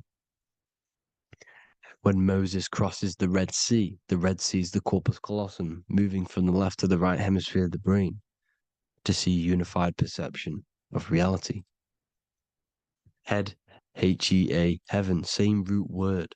This is why the ancients always depict God in the center of the brain. Here you see ancient Christian artwork showing God in the center of the brain, the light. Here you see it here. Here you see Ganesh, an Indian god, which is the brain. Here you see the Father, the Son, and the Holy Spirit in the dome, the brain. This is the brain, because you are God made flesh. That's what consciousness is. The upper room where Jesus meets the 12 disciples. It's the upper brain on the upper room. The upper room is the chamber, the empty chamber in the center of the brain. That's the room. And the 12 disciples are the 12 cranial nerves in the brain, which pretty much rule the body, all the cranial nerves. The tree of life, the cardiovascular system. This is why in Genesis it says the tree of life was in the midst of the garden. Midst meaning middle, because the middle of the body is the cardiovascular system, which is controlling all of the systems in the body. The tree of knowledge of good and evil is the nervous system. It's the spine and brain. This is what's detecting good and evil. The brain is the electrical computer with the left and the right hemisphere, decoding the dualistic world, decoding the light waves given to it by the external world. It is an electromagnetic computer. It is artificial intelligence. It is very intelligent, the brain and the nervous system, the human body as a whole. But the tree of knowledge of good and evil is the nervous system, because it is the tree that detects good and evil, makes you learn good and evil in this dualistic reality. Here you see Adam and Eve around the tree of knowledge of good and evil. Adam and Eve, male and female energies, with the serpent in the tree, and the tree of knowledge of good and evil. Well, this is the spine, the brain, and the serpent is the kundalini up the spine. The serpent is the S. That's why S, serpent, S, the letter S is the serpent. Sex and serpents make an S noise. You know, the Bible cursed the serpent. So we don't figure out the true religion. The true religion is raising the kundalini and becoming God-man and reaching our higher states, our true God self. Because once the kundalini is saved and hits the pineal gland, it activates 100% of the brain, when we're only using around 20 to 10% as of right now without the kundalini awakening. So when you use it, you're activating 100% of the brain. You're activating all the dormant brain cells. You're regenerating the body. And this is the serpent in the tree of knowledge of good and evil. This is the spine, brain. This is Adam, Eve, the male and female energies. The light of the body is the eye. Therefore, if thine eye be single, thy whole body should be full of light. Matthew 6:22. This is the single eye in the center of the brain. It is not the pineal gland. It is what's inside the pineal gland. You have to go beyond the physical world, and there are no words to describe things that are not physical, metaphysics. And the whole body should be full of light. or this light is the same pyramid that you see. You are the pyramid with the all-seeing eye on top. This is why the ancients built the pyramids with the stairs in the middle symbolizing the spine, because once you open all the chakras and balance them and raise the kundalini, you activate all of the brain, which gives enlightenment. The word enlight in ment. Ment means mind, light in the mind. Enlighten the mind. And this is enlightenment. We are the temple. And Jacob called the name of the place Peniel, for I have seen God face to face. Within spells high twin. Within you is the God self, which you need to manifest into the external world. And he's seen God in Peniel, the consciousness. He's seen his true self consciousness in the pineal gland. Genesis 28:10, Jacob's ladder. Jacob, he took a rock there and laid his head on it to sleep. Jacob had a dream. He dreamed there was a ladder that was on the ground and reached up into heaven. Head is heaven. The rock he fell asleep on is the sacrum bone, because he's symbolizing the oil that comes down the spine, hits the sacrum bone and rests there, falls asleep, and it looks up and it sees the ladder to heaven. Because when you raise this oil, you become God man. You become God in heaven. You can leave the body at will. Do you not know that your body is the temple, that your body is the temple of the Holy Spirit? Corinthians 16:19-20. Or do you not know that your body is the temple of the Holy Spirit within you? Your body is the temple of the Holy Spirit, the soul and the mind within, the center of the brain, the temple of Solomon, temple of the soul and the mind. Romans 8:10. Christ is in you. It's not external. When you give where attention goes, energy flows. When you give your energy to external things, your attention, your worship to external things, you're giving energy, meaning it's draining you, and you're feeding something within the astral plane, a mental thought within the astral plane. So with you realizing that the Christ is in you, that you don't have to worship anything outside of you, this means that you're internalizing your energy. You're not giving your energy, because where attention goes, energy flows, which means you become more present. You become healthier because you're not giving off all of your special electromagnetic energy that's charging you. This is why the religions run by the Vatican is all external. They're exoteric. Exoteric means external teachings. The esoteric is the internal, the hidden teachings. In Psalms 82, I have said, ye are gods, and all of you are children of the Most High, because we are the Most High, split up into individual bodies. That's what consciousness is. Consciousness is the Most High, and we have to raise ourselves to the Most High. Brahma, Vishnu, Shiva, the Father, the Son, and the Holy Spirit. Why is it always a trio? It's a trio because it symbolizes us, the soul, mind, and body. The mind is the bridge for the soul to be in the body. What is the soul? It's the life force. It's the watcher. It's the all-seeing eye. The soul sees into different realities, and it gives life to the body of every reality it goes in. This is why you always see light around the all-seeing eye, because it is the energy, the life force, the light, life, L-I. Life is light. And it's the eye because it sees into the different realities. It sees into the dream world. When you're going to sleep at night and you dream, it's not a dream. It's another reality. You're a multi-dimensional creature. We live in a multiverse. There's infinite amount of views. And there is a version of you which is the highest self in a reality somewhere. And this I has the ability to switch realities, which is exactly what astral travel is. Astral travel is the ability to switch reality beyond the 3D construct of this world. The Father, the Son, and the Holy Spirit, Brahma, Vishnu, Shiva. The Brahma, the soul, inhabits different bodies. This is why they have different heads.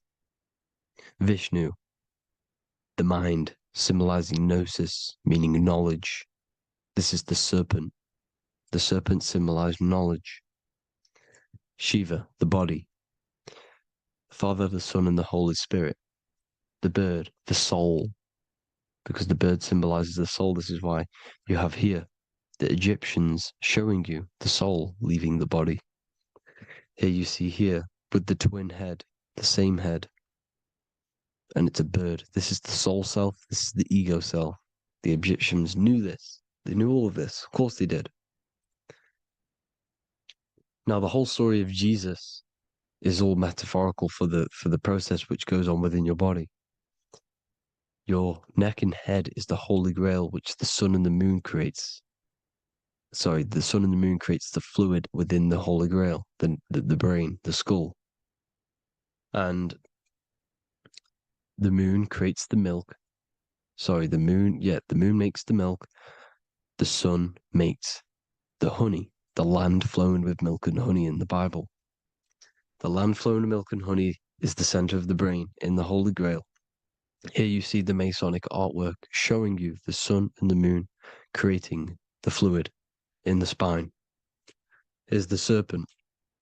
Serpent symbolizing the two Kundalini channels, the Ida Pingala up the spine. Here's the furnace raising the Kundalini, raising the oil, heating it up, and rising it to the crown. You see? So here you see more Masonic art, seeing the sun and the moon creating the holy fluid in the brain, in the cup, filling the cup. This is why it's a cup, because it's the Holy Grail. This is the holy oil in the center of the brain that gets released down the spine, which is Jesus coming down from heaven. It comes down the spine, down the River Jordan in the Bible. This is when Jesus goes from Nazareth to Jerusalem. He comes down the River Jordan, and Joseph and Mary are in Nazareth waiting for Jesus' return. Joseph and Mary symbolize the pineal and pituitary gland, which produce the two oils created by the sun and the moon. And he returns. When he returns, he gets crucified at 33, because there's 33 vertebrae at the back of the spine, and it crosses the vagus nerve. The crucifixion of the oil past 33 vertebrae creates God-man, and it creates your higher self, and it activates 100% of the brain. And you turn into spirit, you turn to your spirit self. This is why Jesus dies. He didn't physically die, it metaphorically dies, and becomes his higher self. The ego self is left behind.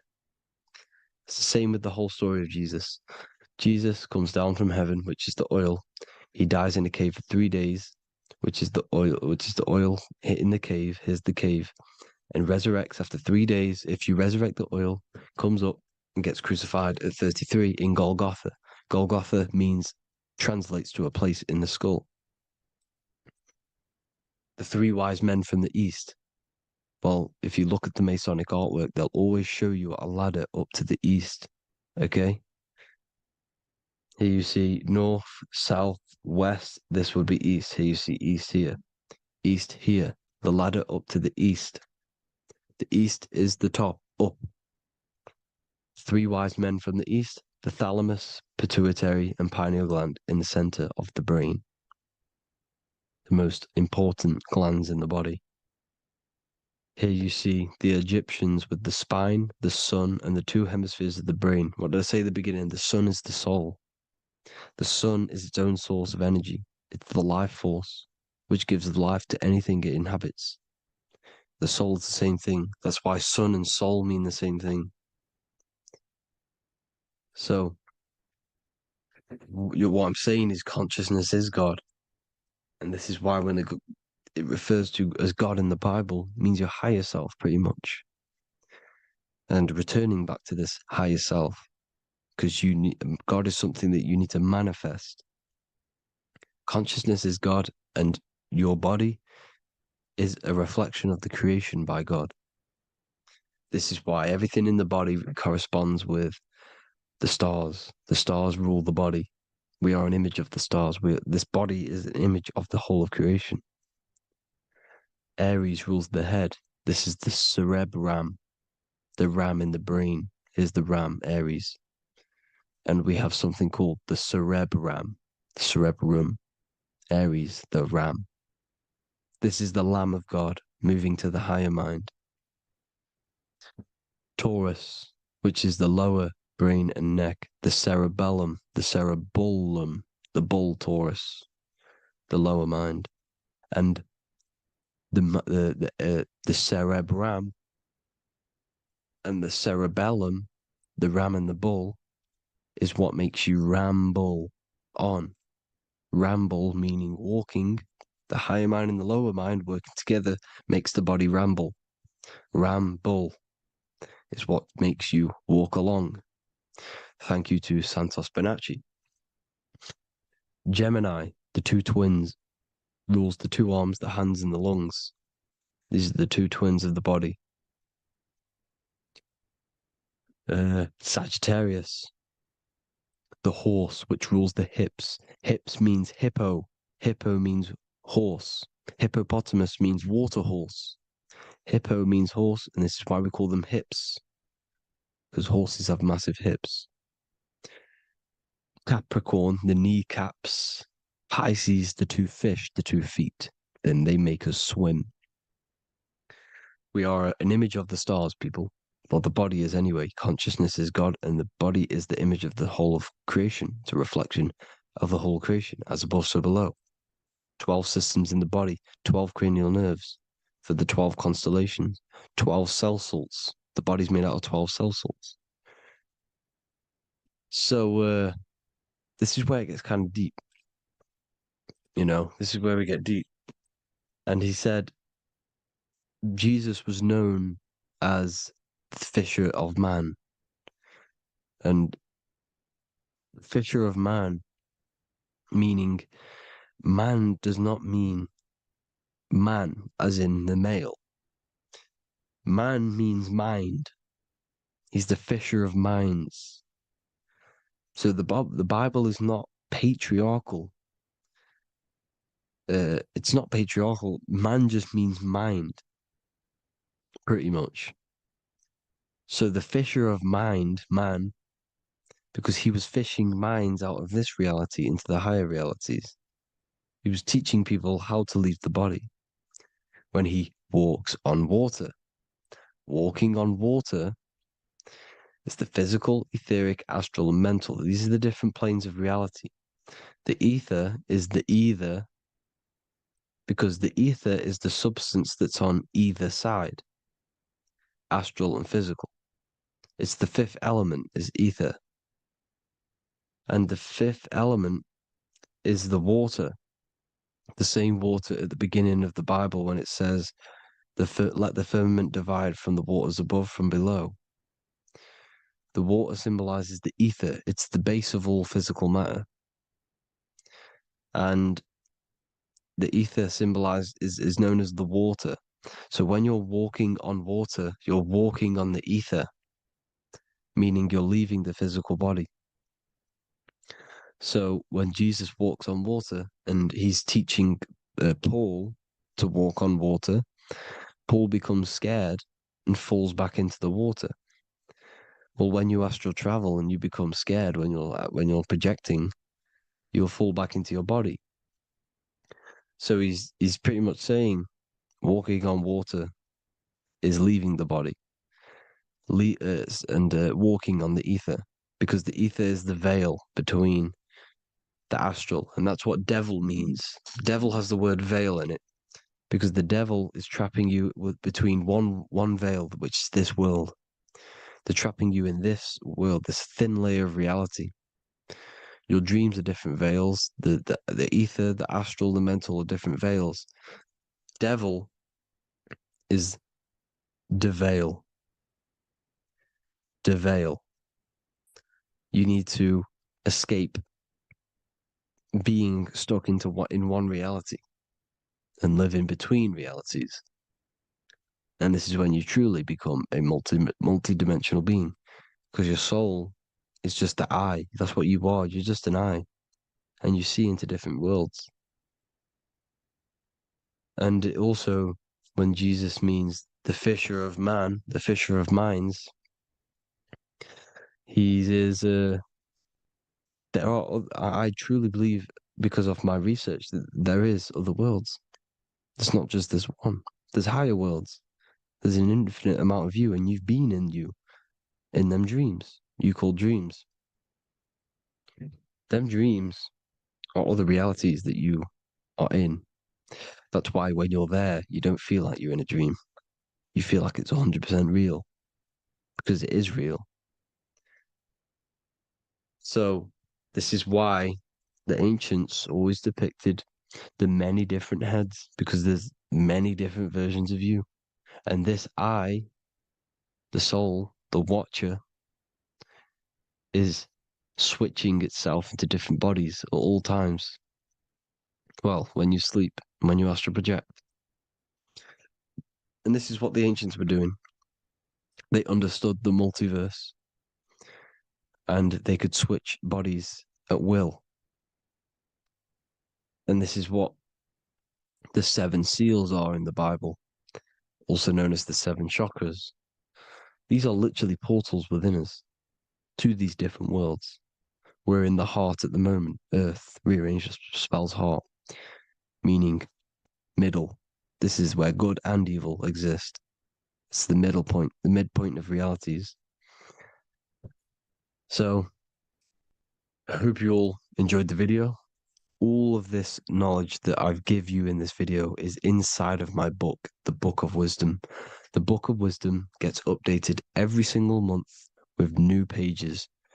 It's a one-time payment for a lifetime worth of research and knowledge by me. So if you do want to get it, the link will be in the description. But I hope you all gain some amazing insight. Please like, comment, and share to help the algorithm, and drop a subscription. And for more lectures, every 2 days, I drop lectures and knowledge within the Patreon. If you want to support the channel, join the Patreon. Everything's in the description, because we are not monetized on YouTube. Thank you all. Have an amazing day.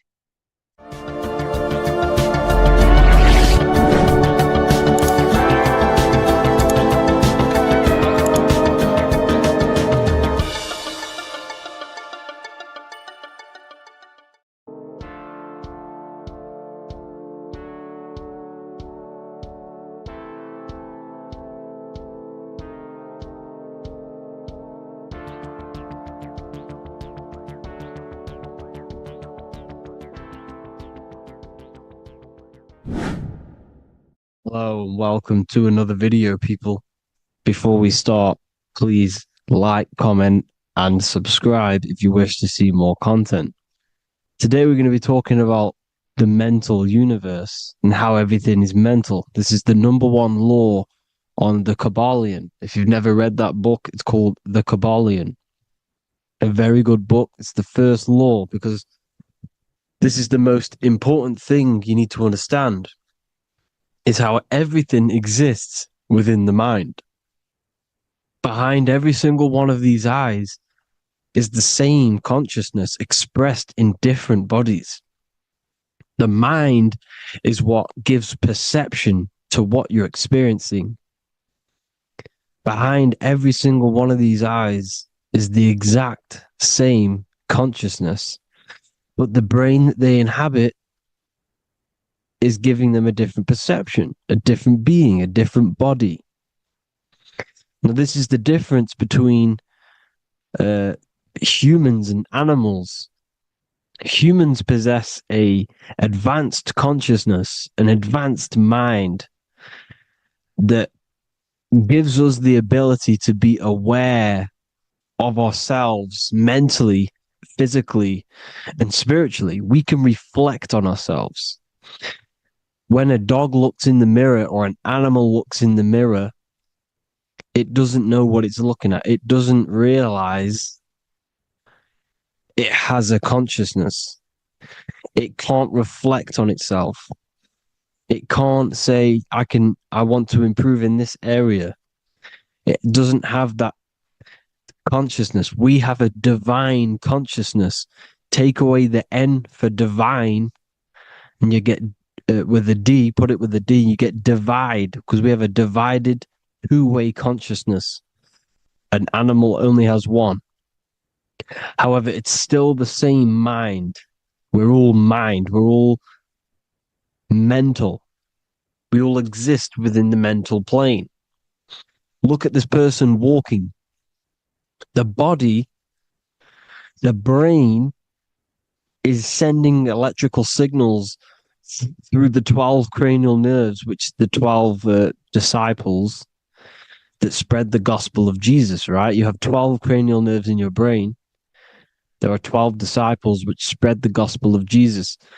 Jesus represents the mind, the intelligence, the invisible intelligence that we all are, the same intelligence, the same exact consciousness, which then sends a command into the brain. Then the brain sends these 12 electrical signals through the 12 cranial nerves to control the rest of the body through the nervous system. This person walking is not, the body is not walking. The mind is telling it to walk. And the brain is it's a supercomputer which is decoding these demands given to it by the mind. Because the pineal gland will have something to do with the ether, because the ether is physical and non-physical. The mind is sending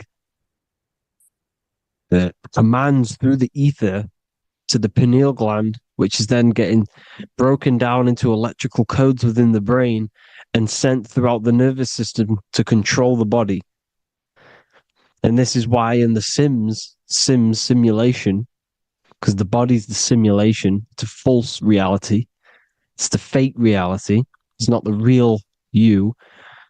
You are formless. There is no form. But the third dimension is a dimension within your mind. Matter, mind, light is all a product of your mind. It's all in the mind. Now, this is why The Sims has this green little diamond on top of the head. Because this is you. This is your invisible intelligence controlling the character. Okay? It's controlling the character. And this character is in the world. Your consciousness isn't in the world. The world exists within you, but the body is a vehicle for that realm that you land in. When you have a dream, your mind transcends this body into another body, duplicates your body into another universe, unite, unite is one. We're all one. It's all one universe, expressed in many different ways, infinitely. And the vehicle that you land in is the body to operate in that realm. This is the all-seeing eye, as you see here. The eye, this is all the intelligence. This is the ball of consciousness, God, expressed in different bodies. We're all this same one in different bodies, as you can see here.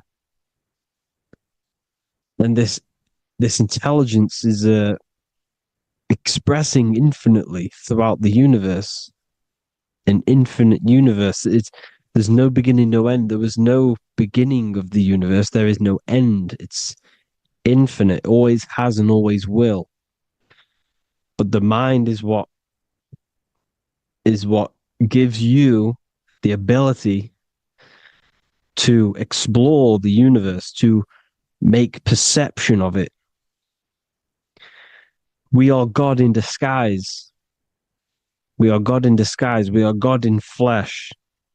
but the body can become attached to the mind can become attached to the body if the mind is not aware of itself.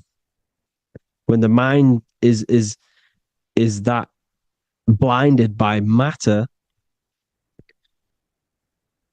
and we lack knowledge and understanding of what we truly are, a formless, infinite being, a traveler. This is why Freemasons are called Freemasons. Mason means traveler, free. You're a free traveler because your consciousness is a traveler of the universe. When we lack understanding, our mind bounds to the body because we don't separate the body with our different layers of consciousness. When we separate them and identify that we are mind, body, emotion, you then can apply this knowledge to when you want to astral travel and explore the different realms of your mind, because the mind is the universe. People, this is what we need to understand. The mind is the universe. I am you and you are me.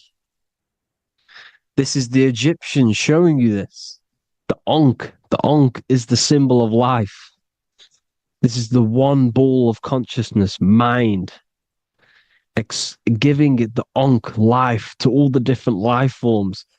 The cows, the birds, the snakes, and the big Ankh given to the humans, because the humans are the most intelligent. We have the most advanced consciousness. We have the most advanced consciousness. This is why the one is giving a big Ankh to the humans here.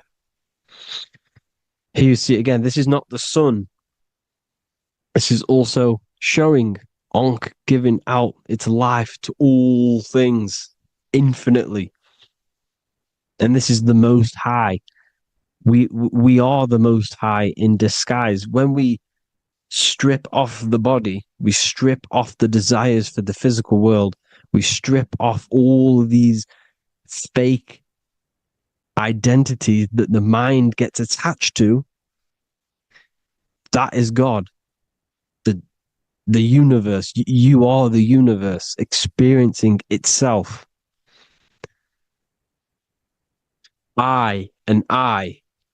The letter I and the number 1 is just one line. The letter I is the number 1. Because your I am, when you refer to yourself as I, every single one of you who's watching this video refers to yourself as I, which is the one. We are all the one. We are all intelligence. We are all invisible. We are all the one. 1 is the only number. 1, 2, 3. Everything goes up in ones because there is only one. Doesn't matter how far you go down the line with numbers, all of their numbers are created by 1 because there is only one. It's me and you are the exact same consciousness expressed in different bodies. Mind. Cause. There is only one cause. There is only one mind. There is only one being. But because we lack understanding of this, we think we are the bodies. And this causes division because the physical world is the most illusionary world. It's an illusion. It's all an illusion. Now you see with the two, you look with the two eyes, but you see with the inner eye, the mind. Okay, the mind is the mental plane is a shared plane, and it gives perception to what you're looking at. The mind. I'm affecting you when I speak because the mental plane is shared. We all share mind. We all express mind. When I'm speaking to you, I'm affecting you because we are mind. So the words that I'm saying, which are being manifested from my mind, are being manifested through my body into vibration, is affecting you. I'm affecting you with what I'm saying. And these words are having an effect on your mind because we're all mind. This is why you need to be careful what you're listening to, music and all sorts. Because music can also create thought loops within your mind. Because the chorus, we shouldn't be listening to choruses. Choruses are loops. And what they're saying in the chorus is being looped. And this can create thought loops within your mind. Go and listen to an old song that you used to listen to about 5 years ago, 10 years ago, 20 years ago. Go and listen to an old song, and you guess what? You will get nostalgia. Why will you get nostalgia? Because that song will trigger the thoughts that you were thinking in that time of listening to that song.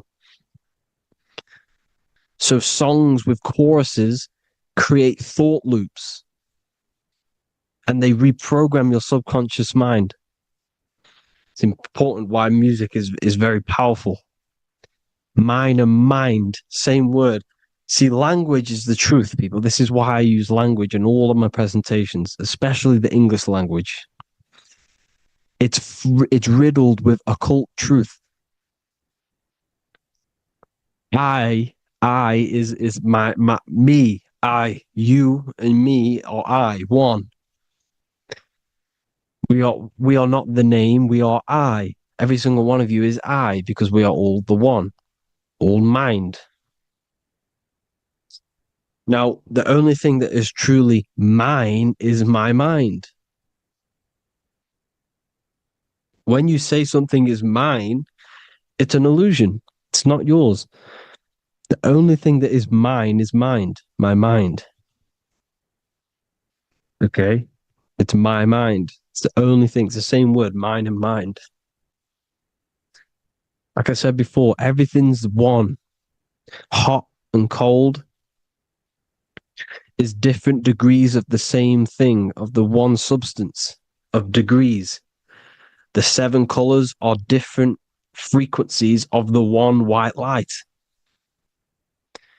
Everything is one. There is only one. We are all one. Everything is one. Hot, cold, day, night. It's the same degree of one, which is mind. The mind's perception is what's giving it, labeling it hot or cold. The mind's perception of colors is what is giving it red or purple, hot or cold. There is only mind. The mind gives things perception. There is only one, that is mind. The conscious and the subconscious mind. The male and the female, these are married. The subconscious mind is your hidden part of the mind. Okay, it's hidden. You can access it through different meditations and Reiki teachings, and dreams or manifestations of your subconscious. This is how you know mind and matter are one, because your mind creates matter in dreams. Your subconscious manifests everything in a dream, in the astral realms. The conscious is what you're conscious of, what you're consciously thinking of. So me, I am conscious that I am speaking into this mic and creating this video. My subconscious mind is the hidden part of the mind, which is speaking to my heart, telling it to beat. It's telling my food to digest.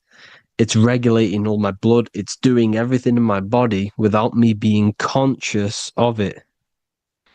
Without me being conscious. The subconscious is the feminine. The conscious is the male. The Bible, of course. Proverbs 12:4. Helpful, not helpful, an excellent wife is the crown of her husband, But she who brings shame is like rottenness in his bones.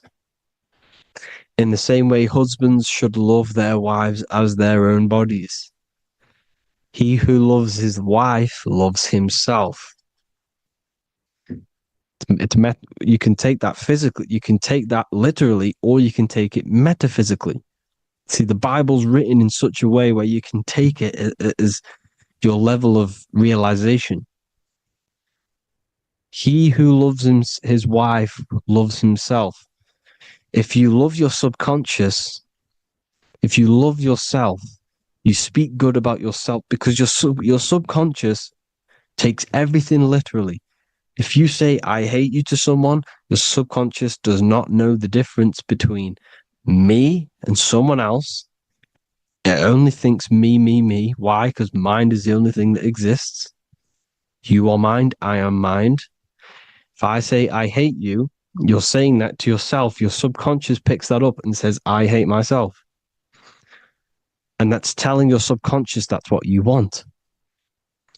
Because your subconscious manifests 90% of your behavior. The programs within your subconscious. Tying your shoelace is a program. You don't need to be conscious of it. You can just do it because it's a program. It's deeply interwoven in the subconscious. Driving your car, texting on your phone. You don't have to think about what letter. You just do it because you know where the letters are. It's a program. Therefore, if you look after your subconscious, they are a married couple. It's your wife. Your subconscious is your wife. And it manifests 90% of your daily basis thought patterns, actions, behaviors, emotions, all the things that you all the trauma that you've experienced is stored within your subconscious, which is affecting you. So let's say you were in a car crash 10 years ago and you had a really traumatic event, you really hurt yourself, and you had a very, very, very strong emotion that you felt of pain. That will still affect you today. And why? Because it will manifest into your behavior. How? Well, you'll be cautious of what cars to go in and who. You'll be cautious because of that event that stored within your subconscious, because of that feeling you felt was so painful and so strong. It's still manifesting into your behavior today. For example, you won't go in certain cars, you won't go with certain drivers. Subconscious stores everything, all your memories, the programs, and everything. So if you trick your subconscious, that's how you manifest your life. To trick the subconscious, you already have something. And therefore it will manifest into your life, into your behavior, thoughts, and actions. This is why the golden rule is to treat others like you want to be treated. Because I am you and you are me. We are all subconscious. We all have subconscious. Whatever I do to you, I do to me. Because my subconscious picks that up and thinks I'm speaking to me. Mind is very powerful. Whatever I do to you, I do to me. Treat others like you want to be treated. The golden rule. That is the only rule we need in this realm, in the universe. If everyone understood this rule and how the subconscious works and how karma works, we'd live in heaven on earth, the Garden of Eden, the golden age. As a man thinketh in his heart, so is he. Proverbs 23:7. Where your heart is, there will be your treasure. Your heart's the emotions. The storehouse of emotions is where you feel emotions. You have to let your emotions move through you, not become you. You can't let your emotions become you. Or except be like the sky and let them pass through you. Be like the clouds and the stars passing over. Let them pass through you. Do not let them become you. And this is how emotions can take over your mind. We are driven by, when a man is driven by emotions, He has no self to control.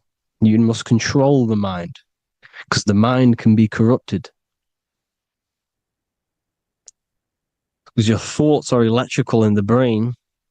Your thoughts come from the mental plane. So how the mind works is that you place your attentions on something in the mind, and infinite information just flows in. Think about it. When you think of a certain topic, as soon as you think of that topic, information comes flying into your mind. Different ideas, ping, ping, ping. It's all connected. It's why we call it a mindset, because your mind sets itself to frequencies. And when we think of something, we tap into that frequency, and just the universe, the mind, the mental plane just flows in information based on that frequency and that thought. The universe is just information. All of the information out there, nothing is new. It's all there. You just have to tap into it. You can tap into these different thoughts, and it's all there. Everything already exists within the mental plane. You don't think anything. You receive thoughts. We all share the mental plane. We affect each other. I'm affecting you. Listening to me is affecting your mental plane, your mind. The physical plane is the lowest plane. It's the world of effect. Everything you see in the physical plane is the effect of mind. Like I said, the person walking is the effect of their mind telling the body to walk. The physical plane is the lowest dimension of your mind. Mother Earth, we are in a mother. We're in the womb still. The Earth is feminine. It looks after you. It provides you with food for free. It grows on trees, with water. It's Mother Earth. It's the womb.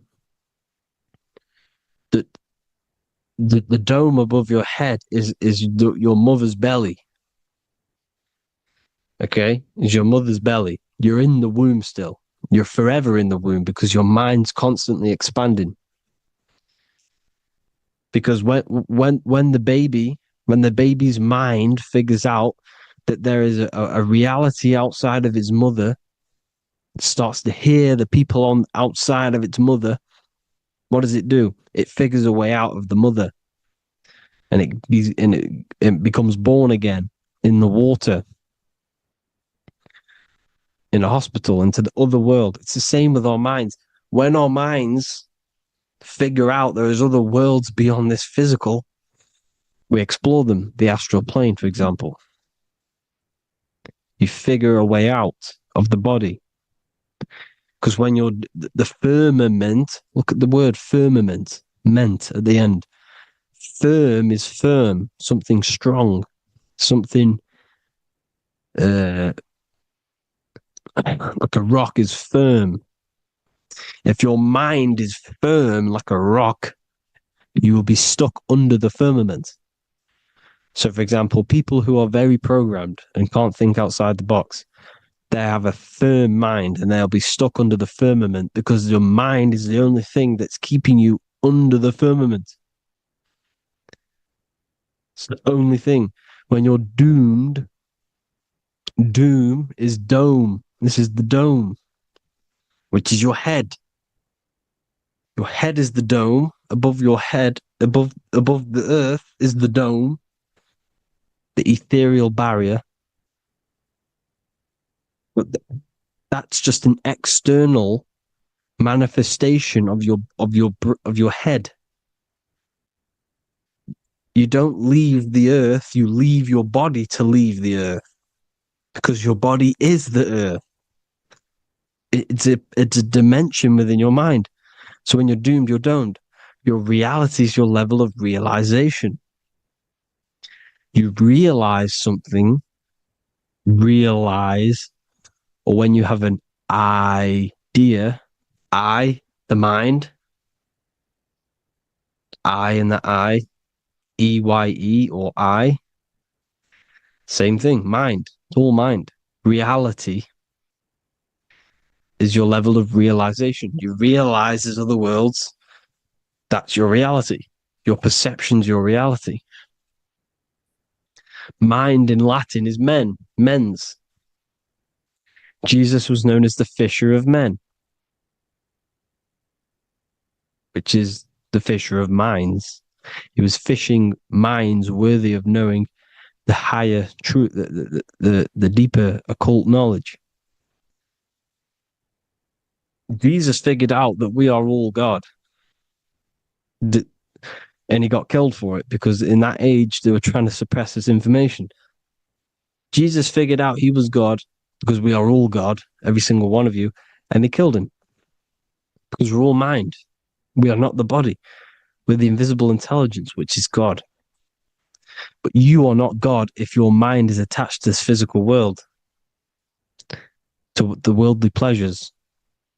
If you master your mind and travel the depths of your mind, that is God. Mental and men. Look at the word mental. It has men in it. Men in the Bible means mind. Here you see Masonic, the Masonic symbol with the eye, the mind. Looking over everything is the one. Everything comes from the one. All the lines coming off it, giving its life to all of the life forms. Down here on the bottom, you have duality, black and white. Up here, you have singularity. One and the two. Unification and division. The lower self is divided into the left and the right. So the Bible even says, I forgot what verse it is, but it says, it's better to go through life with one eye than to have two and be cast into the fiery abyss of hell. I'm not sure what verse it is, but you can research it yourself. It's better to go through life with one eye, to be unified consciousness, dimension. No brainer. The language tells you the truth, people. Dimension. The dimensions are in your mind. Entertainment. Entertain the mind. Disappointment. It's all in the mind. Environment. The environment that you are in is a product of your mind. Within, rearranged spells high twin. Within is your mind, and your external world is mirrored from the decisions you make in your mind. Advertisement, commitment, it's all meant, it's all mind. Everything is mind. Everything. So, this is important. The collective thoughts and collective beliefs. The collective, because we all share the mental plane. And because of this is why we are in a weakened state of consciousness at the moment. Because the collective thoughts and the collective minds overall are asleep. And they don't believe in anything. You see, everything is true within the mind. You think of something, it is there instantly. You think of a chair, it's there in your mind. You think of anything, it's there instantly. So everything's true within the mind. Anything can happen in the mind. Anything can happen on the physical plane if the collective consciousness, the collective minds, believe it to be true. This is why back in the days, in the ancient days, you look at all the old world stuff, you see all this crazy technology, and it's because as a collective, as humanity back then, they believed that they had much more open minds. Therefore, the things manifested in the physical world were a lot more out of the box, so to say, compared to today. For example, magic is not as powerful today because the masses don't believe in it. It's still powerful, don't get me wrong, but if the masses believed, or if everyone knew magic could be real, because it is, anything's real in the mind, it would be a lot more powerful. You see? So and what they're trying to do is create a hive mind worldwide. They're trying to make one religion, an external god. What happens when you worship something external? You give energy to it, because where attention goes, energy flows. Where your mind gives attention to, energy goes there. And when we all believe in external gods and give our worship and our power to these external things, we all give energy to it, which will manifest as a demon in the astral planes. It's a hive mind. They're trying to make a hive mind to summon our energy. Trying to summon our energy. And it through mind, through collective thoughts. The hive mind. They want one religion, one government, one currency, one belief system. And that will create a hive mind, which will limit our consciousness, which will limit what we can do in the physical world. Because if everyone doesn't believe in certain things, it cannot happen, because it's all in mind. Mind is so powerful. I am you and you are me. I hope you all enjoyed this video, people. If you haven't already, join the Wisdom Academy. The Wisdom Academy, we have many occult lectures just like this one. Also, we have just launched Mindwave Hub. If you want genuine frequencies, genuine binaural beats, because the ones on YouTube, the ones on Spotify, Apple Music, they're all tuned to A440 hertz, which shuts down the right hemisphere of the brain. If you want to gain access to your true consciousness, your mind, you need to balance the two hemispheres and balance the chakras. You can do that externally by listening to binaural beats. If you want true frequencies, true binaural beats to hemisync the chakras, hemisync the brain, to gain access to the different dimensions of your mind, well, you can gain access anyway, but it's going to help you if you're trying to learn this. Join Mindwave Hub. The link will be in the description. Listen to the binaural beats, meditate to them, listen to when you go to sleep. They'll massively benefit you. Thank you all, people. Hope you had an amazing, lesson. Hope you learned a lot. And please subscribe. God bless you all.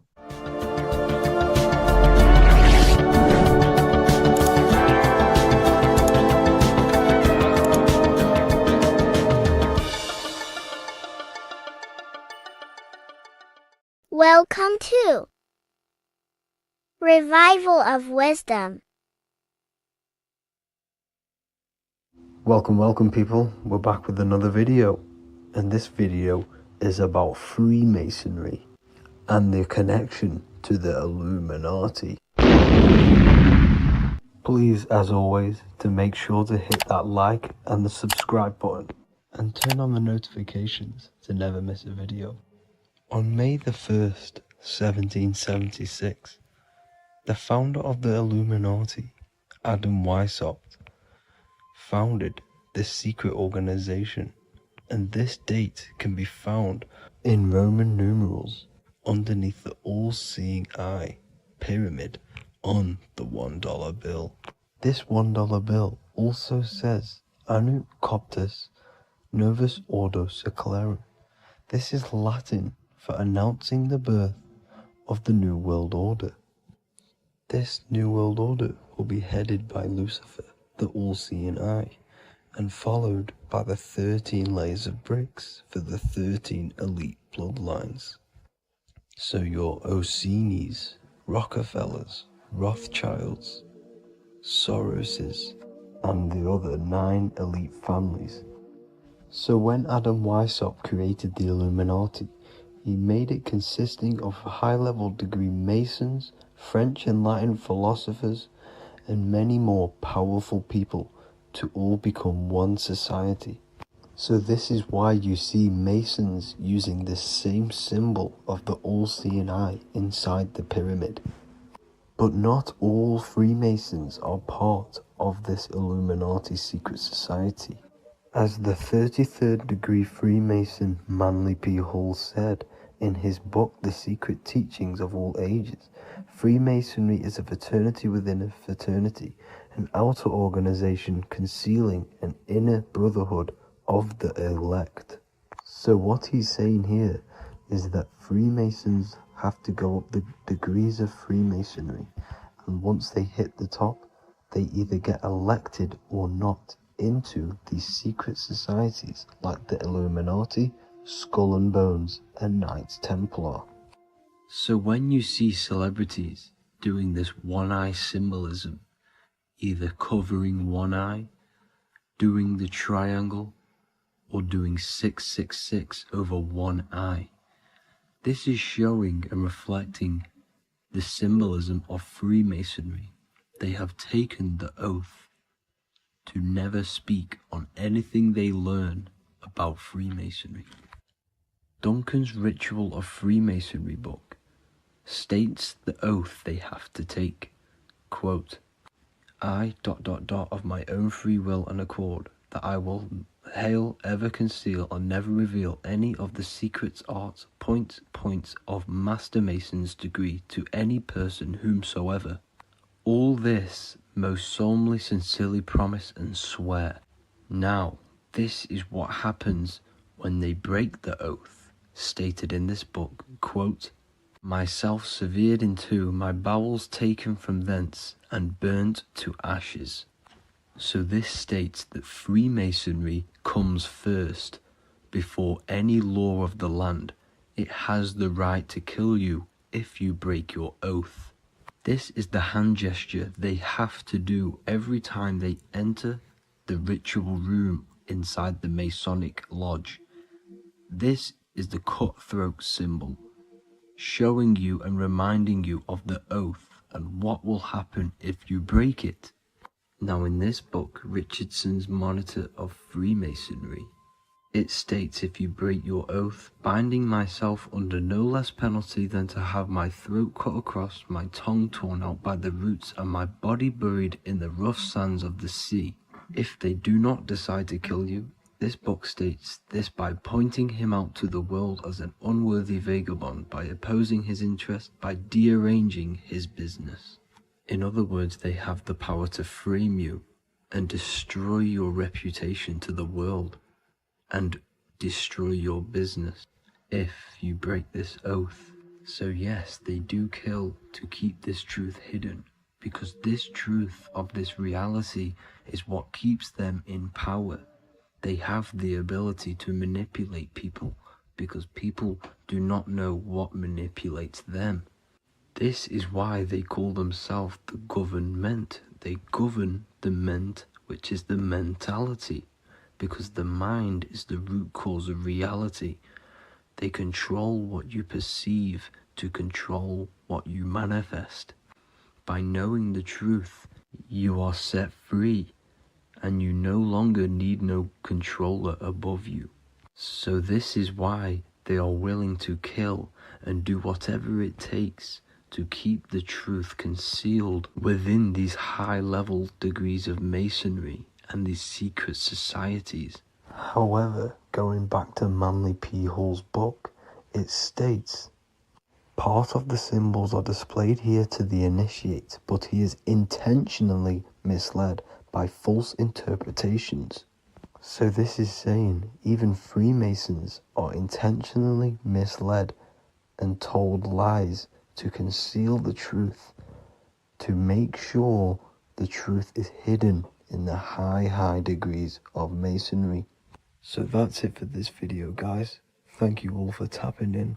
Please leave a like and a subscribe. God bless.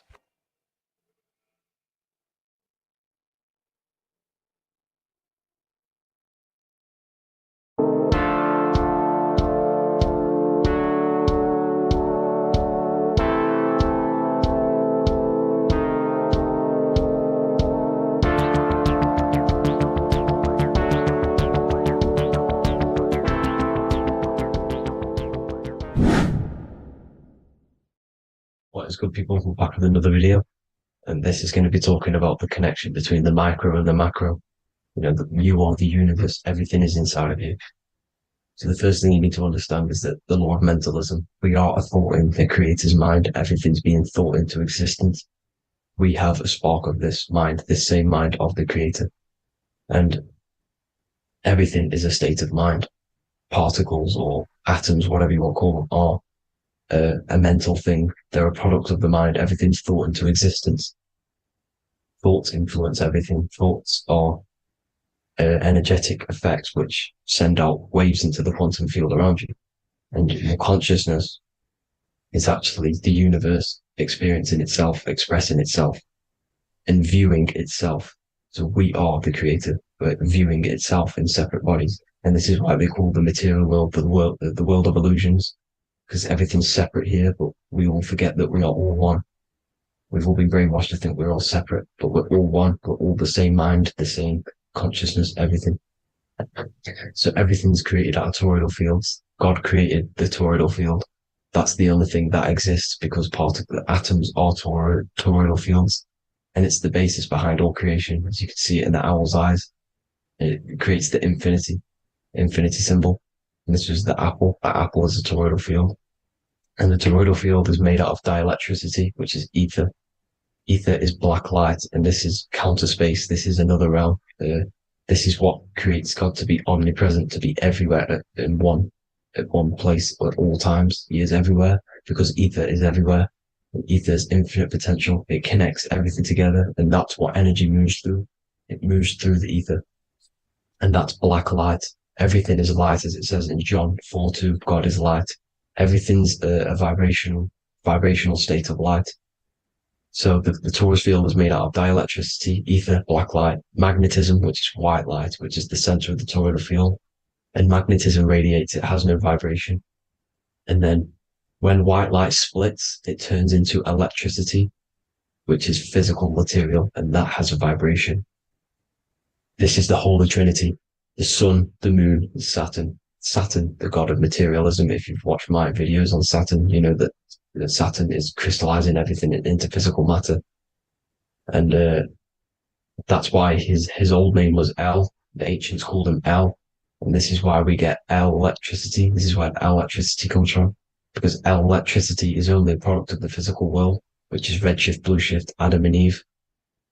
And this is what creates the redshift, blueshift is what is a product of magnetism. When magnetism, white light splits, and this gives us vibration. And this what creates the toroidal field, which is the basis of all physical creation. The sine wave is created out of the magnetic wave and the electric wave. The electric wave is the blue wave, and the magnetic wave is the straight wave, which is radiation. This is vibration frequency. So the magnetic wave is straight, and then you have longitude and amplitude, which is depth, which is dimension. You see how the electric wave has depth and a dimension. This is why you get the cross. This is the cross of Earth. This is the symbol of Earth, of bondage, of physical matter, because it consists of magnetic wave and depth, which is electric wave. I mean, this is where you get the sun cross or the Earth cross, whatever you want to call it. It's the cross of physical matter, and the ancients knew this. This is why they used that symbol. Redshift, blueshift, which is the toroidal field, is the basis of all creation, physical creation. And this is why you have the police siren is red and blue. The Matrix movie, red pill, blue pill. You have red blood and blue blood in your body. The Democrat and Republic, the two parties, red and blue. Like your taps on your taps, you have a red and blue tap. One's generative, one's destruction. Fire, destruction, water, generative. So this is the basis of all things. And electric wave has dimension, like I've already said, depth, material, and it's measured in hertz.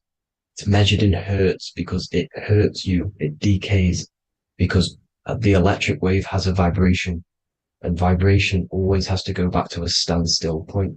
This wave cannot go forever, but the magnetic wave will go forever. It's radiation. Magnetic is radiation. It radiates forever. It pulses. But the electric wave will at some point come back to a standstill point, and that's why it hurts. It decays. That's why our physical body decays, because we contain of electricity. this body is an electric body, and it will return back to stillness like a guitar string. If you vibrate a guitar string, you pull it, it will vibrate, make a sound, and then go back to a standstill point. It's the exact same with every single toroidal field within the body. It will decay, and this is why our bodies decay, and everything in creation decays. So we're born into sin, the sin of Eve. The sin of Eve is us biting into the tree of knowledge of good and evil, which is the, the systems in the body. And the sin of Eve is biting into the sine wave. We bit into the sine wave. The sun moves in a sine wave. Our DNA is a sine wave. Time is a sine wave. Everything in this creation is a sine wave. This is why the dollar bill is a sine wave. Magnetism and electricity and electric waves in one. And this is the sun doing its sine wave, which creates, when you go bowling, it kind of creates that pin that you hit over. That's the pin of the sun. The zodiac sign is a sine wave because the zodiac sign is an expression of the toroidal field, because magnetism unfolds into 12ness. And that's why you have 12 zodiac signs, 12 systems in your body, 12 cranial nerves in your head, in your brain. So if you can imagine this, see where my pointer is. Always starts with Aries. Aries is the head. It's the first thing that's created in the womb.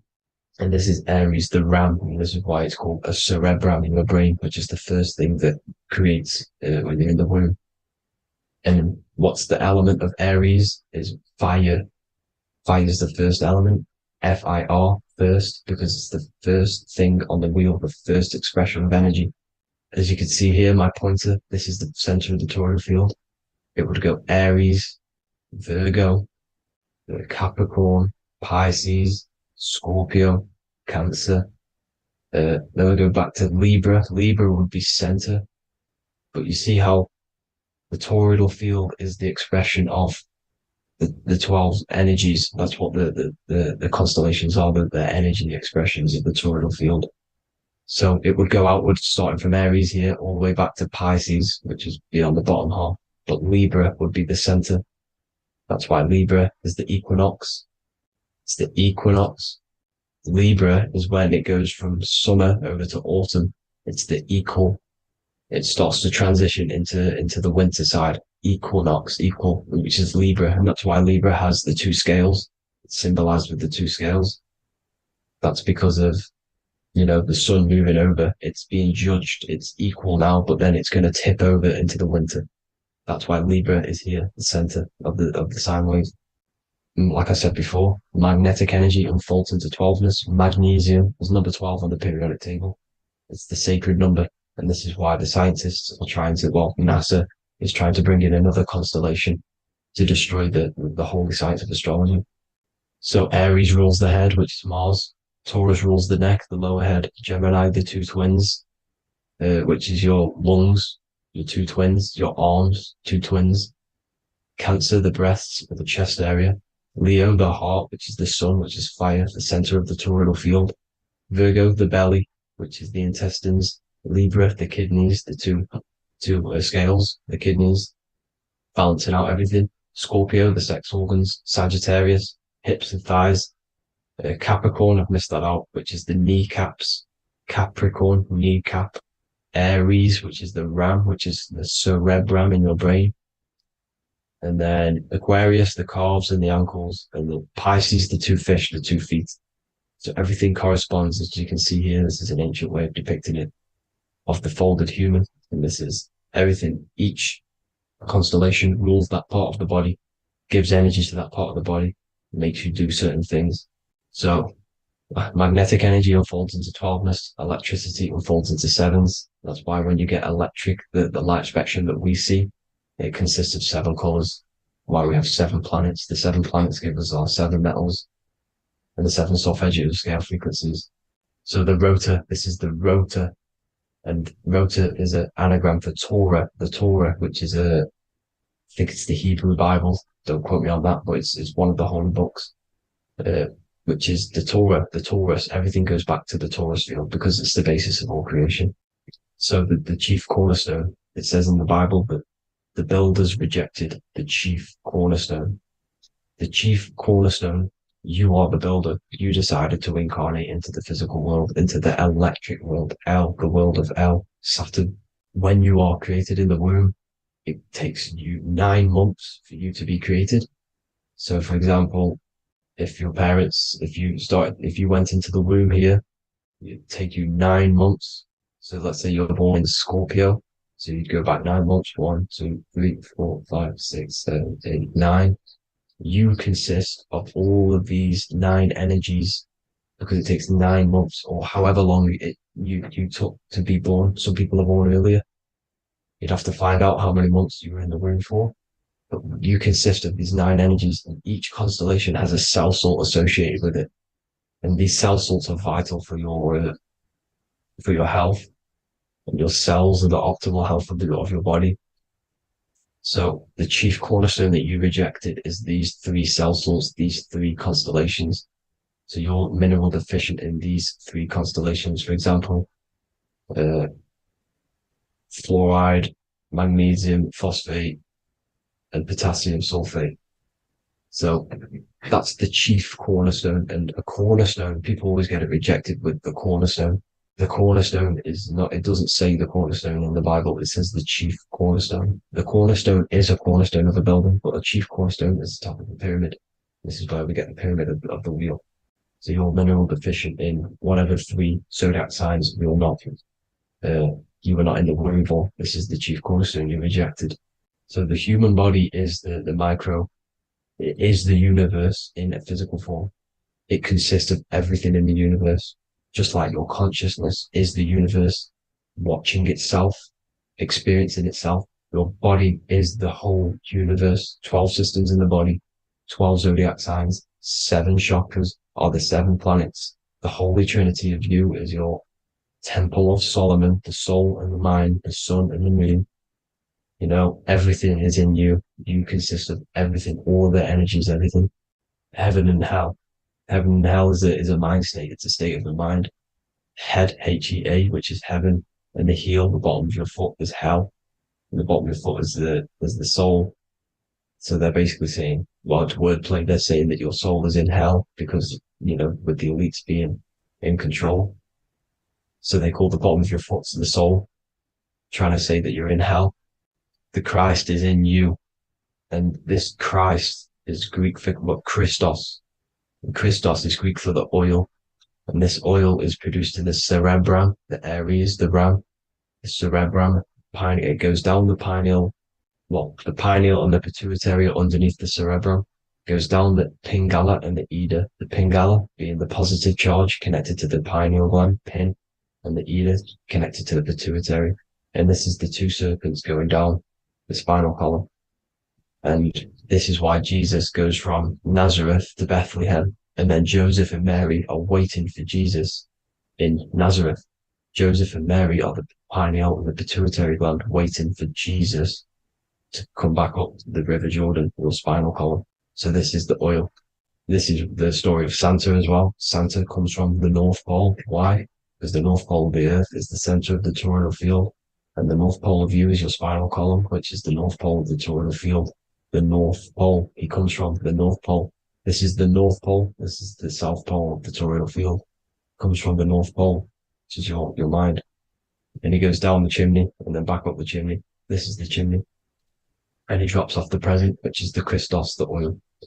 And this is why Jesus is crucified at 33, because he crosses over the vagus nerve at the top of your spine. When this oil comes back up the 33 vertebrae, these are your vertebrae here.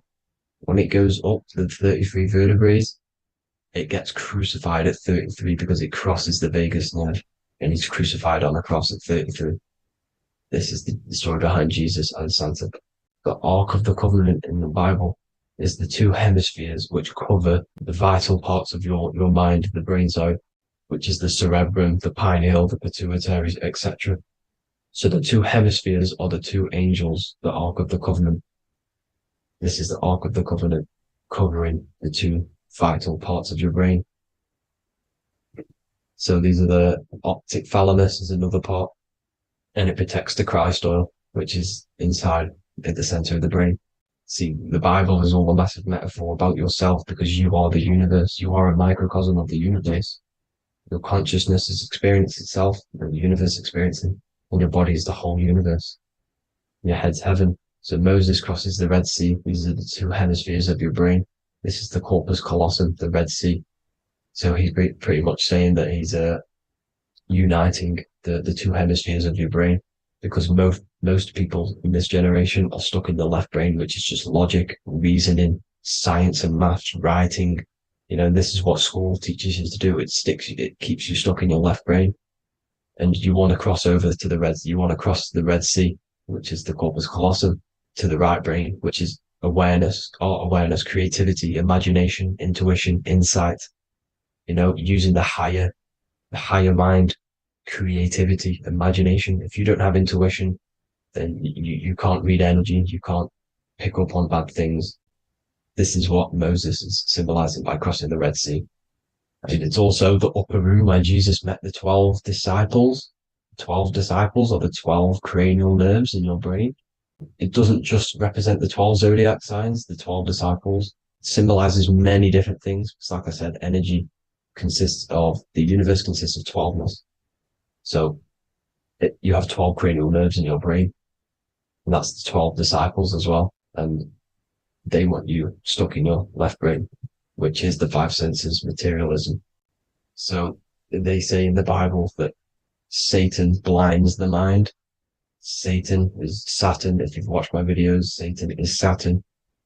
And you consist of the Holy Trinity, which is the sun, moon, and earth. The soul, moon, the soul being your sun, the solar, the moon being your mind, the earth, your physical body. And Satan blinds the mind. Why? Because we enter a soul system. This is a soul system, not a solar system. And Saturn is the Lord of the Rings, which is the outer ring. When your soul enters the soul system, your soul starts to materialize. It hits Saturn. Why? Because Saturn starts to materialize you. You take on the 7 virtues, which are the 7 planets, which are your 7 chakras. And to get out of this soul system, you must get out of your lower nature, your animal nature, which is lust, desire, greed. The number of the beast, 666, which is Saturn, Satan. So you enter the soul system, you take on the 7 energies, which you turn into physical matter. And this is your descension from heaven to what you say hell. And then you must raise back up from matter to spirit. They say Satan blinds the mind. Why? Because your mind gets materialized. Your soul and mind get materialized. And when you get materialized, it's an intense experience. You lose the divinity within you. You forget the divinity. So Satan, which is the first planet, the first energy you take on, the material body, he blinds the mind. He makes you forget everything, your divinity. Then you must remember, ascend up Jacob's ladder, the 33 vertebrae, to heaven. And this is a microcosm of the macro, because you will ascend back up to heaven if you do this, when you leave your physical body, when your body decays. So when it talks about in the Bible, completely destroy them, the Hittites, the Amorites, the Canaanites, all the ites, this is what God says to the Israelites. It says completely destroy them. It's basically symbolizing saying destroy your lower nature. The Canaanites, cannibals. We're under a Canaanite system now, which is cannibalism. And this is flesh eating, lust, greed, all the demonic stuff, all the lower vibrational stuff, the lower nature, eating, sex, and survival, the lower 3 chakras. You must get out of these lower 3 chakras and return back to spirit, which is heaven, which is spirit, love, being holy, being truthful, being passionate. Going back to Satan blinding the mind, all of the planets are made out of these 3 symbols. Satan blinds the mind, and that's why Satan's symbol, this is the symbol for Saturn, Satan, the symbol for Saturn is the cross, which is physical matter, the earth, over the moon. The moon is your mind. So the Saturn symbol saying matter over mind. He blinds the mind. Satan blinds the mind once you enter the soul system. And you must remember, in the Bible, it talks about the Genesis, which is Eve, the sin of Eve, which is biting of the tree of knowledge. The serpent, which wraps around the tree. It says the serpent placed himself on the tree. Well, the serpent is the spinal column. It's the serpent telling you eat from the tree of knowledge of good and evil, which is your nervous system. And eating from the tree of knowledge of good and evil is doing bad things. For example, over-sexualized, overeating, eating the wrong food. That's eating from your nervous system. It's decaying you, and it's preventing you from achieving the God self, the God consciousness. This is the symbolism of, the tree on the serpent, telling you to eat from the left brain, with the left brain being the sinister. Sinister is Latin for left. That's sin. Sin is left. And left is lefty Lucy, Lucifer, right, righteousness, right, God, godly. The tree of knowledge of good and evil, which is your nervous system, because it determines good or bad. That's the only thing you experience in this world is your nervous system. And then the tree of life is the cardiovascular system, and the Garden of Eden is your body. So that's it for this video, people. Hope you've got a greater understanding of how you are the universe and everything is inside of you. Just keep in mind you are the universe experience in itself, and your body is a reflection of everything. The 12 constellations, the 7 planets, everything's inside of you. This world is an expression from the inside outwards. You can't affect the outside world to manipulate reality. Everything's inside of you. I hope you got a greater understanding of this. God bless.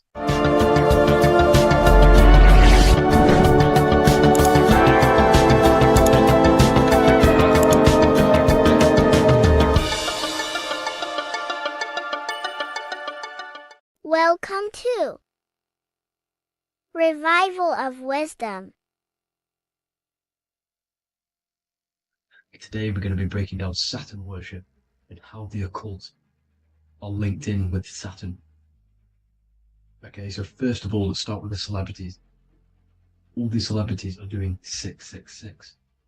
Okay, covering the one eye, which also symbolizes the all-seeing eye, which is another occult symbol. But we're focusing on the 666, the 6 with the 3 fingers. Also, we have CERN with the 666 within their logo. Also Disney, okay, as you can see here, 666 within their logo. Pepsi, Coca-Cola, and even Cadbury's. Monster Energy with the 666 in Hebrew numerals.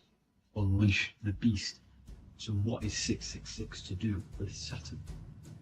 Because on Saturn, on the north pole of Saturn, there is a 6-sided hexagon, okay? So Saturday is named after Saturn Day, the 6th planet. It is also the 6th day of the week, and has a 6-sided polygon on its north pole, 666. Not only that, when you create a star out of the hexagon, you will create a 6-pointed star, okay, with 6 triangles within the star, and a 6-sided hexagon, which all adds up to 666.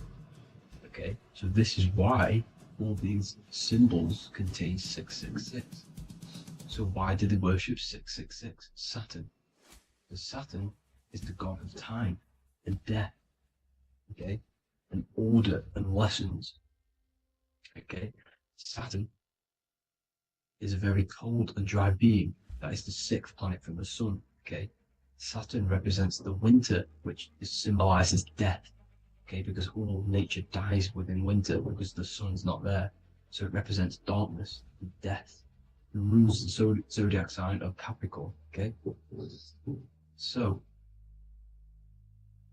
in the celestial cycle, Saturn is always opposite the sun. So it's the opposite of the sun. So they're worshipping this energy which is death-like. Okay, this god which is death and does not bring life. Okay, and also is the god of time. Okay, also in the Roman and in Greek it's called Chronos. Okay, which is just a translation for time. It's also known as the Father Time, aka the Grim Reaper. Okay, the Grim Reaper. Keep that in mind. We'll come back to this. Here are some more logos for the Saturn. Okay, NAG, Internet, Wi-Fi. Okay, all these occult logos all worship Saturn. They are satanic a cult. They worship this death god, this evil god. Okay? This is where the cube now comes in. Okay? Because what colour is associated with Saturn? Okay, black, because it's the absence of light, it's opposite the sun. So black is the colour associated with Saturn. Each planet has its own colour associated with it. Okay, so when you make the cube, okay, as you can see here, the cube out of the polygon, it creates what? A black cube. Okay, and the Kabbalah, okay, Kabbalah means cube, Allah means the god, the cube god. These religions are secretly worshipping this cube god, the god of death, Saturn, Satan. It's the same entity behind it all. Okay? So, also, we have these black cubes in Australia, Denmark, all around the world, these black cubes, because this occult is worldwide. It's Saturn, Satan taking over this realm. Okay? Also, with this black cube, they walk around it like the rings of Saturn. It's around the black cube of Saturn with the rings, they walk around in circles. What are circles? Cycles. What is a cycle? Time. The time god. This is why it has a ring around it, because it represents time, cycles. Okay? And this is another depiction of Saturn, always depicted with this Reaper staff. Okay, keep in mind this staff, just like we associated with aka the Grim Reaper. The Grim Reaper also wears a black robe, representing Saturn with the same staff. Can you see it? This is where it comes in. Okay, the same thing, look, the same staff with the black robe, black representing Saturn, the god of death. Okay, the Grim Reaper, Satan. Okay, also when you graduate from university, what do? You wear a cube on your head, a black cube with a black robe. This is Saturn worship. See, this is how Saturn, Satan, has tricked the world into worshipping him, not God, the sun, which represents God. So what is a corona? Because a corona is a crown, a circle, okay? A set of concentric circles of light seen around a luminous body. So Saturn, so this is why they used to worship Saturn by wearing crowns in ancient days, and we still do to this day. The king or queen has a crown, a corona. Also, corona, the drink. Corona adds up to 666, just like Saturn is 666. But like you see in the corona, you see the staff. You see this staff, just like the staff of Saturn, the Saturn god, like the Grim Reaper, with the black robe and the staff, just like the Saturn god. What is the Grim Reaper? It's a killer, it represents death, just like Saturn, the god of death and time. So all these occults and secret societies all worship the 666 god, which is Saturn, Satan. All of our energy is being put into Saturn. Okay, and Saturn, Satan, is harnessing all of this energy. So gradually, this is what the mark of the beast is. Like it says in the Bible, the mark of the beast, or the name of the beast. Here is wisdom, let it know that you have to understand and count the number of the beast, for it is 6. It is the number 6 of a man, and is 600, 3 score is 6, 666. So this is what the mark of the beast is. They are going to eventually put green chips, just like Neuralink, which is what Elon Musk is pushing. Okay, so this chip is the mark of the beast, and it's going to be implanted to our our hands or brains, okay? And they will manipulate our consciousness, and it will manipulate our DNA, and it will directly connect us to AI.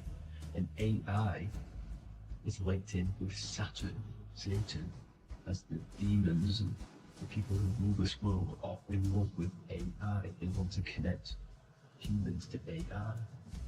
And this will control our consciousness completely and give all of our energy back to Saturn, Satan, this deity that they all worship.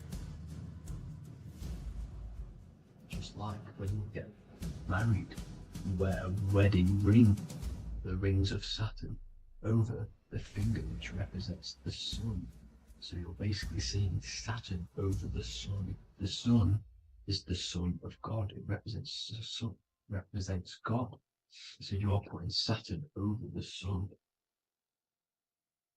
So thank you guys all for tuning in. I'm going to leave you guys here.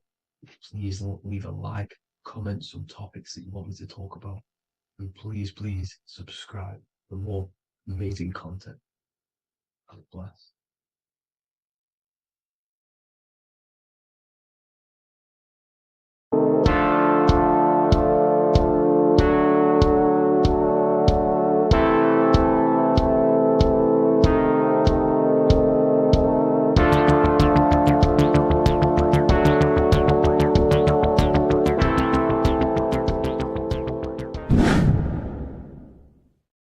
What is good, people? We're back with another video, and today we're talking about the chakras.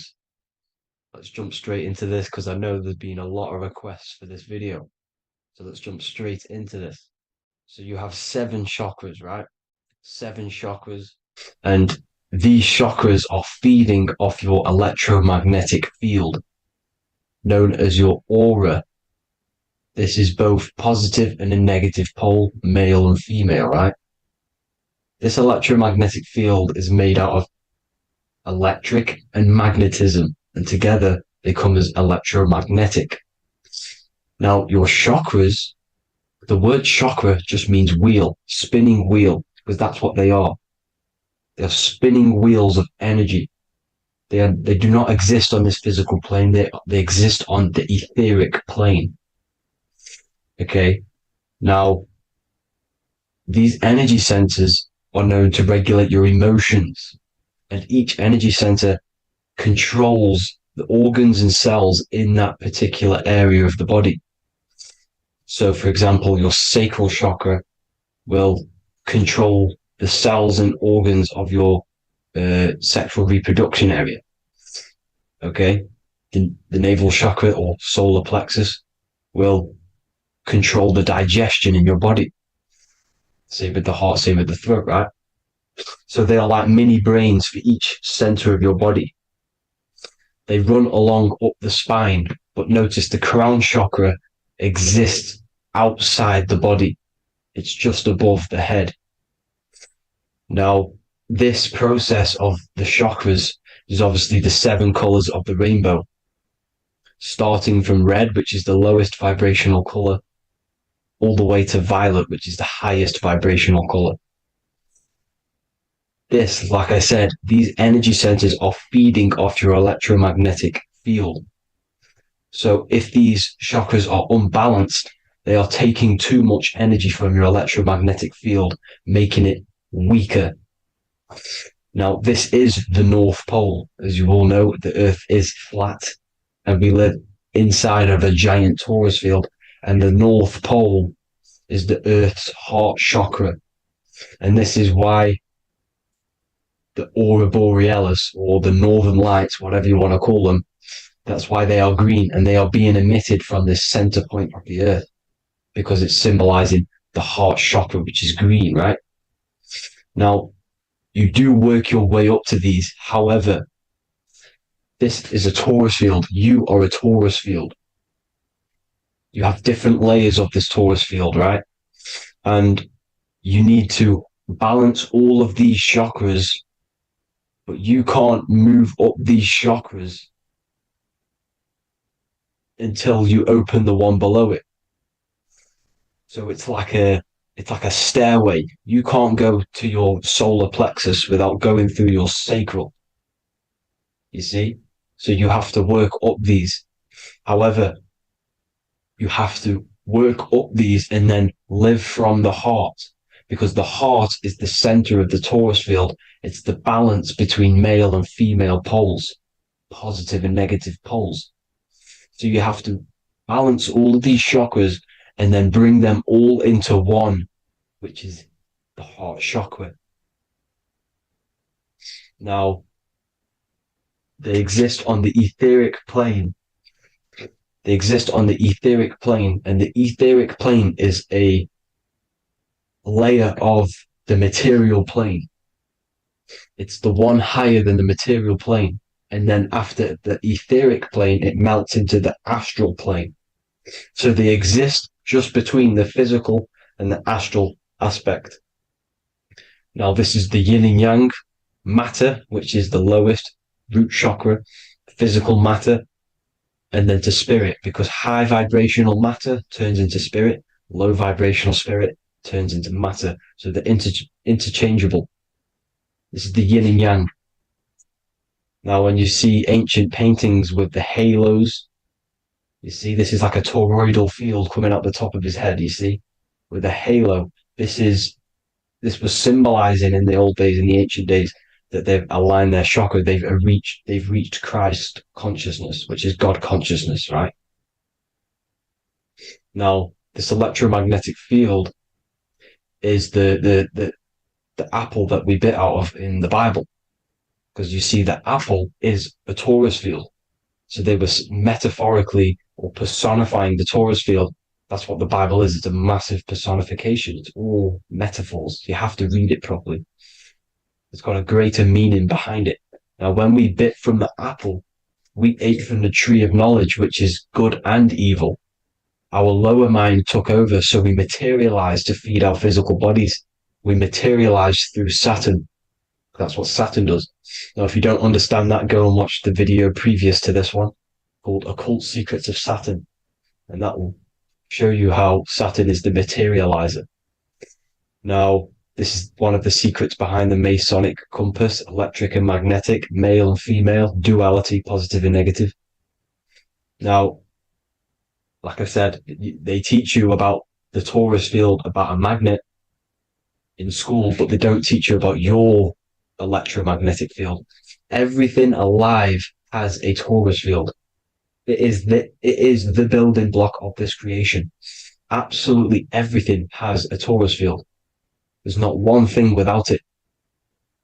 And as you can see here at the center of the apple, that's where the seed is. That's where the life is. The reproduction of that organism. As you see, this is where the most electromagnetic energy is stored, in the center, because this is where the two duality, this is where the field meets at the very center. This is why the seed is at the very center. Now, your spine is a elongation of the brain. The brain is heaven, and the bottom of the spine is hell. So this is Saturn, which is the root chakra. The 7 planets are associated with each chakra. Moon equals mind. Okay. Now, Saturn is physical matter, as I've just explained. This is the lowest vibrational color. And they want you trapped down here, which is your hell state, your animal nature, your physical nature. They want you to identify as the physical body. They don't want you to reach these higher states of consciousness. Okay? Now, in the brain, you have 12 convolutions. Now, this is what they were symbolizing in the Bible with the 12 disciples. And obviously in the Bible, it says the upper room where Jesus met with his disciples. This is heaven, the brain, the higher states of consciousness. Now, this is your North Pole. This is Jacob's ladder. Okay. This is why you have 33 levels of Freemasonry, because it's symbolizing the 33 vertebrae, which are these little things here on the back of your spine. Because once the Kundalini energy from the bottom of your spine rises to the top, this is when you get enlightenment and opens your third eye. Spiritual enlightenment. As you can see here, this is Jacob's ladder.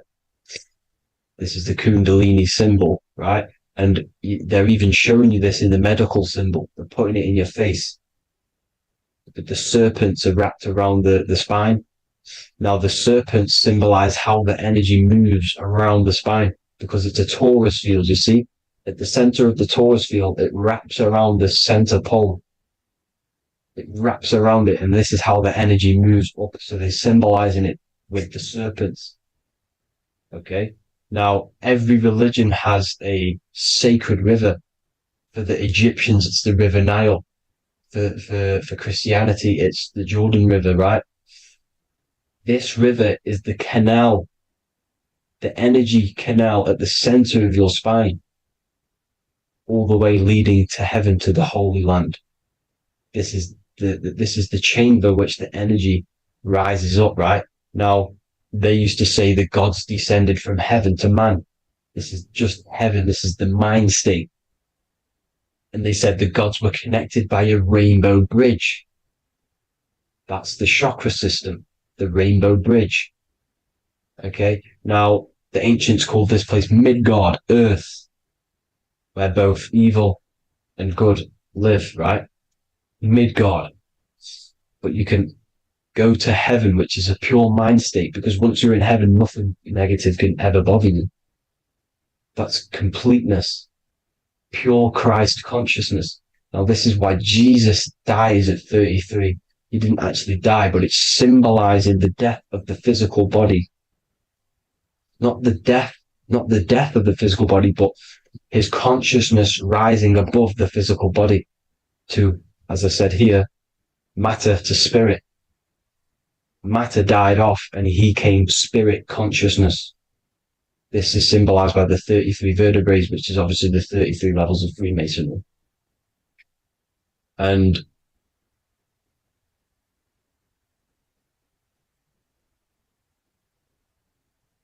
now the pineal gland, which is at the very top of this Jacob's ladder or the River Jordan, the canal, your 33 vertebrae on your spine. This is where the pineal gland sits, right? At the very top, at the center of your brain. Now, there's multiple ways this was symbolized. The Eye of Ra, which is used by the Egyptians. Now, this pineal gland is the seat of consciousness. This is where your consciousness is stored, right? And the ancient Sumerians used the pine cone, hence why it's got the word pineal gland, the seat of the soul consciousness. It produces DMT, dimethyltryptamine, which is known as the spirit molecule. And the pineal gland is wrapped in microcrystals, and we all know crystals transfer frequency and energy. Now, radios use crystals. A radio is a frequency transmitter, turning a frequency into a frequency that we can hear with our ears, right? Because all the radios are actually playing right now in your ears. However, our ears can't pick it up, so the radio transmits it into a frequency that we can hear using crystals. So this is the power of crystals, and this is what our third eye is wrapped in, crystals. Now, this third eye is not actually your third eye, it's your first eye. When you're being materialized in your mother's womb, this is the first gland that is produced, and everything's built around it, because it is the consciousness. It is your consciousness. Your consciousness never dies, ever. It's an eternal essence. It lives forever. You never actually die. Only the mortal body dies. Now that's what we call life. Life is abided by time, and time is change. And change is what we call life, because everything's constantly moving and transforming into different things, right? Now let's not get off track. The pine cone is obviously, this is in the Vatican here. The pine cone is symbolized as the pineal gland, pine. And this is the opened pine cone. The opened pine cone means or symbolizes the awakened man, the awakened third eye. But the ones here, which the Sumerian gods are holding, these are shut pine cones, symbolizing the unawakened man. But let's not get confused, people. These gods were not gods. They are human beings just like you. They reached Christ consciousness. They are nothing more special than you. They just had the ability to reach Christ consciousness. And obviously their knowledge was far more intelligent than ours, far more advanced than ours. They knew the truth about this reality to the depths.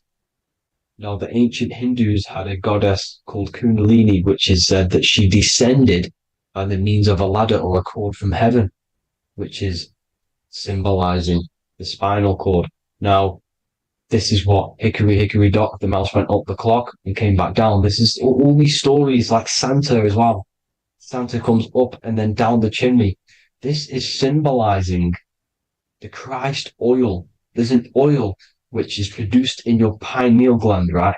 And this oil travels down the spine. And once it's down on the spine, you must have to raise your consciousness, just like I said, but the chakras, you have to raise your consciousness, raise your vibration to heat up this oil and turn it into a gas. And it travels back up the spine through like the serpents up the spine. And this awakens the third eye once it's coming back up the spine and hits the pineal gland. This is the secret behind Santa and hickory hickory dock, because Santa comes down and feeds the presents and goes back up the chimney. And he lives in the North Pole, the positive pole. This is the North Pole, people, and the presence is your sacred oil. This oil, your physical body is the furnace. It's the spiritual furnace, which you have to heat up this oil by raising your frequency and turning it into a gas to rise up this chamber, the River Jordan, to your third eye, right? Now, this is an alchemical process. Your body is the alchemical furnace. It says in the Bible, if therefore thine eye be single, thy whole body shall be filled with light. I shouldn't have cut that out, but that's what it says. The light of the body is thine eye. If therefore thine eye be single, thy eye shall be filled, their body shall be filled with light. This is symbolizing the pineal gland, enlightening the body, the spiritual body, filled with light. Now, as I said, they want you kept down here, which is the root chakra, which is your animal nature, which is obviously mind, matter over mind. This is the symbol of Saturn, right? As you say, we're built of body, mind, and spirit, the Holy Trinity. That is the sun, moon, and earth. The sun's your soul, solar. Moon is your mind. Earth, which is the cross, which is your physical body, the 5 elements, right? So body, mind, and spirit. So the Saturn symbol is actually made out of the cross on top, which is the earth, and the moon on the bottom, which is symbolizing matter over mind, because earth is physical matter. You don't want to be matter over mind. You need to be mind over matter. See, they want you identifying as your physical body. They don't want you to realize you're an eternal consciousness. You're an eternal essence of consciousness which never dies. They want you trapped in your animal nature. And this is why the Baphomet has a goat head, because it's symbolizing your animal nature, which is evil. Not evil, but you're more likely to do evil things, right? Which brings bad karma. That's your animal side. This is why the Baphomet has an animal goat head. As you can see here, he's got the Kundalini energy here. So when you see the inverted cross, the cross is your body, as you can see here.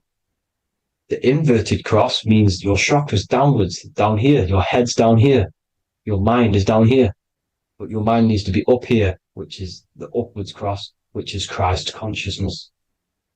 And as we all know, 7 colors of the rainbow, 7 planets, 7 chakras. Red light is low frequency and long range. This is why Saturn is the slowest moving celestial body, and it's the lowest chakra because it's low frequency, long range.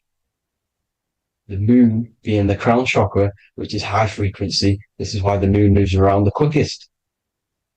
The moon is your crown chakra, which moon in mind.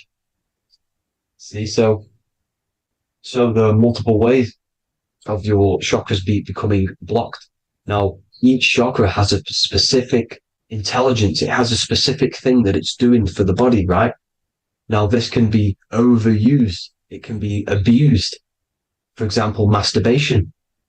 That keeps you down here in your sacral chakra because you're abusing that energy center. You're abusing your sexual energy, which is then becoming unbalanced. So this is how energy, this is why these centers are pulling more energy out your electromagnetic field, because these centers are wheels. The chakras just mean spinning wheel of energy.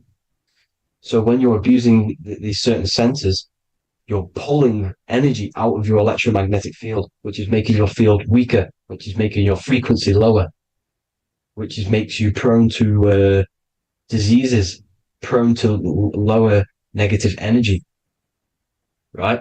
So you need to align these chakras. You need to unbalance them. And as you can see here, you can screenshot these to see how they're blocked. I'm not going to go over each one because it'll take me forever, but have a little read yourself. This is why they're blocked. Now, the ancients used to say Aum when they meditated. Now, these are the 7 vowels. There's not 5 vowels, there's actually 7. Now, when they say Aum, they're aligning all their chakras by saying this when meditated. This is where the Aum originated from. Now, emotion is energy in motion. So if you're feeling a certain way, that's the energy you've put in motion. It's a reflection. We live in a mirror reality. Everything's mirrored. Everything's mirrored. As within, so without, as above, so below. Everything's a reflection of some sort. So whatever you're feeling, you're doing something wrong. It's telling you you're doing something wrong from the root cause. Because your energies are the effect. You're feeling the effect of something you've caused. The law of cause and effect. Nothing escapes it. Now, the Jehovah's Witness believe that exactly 144,000 faithful Christians go to heaven or be resurrected, right? This is not true. This is symbolic. 144,000 go to heaven. Now, the petals on the chakras, this is the root chakra, this is the crown chakra. Now, if you add up the first 5 chakras, the petals, add up the petals on the first 5 chakras, you get 48. And then you get to the third eye, which has 2 petals. 48 times 2 equals 96. 96 plus 48, which you got from here, equals 144. The last chakra has 1,000 petals. Times 144 times 1,000, you get 144,000. This is a frequency. This frequency is the frequency of the ascension up your chakras. This frequency is a high frequency, which turns that oil into gas, which rises up the spine, activating your third eye. Right? So this is all the religions are all symbolic for this sacred secret of Christ consciousness. As it says in the Bible, the kingdom of God is within. It's not out there, people. You must look within yourself. You are God. You are a spark of his consciousness, infinite consciousness, right? So 144,000 is a frequency, and you must achieve this. Like I said, these people in the past, they're not gods, people. These were just humans. Nothing special. They just reach Christ consciousness. Now, they keep you in these lower vibrational states with the food, right? And as you can see here, all of these fast food restaurants are mainly are red and yellow, which are these lower states, these lower 2 chakras, lower vibrational colors, because they want you trapped down here in matter. And these foods are so low vibrational It will keep you down here because your gut produces, I think it's like 80% of melatonin. Melatonin is your feel-good hormone. These foods will not make you feel good. This is very low vibrational. Meat, it's not meat, it's raw flesh. These animals are stripped from their family, put on a conveyor belt, watch their friends be tortured, and then get slaughtered in a slaughterhouse. Think of all the fear that's running through their blood, all the hormones, all the fear, and you're going to go and eat that very low vibrational energy. As you can see here, this is the light photons within fruit. You can see the light, the life force in this fruit. You must think, feel, and do positive to raise your vibration. As you can see, earth equals heart. If you rearrange it, everything in nature is green, right? The aurora borealis is green. You must align all these chakras and then live from the heart, because the heart's the center of the Taurus field. You must become the consciousness in the center. So that's it for this video, people. Thank you all. God bless.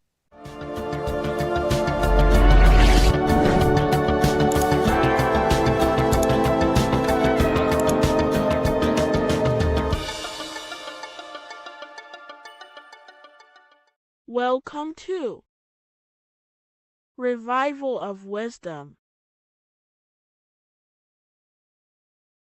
What is good, people, is Revival of Wisdom. We're back with another video. Today we're going to be talking about the importance of Saturn and the occult. Let's jump straight into this. So Saturn is the god of the earth, right? It's the time of God, change, destruction, physical matter. He creates and destroys, because the energy of Saturn is the key to crystallization. It wraps things in physical matter, right? He creates everything, all life forms, and he takes things back, because the day that you're born, that's the day that your expiry date is coming. The time is ticking until Saturn takes your life. This is why he's known as the Reaper. Okay? As he's personified as eating his child here in this ancient Roman painting. As you can see, he's eating the child. We are all children of Saturn, right? He creates physical matter, our physical bodies, right?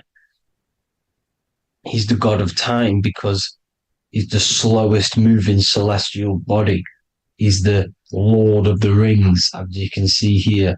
He's the last one on the ring. He's the slowest one moving, okay?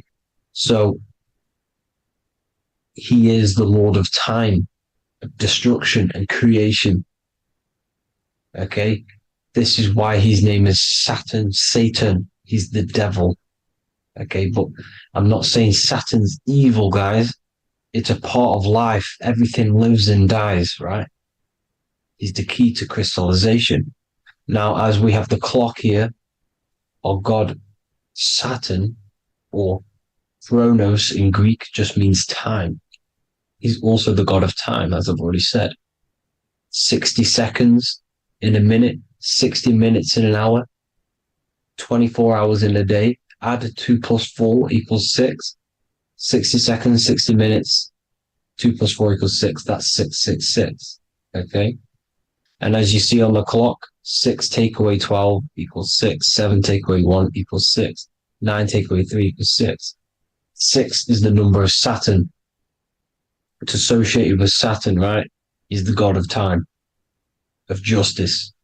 Everything goes back to the Reaper in the end. Everything lives and dies. Now, the artwork of him, he's always got the Reaper staff. You see, it's personifying death. Now, when you see this, the Romans were not saying Saturn was a real person, a real god in human form. No, this is personification. This is what the ancients always did. They personified, just like the Bible. It's all personification. So the personifying Saturn eating its children because it eats, it's the Reaper. No one can escape the Reaper. No one can escape death. Now, Saturn is 666, which is in the Bible, the number of the beast, right? The number of the beast, Satan, 666, right? So on the North Pole of Saturn, you have a hexagon which makes a cube, right? Now this hexagon, when you join up all the corners, creates the six-pointed star known as the Star of David, right? In the Jewish religion. Now, as you can see, the six-pointed star has 6 points, 6 mini triangles, and a six-sided hexagon. That makes 666. And also, you have Saturday is named after Saturn, the sixth planet, the sixth day of the week, and has a six-sided polygon on its north pole. That's also 666. Now, this Star of David, this symbol goes back thousands of years, and it originates from Saturn. It's not the Star of David, right? It originates from Saturn. It symbolizes the physical and spiritual aspect combined into one, which makes us humans, right? Also symbolizes the male and female combined into one. These two sacred energies create the human. We consist of both male and female energy, also known as the Seal of Solomon. And we all know if Solomon was a real person, he talks about communicating with 72 demons.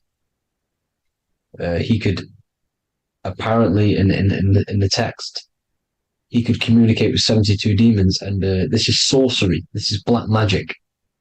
Now, this symbol is associated with hexing people. When you place a hex on someone, that is a form of witchcraft, which a hex is just a curse. When you're cursing someone, this is black magic. Now, the black magician would stand in the middle of the symbol and cast his spells onto other people. Now, this symbol is obviously on the $1 bill, twice on the $1 bill. And it's very, very ancient symbol. And it originates from Saturn. And let's keep going. So the cube. So I've just said how you see the cube on the North Pole of Saturn, right? The cube is limited. It's a 3D shape. It symbolizes limitations to the physical 3D dimension, the third dimension, the physical realm which we are in.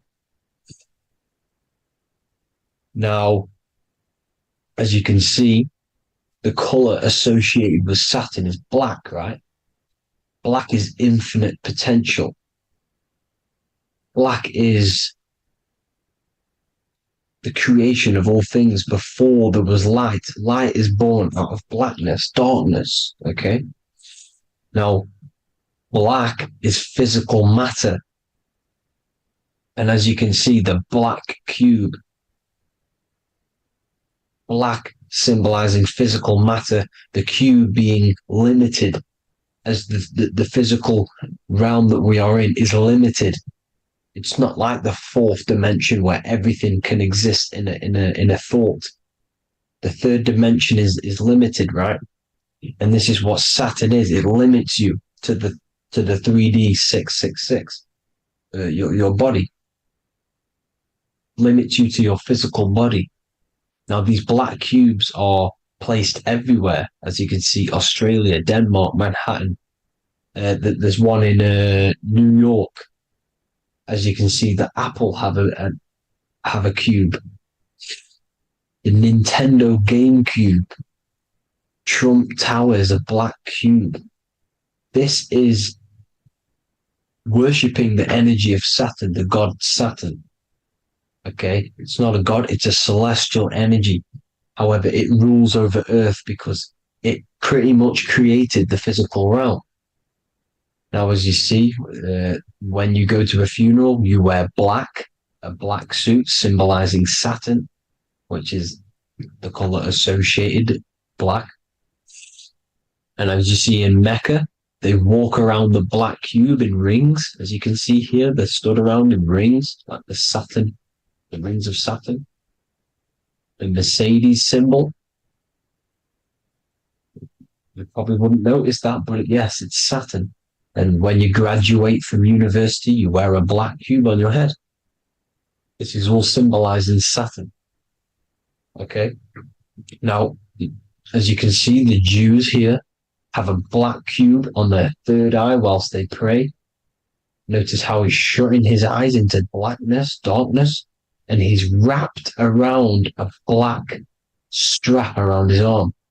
This is symbolizing the wrapping of physical matter, of how physical matter wraps things into existence. And as we all know, the Star of David is a Jewish symbol. So he has the black cube and the Star of David, right? So all of these religions are secretly worshipping Saturn. Okay, this is all Saturn worship, Kronos, the god of time and destruction, the physical reality. Now, as you can see, it's symbolized everywhere in all major corporations. Pepsi, internet, that's obvious. NASA, of course, NASA. NASA means to deceive in Hebrew. Universal, Walkers, that one's so obvious. Nike, Toyota. So many different ways they symbolize it. You either see the rings of Saturn or the black cube, as I just showed you here, the Nintendo and the Mercedes, right? It's absolutely everywhere. Now, they also use 666 to symbolize it, as I've just broken it down to you. 666, the World Economic Forum. We all know how they're trying to enslave us into this new world agenda. Google Chrome, CERN, Disney, Coca-Cola, Cadbury's, all of these have 666. Now, every UPS barcode has 666. And even www. Is Hebrew for 666, as you can see here. Monster. It's the same Hebrew letter that means 666. Drake, 6 God. That's his God, Saturn. Why? Because they love physical realm. They love the physical dimension, the third dimension. Because they can rule here through riches. They can build an empire here. It's not like the fourth dimension. They don't want to ascend. They want to stay down here in the physical realm. Okay? Now, this is why they're cloning. They can move their consciousness into other clones to live forever. This technology exists. This is why they love the third dimension. As you can see, all of these sellouts here, Drake, Leonardo DiCaprio, you know, all of these people doing 666 because this is their God. This is their God. They love the physical realm. They sold their souls for wealth and fame in this physical realm. So why would they leave? You see? Now, this isn't all just evil, okay? So you have 7 chakras, right? You have 7 days of the week, 7 solfeggio scale notes. These are frequencies, the solfeggio scale. Now, it's called the Saturn moon matrix because the moon symbolizes your mind, because you're created out of the Holy Trinity, which is body, mind, and spirit, right? That's the triangle, the equal triangle, body, mind, and spirit. Now, the 3 main celestial bodies are Earth, Moon, and Sun. The Earth being your physical body, the Moon being your mind, and the Sun is your soul, hence why it's called solar. It's a solar soul. Now, these symbols are alchemical symbols. So when you're doing alchemy, you use these symbols to obviously symbolize what we're talking about. Now, as you can see, these are all the symbols of the planets. Now, Saturn is created out of the moon on top, the moon on the bottom and the Earth on top. as you can see here. You see? And this creates the number 5. Now, with the moon being your mind and the earth being your physical body, this is mind over matter, because the earth is your body's matter. This is matter over mind. You don't want to be matter over mind. This is low states of consciousness. You won't be mind over matter. You see, to manipulate matter, to create your own reality. Now, obviously, we all know Saturn is associated with the lowest chakra, which is the root chakra. This is to deal with your animal instincts. When you're down here, you identify as the physical body. You don't know anything spiritual. You're pure a physical, you have a pure physical mind. You don't believe in anything spiritual. This is survival mode, consumption. They want you trapped down here, which is matter over mind. They don't want you to create your own reality, which is mind over matter. You see? Now, that's what Jupiter is. Saturn is the moon on the bottom and the earth on top. But Jupiter is the moon on top with the earth on the bottom. That's mind over matter, you see? So, these chakras are an ascension process from spiritual, from matter, physical matter to spiritual. This is the ascension. This is the stairway to heaven. This is Jacob's ladder. You see? Now, the number 5, which is obviously associated with Saturn as well, which create the symbol for Saturn, created the number 5. You have 5 senses, 5 elements, 5 physical elements. As we all know, Saturn crystallizes everything into physical matter out of the 4 elements. 5 fingers and toes, 5 points of man. Okay, the number 5 is the number of justice. Saturn holds things back. He restrains things from you, makes you learn the lesson. Now, 666 is not all evil. 666 is the atomic structure of the carbon atom. 6 protons, 6 electrons, 6 neutrons, right? We are carbon-based life forms. All life forms are based on the bonding properties of the element carbon. Because Saturn crystallizes everything into physical matter. Now, the Masons symbolize this with the checkered boards. They have the black square, which is obviously matter. As I just said, the black cube. And spirit is the white square. Because white is eternal light. White and light. You see? Black is physical matter. Now, this is what we are. The point of our soul is to transmute from matter to spirit. But these are interchangeable. This is the constant cycle between spirit and matter, spirit and matter. High vibrational matter turns into spirit. Low vibrational spirit turns into physical matter. You see? Now, we are carbon-based life forms. This is what 666 is, the number of the beast. When I say we, the physical body is the beast. It's the animal. It's the carbon suit to operate in this physical dimension, in this physical realm. See? It's the vehicle used to operate in this physical realm. But your mind isn't from this physical realm, you see? The brain is the physical manifestation of the soul. Okay? So, as you can see here, the spine is an extension of the brain. Everything goes back to the brain. This is literally what your physical body is. You see, this is the nervous system, and everything reports back to the brain, and everything's controlled from this control center. And this spinal column, at the top of the spinal column, is your third eye, which is known as the pineal gland. And this is the seat of consciousness. It's the center of consciousness. That is your true self, pure consciousness. This body is just a physical body. This body is mortal. This body runs out, but your consciousness lives forever.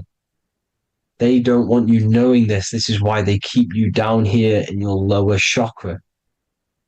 They want you to believe everything is just physical. They don't want you to believe in the spiritual side of reality. Because this way they can manipulate you, right? They want you matter over mind because they know your mind creates reality. They know your mind is the root cause of reality. You manifest your own reality from the inside out. So this is why they control your perception of reality. They control your information in order to manifest their new world order. You, who are ignorant to knowledge and wisdom, you who are ignorant are manifesting their agenda because you accept their information and their perception of this reality. Now, this is why they tell you the globe model, the heliocentric model, to trap you into physical matter. Now, if you understood about this true form of this realm, you'd understand that there's a spiritual side behind everything. The spiritual side, something has to exist. The root cause of reality is higher planes of existence. It happens in the mind before it happens on the physical plane. You see? They don't want you knowing this. They want you matter over mind, which is the symbol for Saturn. Moon over Earth. The Holy Trinity.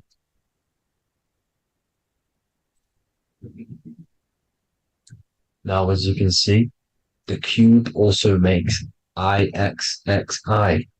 This is Roman numerals. This is Roman numerals, and when it's translated from 9/11. Yes, 9/11. This is the secret code of the One World Order. The two twin towers, when the two become one. Okay, when the two become one, this is how you reach the higher states of consciousness, the physical and spiritual. Now, as you can see, the 9/11 memorial are two black cubes. It's two black cubes. This is all Saturn worship. Now, I'm not saying that Saturn is an evil celestial body, right? No, everything has a good side and a bad side, right? It's duality. The spirits of Saturn on the dark side are the most evil demonic spirits. Now, these are the spirits that these are invoking through these rituals, right? Yes, 9/11 was a massive ritual. It's a satanic ritual, okay? Now, we all know Elon Musk. Elon Musk is coming with the mark of the beast. And English gematria, this equals 666, right? 666, as I said, is the number of the beast. You are the beast, your physical body. You see how the Bible twisted things up to make things more confusing, right? But it's there. You just have to have the knowledge to be able to read the Bible properly. As we all know, we had this virus. I'm not going to say the name because I'll get flagged. This virus adds up to 666 because this is all part of the New World Order. It's all part of keeping you in this physical dimension. Okay? Now, as you can see here, Novus Ordo Seclorum on the back of his shirt, on Elon Musk's shirt, this is also on the $1 bill, Novus Ordo Seclorum. This means New World Order. Yes, New World Order. This is on the back of Elon Musk's shirt. And as you can see here, he owns Neuralink, which is the brain chip which they're going to be putting into implanting this onto your brain. This is the new world order to connect you and merge your consciousness with AI. Neuralink and Meta, he owns Meta as well, which is the metaverse. These are going to be linked in, hence why they have the same symbol, but just in a different format. It's the infinity symbol. And the infinity symbol comes from the torus field, as you can see here, your electromagnetic field from around your body. Now, the end goal is for this new world order is to trap your consciousness inside of an alternative reality being projected from the metaverse.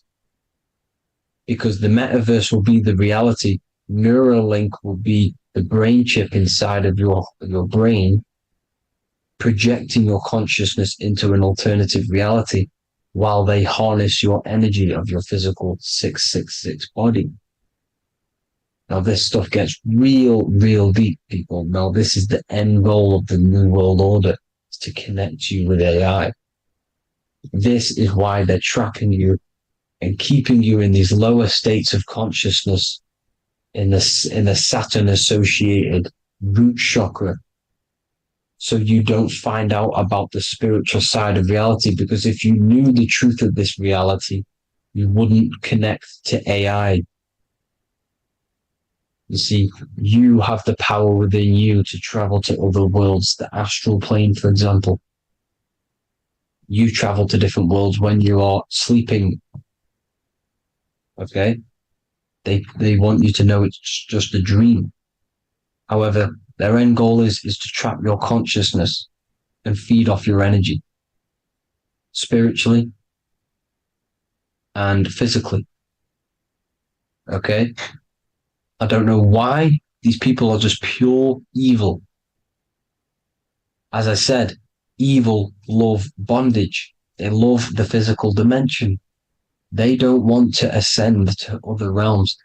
These evil love the third dimension. This is why evil spirits will inhabit bodies, exorcisms, because they miss being in the physical realm. They miss it. Evil love bondage. So this is why they're cloning and putting their consciousness in clones to stay in this third dimension, to stay as further away from the source as possible. Okay? This is why they're doing it. And this is how it's all linked in. So I hope you all enjoyed this video. Hope you gained some wisdom.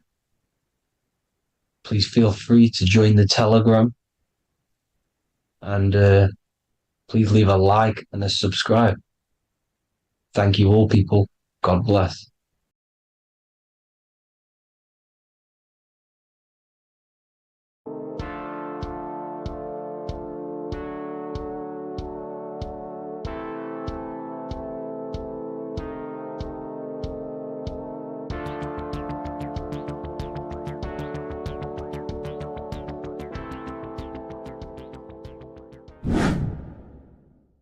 The earth has become a realm in order to trap souls within so that they can harness our electricity, our energy. Even the Bible is talking about how this realm is controlled by the wicked one in John 5:19. We know that we are the children of God and that the whole world is under the control of the evil one. Ephesians 6:12. For our struggle is not against flesh and blood, but against the rulers, against the authorities, against the powers of this dark world, and against the spiritual forces of evil in the heavenly realms. So the Bible is telling us that this is not the only world. There are other worlds, there are other realms that we can go to, considered as heaven. Heaven being a higher realm where there is no evil, no darkness. This is a midpoint realm where there is good and evil. Now, we're going to explain how the soul trap is how it's working and how your soul is being harnessed for its energy and how you are tricked to come back to this realm after death. What you need to understand is first is that you are the invisible intelligence behind the physical body.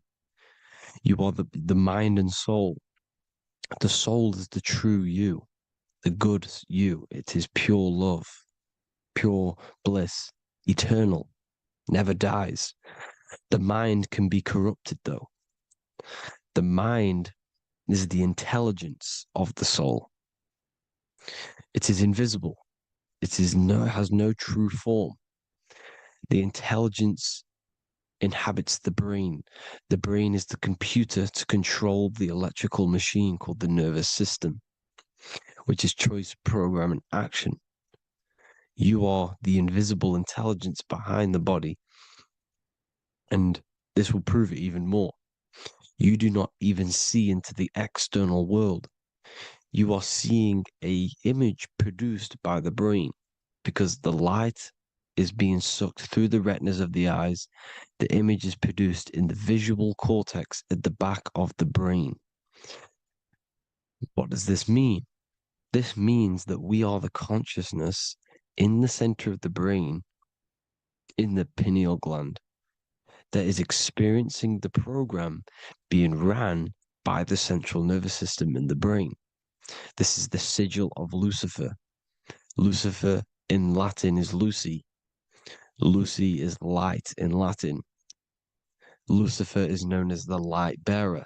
This is how the eyes work, people. It's not a demon or a devil. The sigil for Lucifer is how the eyes work and how the left eye is controlled by the right brain. The right eye is controlled by the left brain. There is a crossover. It's the same with the body. The left side of the body is controlled by the right brain. The right side of the body is controlled by the left brain. There's a crossover with our hemispheres in the brain. Now, this empty chamber in the center of the brain is where this universal cosmic intelligence is held, known as the most holy place in the Bible, the throne of God. Okay? This is above the 33 vertebrae on the spine. As you can see here, you are the being in the center of this point. All of the nerves are being sent back to this one particular point, which is the seat of our invisible intelligence. You can see it's an empty chamber. Our consciousness, our intelligence is not a physical thing. This intelligence is the true voice inside of your head. This is why your head is heaven, your heart is earth, your heel is hell. Your head is heaven because this is the seat, the throne of God. God is in heaven because the consciousness, this divine intelligence that's controlling the body, is sat in the center of the brain.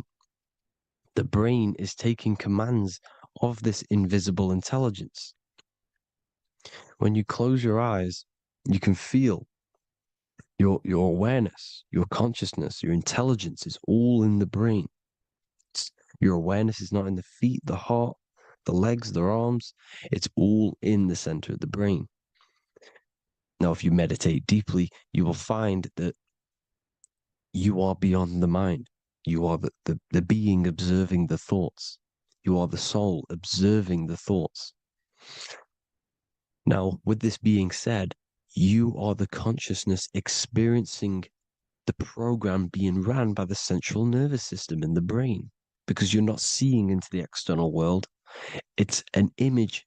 It's a simulated image produced by the brain and the central nervous system. You do not experience the external world. You do not feel the external world. You feel electrical impulses on your nervous system. Your nervous system is decoding what you are feeling. So the only thing that you truly feel is the electrical impulses on your nervous system. This is why the nervous system is the tree of knowledge of good and evil, because it gives your invisible intelligence, your mind, the knowledge of good and evil. It can detect good things, it can detect bad things. If it's hot, if it's warm, if I need to go, the nervous system is doing this. It is the tree of knowledge of good and evil. Okay? Now this universal intelligence is symbolized as the single eye. Okay? Matthew 18:9. It is better for you to enter life with one eye than to have two eyes and to be thrown into the fire of hell. What does this mean? It's symbolic, it's metaphorical, people. It is metaphoric. Your universal intelligence is the single eye, the one eye.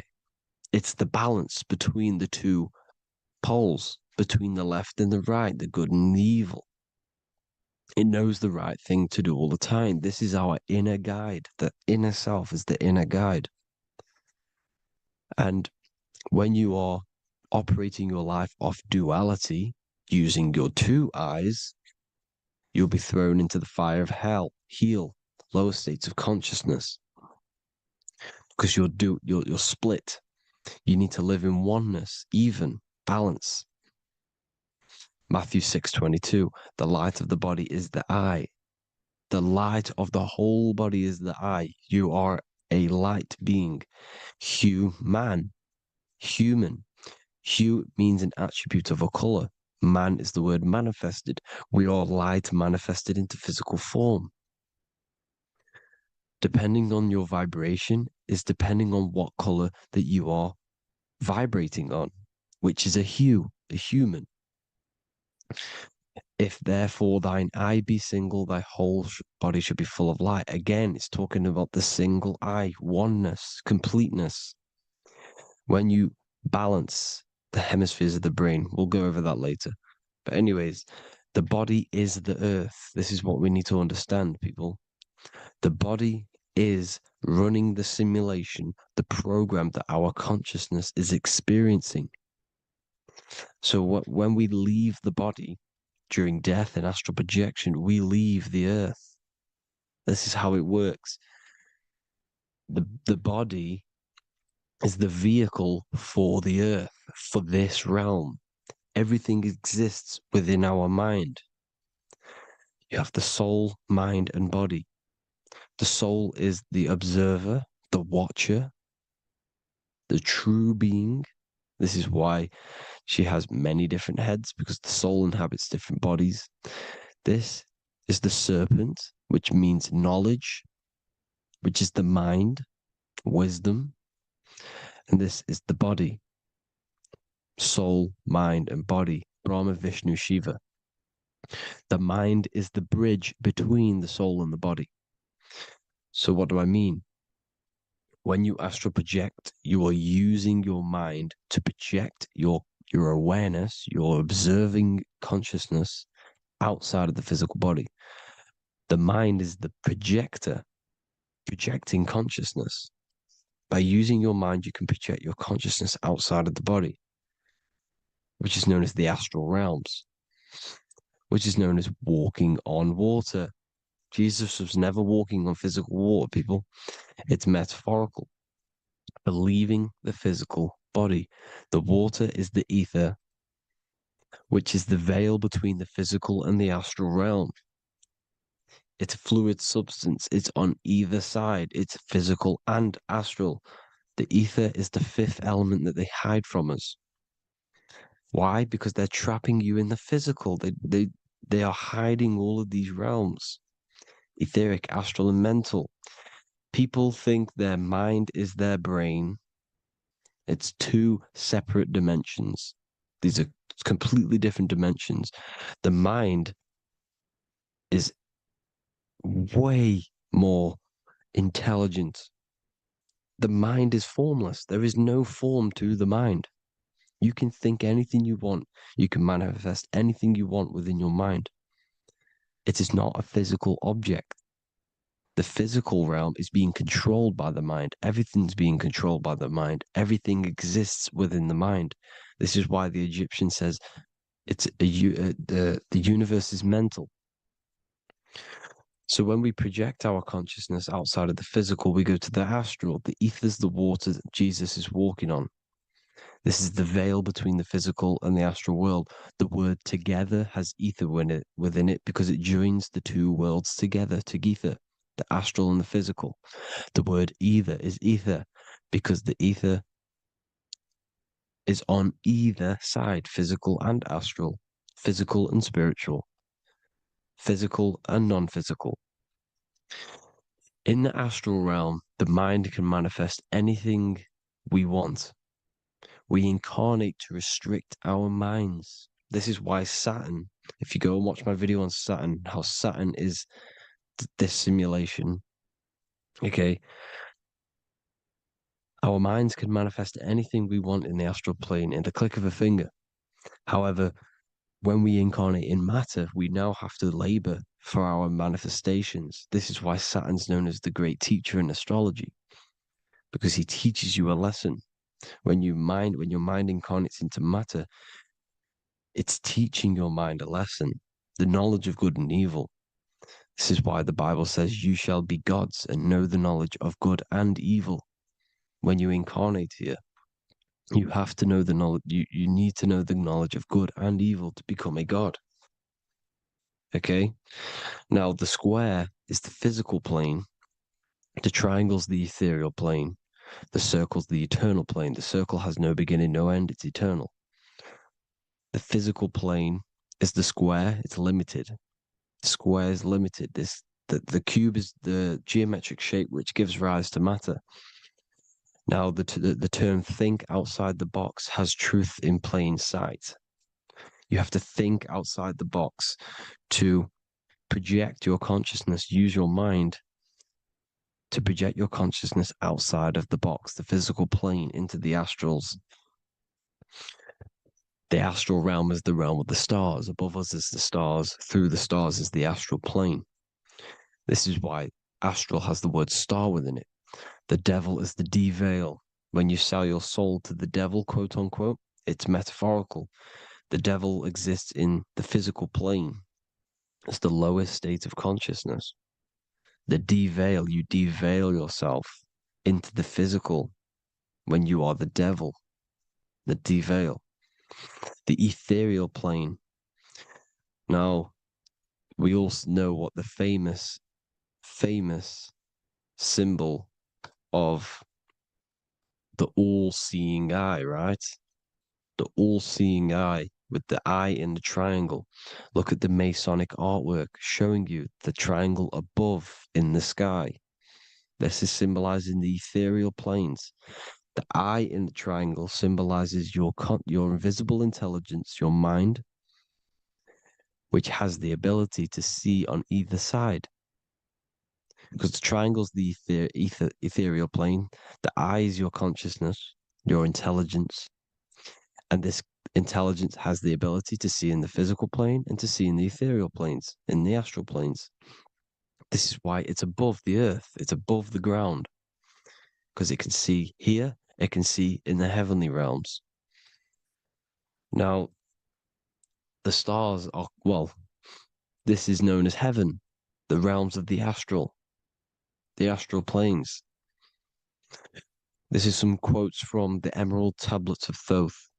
Out of the darkness ye must rise upwards, one with the light and one with the stars. Man is in process of changing to forms that are not of this world. Grows he in time to the formless, a plane on the cycle above. So there's other worlds. The Bible's telling you there's other worlds, there's other realms. Know ye must become formless before ye are one with the light, the astral light above, which shining through the stars. Not of the earth are ye, earthy, but a child of the infinite cosmic light. You are the invisible intelligence controlling the physical body. The body's not you. It's the vehicle that your soul lands in when your mind projects your consciousness into that realm. Free from the body, I flashed through the night. Unlocked at last for me was the star space. Wow, that's powerful. the star space, the astral planes. This is what he's talking about. We are all a star. We descended from the astrals, which is the star. We are all a star. Look at the ancient paintings of Jesus' birth. It's the star beaming his consciousness down into the physical plane. Here's another one. Here's some Freemasonic artwork showing you, again, the ether, that invisible intelligence, the I, manifesting itself inside of here, in the physical realm, where the people are. You see?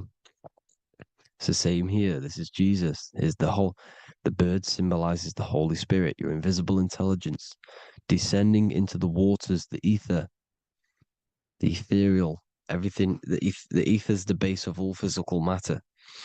Here's Truth in Plain Sight. Mr. Bean, the famous TV program in England, in the UK. He begins the program like we all begin the program from falling from the stars. He falls down with a beam of light. And this is Truth in Plain Sight. This is false. The aliens don't exist. They're a lie, alien. But this symbolizes the star beaming our consciousness. And when we die, this star will suck us back up. Just like this UFO is doing. It's Truth in Plain Sight. So, this is some more Freemasonic artwork. Going from duality to singularity. Sun, moon, masculine, feminine. Right hemisphere, feminine, left hemisphere, masculine. The consciousness in the center, the balance point.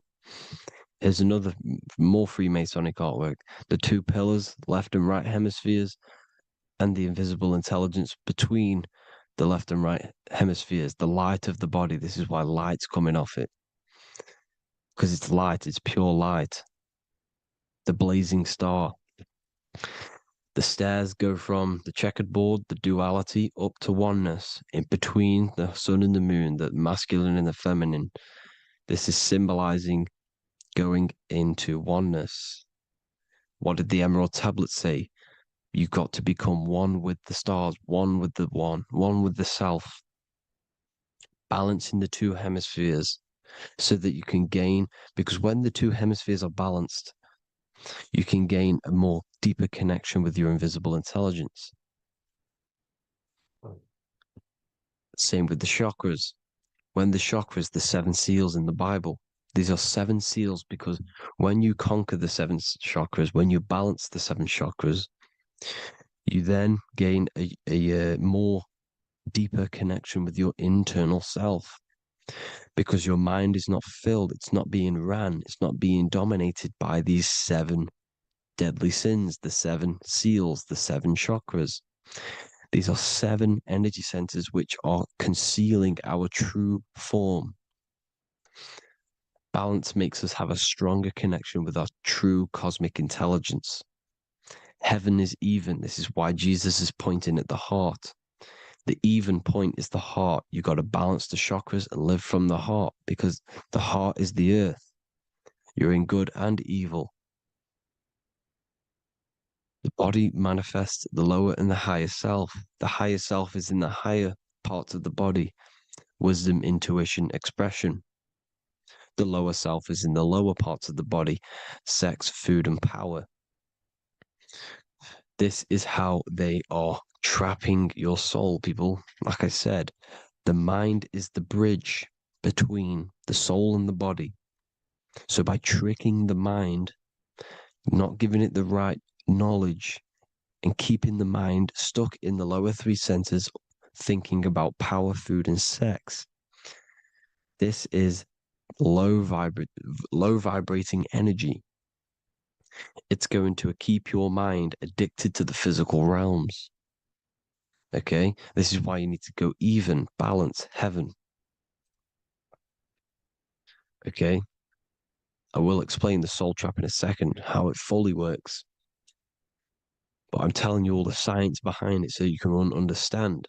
When you are doomed, you are domed. This is the dome, the firmament, the firmament, the mind. Ment is mind, firm is firm. A firmament is doomed under the firmament. You must have a loose mind, an open mind to expand your consciousness beyond the stars, beyond the ethereal barrier. You have to vibrate higher than this world. Your consciousness must be expanded more than the physical plane. You need to learn how to astral project. You need to learn how to leave the body, how to operate outside of the body, so that you, when you do leave the body, you will have recognition. You'll have knowledge. You'll have practice. But this is as above, so below. The woman's belly is the earth. It's as above, so below. It's a microcosm of the macrocosm. We are the children in the womb. We are the people in the earth being ready to be born into the heavenly realms. As above, so below. It's a microcosm, macrocosm. Everything is in everything on a bigger and a smaller and a larger scale. Now, when the baby figures out that there is a world beyond its mother, what happens? The baby starts to move around and tries to get out of the mother. Because once it starts to hear the external world, starts to hear people, it's going to wonder, what's outside of why am I in here? What's outside? So the baby will force its way out of the mother. It's the same with our minds, as above, so below. When our minds figure out that there are other realms beyond this world, we will seek a way out. This is the womb, the Mother Earth, Mother Nature. It's the mother. We're in the womb. We can be born out of this world, which is being born again in the Bible. When you are doomed, you are domed under the dome, under the firmament, the firm mind. The firm mind will keep you under the firmament. Due to the law of polarity, there has to be other realms. There has to be. Because the law of polarity works in this world, and it will work on every scale possible. It's universal laws. These are universal laws. The law of polarity means that there are other realms polarizing this realm. There is a hell, there is a heaven. There is a midpoint, which is Midgard, which is the one we are in now. Earth, heart. Earth is the heart. Heart is the center, good and bad. The balance between good and bad. Your reality is your level of realization. Your mind realizes other worlds, you will seek a way to them worlds. It's that simple. The soul trap is to keep you stuck in this physical body, which is the earth. This body is the earth. It's running the program, like I said at the beginning. It's running the simulation that your consciousness is experiencing. You are an electromagnetic being, and you're hidden in a cage, your rib cage, and you're stuck in cells, a prison cells. Look, you're in cells. We produce electromagnetic energy. Your soul produces this energy. And by trapping your consciousness inside of this physical realm, they harness this energy within the astral realms. They're using you to manifest demons, because your mind creates demons through emotions and mental thought energy, which is a whole nother video. I can make a video on that. You're manifesting everything for them because they're trying to create a hive mind. This is why they want everyone to believe in one belief system, one government, one belief system, one religion, because they're creating a hive mind. This hive mind will manifest and be summoned within the astral planes, because the mind manifests the astral plane. The astral plane is the realm of imagination. The mental plane is the realm of just thought alone. The etheric plane is the energy. The physical plane is the matter. So all of our minds together are manifesting these demons within these subconscious realms, the astral. Now, how are they keeping you stuck to this realm? Well, when you die and you're stuck in your lower three chakras, okay, when your mind and soul detaches from the body, which is the earth, when you leave the earth, you're still going to have these mental addictions to the food, the sex, the materialism, the phone, the cigarettes, everything. This is why they get you addicted to everything possible. The TikTok, the YouTube, they get you addicted to as many things possible. Because when your mind is addicted to these things, and when this mind leaves the physical body, you're still gonna have these addictions. Okay? You're still gonna have these thoughts. And you will be manifested into the lower astral realms because you're thinking materialistic, you're thinking negative, because your level of realization was your reality. You were manifesting hell on the earth. When you leave the body, you're going to manifest hell in the astral planes, which means you'll be vibrating on the very low, which will put you in the lower astral realms. So guess what? You're going to come back. You're going to come back into materialism. You're going to reincarnate. Because you haven't prepared for life after death. You must detach from the external world. Okay? Moon is mind. The sun is the soul, the earth is the body, the moon is the mind. This is why we say lunatic. In your mind, you have a specific mood. Moon. Money, M-O-N, is the moon. Money exists in the mind. They get you addicted to the money. The Bible's telling you this.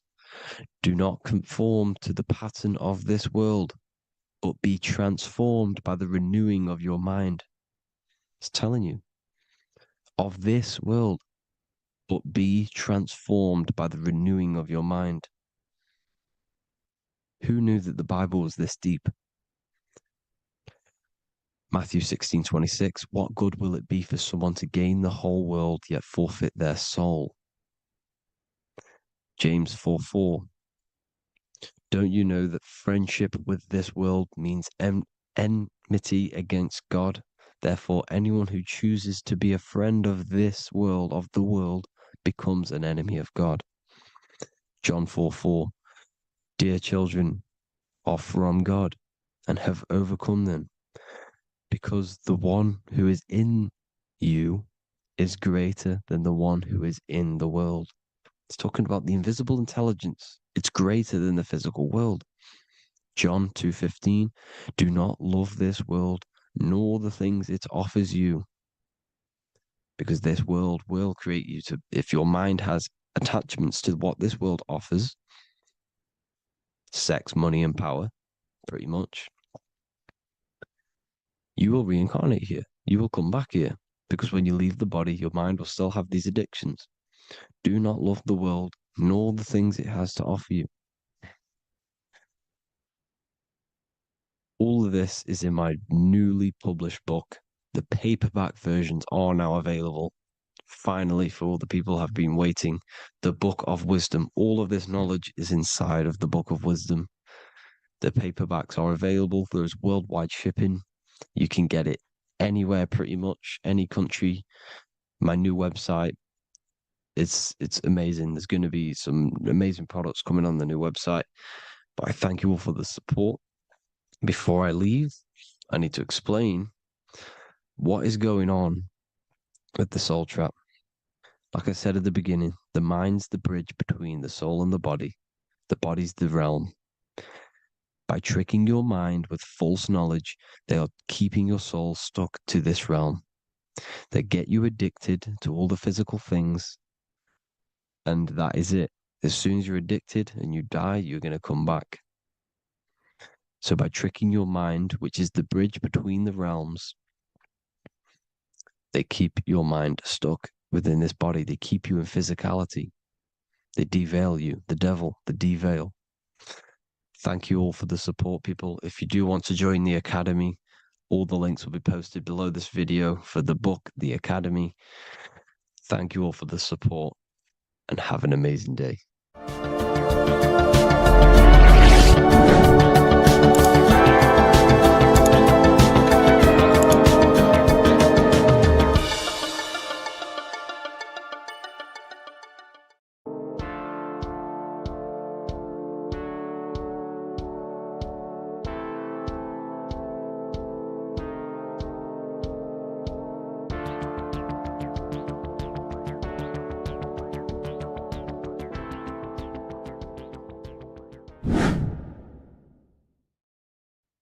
What is up, people? How are we all doing? Today, we're talking about the flat earth cosmology. So let's jump straight into this. Please drop a follow and leave a like to help the algorithm. So, we live in a torus field. Everything's made out of torus fields. And every torus field has motion. It's what it is. It's the motion of energy. And every torus field has a center, which is the black hole. It's a womb of creation. It's counter space. Now, this is why the North Pole is magnetic, because the center of this torus field is the most magnetic part, the strongest part of the field. So this is why all compasses will point you to the center. And the Earth's magnetic field is spread across the whole of the Earth. And it's spinning, as you can see here, it's like a tornado at the center. And this tornado is the force which is spinning the sun and the moon around us. You got the sun, the moon, Polaris, just like in the Masonic cosmos here. The sun, the moon, Polaris, the all-seeing eye. Now we'll get into Polaris a bit later, but the sun is the magnetic force. Sorry, is the electric force, because every field is electromagnetic. Now, the sun is electric. It's positively charged. It's gonna give you energy. It's feeding energy. The moon is more magnetic energy, which is taking your energy away from you. And this is why you become sleepy when the moon comes out. Because it's taking away your energy. So these two forces is the balance. It's the yin and yang. It's the balance. Everything in this creation is balanced. Because the torus field is the Earth is the plane of inertia, the 0 point within the field. Because physical matter is a result of two opposing forces equalized on the plane of inertia. And that is where matter crystallizes into physical results. And this physical plane is the plane of inertia, planet Earth. And at the center of this plane is the black hole, the womb of creation. And outside of this black hole gives birth to light. So the torus field is constantly rotating, going into counter space, the black hole, and then out of counter space gives birth to the white hole, white light. You see? So it's going around, black hole, birth again, black hole, birth again. And it just keeps going around. It's an infinite cycle of energy. And this is where the infinity sign comes from. This is the motion, this is the force which is creating everything to spin inside of this circle. Okay?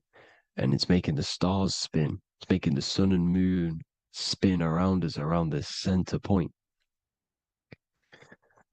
Now here you see Horus and Set putting their feet inside of this dome.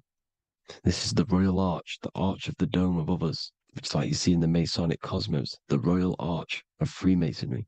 This is the dome above us, the firmament that the Bible talks about. You see, they're putting their feet in because Set symbolizes the moon and Horus is the sun. Horizon, Horus. Horus is rising, the sun. So they're both putting their feet around this center magnetic pole, which is the pole, North Pole. And above the North Pole, you have Polaris, the pole of electromagnetic energy. You see? And this is how we get the sun and the seasons. Because the sun, for us, when it becomes summer, it's on the Tropic of Cancer. Then it spirals outwards, going out and out and out, then goes to the Tropic of Capricorn. That's winter for us. Then it comes back in and creates summer again. So it's constantly spiraling around this center magnetic North Pole. You see? So this roof above our heads is the firmament. And this is what they've taken off of us. They haven't physically taken it, but mentally they have taken this away from you. It's a female energy. And this is what the Egyptians called Nut, the sky god Nut. And this is the womb. We are inside God's creation, God's womb. And the woman's womb, when she has a baby, is a microcosm of this, because everything inside of this creation is macro. It's a reflection of the bigger things, as above, so below. So the dome above our heads is the dome we are in when we are a baby. And you can see the sacred geometry of it is the exact same. It's the dome. And when we are inside of the womb, the woman, the sacred maker, which is the M, the Masonic M, this is the G male symbol. The Masonic M is maker, mason, matter, male. She delivers the male, you see. She delivers the male because it's the maker, the female, the magnetic. The woman is magnetic in nature. The male is electric in nature. So when we are in this womb, the female, we are being fed by the center umbilical cord, by the center of the mother's stomach. We're connected to the center of the woman's stomach, just like we are when we are in the earth. The center is where the aurora borealis is being emitted from, the electromagnetic aurora borealis, the northern lights. This is our spiritual umbilical cord, connecting us to counter space, connecting us to the realms beyond this world. Because at the center of every torus field is counter space.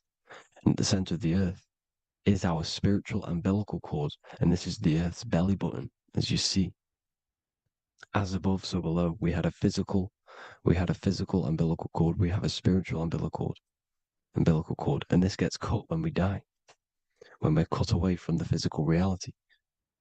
You see, here's the ancient Egyptian tablet showing this female. You can see the hair, it's a female above us because the female energy is nurturing, helping, looking after. And that's exactly what the dome is. It's protecting us. It's the Ark of the Covenant, the Ark covering us, you see? And this is what they've taken away from us. By you believing in space, it completely destroys the idea of this being a sacred creation. They've taken the roof off your head, whether if you believe in space, you believe that there's chaos, there's planets, there's asteroids that could kill us at any moment. But this isn't true. They've made you fear your own creation that you're inside of. They've made you fear what's above you. You see, and it's to hide the power of astrology, the power of the lights in the firmament, which are constantly flowing through the ether. These powers which are above us are sending rays down to the earth, which are influencing our psychology and how we behave. And this is what astrology is. It affects human consciousness. It interacts with our consciousness. And there's a different energy every day because the planets are in different houses, different alignments. And this is, we'll go into this a bit deeper later on. So the world tree, this magnetic north pole, the pole of electromagnetic energy, was symbolized as a tree, the great tree at the center of the earth. You see? And this tree is symbolized everywhere. You can see here how the center person, this Egyptian person, is holding up the sky. This is the North Pole, the hyperboloid, at the center of every torus field. And this tree was in the Mayan cosmology. This is an ancient depiction. This is the torus field. There's the plane of inertia. Here's the center tree. Here's the tree in the center, the magnetic North Pole, the woman holding the stars. Here's the Hindu with the two birds symbolizing the sun and the moon revolving around this center tree. The Mayan tree, his Horus and Set around the North Pole. They all knew this flat earth cosmology. They knew these secrets. It's so sacred you understand the creation that you're inside of. Because if you don't, you'll be led astray. You don't know where you are. You're lost. You see? And here's the Masonic art with the rays of the stars coming down with the tree in the center. So it was personified as a tree. And we are in Asgard, Midgard, the middle garden, where there's good and evil. So the 7 layers of heaven, which is talked about in the Quran. Each planet has a different layer of the firmament, and this is the 7 layers of heaven, and these are our 7 layers of the energy centers in our body. So we start in the stars, so we are stars in a physical body. And this is why we say Mr., Sister, Fraudster, Sinister. Stir is star, and we are in the stars, and our star descends into the soul system, not solar system. And as we descend into the soul system, We enter Satan's kingdom, Satan's world. As it says in the Bible, Satan is the god of this world. Well, if you've been into my research for a while, you know Satan is Saturn. Saturn's world, because Saturn's the outermost ring. He's the Lord of the Rings. And you enter his kingdom, the kingdom of time. And this is why Saturn's the time god. As soon as you go past the rings of Saturn, you're now in the soul system. You're now in time. You're now bound by space and time. And you're bound to the earth plane, the heart. Earth is heart. It's a rearrangement, it's an anagram for heart. And the heart of the electromagnetic color spectrum is green, and that's why the earth is green. And above green is blue, and this is why the sky is blue. In order to go to heaven on the macro scale, you have to go through the blue sky, through the 7 layers of heaven. In order to reach heaven in your body, whilst you're here, you have to go through the blue chakra to your head, which is heaven. It's micro, macro. Everything is micro, macro inside of this creation. It's an ancient. I think this is a French image, piece of art from the ancient French, with obviously the 7 layers of heaven, which they all depict. And notice how it's like a dome. We'll go into this dome symbolization, the Royal Arch of Masonry, which is next. But these 7 layers of heaven give us the 7 metals, the 7 days of the week, the 7 diatonic tones, the 7 chakras, the 7 everything. It's God's favorite number. And this is why the Masons use the G inside of the compass, because the G is the 7th letter and God starts with G. You see? So it's 7. God is 7. Here's another depiction of the heart, the soul system, the 7 layers of heaven. La fermente. You see, la firmament, with the stars on the outermost layer. Here are the 7 planets: Jupiter, Mars, la Sophie, the sun, la Luna, the moon. So Saturn. So we are in the heart of this soul system. In order to ascend, we need to ascend up our chakra system, reach 144,000 hertz, God consciousness, the God man. You have to unfold God man, master of the mind, mastery of the mind. So what are the stars? The stars make everything unique. The stars are constantly rotating around the center, magnetic North Pole, the tornado at the center, which is stirring everything. It's stirring the ether. The center is the ether, and the 4 elements are born out of this ether. There's 5 elements: ether, spirit, water, air, and earth. The ether gives birth to the 4 other physical elements, which the whole of creation are made out of. About them 4 elements. 4 is the number of stability. You know, a chair, a table has 4 legs. It stables things. It's a foundation, and these 4 elements are the foundation of this creation. You see, and this magnetic North Pole is stirring this, and the 4 vibrational states of the ether are the 4 elements. Now let me get back to the stars. I just wanted to give you that. The stars are being stirred around this center point. Center. It's stirring everything.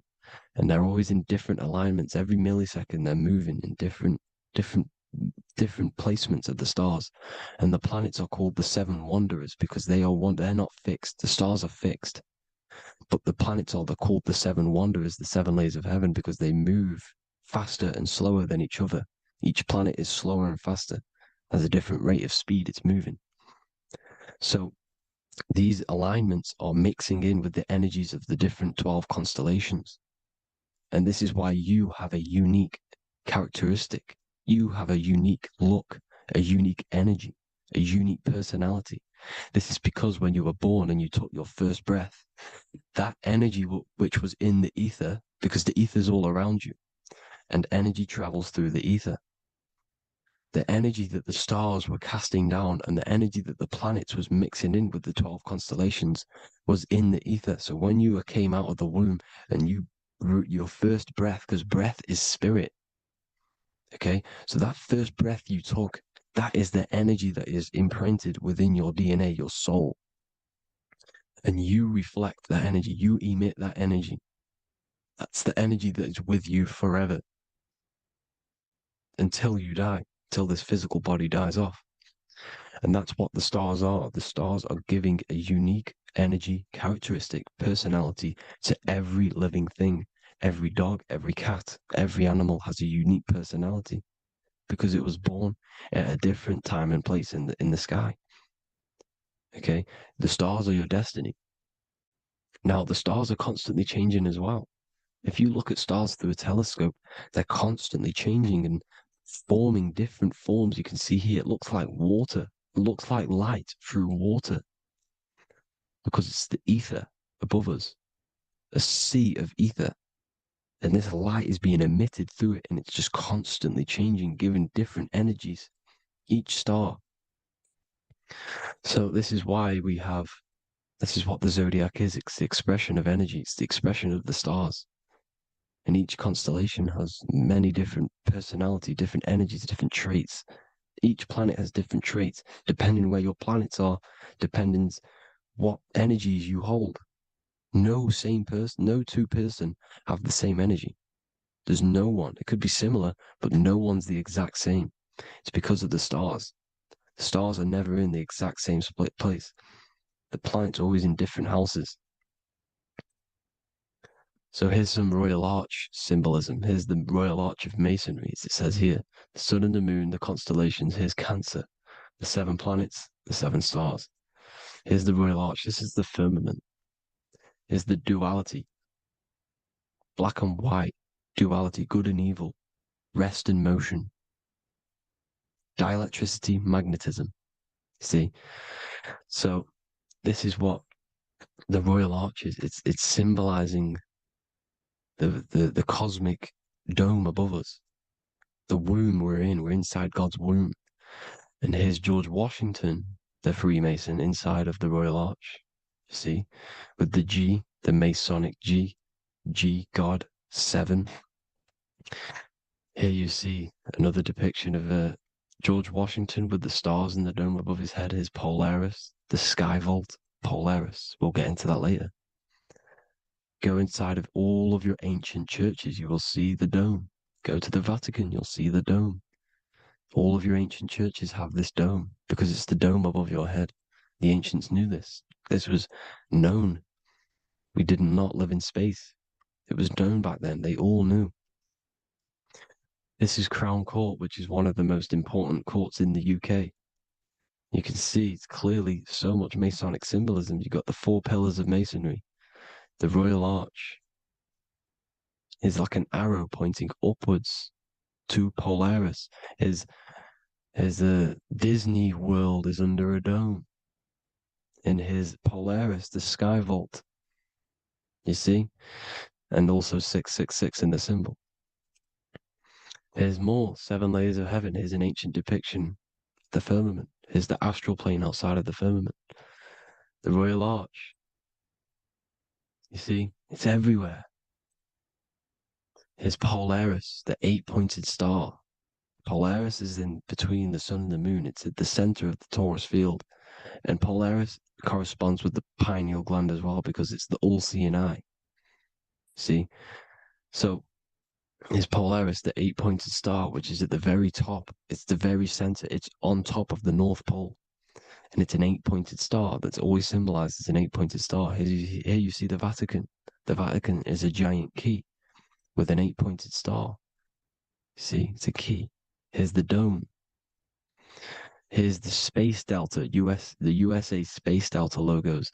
Here you see the Egyptian god looking from the center of the North Pole, looking upward to an 8-pointed star, Polaris. An arrow pointing up to Polaris. Here's another, the bear holding a key with an arrow up to Polaris, 7. Holds the key to Polaris. Here's an eagle holding a key above the North Pole to Polaris. Polaris, and here's another one. There's another bird, like a dragon, holding a key to Polaris. Because Polaris is definitely something to do with leaving this creation. Okay, maybe, I can't say for sure, but maybe it's to do with ascension, and this is why the Vatican hold the key to the 8-pointed star. And this is why the space, well, we all know space is a lie, but they're showing Polaris and it's sacred symbology. Maybe it's to do with something leaving this creation, going to another. It's some North Pole symbolism. As above, so below.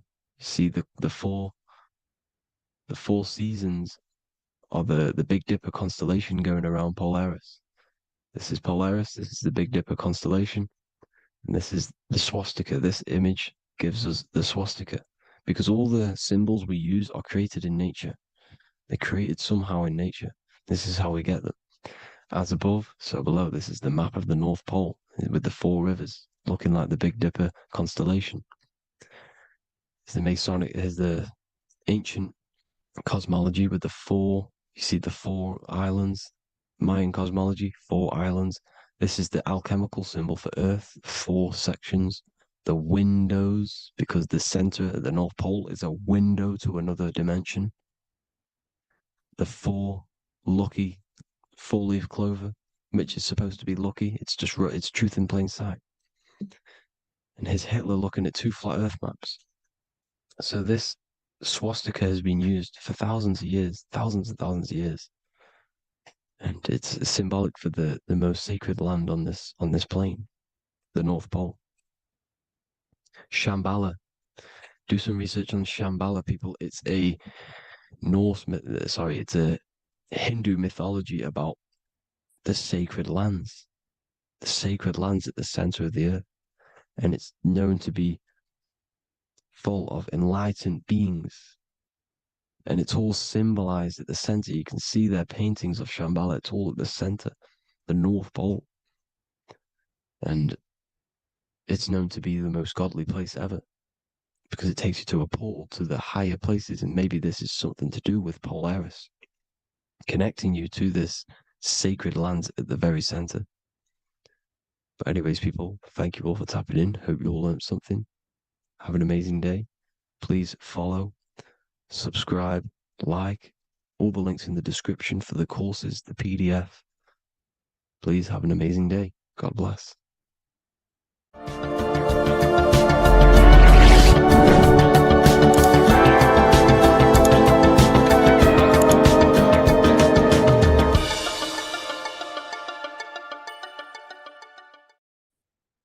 What if I told you that you are under a spell, and this spell is controlling you in every aspect of your life, and you don't even realize it? Spells are not what you've been taught. They're not fantasy magic wands that are casted over you. No, no, no. Spells are much, much deeper. A spell is a belief system that is installed into your subconscious mind, which holds power over you. Okay? If I install a belief into your mind and that belief holds power over you and controls you, that is you under my spell. A spell is a belief that someone has installed into you. Okay? You have a subconscious mind. The subconscious holds power over 90% of your daily basis behavior, thought patterns, and overall emotional state. Because the subconscious is the back end of our mind, the mind that we don't really have access to. It's the shadow self, where all of our programs, all of our memories, all of our traumas, all of our everything that we've ever experienced is recorded and kept in this vast database called the subconscious. Now, the subconscious is the 90% of our mind. We are only aware of 10% of our mind, which is the conscious mind, which is what you're using now, what you're consciously aware of. But there is a subconscious mind that holds power over your conscious decisions, and you don't even realize it. For example, as a child, you had a very, very traumatic event happen. Let's say as a child, you were not loved enough by your parents. And this feeling of you not being enough for your parents and feeling alone as a child implanted this seed. And this seed was planted by your emotions, a strong emotion. And over time, as you grew older into an adult, this seed grew and grew and grew. And what this seed grew into is you being very needy. You always seeking validation from others. Okay. But you taking this conscious decision 10 years down the line actually stems from this hidden cause within your subconscious mind, within this little feeling, this seed inside your subconscious where you don't feel like you are worthy. So this results in a conscious decision of you seeking validation from others, being very needy from others. Okay. This is what the subconscious is. The subconscious holds power over us. For example, posting on social media.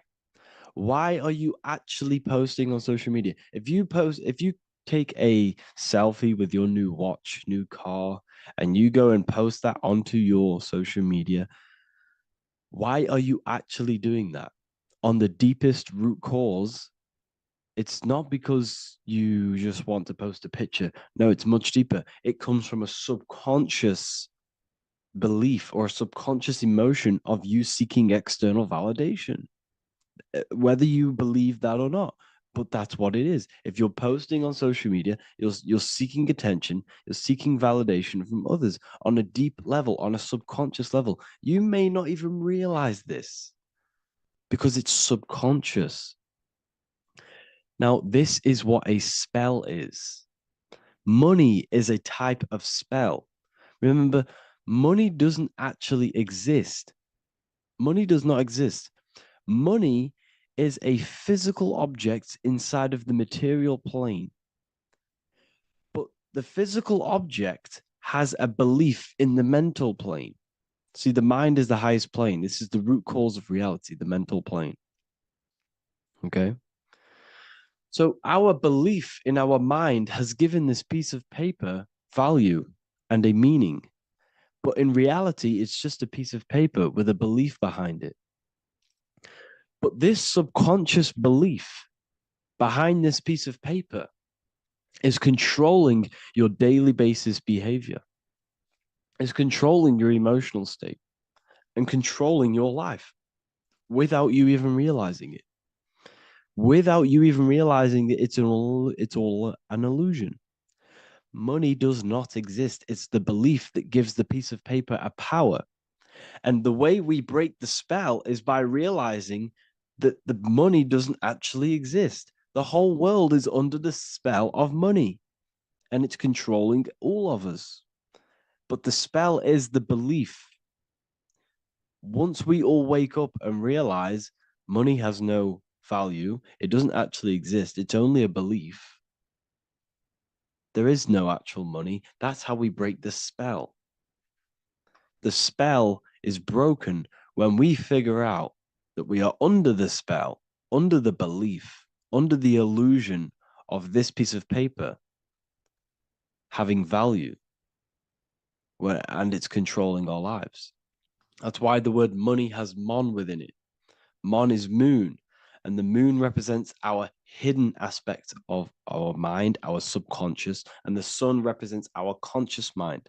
So you have two versions of yourself. You have the self that you show to everyone, the conscious mind, and you have a shadow self called the subconscious, which is the hidden aspect of you. For example, do you really love your partner who you're with, or are you just with them for, is there a subconscious fear of being alone? Do you really want to be with this person, or is it stemming from, are you staying with them because it's stemming from this fear of being alone, of being lonely? Or are you just with them because you have a subconscious sexual addiction? And all of your conscious decisions are actually coming from this little seed of wanting sex or not being alone. You have two versions of yourself, the conscious mind and the subconscious, the shadow self and the self that you show to everyone else. Okay? And the subconscious is what's holding power over you. When you drive your car, you don't consciously have to think about changing gear. You've done it that many times. It's on autopilot. That's the subconscious doing it. You can be walking down the street. Your conscious mind can be thinking about what you're going to cook for tea later, but your subconscious mind is controlling your body and walking your body. You don't have to think about moving the body. You just do it because you've done it that many times. It's a program. It's a belief in the subconscious that's giving this movement power. You see, the subconscious holds a lot of power over you. Our beliefs hold power over our daily basis behaviors and actions. Okay, like I said, posting on social media, this is seeking external validation. There's a subconscious stem, there's a subconscious urge bringing this desire into conscious reality. So we must break the spell of our emotions controlling us, our traumas from a child controlling us. For example, another example of this, let's say you were in a car crash years ago, and this car crash led you to having a very traumatic event, very traumatic emotion you felt in that car crash. You felt a lot of pain. That was impressed into your subconscious. And even to this day, you're probably scared of going into trains, going onto cars, going inside of vehicles. And you might not even be aware that it's actually stemming from this event that happened 10 years ago. That's the spell. That's the spell that's holding power over you. And you don't even realize it. You realize the spell when you realize you're being controlled by this old belief, this old trauma. That's what a spell is. A spell is not something I cast over you with a wand like Harry Potter. Spell's much deeper. It's the hidden aspects of our mind that hold power over us, that control us. Okay? So how do we get rid of the spell? How do we break the spell? By installing new belief systems, by installing new programs into our subconscious. The subconscious is impressed by repetition and emotion. Everything you do on repeat, for example, tying your shoelaces, you can be looking up into the sky, closing your eyes, thinking about what you're going to create for tea while doing your shoelaces. You've done it that many times, you don't have to think about it. That's the subconscious taking over. Okay. That's the repetition aspect of the subconscious. For example, you could probably run down your stairs. You know exactly how to run down the stairs. If I tried to run down your stairs, every staircase is different. I'd probably fall over. But you've done it that many times, you know exactly how to do it. It's what we call ritual. When you have an evening ritual, when you tidy the house, you do your skincare routine, you wash your teeth, that's a ritual. This is what the ancients called ritual. When we do rituals, we're trying to implant something into our subconscious to either remove an old program, an old seed that is controlling us, for a new one that's going to grow into new light, into a new reality. So you can implant messages, implant new programs into our subconscious, which will then grow into a new reality. Okay? Because if I tell you something over and over and over again every single day, for example, if I say, you do what I say every single day I repeat this statement into your ears, about a month or 2 months in, you're going to start to believe in that statement and you're going to start to be under my spell. You're going to start to do everything that I say. So this is what spells are. Spells are subconscious beliefs that hold power over you, and you don't even realize it. So we need to remove these old programs we have that are controlling us for new programs. And we do that through ritual, affirmation, and imagination. Repetition and emotion is key to impressing the subconscious. They are the two ways that spells are created, that programs are created. The subconscious only knows the now, and it only knows you. So every word you say is a spell. So when you call someone else a name, you're calling yourself a name, because your subconscious takes everything you say as truth, because it only knows you. It doesn't know anyone else. So every night we can do affirmation We affirm the reality we want. This is what we call a ritual. We sit down or we stand up, whatever it is, you affirm the reality you are, I am statements, and then you imagine that reality. And you do this over and over again, every day, twice a day, 3 times a day, however many times. And this will cause repetition. This will install a new belief system into your subconscious, which will then start to show in your external reality. It will start to put you under a spell of the new program. For example, if I install into my subconscious that I believe that I am rich, every single night I affirmate that I am rich, I am wealthy, I am free.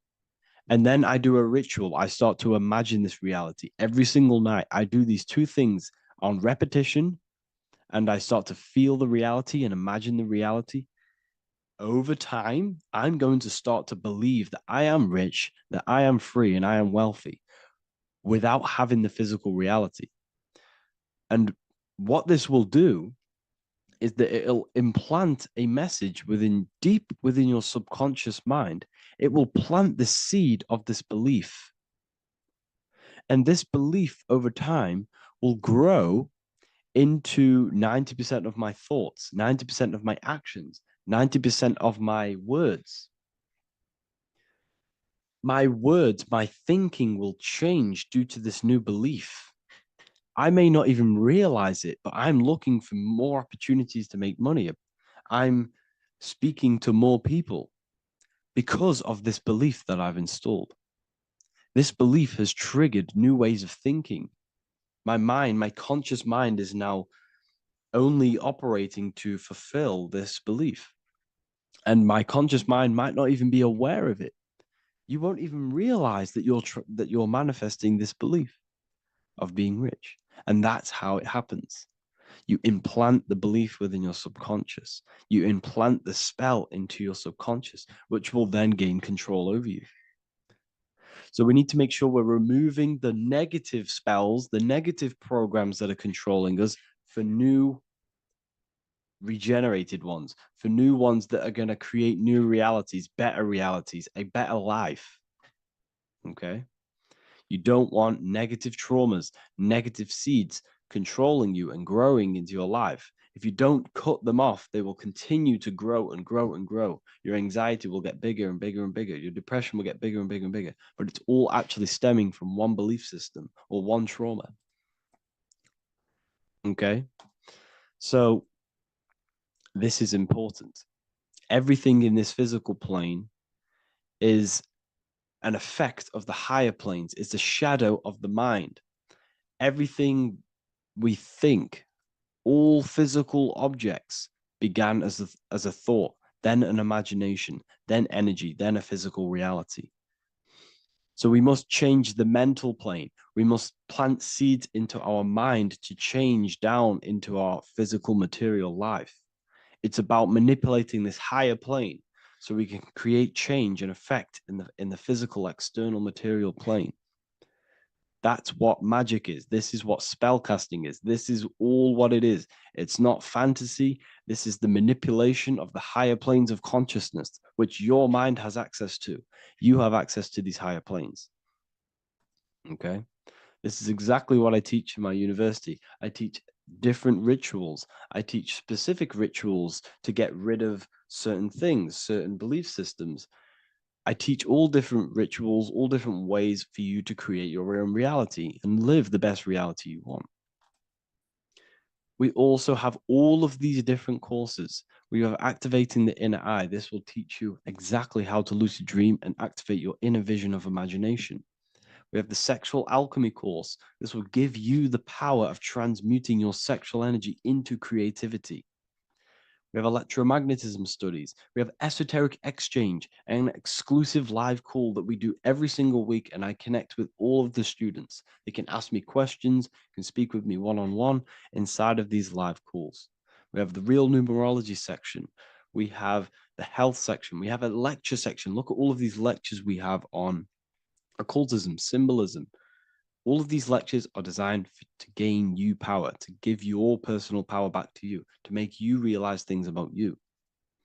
We have a meditation section. We have a library section where you can download all of our library, all of our books, different books on occultism, symbolism, Freemasonry, astral projection. And of course, we have the Manifestation Mastery course, which teaches you exactly how to create reality so you can live that desired reality that you want.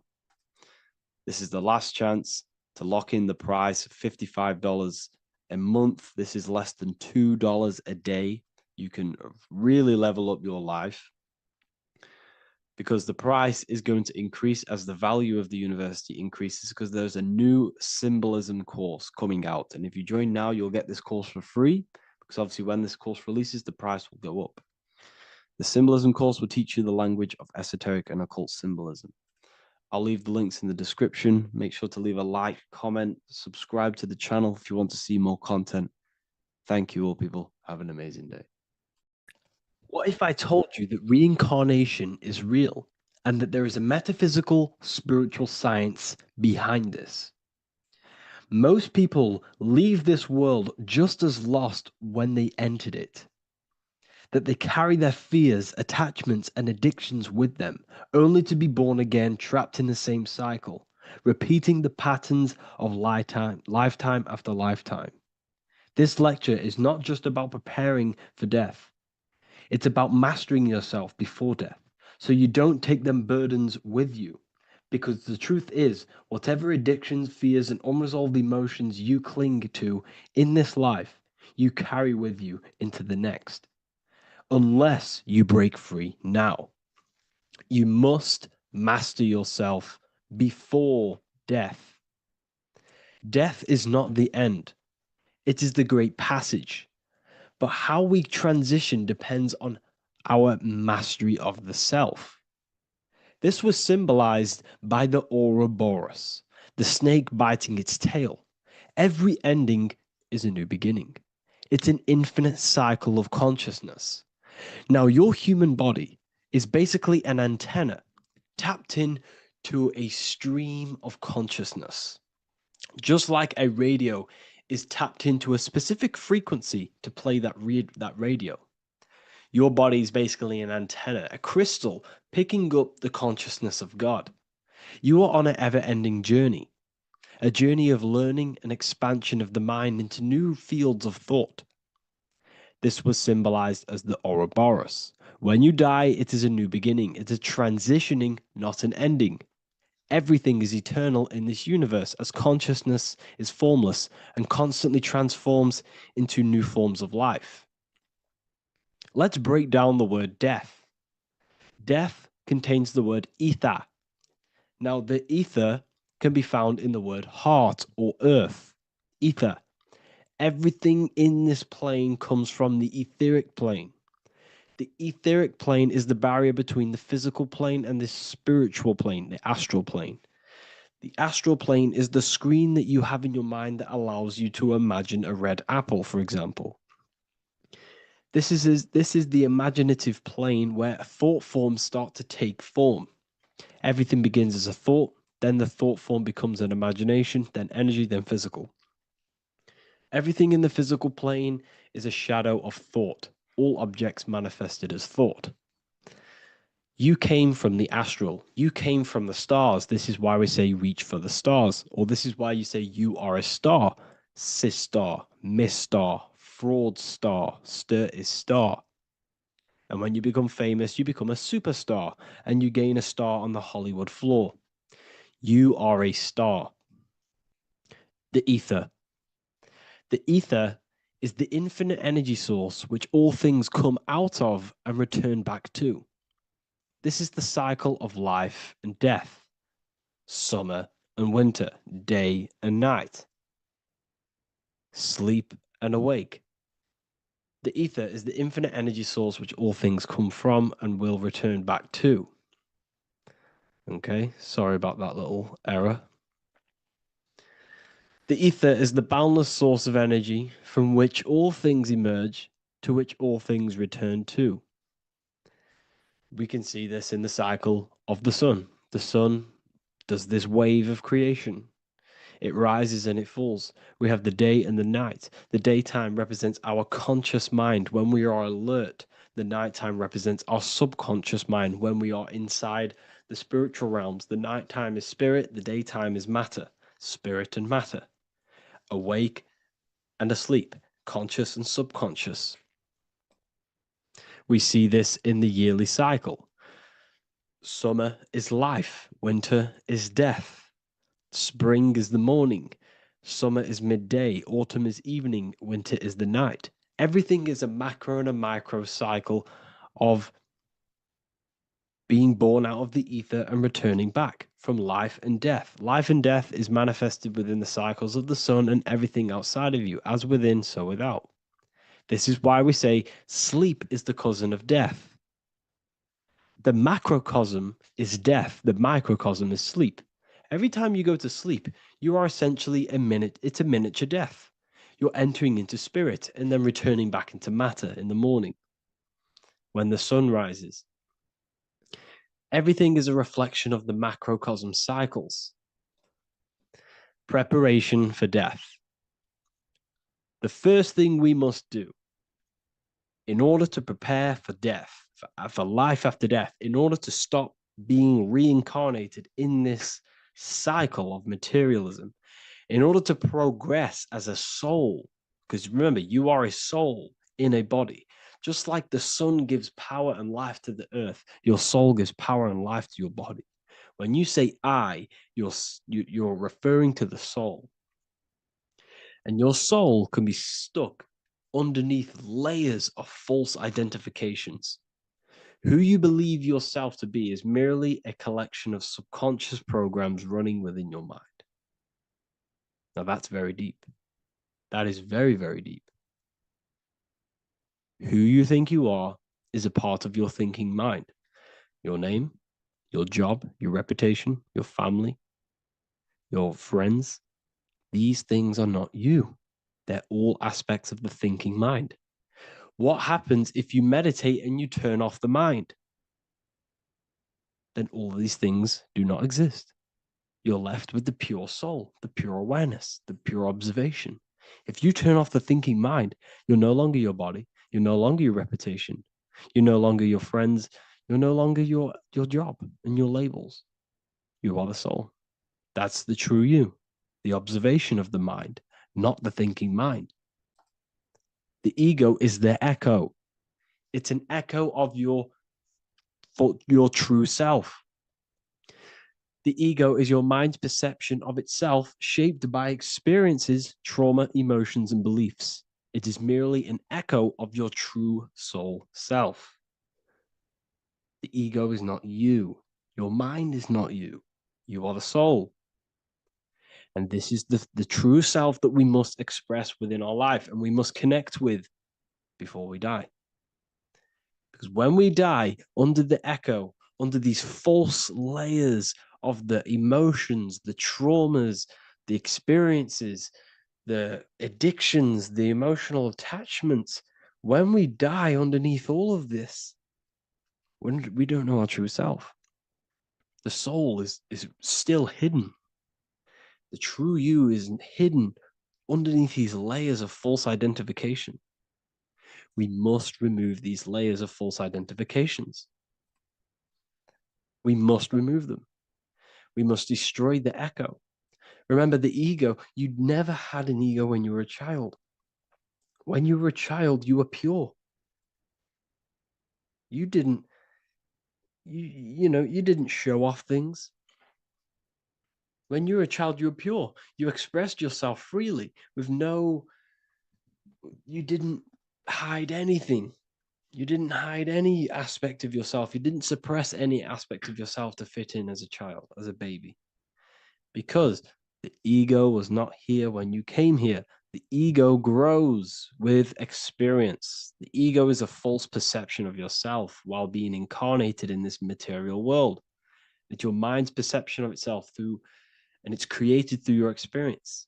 Remember, you are unconditioned consciousness, and your experiences, thoughts, traumas, emotions, and beliefs have conditioned your consciousness into believing you're only a physical body, but you are the soul. We have to remove these layers. How do we remove these layers? Like I said, the best thing, meditation. Meditation. There is a great meditation that you can do every single morning and every single night time. You can sit there and repeat over and over before you meditate. You can repeat that you are not this, you are not that, you are not this. You can label them one by one. Start with, I am not my body, I am not my job, I am not my name, and then detach from absolutely everything until you are left with nothingness. And when you start to meditate, detach from everything. Nothing matters. I am here right now. And what will be left? The only thing that will be left is the language that your mind is using. Now, this is very deep. Not many people will tell you this, but I've lingered in meditation many times. And I can tell you from experience that the only thing left once you detach from everything is the language that your mind is attached to. So whether that's English, Italian, French. Once you detach the language of the mind that that little voice in your head's using, you're left with the soul.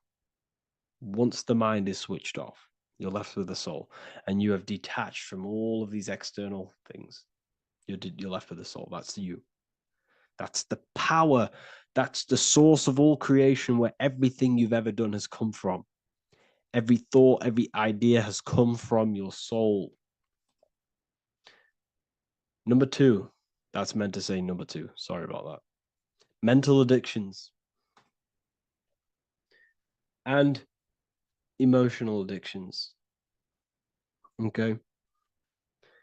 These two are very important. Mental addictions, this could be thought patterns, this could be the labels that we've just been talking about.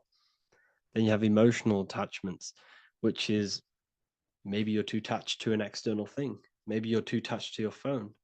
Maybe you're too attached to family. Maybe you're too attached to loved ones. Yes, I'm not saying don't love them, but what I'm saying is do not rely on anything in this world to make you happy, to fulfill your emotional needs.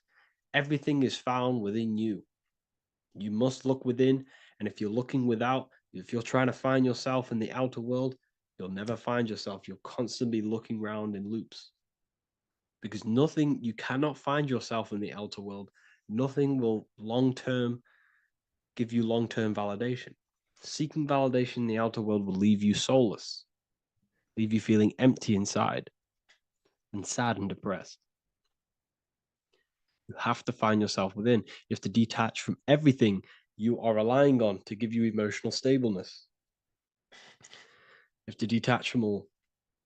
Yes, love your children. Yes, love these people, but do not rely on them. Because everything in this world is temporary. Do not conform to this world. The Bible tells you this. Everything in modern society nurtures the body, but neglects the soul. They keep you addicted to as many things as possible. Smoking, you have to detach. Drugs, you have to detach. Alcohol, detach. You cannot rely on anything. This is why this path is very, very difficult to walk. But I'm showing you the way. These are the things you must do before death. You have to detach from absolutely everything. If you die and your mind and soul is still addicted to these worldly things, then you guess what? You're going to reincarnate. You're going to reincarnate because your mind is still thinking about these material earthly things. And if you are operating in that vibration, you're going to project that vibration and come back here. You have to detach. You have to master the soul and master the mind. Like I said, the matrix is designed to keep you addicted to as many things as possible. Your phone, food, smoking, drugs, alcohol, clubbing, all of these things. Everything in society is made to trap your soul and reincarnate in this world. That's why it's very, very, very difficult to walk this path. Very difficult. Matrix, matter tricks. John 2:15 to 17. Do not love this world, nor the things it offers you. For when you love the world, you will lose God. Do not love this world, nor the things it offers you. Do not conform to the pattern of this world, but be transformed by the renewing of your mind. Great quote. Do not conform to the pattern of this world, but be transformed. Let this world transform you. Learn from this, expand from this, but do not be mentally and emotionally attached. Okay? What good will it be for someone to gain the whole world yet forfeit their soul? Like I said, everything in the Bible is telling you the truth. You just got to read it correctly. This is spirituality. This is spirituality. The Bible is spiritual. It's a spiritual text. We must disconnect from everything outside of us and connect with the true soul. Here we have the Egyptians showing you the soul leaving the body. Here we have the soul here. Here we have the Masons showing you the soul coming out. The soul is real. You are the soul. And when you leave this physical plane, you will go into the astral plane. That's where you came from. You came from the astral. You came from the stars. You incarnated into this physical body. Your consciousness fell into this material form to experience limitation, to experience a 3D world. So in order to ascend properly before we die, we have to let go of all the attachments. Every addiction you have, write them down. And one by one, tackle them. Before you die, you have to, or else you will reincarnate. This is the teachings of Egyptians. This is the teachings of Masonry. All of these addictions contribute towards life after death. Everything must be controlled. And we must be attached to the soul. I'm not saying I'm perfect. I'm not saying I'm perfect, people. We're all not perfect. We're all under psychological operation by the government. We're all in a very difficult situation with this awakening. I'm simply pointing out what I know from my journey and what I've been learning through occultism and research and reading lots of books and many different things. I'm on this journey just as you are. Maybe I'm further. Maybe you're ahead of me. We don't know. But this is what I'm sharing with the world. This is what I'm sharing with my research. And this is what makes sense. It's common sense. Look at everything around you. Everything's made to feed the body, not the soul. So my beautiful watchers and fans and supporters, I appreciate every single one of you, and I hope this video has supported your journey. If you're feeling lost in life, if you're searching for deeper answers, whether you're seeking clarity, looking to expand your studies, or ready for personalized mentoring, this is your chance to connect with me live and receive insights tailored just for you. Start your path to self-mastery and enlightenment inside the world's best esoteric school. Your journey starts now. Tap the link in the description if you want to join Ethereal University, or feel free to check out my books. I thank you all, and I really appreciate for 100,000 subscribers on YouTube. I love every single one of you. Make sure to drop a like, a comment, and subscribe to the channel if you're new.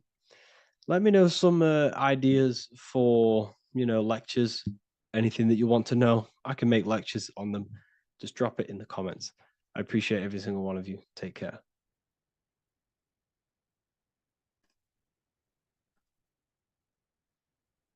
Religions were made to hide the truth about yourself, God, and the universe. You see, religion teaches there is a God separate from you.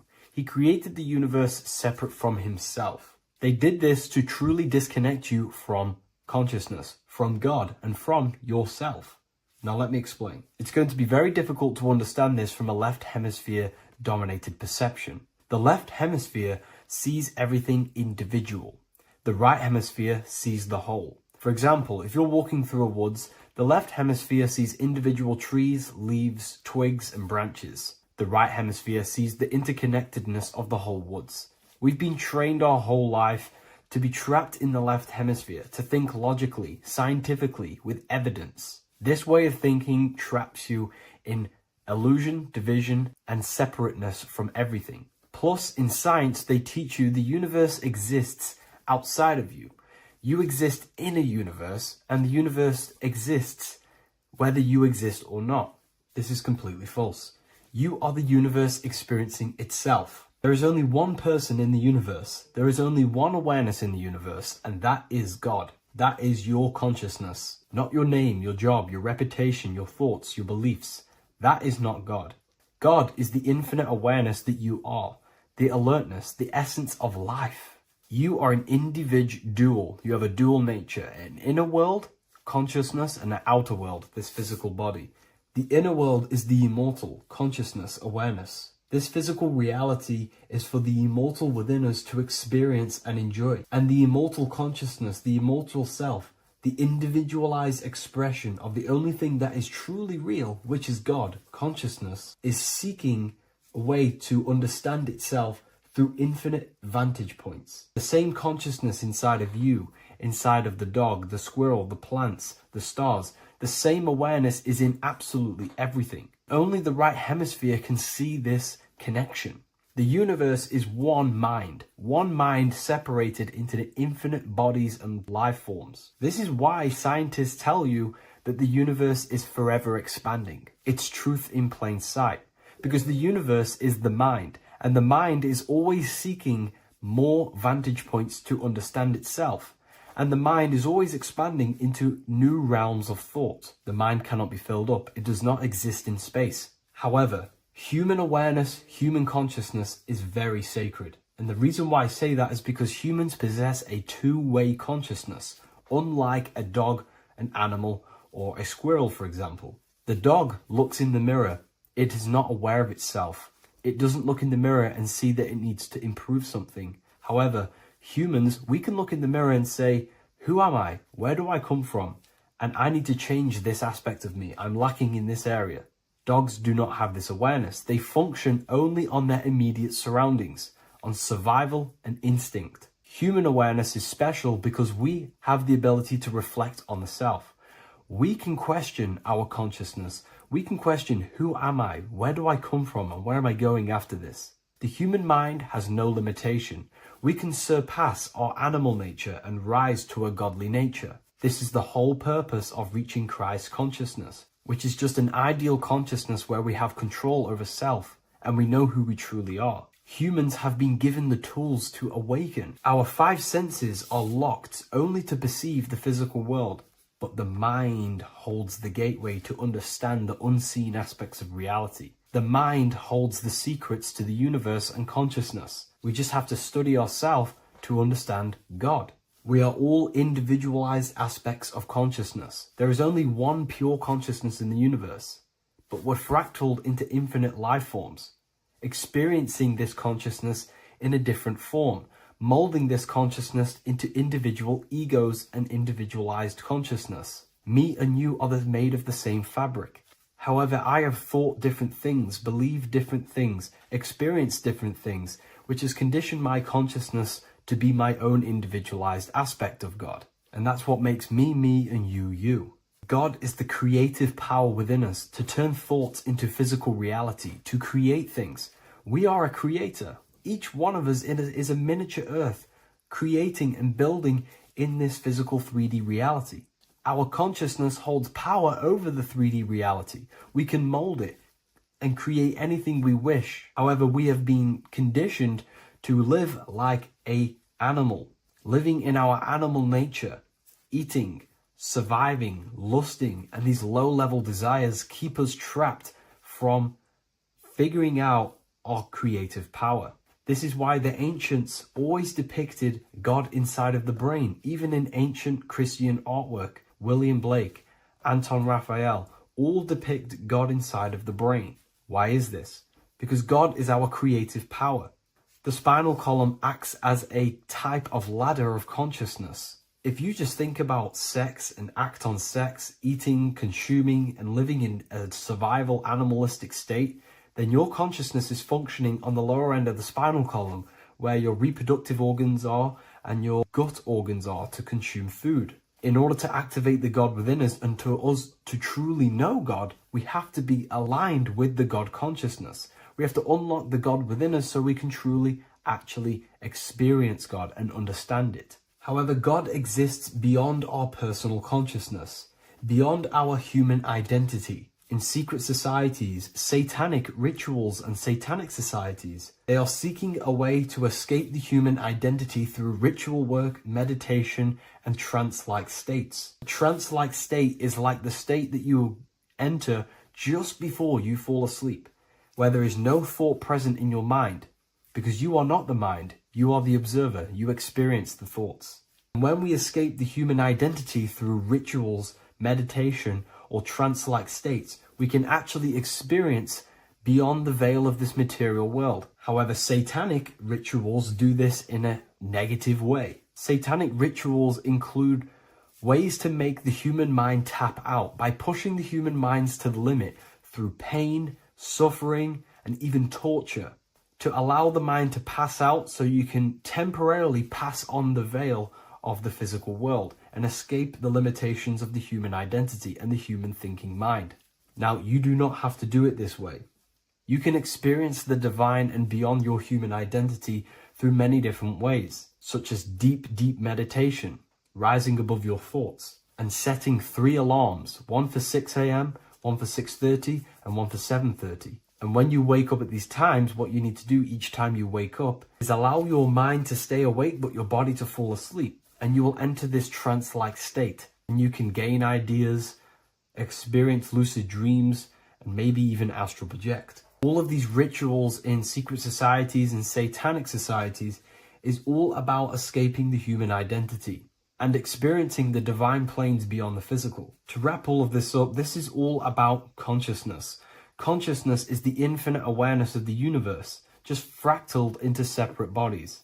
And this consciousness is seeking a way to understand itself in infinite angles and vantage points.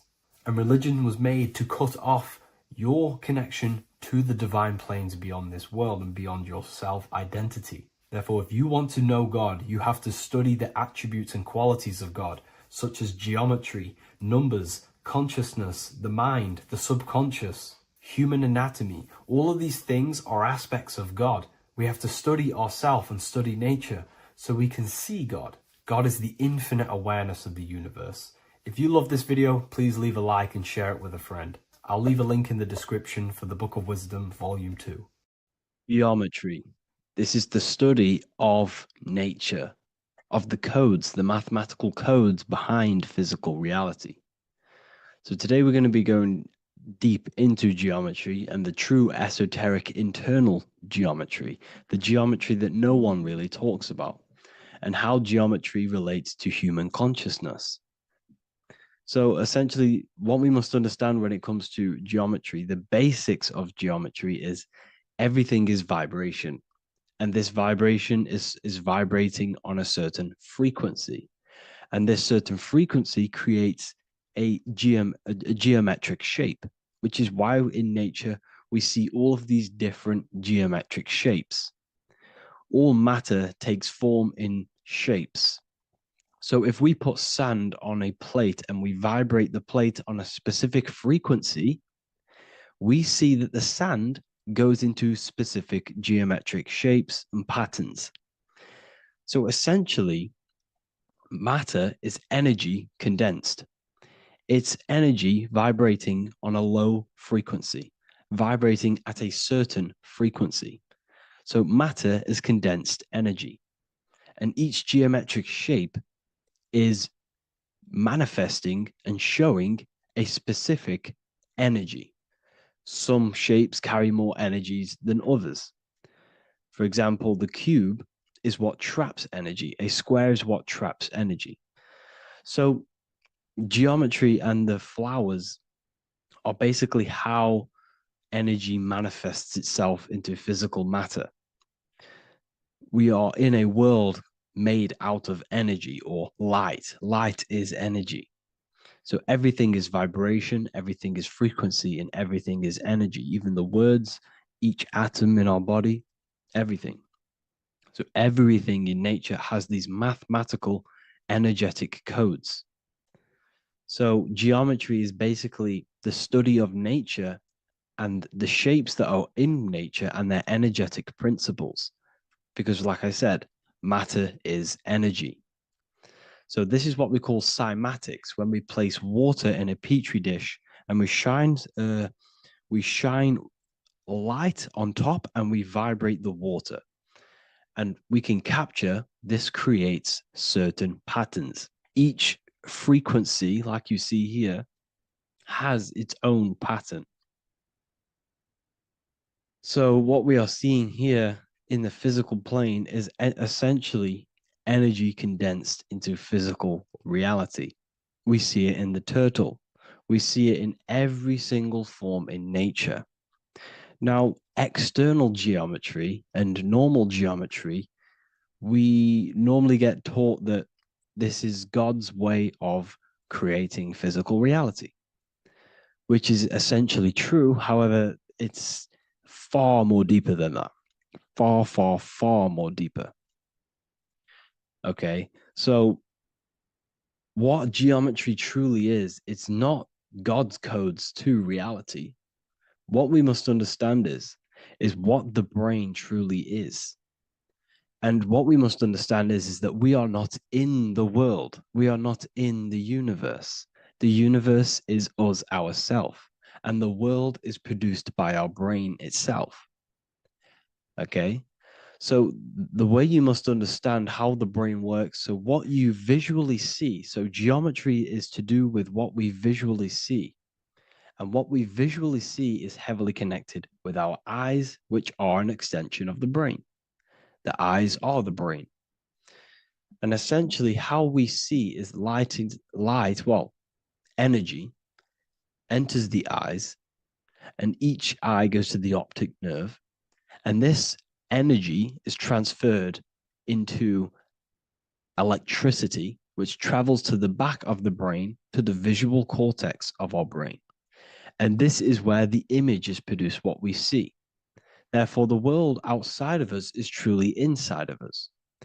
It's a projection from within the brain. The brain is an energy condenser, a decelerator, an energy decelerator. Everything outside of us is basically formless energy. It is formless energy vibrating at a certain frequency. So what the brain is, it's sucking in this energy, this light, and turning that frequency, that code, that light code, into a physical reality.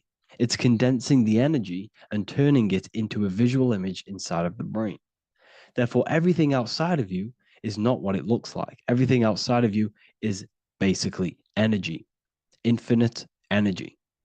And our brain is condensing this into a physical reality and projecting it outwardly, which you experience your visual field. Okay? And the ancients knew this. So this is basically called the sigil of Lucifer. Lucifer is known as the light bringer. Lucifer in Latin means to bring the light. This is the sigil of Lucifer, which shows the visual field and the brain. We also see this in the Google Play symbol. It's a powerful symbol showing you the visual field, which is basically a symbol that tells you that reality is inside of the brain. The brain is what produces reality, but consciousness is not produced in the brain. The brain is essentially a consciousness downloader. It's a computer, and it's a reality simulator. The body is a simulation of physical reality.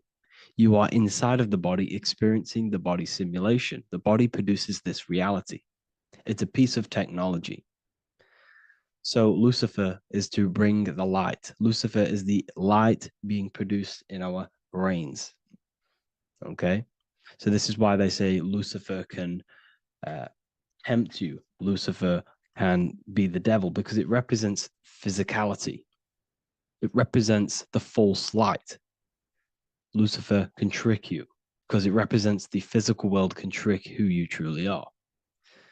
So now that you understand how the brain is basically an energy decelerator and it creates and simulates a reality to your consciousness, you are no longer a person in a universe. You are the universe itself experiencing itself. Therefore, geometry is heavily linked in with the brain. Geometry is essentially how your brain and how your eyes decode energy.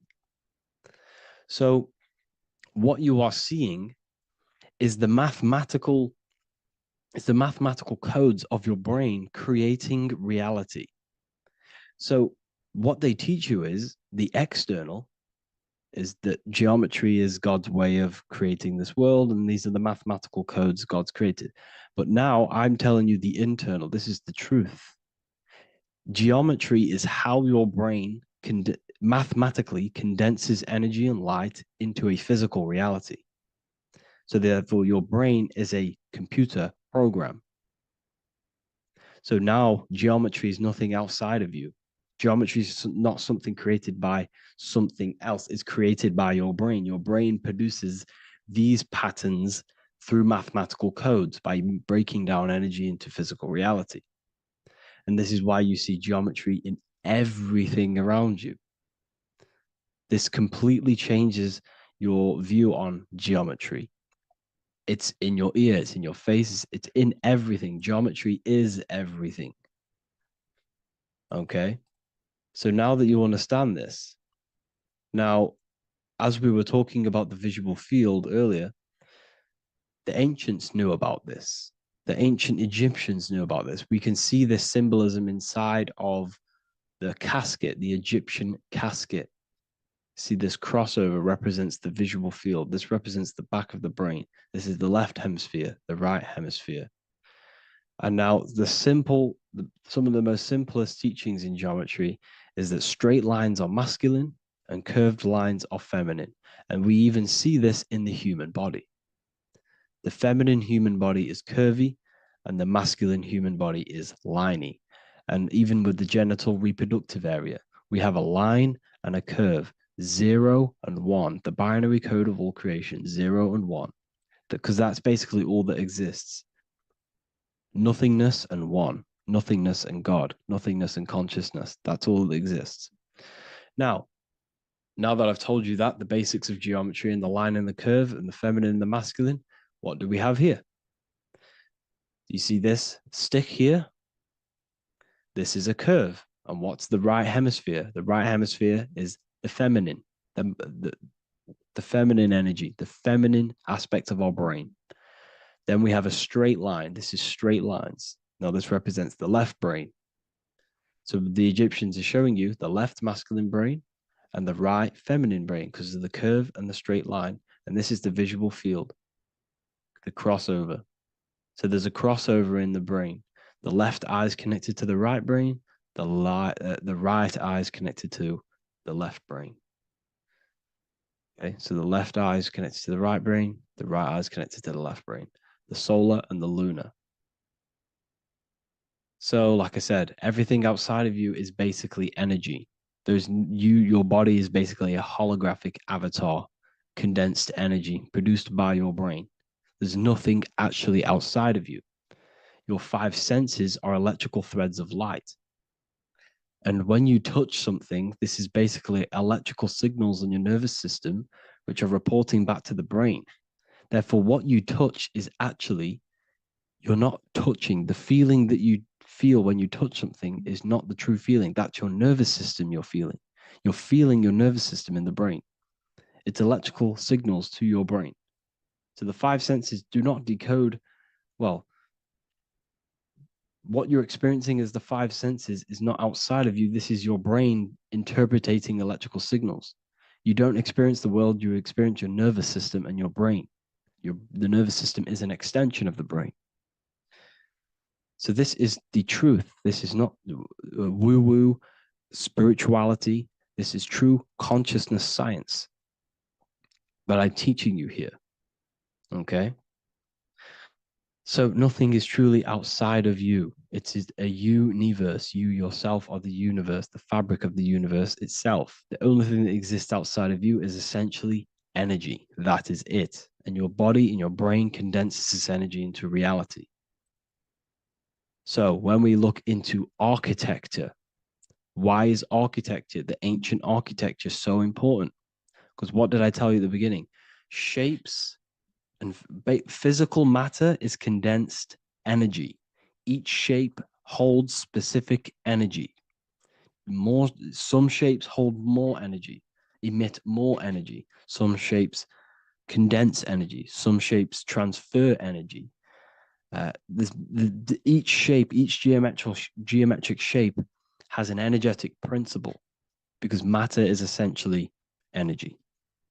So when we look into cathedrals and the ancient buildings, they were filled with geometric patterns, geometric shapes, because they understood the energy principle. Architecture is basically solid energy. It's physical energy. If we create this pattern here is an energy code. And if you stand next to it, you're going to gain that energy. It's going to be imprinted on your body. So essentially, they filled their buildings with high energy geometric shapes. Points, triangles, pyramids are very, very energetic. This is why you have crystal pyramids made, organite pyramids. They're always in pyramid shapes. That's why the Egyptians built in pyramids, because pyramids hold high energy. They emit high energy. So this is why you see all these different geometric patterns. Okay. So in the real reality, in the energetic plane, this building would basically look like this: lines and grids of energy. Okay. This is what it would look like in the energetic plane, a blueprint of the energy body. So as you see here, these are the different frequencies in a petri dish, of water in a petri dish. And you can see they are specifically aligned up with these specific patterns. You can see geometry even within geometry. It's fractal. So essentially, when you would stand inside of these buildings, they would imprint the energy of the building in your body, because your body is healed through energy. You have an electromagnetic field around your body. So by creating buildings with geometric patterns, we are essentially increasing the energy of the building, because the building itself is energy. Okay. So when we fill it with geometric patterns, we're increasing the energy. We're giving it a certain energetic imprint. So when you stand inside of that building, you're being imprinted with that energy. Okay. So especially with these windows, these stained glass windows. Well, why are they stained glass? Well, color is frequency. So when you have all of these different colors, and not only were they just painted, some of these colors are specific gemstones, crystals, natural stones, which all hold energetic principles. Each crystal is vibrating on a certain frequency.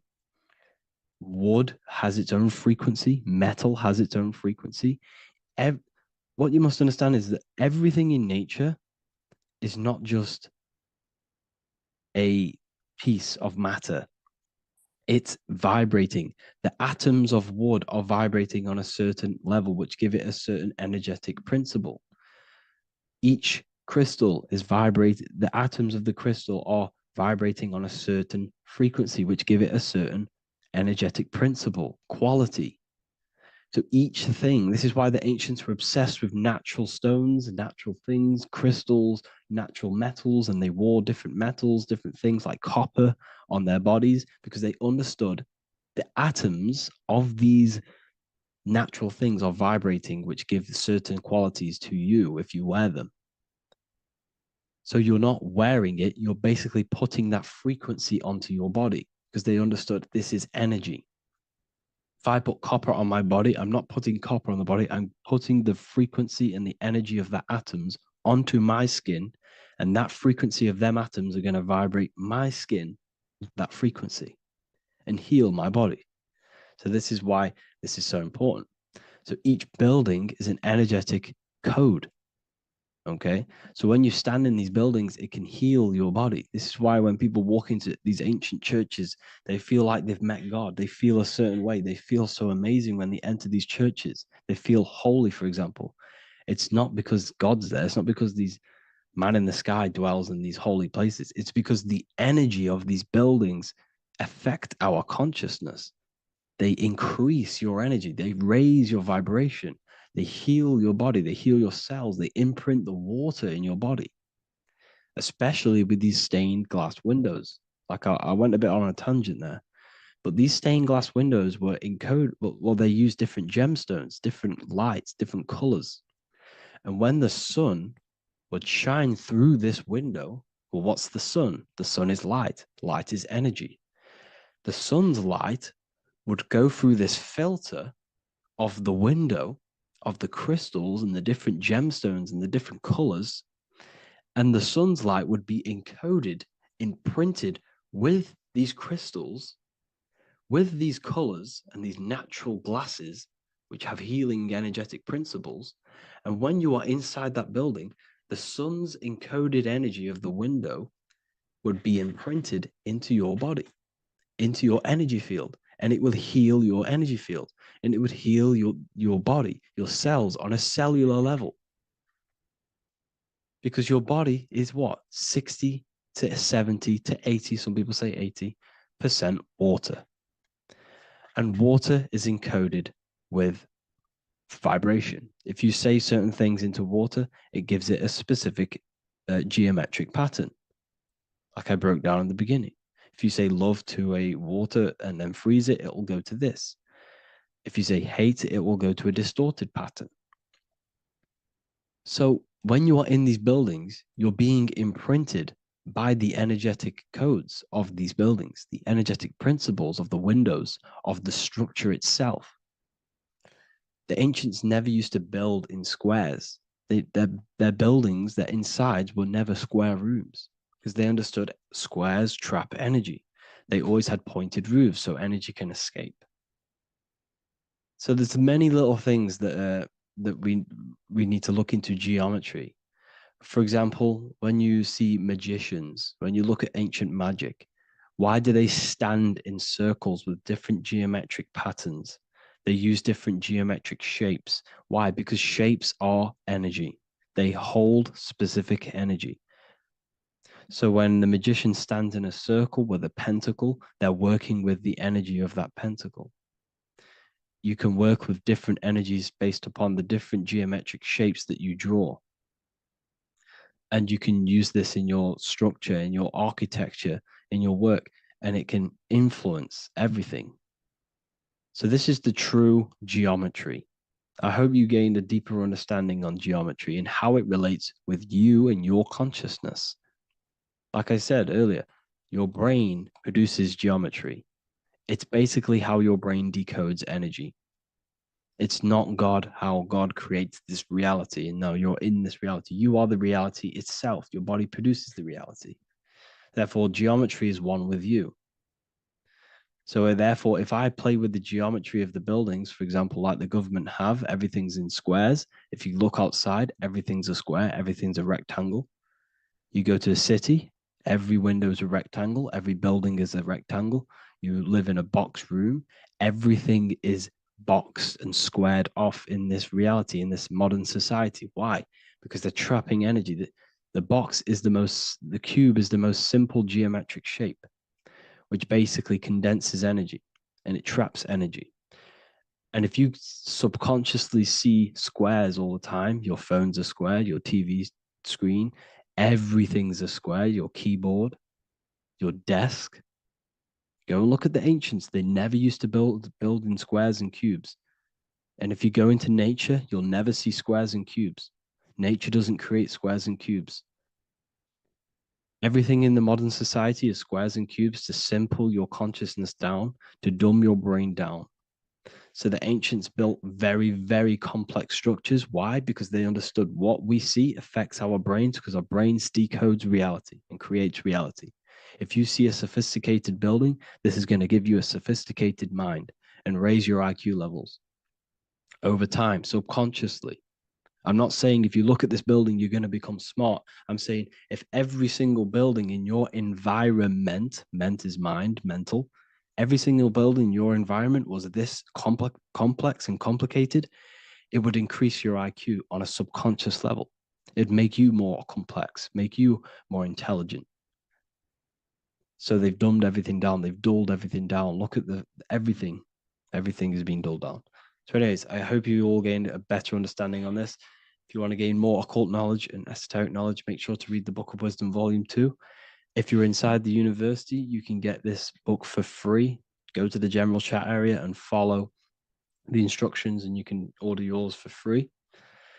Truly life-changing stuff, because the issue is with the world is that no one really understands who they are, what they are, and why we are here.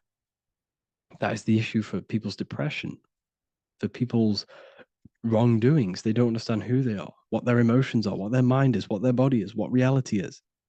This book gives you that. This book gives you the sense of understanding, the sense of well-being that will give you a better life, because you understand life and what life is. And if you truly want to take your studies to the next level, we have the Ethereal University. This is the place for truth seekers, where you can connect with like-minded people, so you don't have to feel insane, because not many people think this way. I've been there when you wake up and not many people around you are thinking the same way, and you start to feel a bit insane, and you can't really talk to people about these things. That's why I created this, so you can connect with people and learn at the same time and become the best version of yourself by understanding truth and knowledge. If you join, you'll gain access to free live calls every single week, every single Saturday morning. We do live calls. You can ask me questions and all sorts. So make sure to leave a like and a comment, and thank you all for tapping in.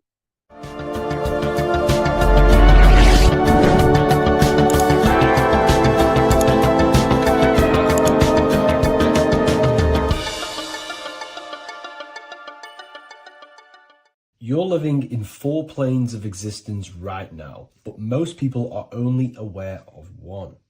And that's why they feel lost, disconnected, and stuck in cycles they can't explain. If you don't understand the blueprint of reality, you'll keep trying to fix the physical, while the real causes lie in the unseen dimensions that you have direct access to. You must understand that the universe only exists in the mind. Everything is a projection of consciousness. Therefore, consciousness produces everything. Our internal world is consciousness. Our external world is this physical body, physical world. Everything is an externalization of consciousness. For example, this was a thought. Now it's made physical. But before this was invented, it was existing in someone's mind, in consciousness, invisible. Then it was made manifest, made physical. So everything in this physical plane is the effect. The cause is consciousness, mind, the mental plane. So now I'm going to explain these different dimensions of consciousness. You don't just exist in this physical plane. The physical plane, in fact, is the lowest plane there is. It's the illusionary plane. So first of all, we have the Buddhic plane. This is the nothingness. So think of it like this. Absolute nothingness. If you turn off thoughts, there is nothingness. This is the void. And out of the void springs infinite potential, which is the mental plane. Now, your mind has no limitation. It can think anything, be anywhere, anytime, any place. In the whole world, there is no limitation with the mind. This is the realm of infinite possibilities. This is the realm of thought. Thought is a dimension, information and thought. To go a little bit deeper on this, there are pockets of thoughts, what we call in the occult fields of thoughts. Your mind does not think thoughts, it receives them. Your mind is like a radio. Whatever the mind is tuning into, setting its mindset, setting your frequency or setting your mind, you will receive thoughts based on that set, whatever you set your mind to. So there are pockets of thoughts that we penetrate in the mental plane. The mind is the mental plane, the infinite possibilities. This is the spark of creation. This is where all things begin to manifest as an idea in the mind as a thought. So if you want to gain certain information, you need to meditate or do thought exercises where you are penetrating that dimension of thought, that pocket of thought. For example, if you want to find a way on how to make financial wealth, you would use your mind, set your mind on wealth and money, and think, close your eyes and think about that specific topic and see where your mind takes you. And you will expand your mind into different pockets of thought and gain information. So this is the mental plane. This is how you can use the mental plane. You can use the mental plane to do this. Then we have the astral plane. We have higher, middle, and lower astral plane. The astral plane is the body for thought. So every dimension, physical, etheric, astral, mental, Buddhic, is a body for a dimension above. Each dimension below is a product of the dimension above. So for example, the astral plane is imagination. This is the lucidic realm of imagination.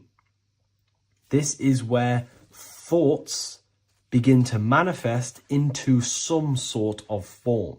It's not a physical form because this is physical, but imagination is a lucidic form. It's not really physical, but it's there. It's a projection of light. It's astral matter condensed by the willpower of the mind. So depending on the vibration of that thought will depend whether it manifests in the higher astral plane, middle astral plane, and lower astral plane. If you think about more material things and visualize material things, this will manifest on the lower astral plane because material matter is low vibration. Now that does not mean it's evil, that does not mean it's bad, okay? It just means low vibration just means more material. But if you think and imagine more spiritual things, this manifests on the higher astral plane. So the astral plane is the screen in your mind that allows you to vision an apple, that allows you to vision anything. It's that mental projection that's inside of your mind. Now this is what we call the third eye. It's an eye because the eye is the mind, and the mind can see into the astral plane. It perceives this spiritual world, this lucidic realm that we have access to. This is where also infinite potential takes place. This is the realm of spirits, demons, jinns, whatever you want to call them. Spiritual entities exist in this because this is where thought forms manifest into form. This is where thoughts create bodies. Think of it like this. The mental plane is a thought of a chair. The astral plane is the imagination of that chair and all of the different possible chairs that could possibly be. The etheric plane is the energy double of that chair. And the physical plane is the physical chair. So as you can see, the higher we go up, the more formless and lucidic it is. The lower we go down planes, the more dense it becomes. This is formless and this is form. Everything manifests through this process. This highlighter is down here in the physical plane, but the idea began in the mental plane. Everything begins in consciousness before it creates a physical body. It goes through this process. Therefore, if you want to start to mold and create your own reality and create things in your world, you can use these planes to your advantage. You can use your mind to do mental thinking exercises by closing your eyes and expanding your mind into a different pocket of thought to gain wisdom, gain information, gain downloads. The way you do that is simply get into a meditative state, close your eyes, pick a topic that you want to think about and see where your mind takes you, but always remain centered on that topic. And you can do this for maybe an hour or two or half an hour, and your mind will take you places where you will unlock information. You can even use this to make decisions in your life. Think of the topic and see where your mind takes you. You'll gain information. This is how you use the mental plane for ideas. The astral plane is imagination. You have to reconnect with your imagination very vividly. Your imagination, your consciousness is infinite. It's not a three-dimensional plane. It's an infinite plane. You can think and make form anything in your consciousness, in your imagination. You can think anything and you can imagine anything in the most vast details. You just have to reconnect with your imagination. I have a free book on my website. I'll leave the link in the description. It's an ebook. It's called Activating the Inner Eye. This is going to help you reconnect with your imagination. It's a practical guide on how to imagine. So once you know how to use the mental plane and astral plane, thought and imagination, you pretty much need to use the physical plane to take physical action with this physical body that you have and start to manifest these desires you have in the higher planes. Now, it's very important that we master the mind, because the mind is the very fabric of reality. We become what we think about. Your life is a product of every thought you thought in the past. It is the mind that directs the flow of consciousness. And wherever this consciousness is flowing is what you will create in your life. Consciousness is the most potent force in the universe, and the mind is pretty much the universe in a microcosm form. It is infinite potential. And your mind will continue to expand into new realms of thought forever and ever and ever. You are eternal. You are not this physical body down here. You are consciousness. Literally dreaming that you are in this physical body. So everything begins with the mind. We need to be conscious of the thoughts that enter our mental field of consciousness. There is a level of self-awareness that you can reach where you can become conscious of pretty much every single thought that enters your mental field. Now, we have over 7,000 thoughts a day. You can gain such mastery over your mind where you can become conscious of every thought you think. And that is when you gain superior power. Because when the mind is fully under control of self, you can direct the mind's potent force into a specific goal. Most people's minds are dualistic. They want something, but their mind is thinking something else. They have limiting belief systems. They have the little voice that comes in and says, you can't do this, you're a failure. That is a fractaled mind. The mind needs to be singular. It needs to be on your team and not an enemy. Do not let your own mind take away your power. Your mind should be on your team, giving you power, giving you the best possible thoughts and the best possible beliefs. When the mind is in this condition and on your team and not taking away your power through the destructive thoughts, it becomes a potent, powerful force used for manifestation to create anything. And the way we get the mind on your team is through constant meditation to learn how to control the mind and turn it on and off. Subconscious reprogramming through visualization, affirmations, cultivating emotions associated with your goal. All these three ways we can reprogram the mind slowly over time so that it becomes powerful and becomes on your team and doesn't give you negative contradicting thoughts. When the mind is fully aligned on one thing, it can create massive empires and things in your physical reality. So I hope this video helps, and I'll see you in the next one. What if the word Yahweh is proof that God is embedded in our very own being? Stay with me, because what I'm about to show you might change the way you see yourself forever. Today's topic is decoding the mystery name of Yahweh, the sacred name of God from the Hebrews. By the end of this video, you'll uncover the true meaning of the word Yahweh and how your connection to it unlocks your own personal power. When we look at the word Yahweh in Hebrew, we flip it on its side. We're actually looking at the human body. These are the legs, this is the torso, here are the arms, and here's the head. So if we actually switch this on its side, we see the human body. The Hebrew name Yahweh often translates to I am. The I am. Now, what is the I am? The I am, when you say I, you're referring to your highest self. Everything with the letter I in the beginning, most of them words are referring to our inner self, inside, intelligence, internal, in. The I represents the inside self, the invisible self. You cannot see the I am because this is the spirit, this is our consciousness. It's the intelligence controlling the human body. When you say I, you're not referring to your name, your job, your reputation, your ego, or your thoughts. You're referring to the observer who is beyond the thoughts, the one who's observing the thoughts. That's the soul. Look at the word Yahweh, Yahweh, the sacred name of God. Yahweh can be observed in the natural rhythm of the human breath. When inhaling, we subtly hear Yah. When exhaling, we hear Wei. Do this yourself. Breathe in through your nose, you'll hear Yah.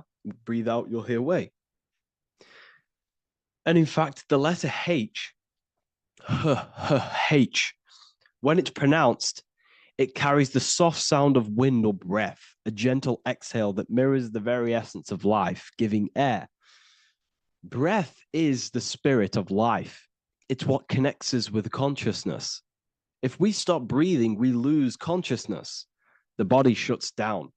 We're breathing the spirit of breath. We're breathing in the spirit of life. It's the very essence that gives us physical existence, and we're constantly staying connected to this breath at all times. Now let's look at Yahweh. 1, 2, 3, 4. There are 4 letters. The Tetragrammaton is the 4-letter Hebrew name for God. Okay? Tetra meaning 4. We have 4 gospels of Jesus. Jesus is depicted with a cross with 4 sections. Jesus has the 4 sacred animals around the side of him, always depicted with these 4. A bull or an ox, an eagle, a man, and a lion.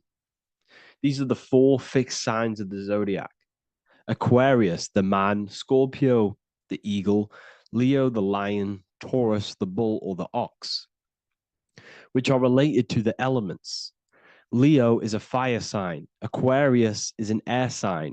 Taurus is an earth sign. Scorpio is a water sign. These are the 4 elements.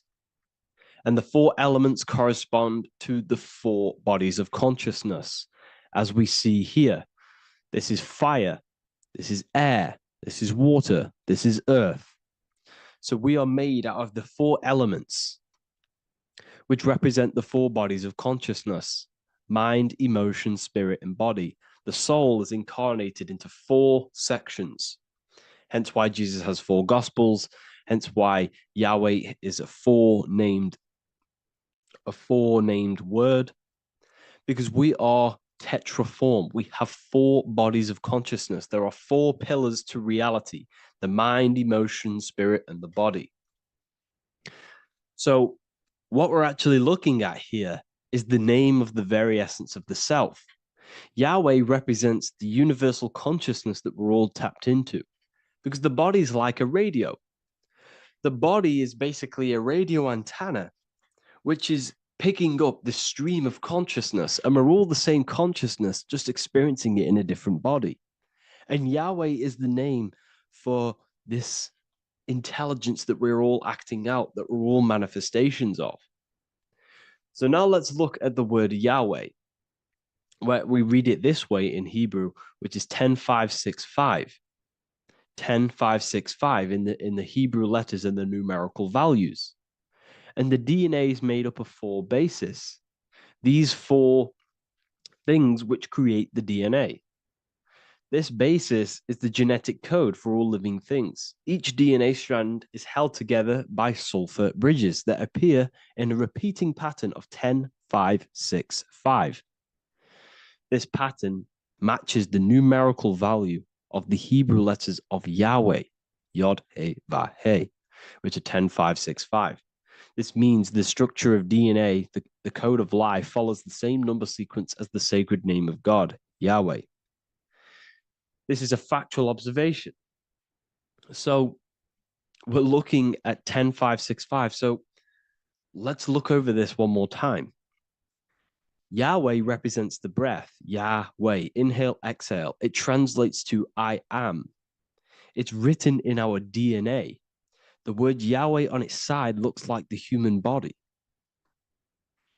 Now, this is where things get a little bit deeper. 10565 adds up to 26. The number God, well, the word God adds up to 26. Allah adds up to 26. There are 206 bones in the human body, 26. 26 adds up to 8. 8 is the number of infinity. We are all the infinite consciousness. Consciousness will never die. It's immortal. It's infinite. We are all infinite. We are not these skeletal structures. We are Yahweh, the universal consciousness. The creator of all things is our essence. We're all God with individual identities, but the highest versions of ourselves is God. The ego is our own personal experience of God. Does this make sense? So in conclusion, Yahweh is not the name of a separate God from us, but rather the reflection of the divine consciousness manifesting through the human form. The human body is like a receiver acting as an antenna that tunes into the infinite intelligence and life force we call consciousness or God. This means that rather than being external, the divine presence is within us, expressed through our very existence.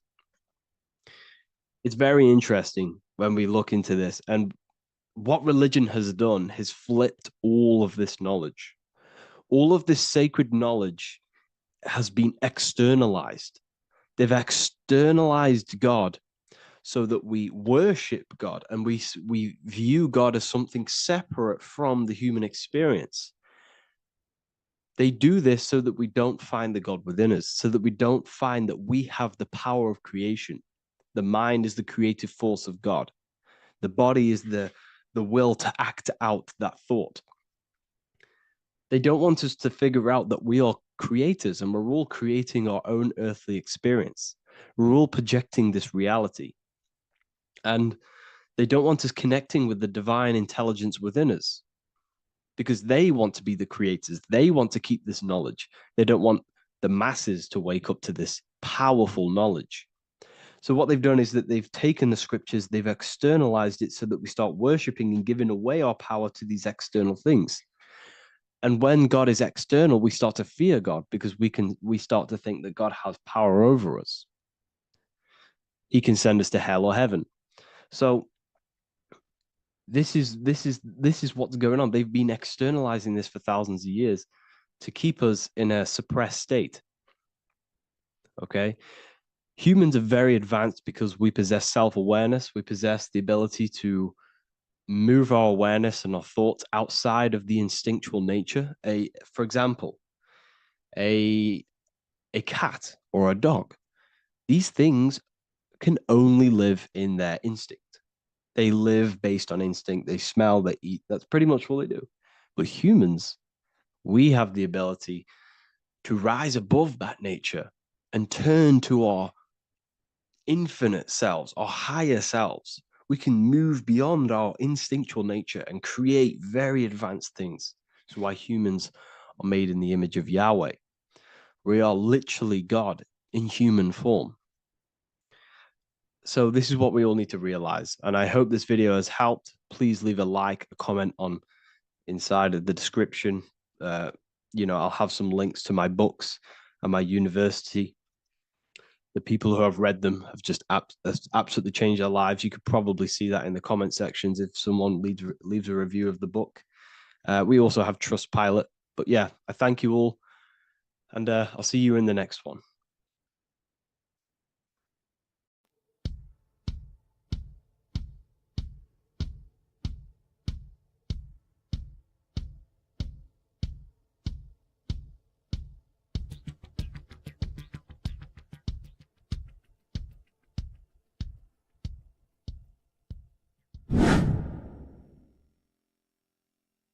What is good, people? How are we all doing? Today we're going to be talking about the different planes of existence, the occult side of the world, the things they don't teach you in school. And of course, you can only find that on this channel, so welcome. So you need to understand is that your consciousness moves through these different planes of existence, these different states of consciousness, which make up all of you. Okay? They are all interlocked planes. They are all interpenetrated into each other. They are all one. They melt into the plane above and below. You see, each plane is a product of each plane. As above, so below. Now, the higher you go, the more fluid, the more dreamy, the less dense it becomes. The lower you go, the more denser it becomes, the more solid it becomes.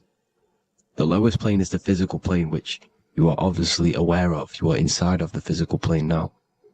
But while you are in this inside of this physical plane, you are indeed inside of all these other bodies which you have not awakened yet. You have to awaken these different bodies. You have these bodies. Okay? It's like a ripple effect. And the center is the most dense, the most solid. This is earth, heart, the heart of the ripple. And the lower you, the further you go out from the center, the more dreamy, the less fluid, the more fluid, the more less dense it gets until you're one with the all. You see? And this is what it's like. This is what this system is. It's like a ripple effect. Now, let's jump straight into the planes. First, you have the physical plane, made out of 4 elements. Five elements. The ether is the mother of the elements. It's the womb of the elements. It's the 5th element. And it gives birth to the 4 other elements. 4 is stability. Tables have 4 legs, and this is why the ether gives birth to 4, because it's the foundation of the physical world. Fire, earth, water, air. They are not pure. Each one of the elements melts into the other one. For example, earth and water both share cold. Water and air both share wet. You see, they compose of each other. They melt, they mold into each other based off the vibrational state of the ether. That's what it is. The 4 elements are the vibrational states of the ether. Okay?